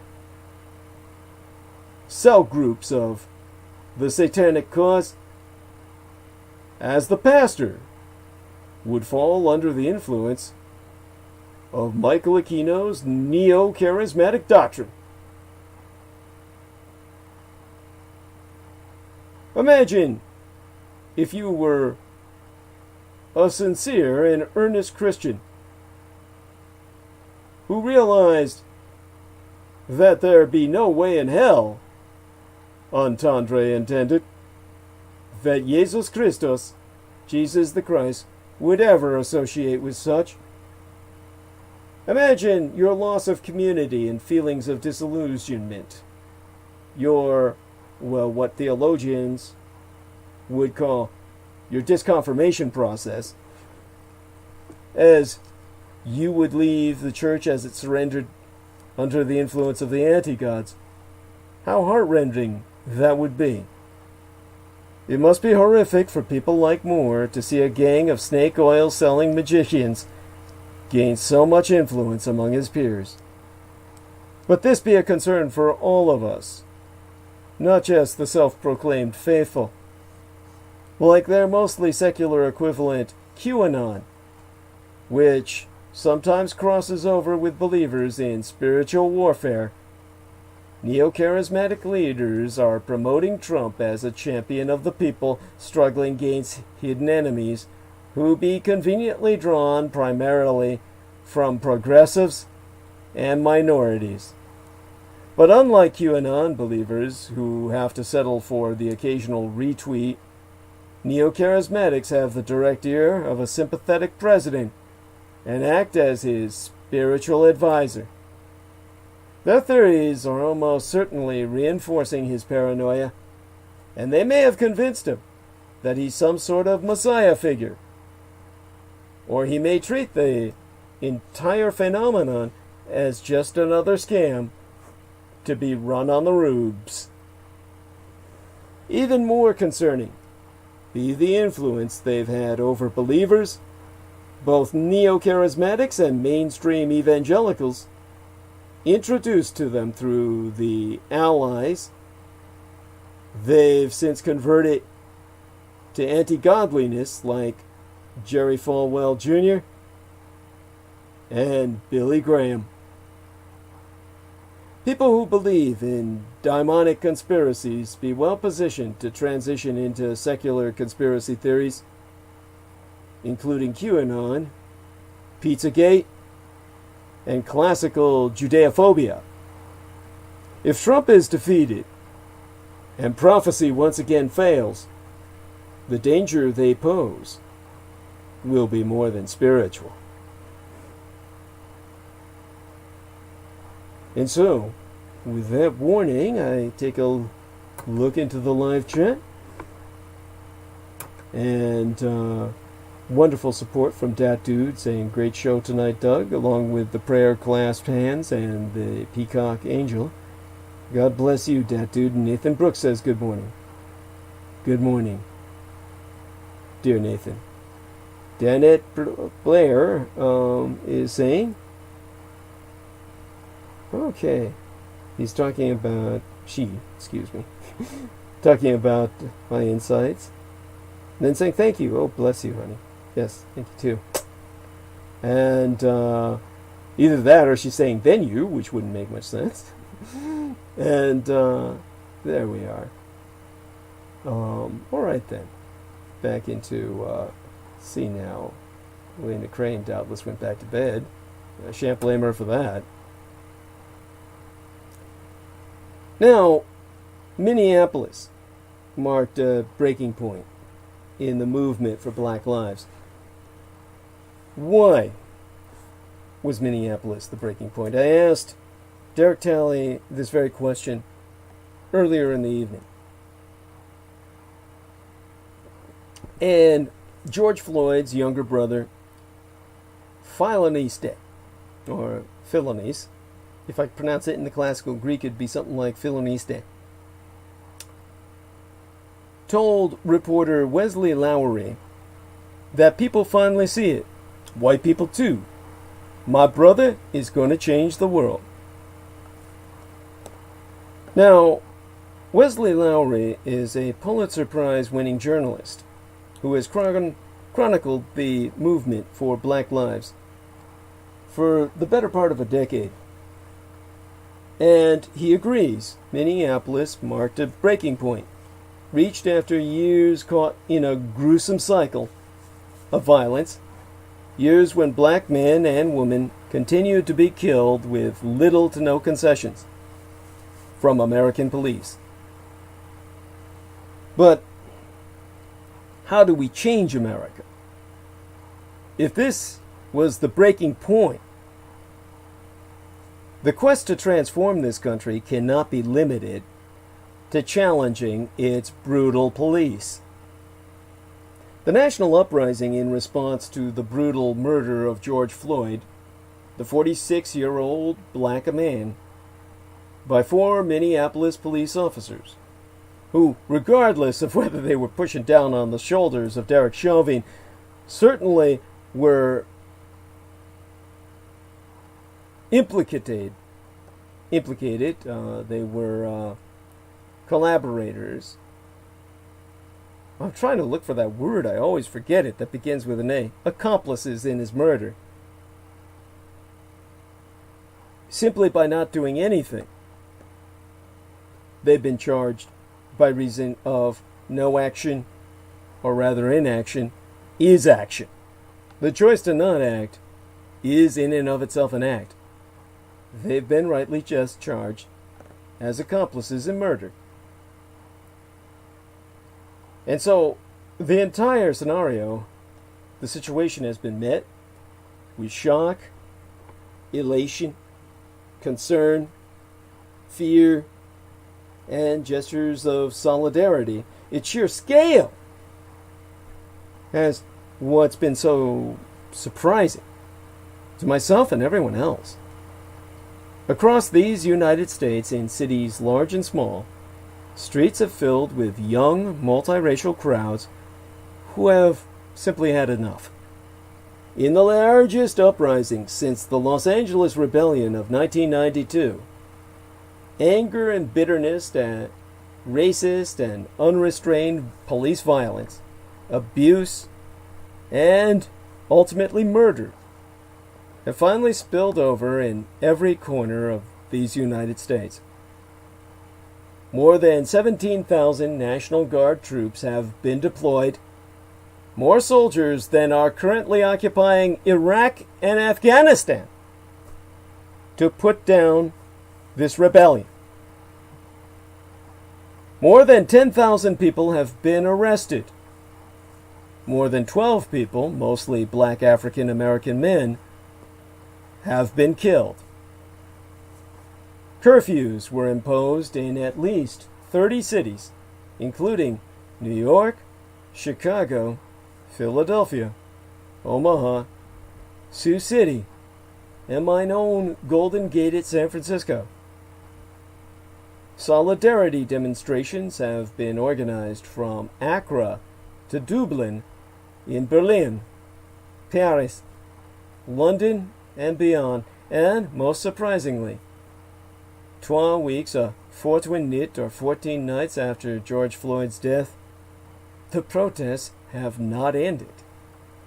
Last Saturday saw the largest protest so far, as tens of thousands of people gathered on the National Mall and marched down the streets of Brooklyn and Philadelphia. The relentless fury and pace of rebellion has forced states to shrug off their stumbling efforts to subdue the novel coronavirus that continues to sicken thousands in these United States. State leaders have been much more adept in calling up the National Guard and coordinating police actions to confront marchers than they were in any of their efforts to curtail the plague. In a show of both cowardice and authoritarianism, Donald Trump threatened to call up the United States military to occupy American cities. Crisis does not begin to describe the political maelstrom that has been unleashed. There have been planned demonstrations, and there have also been violent and explosive outbursts that can only be described as a revolt or an uprising.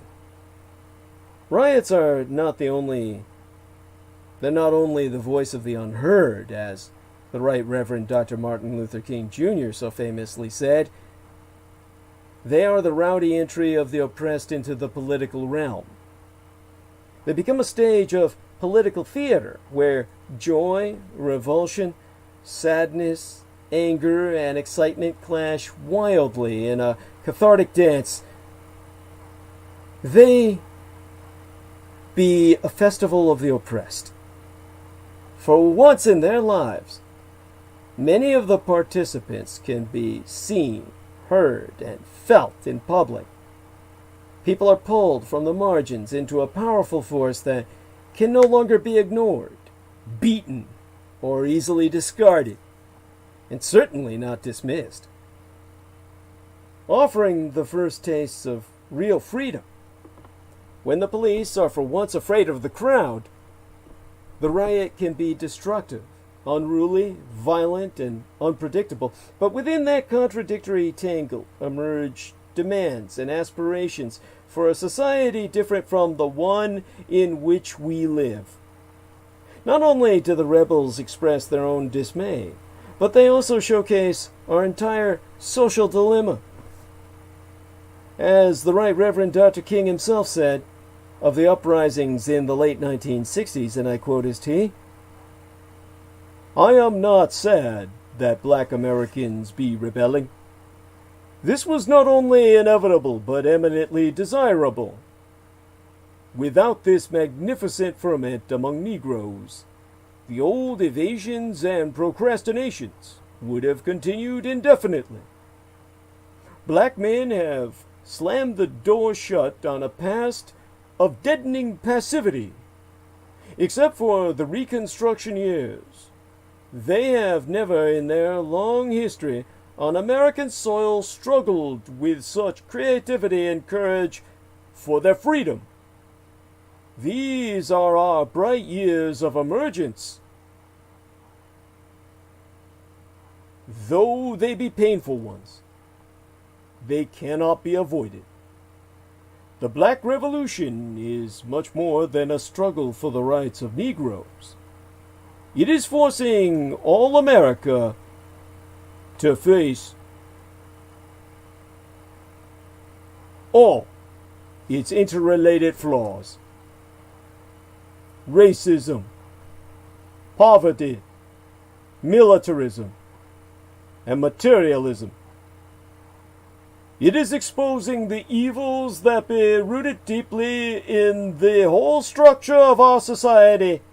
It reveals systemic rather than superficial flaws and suggests that radical reconstruction of society itself is the real issue to be faced.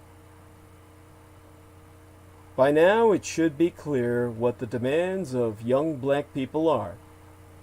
An end to racism, police abuse, and violence, and the right to be free of the economic coercion of poverty and inequality. The question is, how do we change this country? It's not a new question. For black African Americans, it's a question as old as the nation itself. A large part of the reason that rebels swell the streets with clenched fists and expressive eyes is the refusal or inability of this society to engage that question in any satisfying way. Instead, those asking the question are patronized with sweet-sounding speeches made with alliterative apologia, often interspersed with recitations about the meaning of America, and ultimately in defense of the status quo. There be a palpable poverty of intellect, a lack of all imagination, and a banality of ideas pervading mainstream politics today. Old and failed propositions be recycled, but proclaimed as new, reviving cynicism and dismay. Take as the recent comments of the former President Barack Obama. On Twitter, Obama counseled that real change requires protest to highlight a problem, and politics to implement practical solutions and laws. He continued to say that there are specific evidence-based reforms that would build trust, save lives, and lead to a decrease in crime, too, including the policy proposals of his task force on 21st century policing, convened in 2015. Such a simple, plain-stated plan fails to answer the most basic question. Why do police reforms continue to fail? And what it does show us is that we've got to stop looking to the past for our answers to the future. Those clamoring for Barack Obama in this moment misunderstand the movement's origins. To suggest that Obama could silence the enraged screams of the streets is to fundamentally misunderstand the origins of the protests in recent years. They were in part a direct response to the perception among young black activists that Obama's own administration had failed to address persistent racial inequalities with adequate urgency. And any calls for a new Martin Luther King Jr. themselves be equally misguided. Such suggestions require the absolute confidence that were the Right Reverend Dr. King alive today, he would continue to advocate for precisely the same tactics in response to today's injustices as he did in response to those of the 1950s and 60s, a conclusion that presumes unknowable things about what a man who has been dead since 1968 would believe today. For all we know, that same Nobel Prize winning Right Reverend Dr. King might by now have become so fed up by this nation's persistent failure to address the injustices he made it his life's work to expose that he too would be picking up a rock.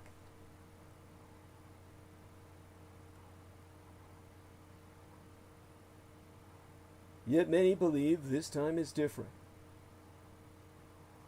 Years into the movement, the potential for true progress may finally be at hand, in no small part because the same cycle of unabated violence that has infuriated black activists is finally, due to the unrelenting stream of video evidence, forcing many white Americans to finally wake up. African Americans have been demonstrating against police abuse and violence since the Chicago riots of 1919, the very year my late and sainted sire, the man who raised and guided me from childhood, from infancy, George Joseph Henry Dietrich, Chief Petty Officer, United States Navy, retired, was born. The first riot directly in response to police abuse occurred in 1935 in Harlem,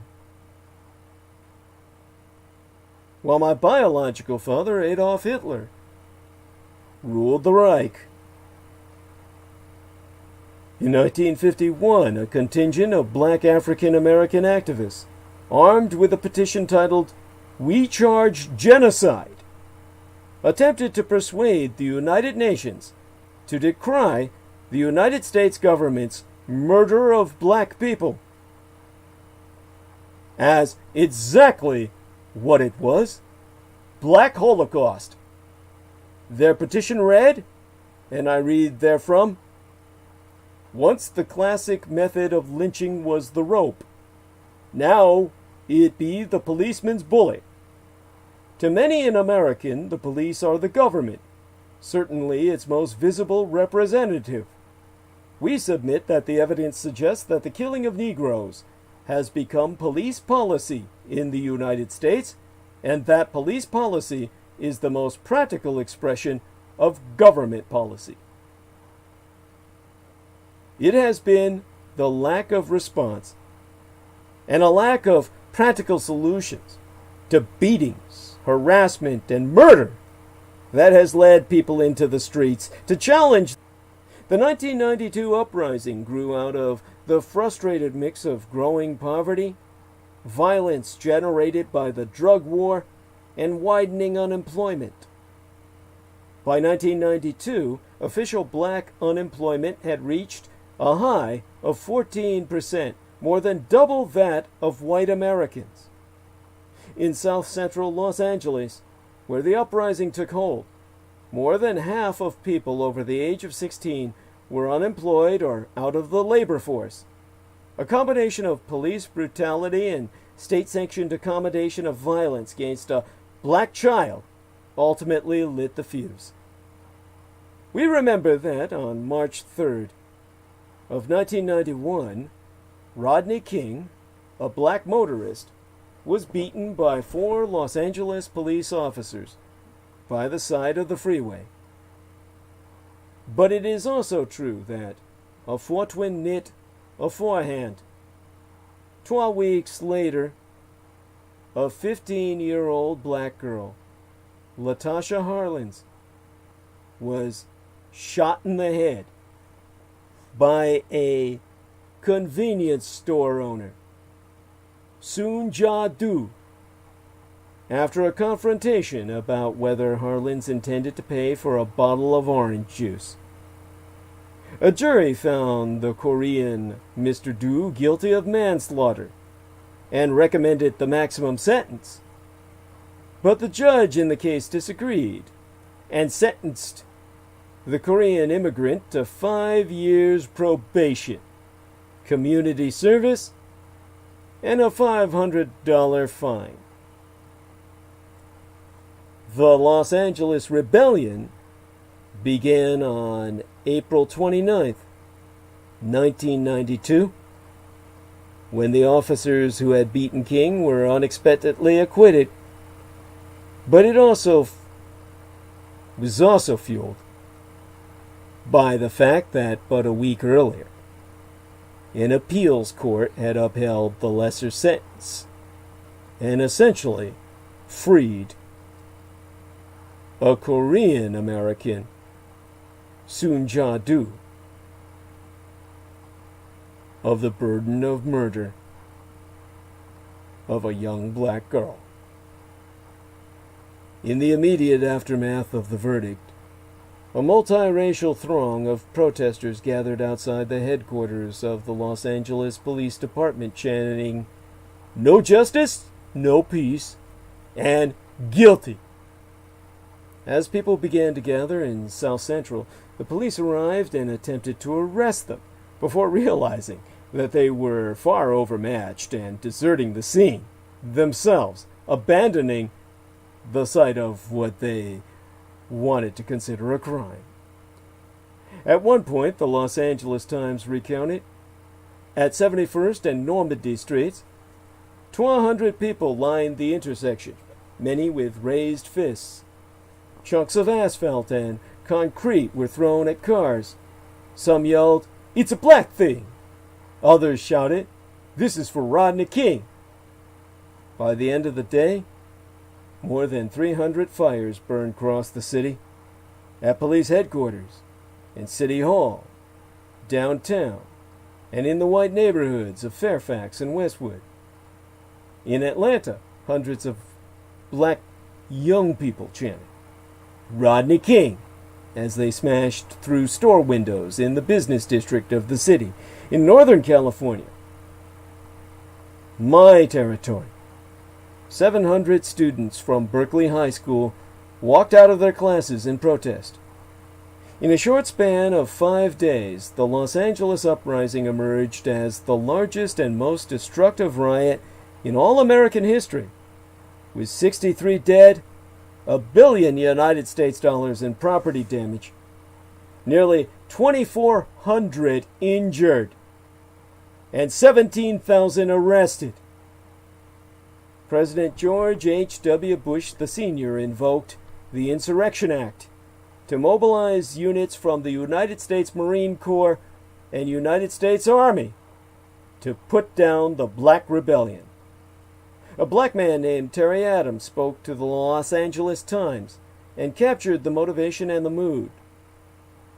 He being quoted as saying, "Our people are in pain. Why should we draw a line against violence? The judicial system itself does not." The uprising in Los Angeles, shared with the rebellions of the 1960s, an igniting spark of police abuse, widespread violence, and the fury of the rebels.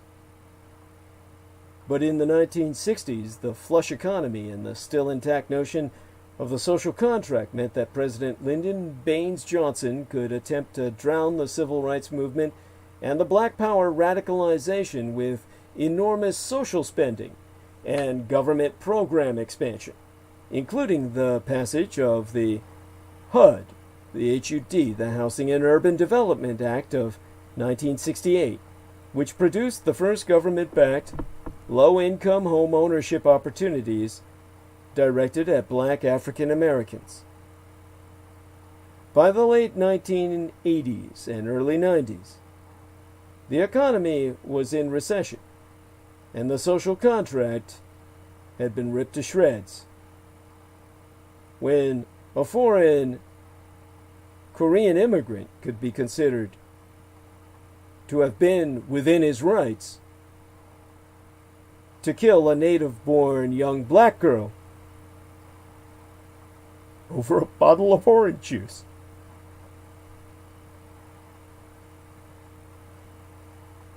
The rebellions of the 1960s and the enormous social spending intended to bring them under control were wielded by the right to generate a backlash against the expanded welfare state.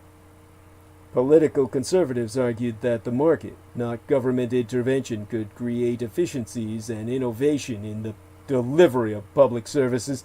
This rhetoric was coupled with virulent racist characterizations of black African Americans who relied disproportionately on welfare programs and all their progeny as welfare queens. Black women being portrayed as fat pigs, sows, to use the female term, generating entire generations of nigglets to feed off the federal tit. Ronald Reagan mastered the art of colorblind racism in the post-civil rights era with his invocations of these black sow welfare queens. Not only did these distortions pave the way for undermining the welfare state, they reinforced racist delusions about the state of black America that legitimized deprivation and marginalization. The Los Angeles uprising not only exposed the police state that African Americans were subjected to, but also uncovered the hollowed-out core of the American economy itself after the supposed economic genius of the Reaganomics revolution. The rebellions of the 1960s were disparaged as race riots because they were confined almost exclusively to segregated black communities. The Los Angeles rebellion spread rapidly across the city. 51% of those arrested were Latino, and only 36% were black. A smaller number of whites were also arrested. Public officials had used racism as a crowbar to dismantle the welfare state, but the effects were felt all across the board. Though black African Americans were disproportionate recipients of welfare, whites made up the majority, by far, and they suffered too when cuts were imposed. As Willie Brown, who was then the Speaker of the California Assembly, wrote in the San Francisco Examiner, but days after the uprising, "For the first time in American history, many of the demonstrations and much of the violence and crime, especially the looting, was multiracial. Blacks, whites, Hispanics, and Asians all were involved." Though typically segregated from each other socially, each group found ways to express their overlapping grievances in the furious revolt against the Los Angeles Police Department. The period after the LA Rebellion didn't usher in new initiatives to improve the quality of the lives of people who had revolted. To the contrary, the Bush White House spokesman Marlin Fitzwater blamed the uprising on the social welfare programs of previous administrations. He so saying, "We believe that many of the root problems that have resulted in inner-city difficulties were started in the 60s and 70s, and that they have failed." The 1990s became a moment of convergence for the political right and the Democratic Party as the Democrats cemented their turn toward a similar agenda of harsh budget cuts to social programs and an insistence that black African American hardship was the result of non-normative family structures. In May of 1992, William Jefferson Clinton interrupted his normal campaign activities to travel to South Central Los Angeles, where he offered his own analysis of what had gone so wrong. People were looting, he said, because they're not part of the system at all anymore. They do not share our values, and their children are growing up in a culture alien from ours, without family, without neighborhood, without church, without support. Democrats responded to the 1992 Los Angeles rebellion by pushing the country further down the road of punishment and retribution in its criminal justice system. Joe Biden, the current Democratic presidential frontrunner, emerged from the fire last time brandishing a new crime bill that pledged to put 100,000 more police onto the streets, called for mandatory prison sentences for certain crimes, increased funding for policing and for prisons, and expanded the use of the death penalty overall.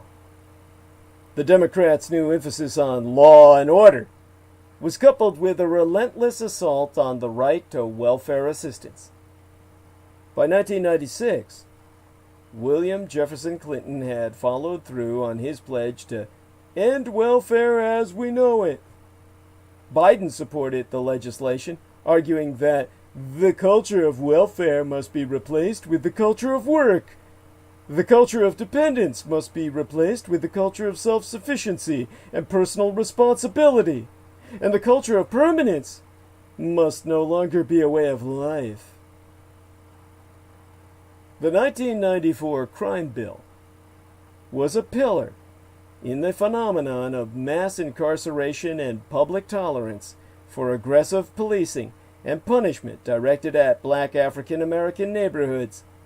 It helped to build the world that young black people be rebelling against right now. But the unyielding assaults on welfare and food stamps have also marked this latest revolt. These cuts are a large part of the reason that the coronavirus pandemic has landed so hard in these United States, but most particularly in Black America. These be the reasons that we do not have a viable safety net in this country at all, including food stamps and cash payments during hard times. The weakness of the United States social welfare state has deep roots, but it was irreversibly torn when Democrats were at the helm. The current climate can hardly be reduced to the political lessons of the past, but the legacy of the 90s dominates the political thinking of elected officials today. When Republicans insist on tying work requirements to food stamps in the midst of a pandemic, with unemployment at more than 13%, they be conjuring the punitive spirit of the policies shaped by Clinton, Biden, and other leading Democrats throughout the 1990s. So though Biden desperately wants us to believe that he be a harbinger of change, his long record of public service saith otherwise. He has claimed that Barack Obama's selection of him as his running mate was a kind of absolution for Biden's dealings in the Democrats' race-baiting politics of the 1990s. But from the excesses of the criminal justice system and the absence of a welfare state to the inequality rooted in an unbridled, rapacious market economy, white Biden has shaped much of the world that this generation has inherited and is now revolting against. More important, the ideas honed in the 1980s and 90s continues to beat at the center of Biden's political agenda. His campaign advisors include Larry Summers, who, as Clinton's Treasury Secretary, was an enthusiastic supporter of deregulation, and as Obama's chief economic advisor during the recession, endorsed the Wall Street bailout whilst allowing millions of Americans to default on their mortgages.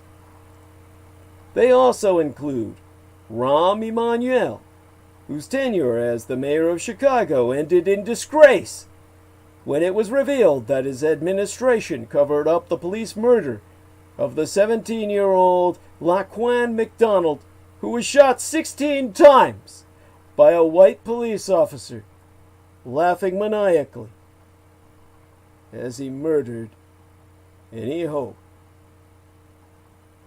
for Black America's future. But Emanuel's damage to Chicago ran much deeper than his defense of a particularly racist and abusive police force. He also carried out the largest single closure of public schools in American history, 100 in one fell swoop, in 2013.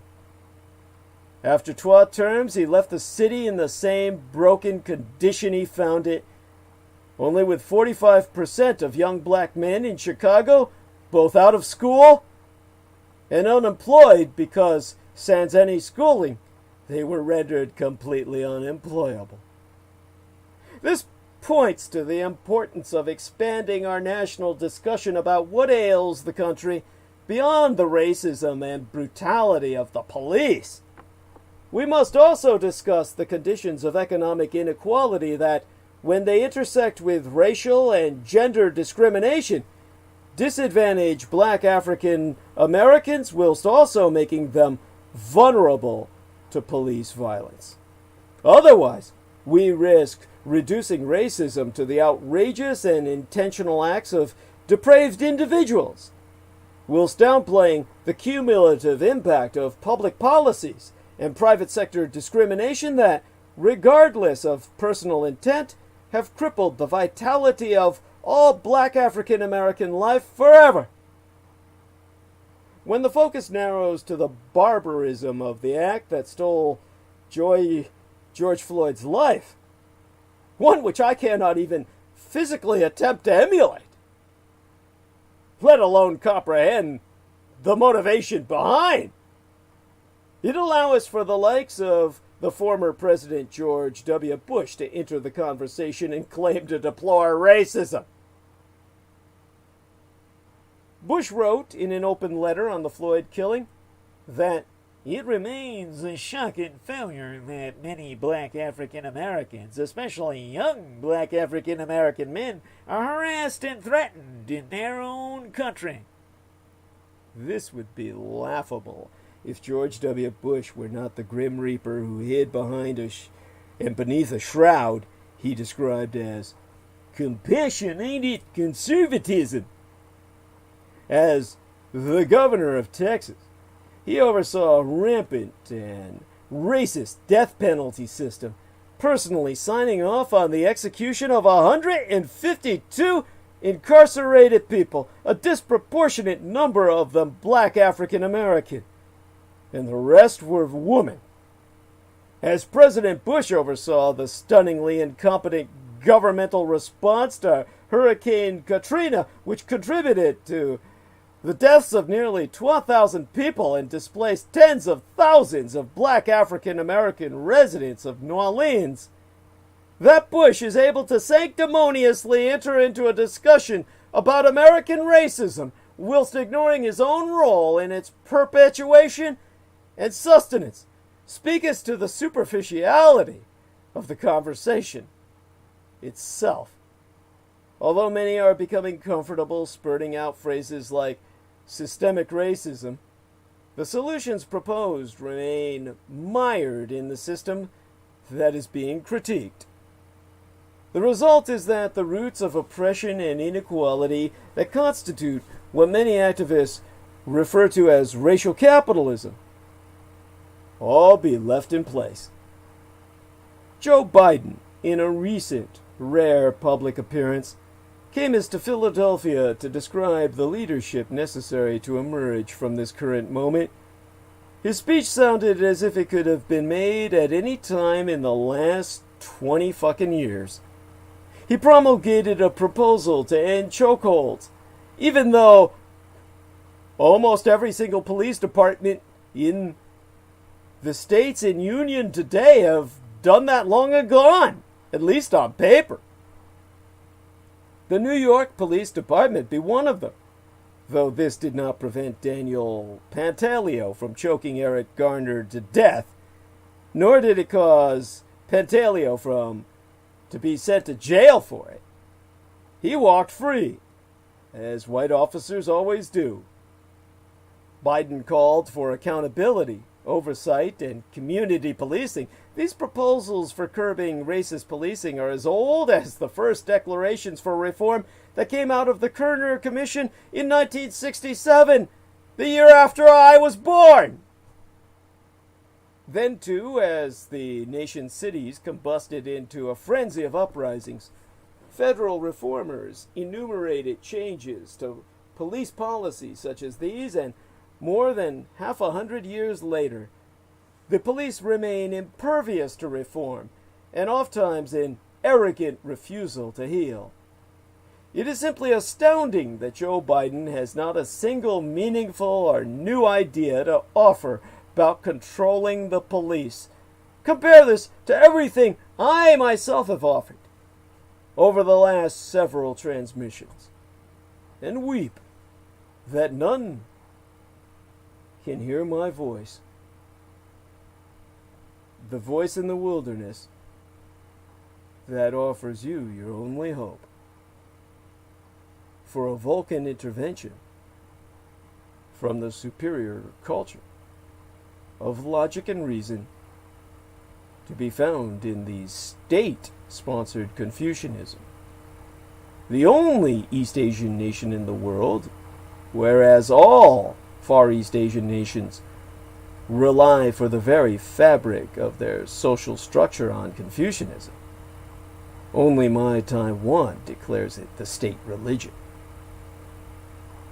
And only through myself, as an English-speaking Taiwanese, can offer you your Vulcan intervention from that same philosophy which was deemed the philosophy of the Vulcans in the Gene Roddenberry Star Trek franchise, simply changing the name as he did from Confucianism to the way of Kolinar.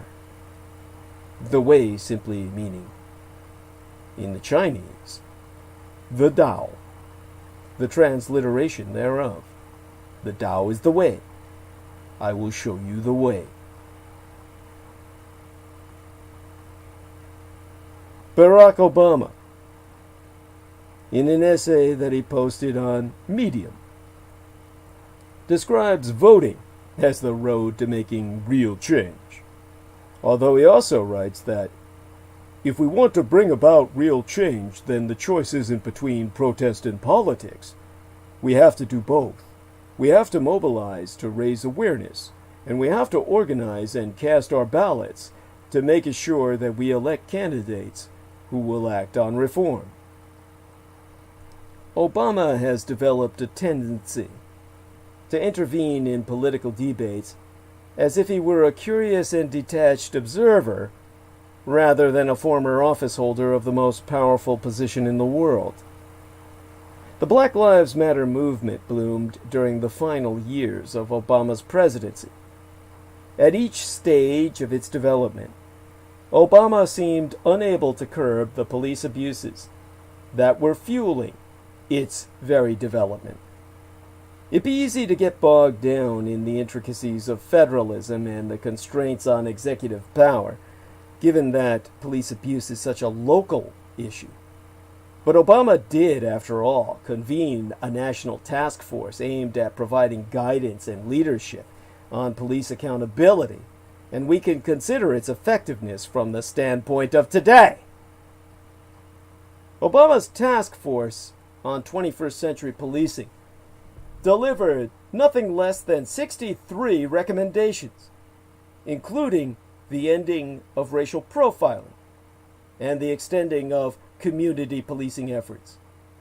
It called for better training, and revamping the entire criminal justice system. But they were no more than suggestions. There was no mechanism to make us the country's 18,000 different law enforcement agencies comply. The task force's interim report was released on March 2nd of the 2015 year in our Lord. That month, police across the country killed another 113 people, 30 more than in the previous month. On April 4th, Walter Scott, an unarmed black man running away from a white cop, Michael Slager, in North Charleston, South Carolina, was shot 5 times from behind. 8 days later, Freddie Gray was picked up by Baltimore police, placed in a van with no restraints, and driven recklessly round the city. When he emerged from the van, his spine was 80% severed at his neck. He died 7 days later, and Baltimore exploded in righteous rage.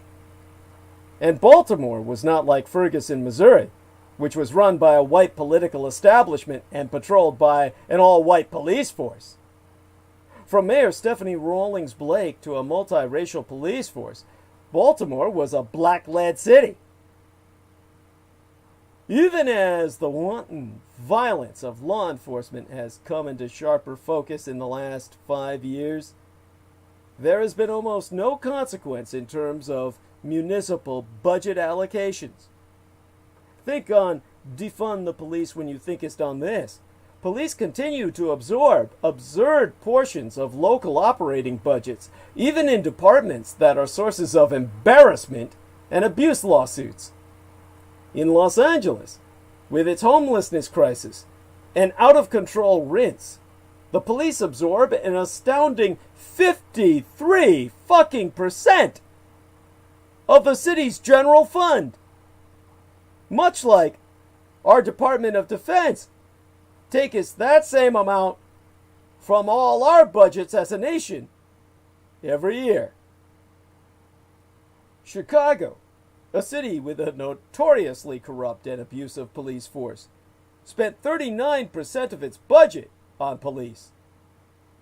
Philadelphia's operating budget needed to be recalibrated because of the collapse of tax collections due to the coronavirus pandemic. The only agency that will not suffer any single budget cut is the police department. Whilst public schools, affordable housing, violence prevention programming, and the Police Oversight Board prepare for $370 million United States dollars in budget cuts, the Philadelphia Police Department, which already garners 16% of the city's funds, is slated to receive a $23 million United States dollar increase, so that all officers will retire with the ability, as they demand, to buy themselves yachts and estates and relocate to Blue Heaven, the all-white enclave of retired cops in northern Idaho. Throughout the Obama and Trump administrations, the failures to rein in racist policing practices have been compounded by the economic stagnation in black African American communities, measured by stalled rates of home ownership and a widening racial wealth gap. Are these failures of governance and politics all Black Obama's fault? Of course not. But when you run on big promises of change and end up overseeing a brutal status quo, people draw dim conclusions from the experiment. For many poor and working class black African Americans, who still have enormous pride in the first black president and his spouse, First Lady Michelle Obama, the conclusion is that the electing of the nation's first black president was never going to change America. One might even interpret the failures of the Obama administration as some of the small kindling that has set the nation ablaze. We cannot insist on real change in these United States by continuing to use the same methods, the same arguments, the same failed political strategies that have brought us to this very moment. We cannot allow the current momentum to be stalled by a narrow discussion about reforming the police. In Obama's essay, he wrote, I tend to think of that moment in Apocalypse Now where they're telling Martin Sheen about his assignment to kill Colonel Kurtz, the rogue CIA agent up there in the hills. And they play him a tape to show him what he's up against, where Colonel Kurtz is saying, I saw a snail crawl across the edge of a razor and survive. Obama said, I saw an elderly black woman being interviewed today in tears because the only grocery store in her neighborhood had been trashed. If history is any guide, that store may take years to come back. So let's not excuse violence, or rationalize it, or participate in it. If we are thinking of these problems in big and broad strokes, or in a systemic way, we might ask, in turn, why is there only a single goddamn grocery store in this black woman's neighborhood? That might lead to a discussion about the history of residential segregation in that neighborhood, or job discrimination, or under-resourced schools in the area, which might in turn provide deeper insights into an alienation that is so profound in its intensity that it compels people to fight with the intensity of a riot to demand things change. And this is where the trouble actually begins. Our society cannot end these conditions sans massive expenditure. In that infamous year, by now, to any of my listeners, 1968, the Right Reverend Dr. King, in the weeks before he was assassinated, said, in a sense, I guess you could say we are engaged in the class struggle.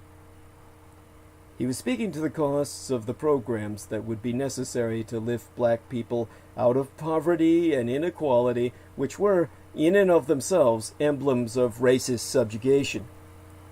Ending segregation in the South, then, was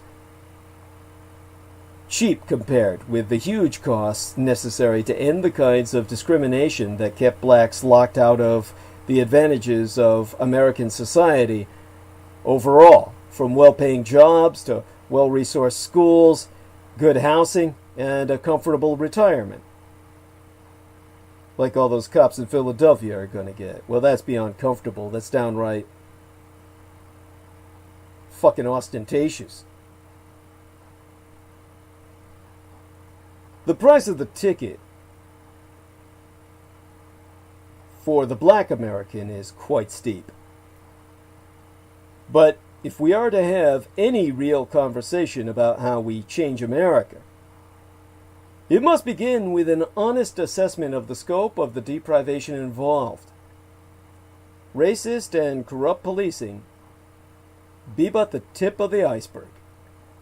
We have to make space for new politics, new ideas, new formations, and new people. The election of Biden may stop the misery of another Trump term, but it will not stop the underlying issues that have brought about more than 100,000 COVID-19 deaths or continuous protests against police abuse and violence. Will the federal government intervene to stop the looming crisis of evictions that will disproportionately impact black women?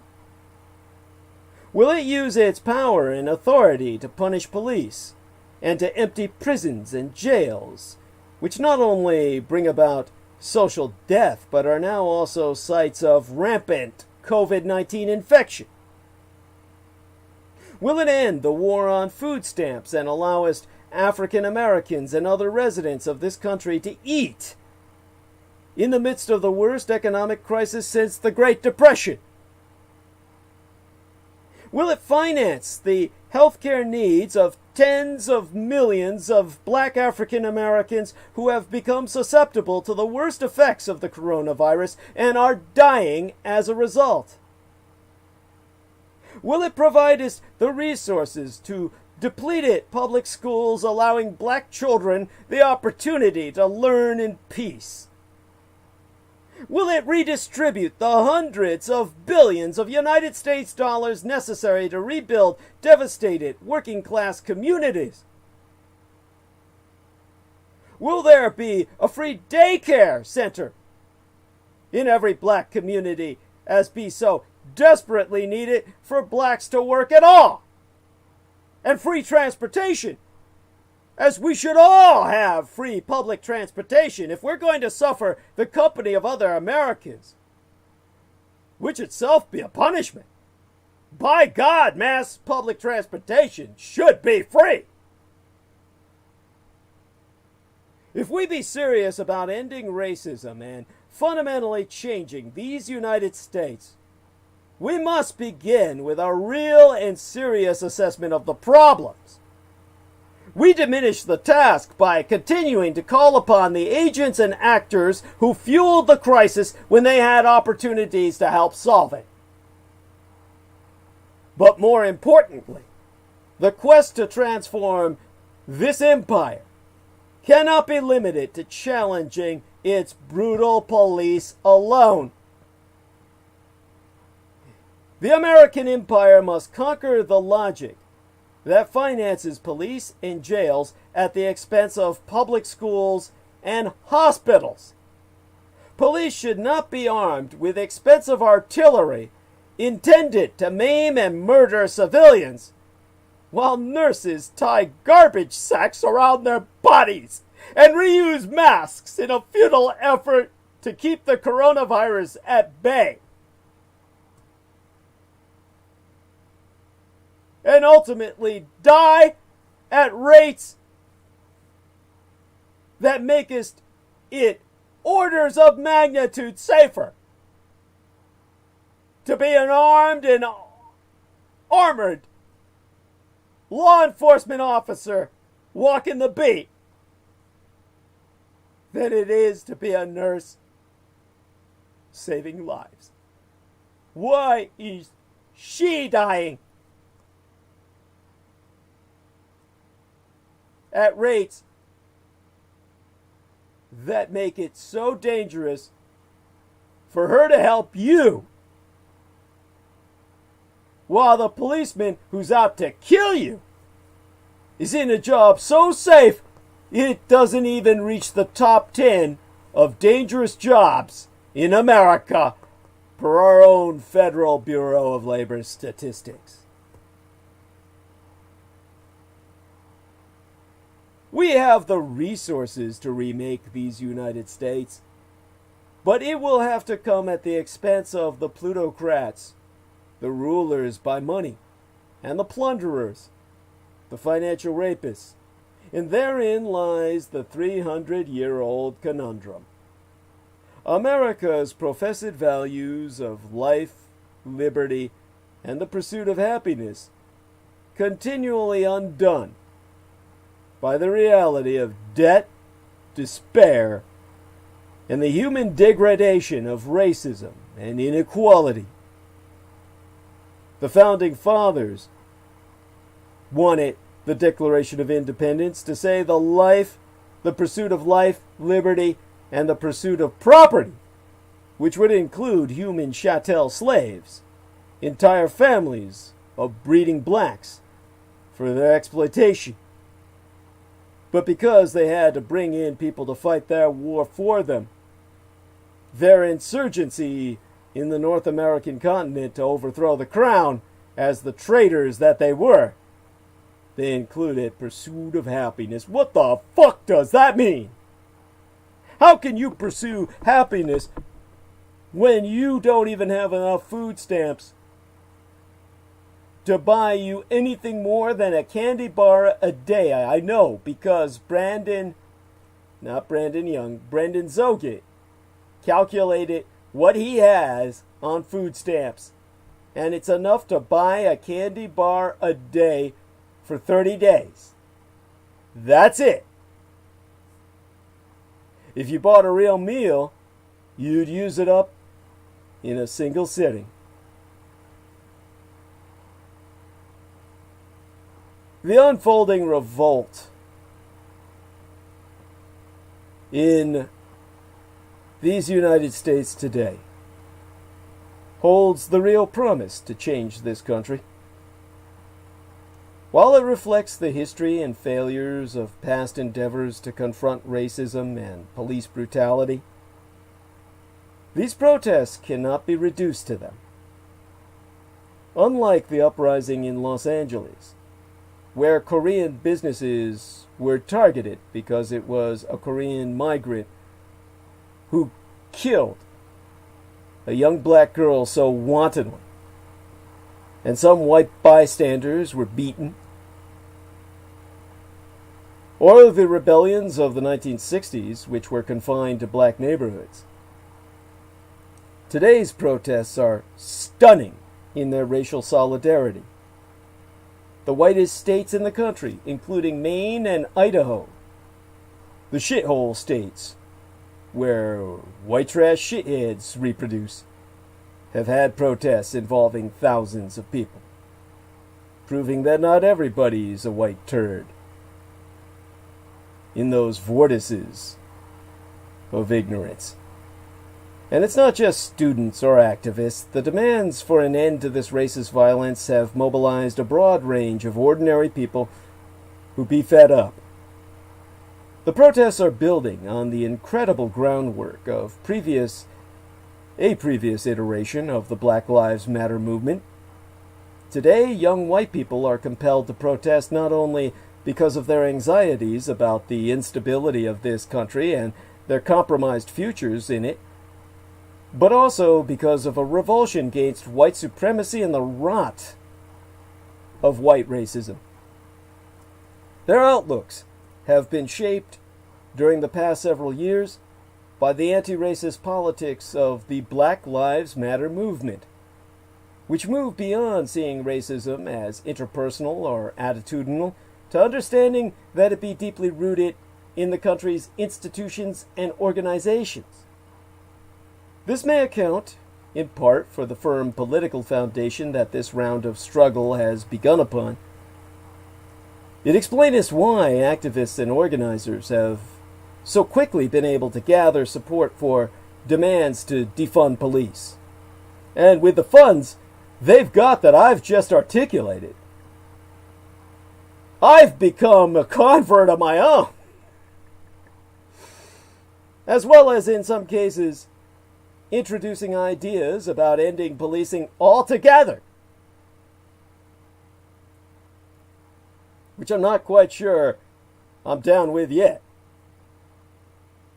They've been able as well to quickly link bloated police budgets, let me say that 3 times fast, to the attacks on other aspects of the public sector, and to the limits on cities' abilities to attend to the social crises that have been exposed by the COVID-19 pandemic.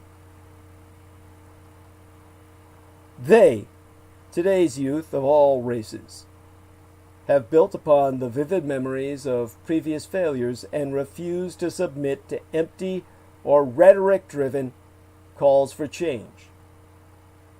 This be evidence again of how struggles build upon one another and are not just recycled events from the past. History does not repeat itself, but it rhymes. And America's struggle for racial justice is in and of itself both a barrier and a bridge to all the rest of the world. A month agone,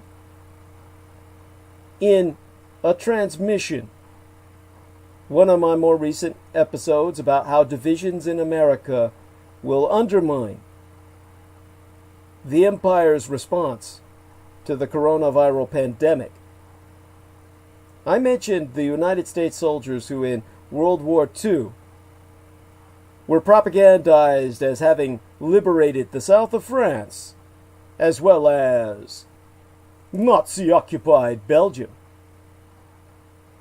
where Michael Aquino's father spent the war and received combat injury, bitching about it so often that Michael Aquino became the greatest hater of the Nazis that I've ever encountered outside of Judaism.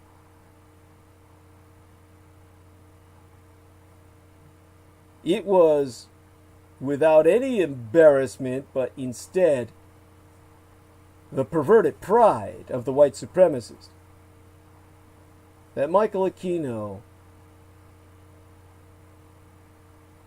revisited that reference when speaking to myself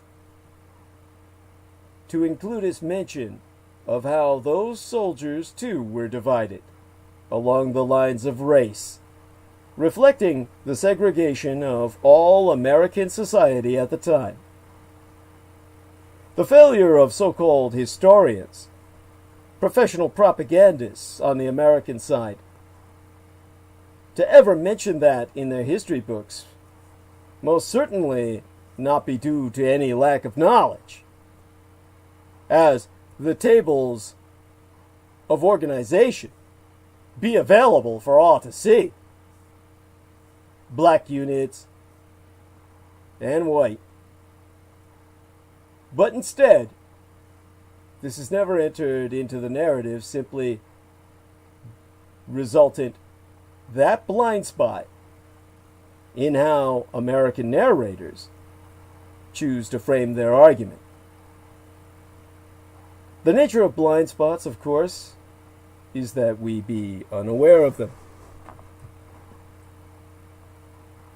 That is what maketh them so dangerous. But they are also valuable for what they reveal once they be exposed.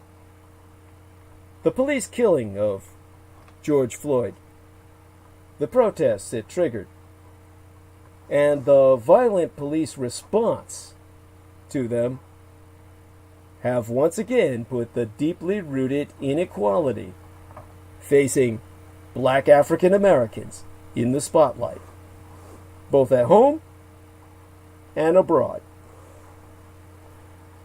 In addition to re-energizing a national movement to address that inequality, the events of the past 14 nights or 12 weeks should serve as a reminder that racial injustice at home is not separate from America's engagement with the world. To the contrary, it has long been central to it. And the events of the past 14 make us that ever clearer. The direct impacts be obvious. To begin with, a divided America is a weakened America. And America's racial caste system, characterized by casual disregard for Black Americans' humanity and enforced by violence, be the fundamental fault line that has defined America's national identity over the course of centuries. That it is still a feature of American society maketh it a stain on the country's character. Until America heals that wound, it will fester, sapping the nation's potential and undermining its cohesion. just as obviously, racial injustice also weakens the country's international standing. How can America effectively advocate for the values and ideals it professes to champion, like equality of opportunity and respect for human rights, when it does not practice them at home? The charge of hypocrisy is as easily and readily, albeit opportunistically, deployed today by adversaries like Red China and mulacratic Iran, as well as allies like Turkey and Egypt, as it was at the height of the Cold War by the Soviet Union. Similarly, the violent police response to the protests last week, and President Donald Trump's calls for further militarizing that response, weaken Washington's ability to prod partners and pressure adversaries to respect the right of their own citizens to peacefully protest. That the brutal police tactics on display in cities across America coincided with the anniversary of the Tiananmen Square massacre in Beijing makest for an even more bitter irony. Simply put, the United States undermines its credibility in criticizing the Communist Chinese Empire for the events of 31 years agone, to say us nothing of the heavy-handed response to the Hong Kong pro-democracy protests over the course of this past year, when its own police forces are deploying similar tactics on the streets of American cities today. The converse is also true. America's actions abroad have had an impact on racial injustice at home, particularly in the post-9/11 period. The militarization of police forces across America, currently on display in response to the protests, is a direct consequence of the wars in Iraq and Afghanistan, in the form of the surplus military equipment offloaded to police departments over the past 10 years, and the proliferation of psychotic combat veterans of those wars who have disproportionately swelled the ranks of all American police forces, taking with them their trained-to-kill perspective to the streets to deploy against American citizens as if we were insurgents in Fallujah.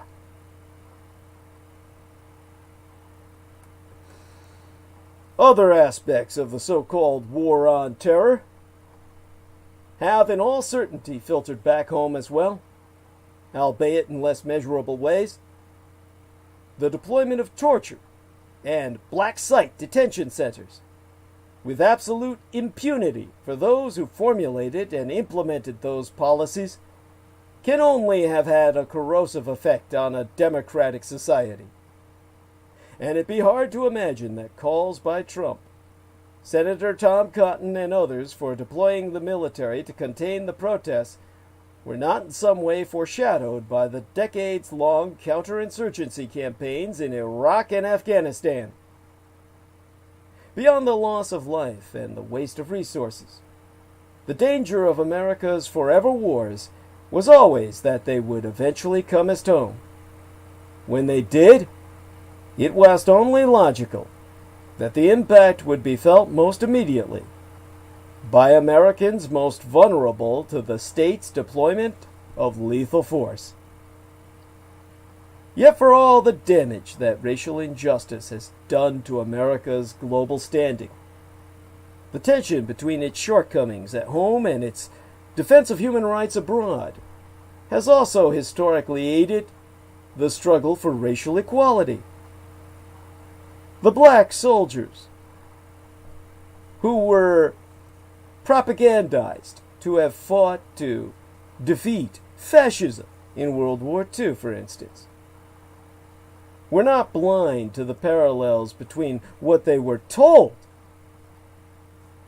was my biological father Adolf Hitler's failed Reich's racial ideology, that to them was nebulous and never witnessed, to that of the American South when they returned home, or to the hypocrisy of an America that would call on them to defend freedom in Europe, but deny it to them at home. Many of them became a vanguard of the subsequent civil rights movement that achieved so much progress in the 1950s and 1960s. Later, in the context of the Cold War competition with the Soviet Union, America's treatment of its black citizens undermined a core component of how it distinguished itself from the Soviet regime's authoritarianism, further strengthening the hand of the domestic civil rights movement. Popular movements to end racial injustice have also historically served as bridges between America and the world. Abolitionists like Frederick Douglass traveled widely in Europe before the American Civil War between the states, developing networks of sympathizers to support their efforts back home. More than a century later, the dialogue between the American civil rights movement of the 1960s, that very decade I myself entered this vale of tears through the entry of my mother's womb, and the anti-colonial liberation struggles in Africa and Asia, served as a vector for cross-pollination of political principles, resistance practices, and cultural pride. Even into the 1980s, after Africa's exchanges, after Africa's liberation movements had begun to decay into authoritarianism, and we had exchanges from what were revolutions into tyranny, there were still fruitful collaborations and intercourse, exemplified by the visit of Thomas Sankara, the revolutionary leader of Burkina Faso, to New York City in 1984 for the United Nations General Assembly and the anti-apartheid movement in these United States.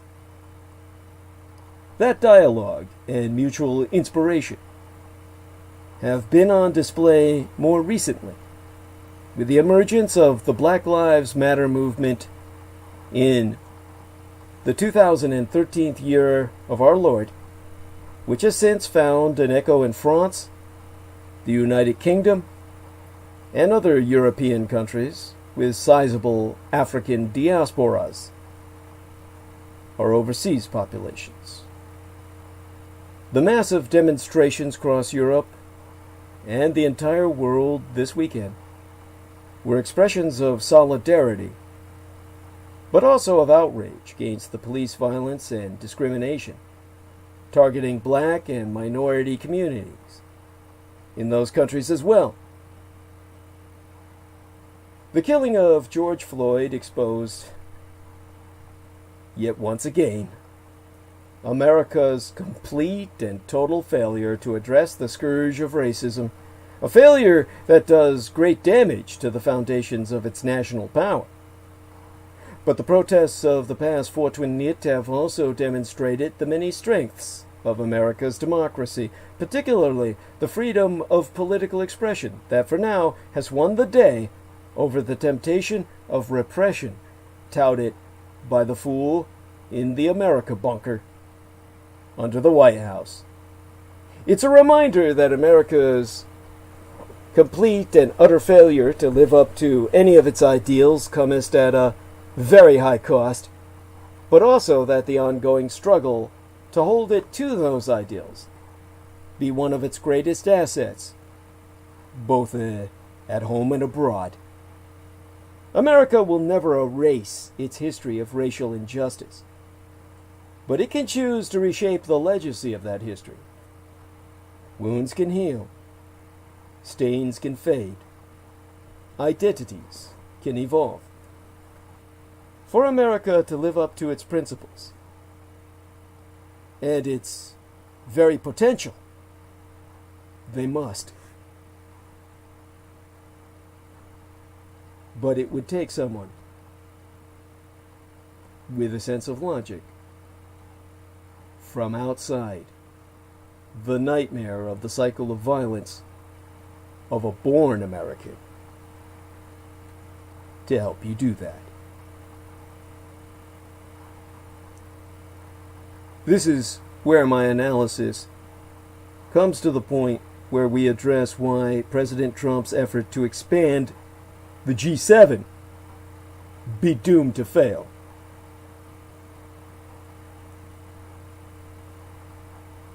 Now, President Trump's plans to host a summit of leaders of the G7 group of industrialized nations this month was put to rest when Deutschen Chancellor, the German Chancellor, Angela Merkel, waved him off. Coronavirus concerns made it impossible for her to confirm her attendance. Or at least, so she said. Trump then announced the gathering would be delayed until September.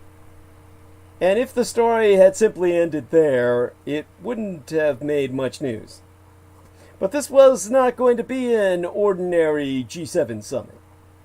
Instead, the United States President also announced plans to rewrite the guest list. Trump telling reporters, "I don't feel that as a G7, it properly represents what's going on in the world. It's a very outdated group of countries." He has a point. Gone are the days when the United States, the United Kingdom, France, United Germany, Italy, Japan as the empire, and the Dominion of Canada could credibly claim to represent the world's advanced economies, much less to set an international agenda. The rise of the communist Chinese empire in particular, but also the emergence of countries like India, South Korea, Brazil, Russia to extent, Turkey and others have made the G7 look like a country club board meeting. Trump's solution? Expand the group. We want Australia. We want India. We want South Korea. That's a nice group of countries right there. And so, as host of this year's summit, President Trump feels he has the right to send an invite to whomever he wants. But Trump was proposing what he called a G10 or G11, a permanent expansion of the group. He has no power to do that by himself. So, what's the thinking behind the choice of those countries? An invitation to Indo-Pacific democracies like India, South Korea, and Australia be an attempt to confront and isolate Communist China. If the G7 is an institution designed to promote democracy, freedoms of speech, assembly, and religion, and free market capitalism, then that idea makes good sense. Red China has emerged over the past 30 years as the world's most powerful police state, and its international influence now extends into every region of the world.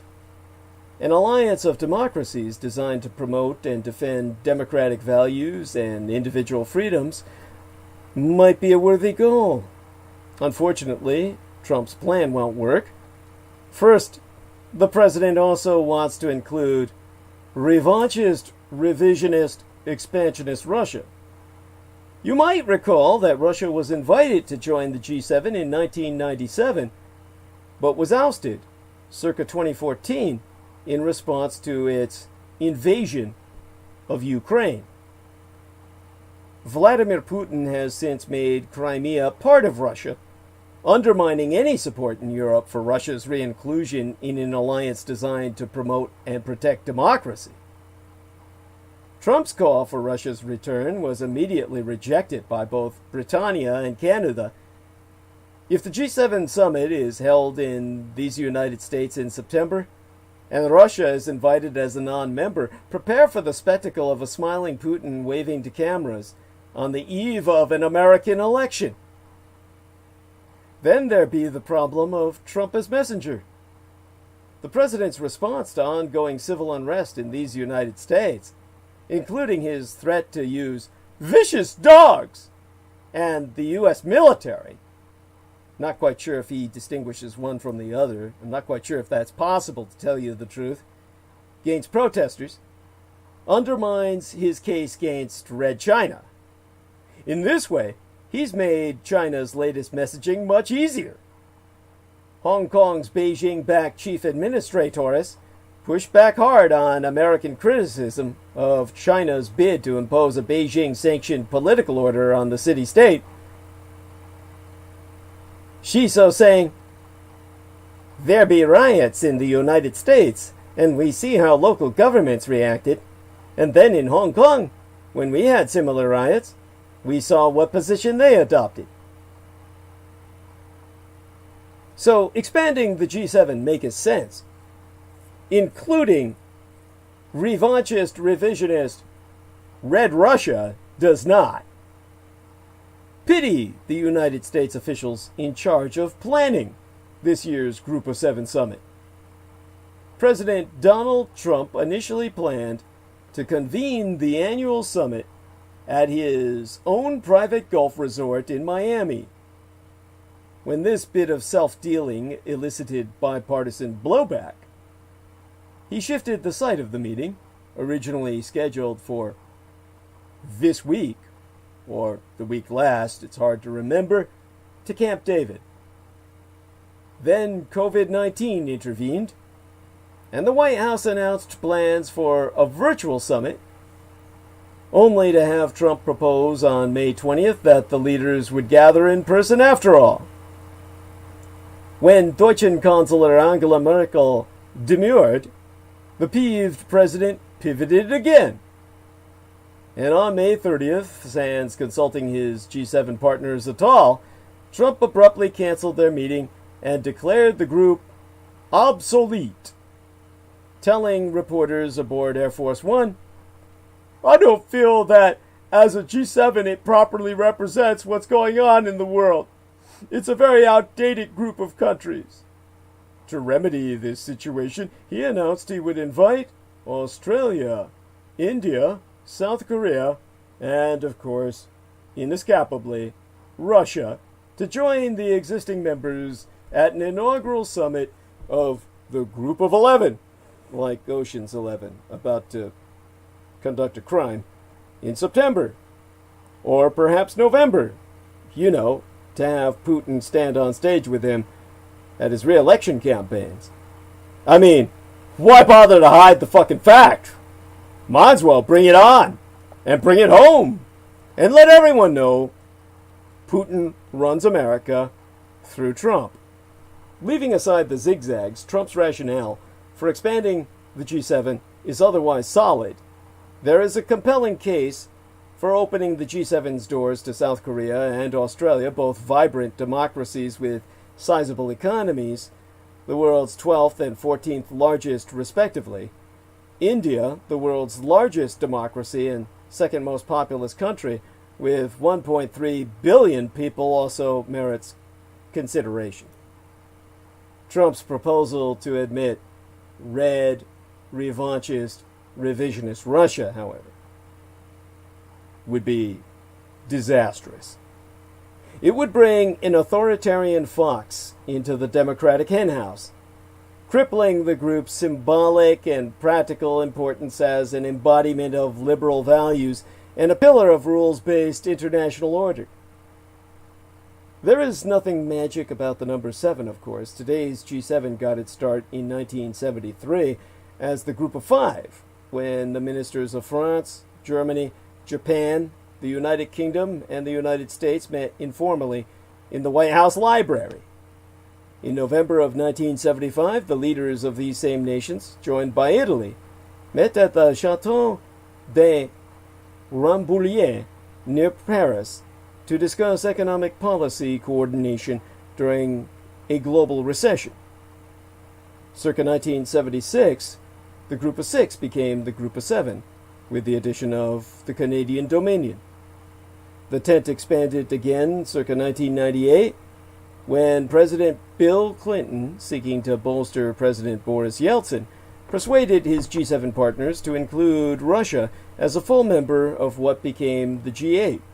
That decision proved ill-fated once Vladimir Putin assumed the Russian presidency and adopted an increasingly autocratic style of leadership. In 2014, after Russia annexed Crimea, the other 7 members suspended its membership, and the G7 was reborn as a coalition of advanced market democracies. The G7's renaissance was unexpected, since the body had been given up for dead during the global financial crisis. In November of 2008, as the world courted a second Great Depression, President George W. Bush convened the first ever leaders-level summit of the Group of 20, a previously obscure forum of finance ministers from the world's most important advanced and emerging economies. The inclusion of nations like China, India, Brazil, and Turkey underscored an obvious point. It was no longer possible to manage the world economy in a closed Western boardroom. The G20 quickly established itself as the world's premier forum for global economic coordination, and many predicted that the G8 would wither on the vine. Those obituaries proved premature. Russia's ejection, circa 2014, allowed the G7 to resume its position as the leading consultative forum for the world's most advanced democracies, an informal setting where leaders might discuss and coordinate positions on a range of diplomatic, economic, and transnational challenges, including how to confront geopolitical and ideological adversaries like China and Russia. Meanwhile, the more encompassing G20, a heterogeneous body of unwieldy size, struggled to make the transition from a crisis committee to a more enduring global economic steering group. To its credit, the Obama administration recognized that the United States did not need to choose between these two frameworks. Rather than placing all of its eggs in a single multilateral basket, America would do best by embracing multilateralism, selecting the format best suited to the issue at hand. The G20 allowed the United States to engage the world's emerging as well as established powers on pressing macroeconomic priorities, whereas the cozier G7 helped it craft common Western approaches based on shared geopolitical interests and political and economic values. Nor was that all. Beyond these trois groupings, the United Nations offered the benefits of a universal membership organization and all the international legitimacy of a binding legal charter. Finally, as needed, the United States could always create flexible, ad hoc arrangements, like the biennial nuclear security summits, to address specific challenges. Such strategic sophistication be completely lost on an idiot like Donald Trump, who has exhibited special animus toward the G7. Rather than nurture this coalition of once like-minded Western nations, he has taken a wrecking ball to it, most egregiously at the 2018 Charlevoix summit in Canada, or Charlevoix. More recently, a G7 foreign ministers meeting this March dissolved into acrimony when Trump's Secretary of State, Mike Pompeo, insisted that the final communiqué refer explicitly to the Wuhan virus, or Wuhan coronavirus, a demand United States partners rejected. Trump's proposal to readmit red revisionist Russia to an enlarged G7 would drive a stake through the heart of the forum.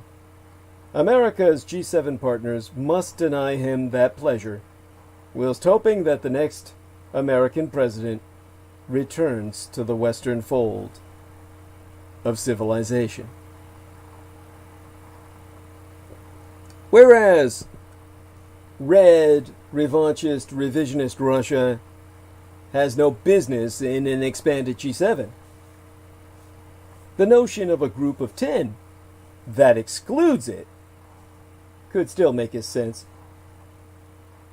Australia and South Korea are not only staunch American allies, but vigorous market democracies. That's to disambiguate them from real democracies, mind you, where, people's votes count. A market democracy is where they're run by their corporations.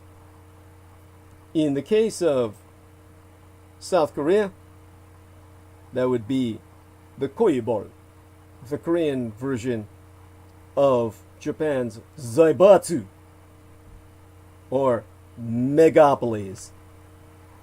In terms of Australia, it's run by its media machine, the murdocracy, and it's being run to the ground.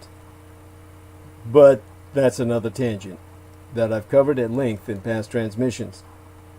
Nevertheless, both these nations, corrupt as they are, would give an enlarged G7 a greater Asia-Pacific dimension at a time when an assertive communist China is challenging the rules-based international order in region. The case for including India as the 10th member is much shakier for a combination of economic, political, and ideological reasons. First, India remains a developing country with a highly protected economy, making it an uneasy fit in a club of wealthy market economies. Second, its political trajectory is worrisome, as the Hindu nationalist Bharatiya Janata Party of Prime Minister Narendra Modi continues to undermine the secular basis of India's democracy.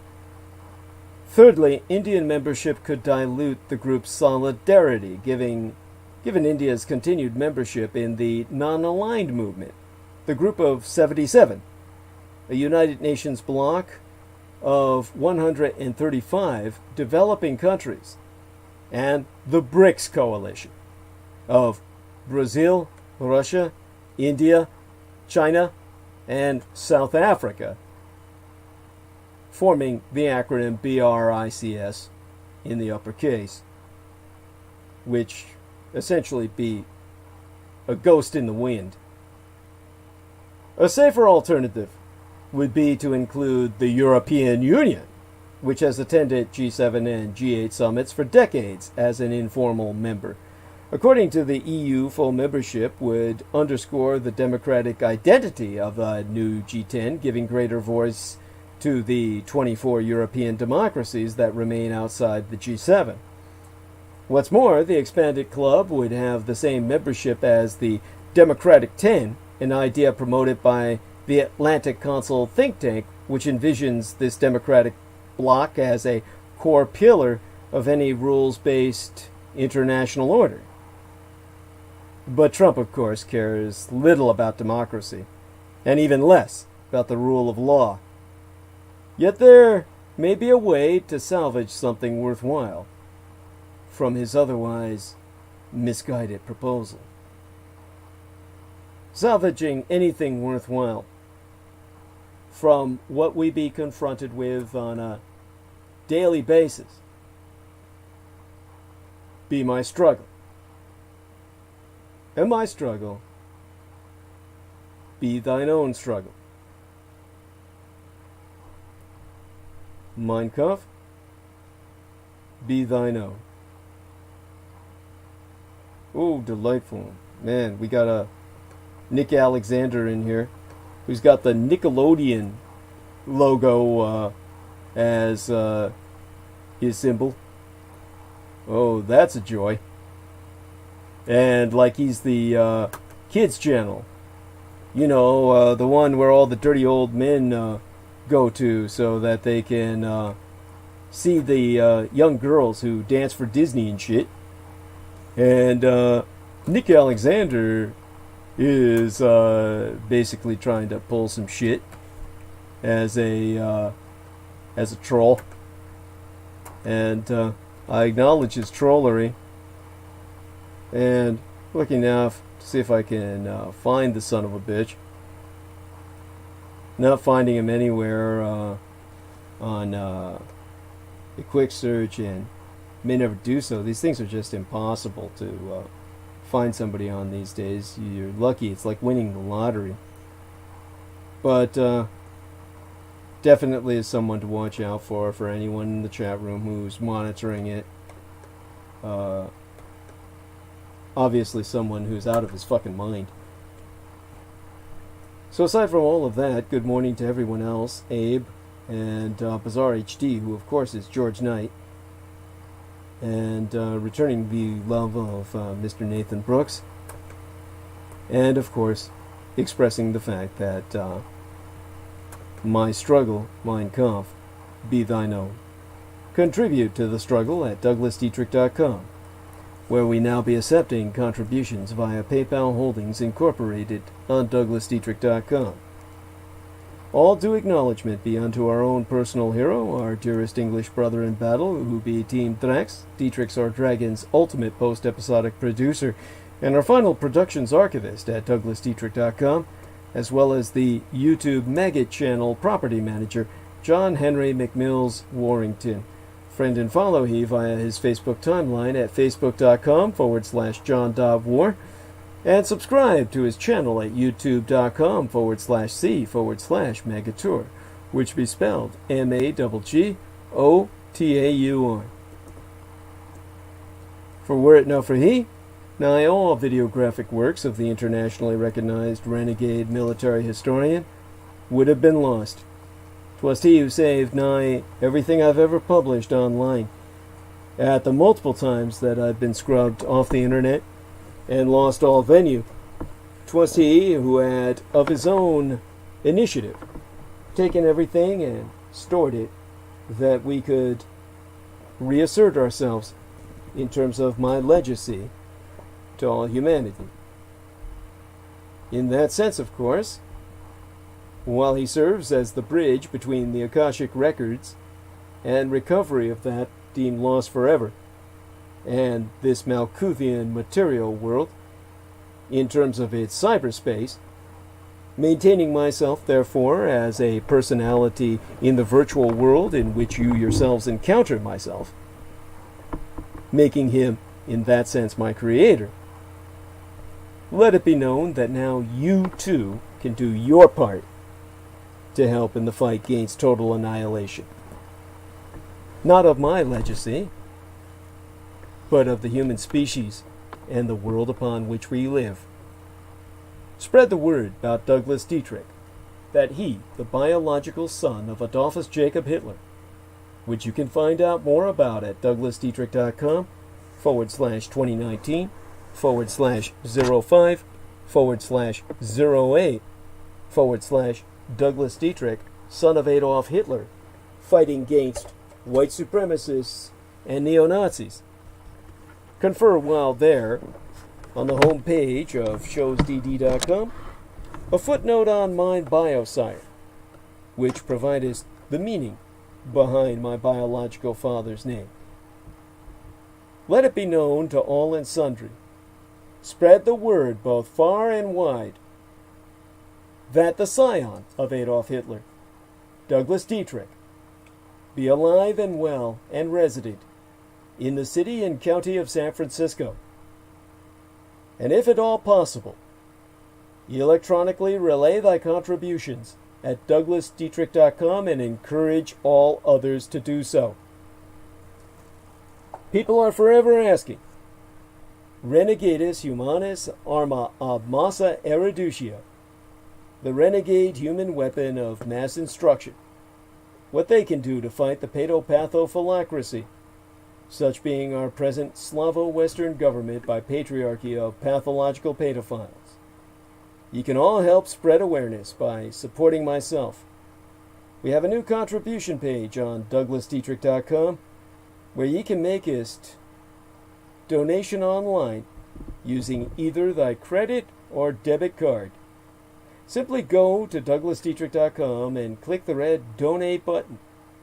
All sponsors will be granted exclusive electronic access to both my video, graphic, and audio recorded archives through to this year from the 2011th year in our Lord, the very year mine own late and sainted matriarch, the Grand Madame Diana Linzuchin Takabayashi Hideko Dietrich, was murdered, assassinated nigh immediately aftermath Sanjuichi Sensemi, the 3/11 terror attack against the Fukushima Daiichi, our Big One cluster of nuclear power plant facilities on site the 7,000 islands of the greater Japanese Empire, when 'twas deemed by much Native American cosmological reckoning that the first rays of the dawning of the sixth world broke upon us, and magics could again be worked conjointly with Mother Earth to redeem the folk upon her. They're not on YouTube anymore, whereon the intra-global crises analyst Douglas Duane Dietrich, long agone, established his high-profile visibility platform per rationale of personal security by way of public promotion. Only on contribution will thy membership be processed within 48 through 72 hours, between 2 to 3 days, for full access to all mine archives, meaning all those videos that John Warrington saved, aside those on the Maggot Douglas Dietrich channel, and the YouTube channel named Taboo Bros 2, spelled TABOO space BROS space Roman numeral 2, as managed by mixed martial arts maestro Daniel Arola, whom you can visit at facebook.com/Daniel Arola.3. I'm sorry, he's got several addresses because he's got to have several pages because he keeps landing himself in Facebook jail, like Derek Talley is starting to do. And he, of course, is the maestro of Damage, D-A-M-A-G, Daniel Arola Martial Arts Group Incorporated, Cali Combatives. Optionally mail either checks or money orders, never cash, to the personal residential address of the Mr. Douglas Dietrich, which itself be listed on DouglasDietrich.com. The most important thing being that people regularly donate what they can within their means. Foremost among Axis Daddy D's donors, aside his lady and mistress Lena Shea herself, be our most beloved greater British brother in battle, the Team TRÄCK, Dietrichs or Dragons, heavyweight lifting keeper of the spirits, and YouTube Bizarre HD managing mixologist, George Edward Knight. Subscribe to his timeline at facebook.com/George.E.Knight.7. Subscribe to his channel at youtube.com/user/Bizarre HD, which be spelled BIZAREHD. He being mine own personal hero, who has substantially delivered towards my salvation from the streets, and whose self-produced videos entitled How the United States Won World War I and Why We Are Still Legally at War with the Third Reich both be factually substantiated per mine own expositions. Indeed, the last Dietrich Gulliver's son of Dietrichs, or son of a dragons, Anglo-corrupted as Dracula's, expositions via YouTube would not be possible sans generous benefactions from my listeners on a monthly basis. The Amerasian agent of the Peacock Angel, Talvush Maliak, be the only person on the surface of this world with the insider knowledge and experience necessary to lead thy resistance against the Russo-sub-satanic occupation and anti-godly insurgency, it bearing no end of emphasis that Judy, Anglo-corrupted as Jedi, literally Master D, or the Master of Enlightenment, myself, is not paid to articulate mine expositions, and have never once been remunerated for my services rendered unto thyself in all thy holdest dear, at incomparable sacrifices to myself, most tragically of all, my loved ones, in my most singular and quite unenviable role as the ultimate public informant, at personal risk, still at large. Your taxation cannot support myself, as I be denied access to all United States Department of Veterans Affairs benefits and/or services, due dishonorable discharge. So again, Go to DouglasDietrich.com and click Donate. The very survival of the human species be at stake, and I am not exaggerating. Do not wait. Donate now. It'd be appreciated beyond my ability to express in any language. As well, forget not to subscribe to the Douglas Dietrich YouTube channel at youtube.com/c/Douglas Dietrich and click that notification bell in order to receive its notifications that live streams has started. To reemphasize, subscribe to the Douglas Dietrich YouTube channel at youtube.com/c/Douglas Dietrich. Tune in at 8 p.m. Eastern Daylight Time. That would be 5 p.m. Pacific Daylight Time. Every Wednesday and Sunday night. Whilst clicking on that notification bell in order to receive notifications that live streams has started. Subscribe and donate. Finally, most importantly and above all, subscribe and donate at DouglasDietrich.com. Sponsors will be granted exclusive access to the online archives, including all video and MP3 recordings of Douglas Dietrich from 2011 through to the present. And go to DouglasDietrich.com to see what's pinned to the top of the homepage so that you can appreciate how the Japanese of empire, Japan is still an empire with an emperor, its home archipelago alone consisting of 7,000 fucking islands, many of them, a good 100 at the least, completely artificial and created in order for them to continue expansion in a world where the sea levels are rising. And how they won the war using unconventional aerocraft that may seem light years ahead of the competition, but are really comprised of ancient Chinese technologies used in the days of the dragon emperors of yore, when aero dreadnoughts pounded the ground below them with gunpowder and fireworks, artillery, that the Chinese had developed to conquer the known world of their day, reassembled by the Japanese to conquer China, and from there to force the Americans to sue for peace. Final check into the live chat. Everyone seems to be behaving. Deeply appreciated. All my love to all supporters. And blessed be unto all those who will join us again on Sunday night. A world away from now, in light of how fast developments occur in this day and this age.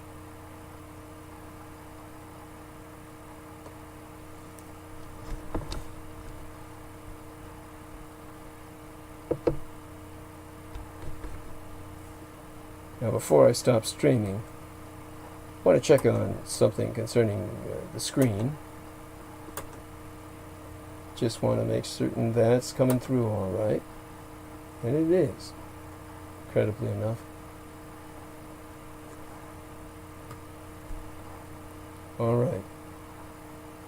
Looks like no one else is jumping in to chat, so we'll leave you for the evening.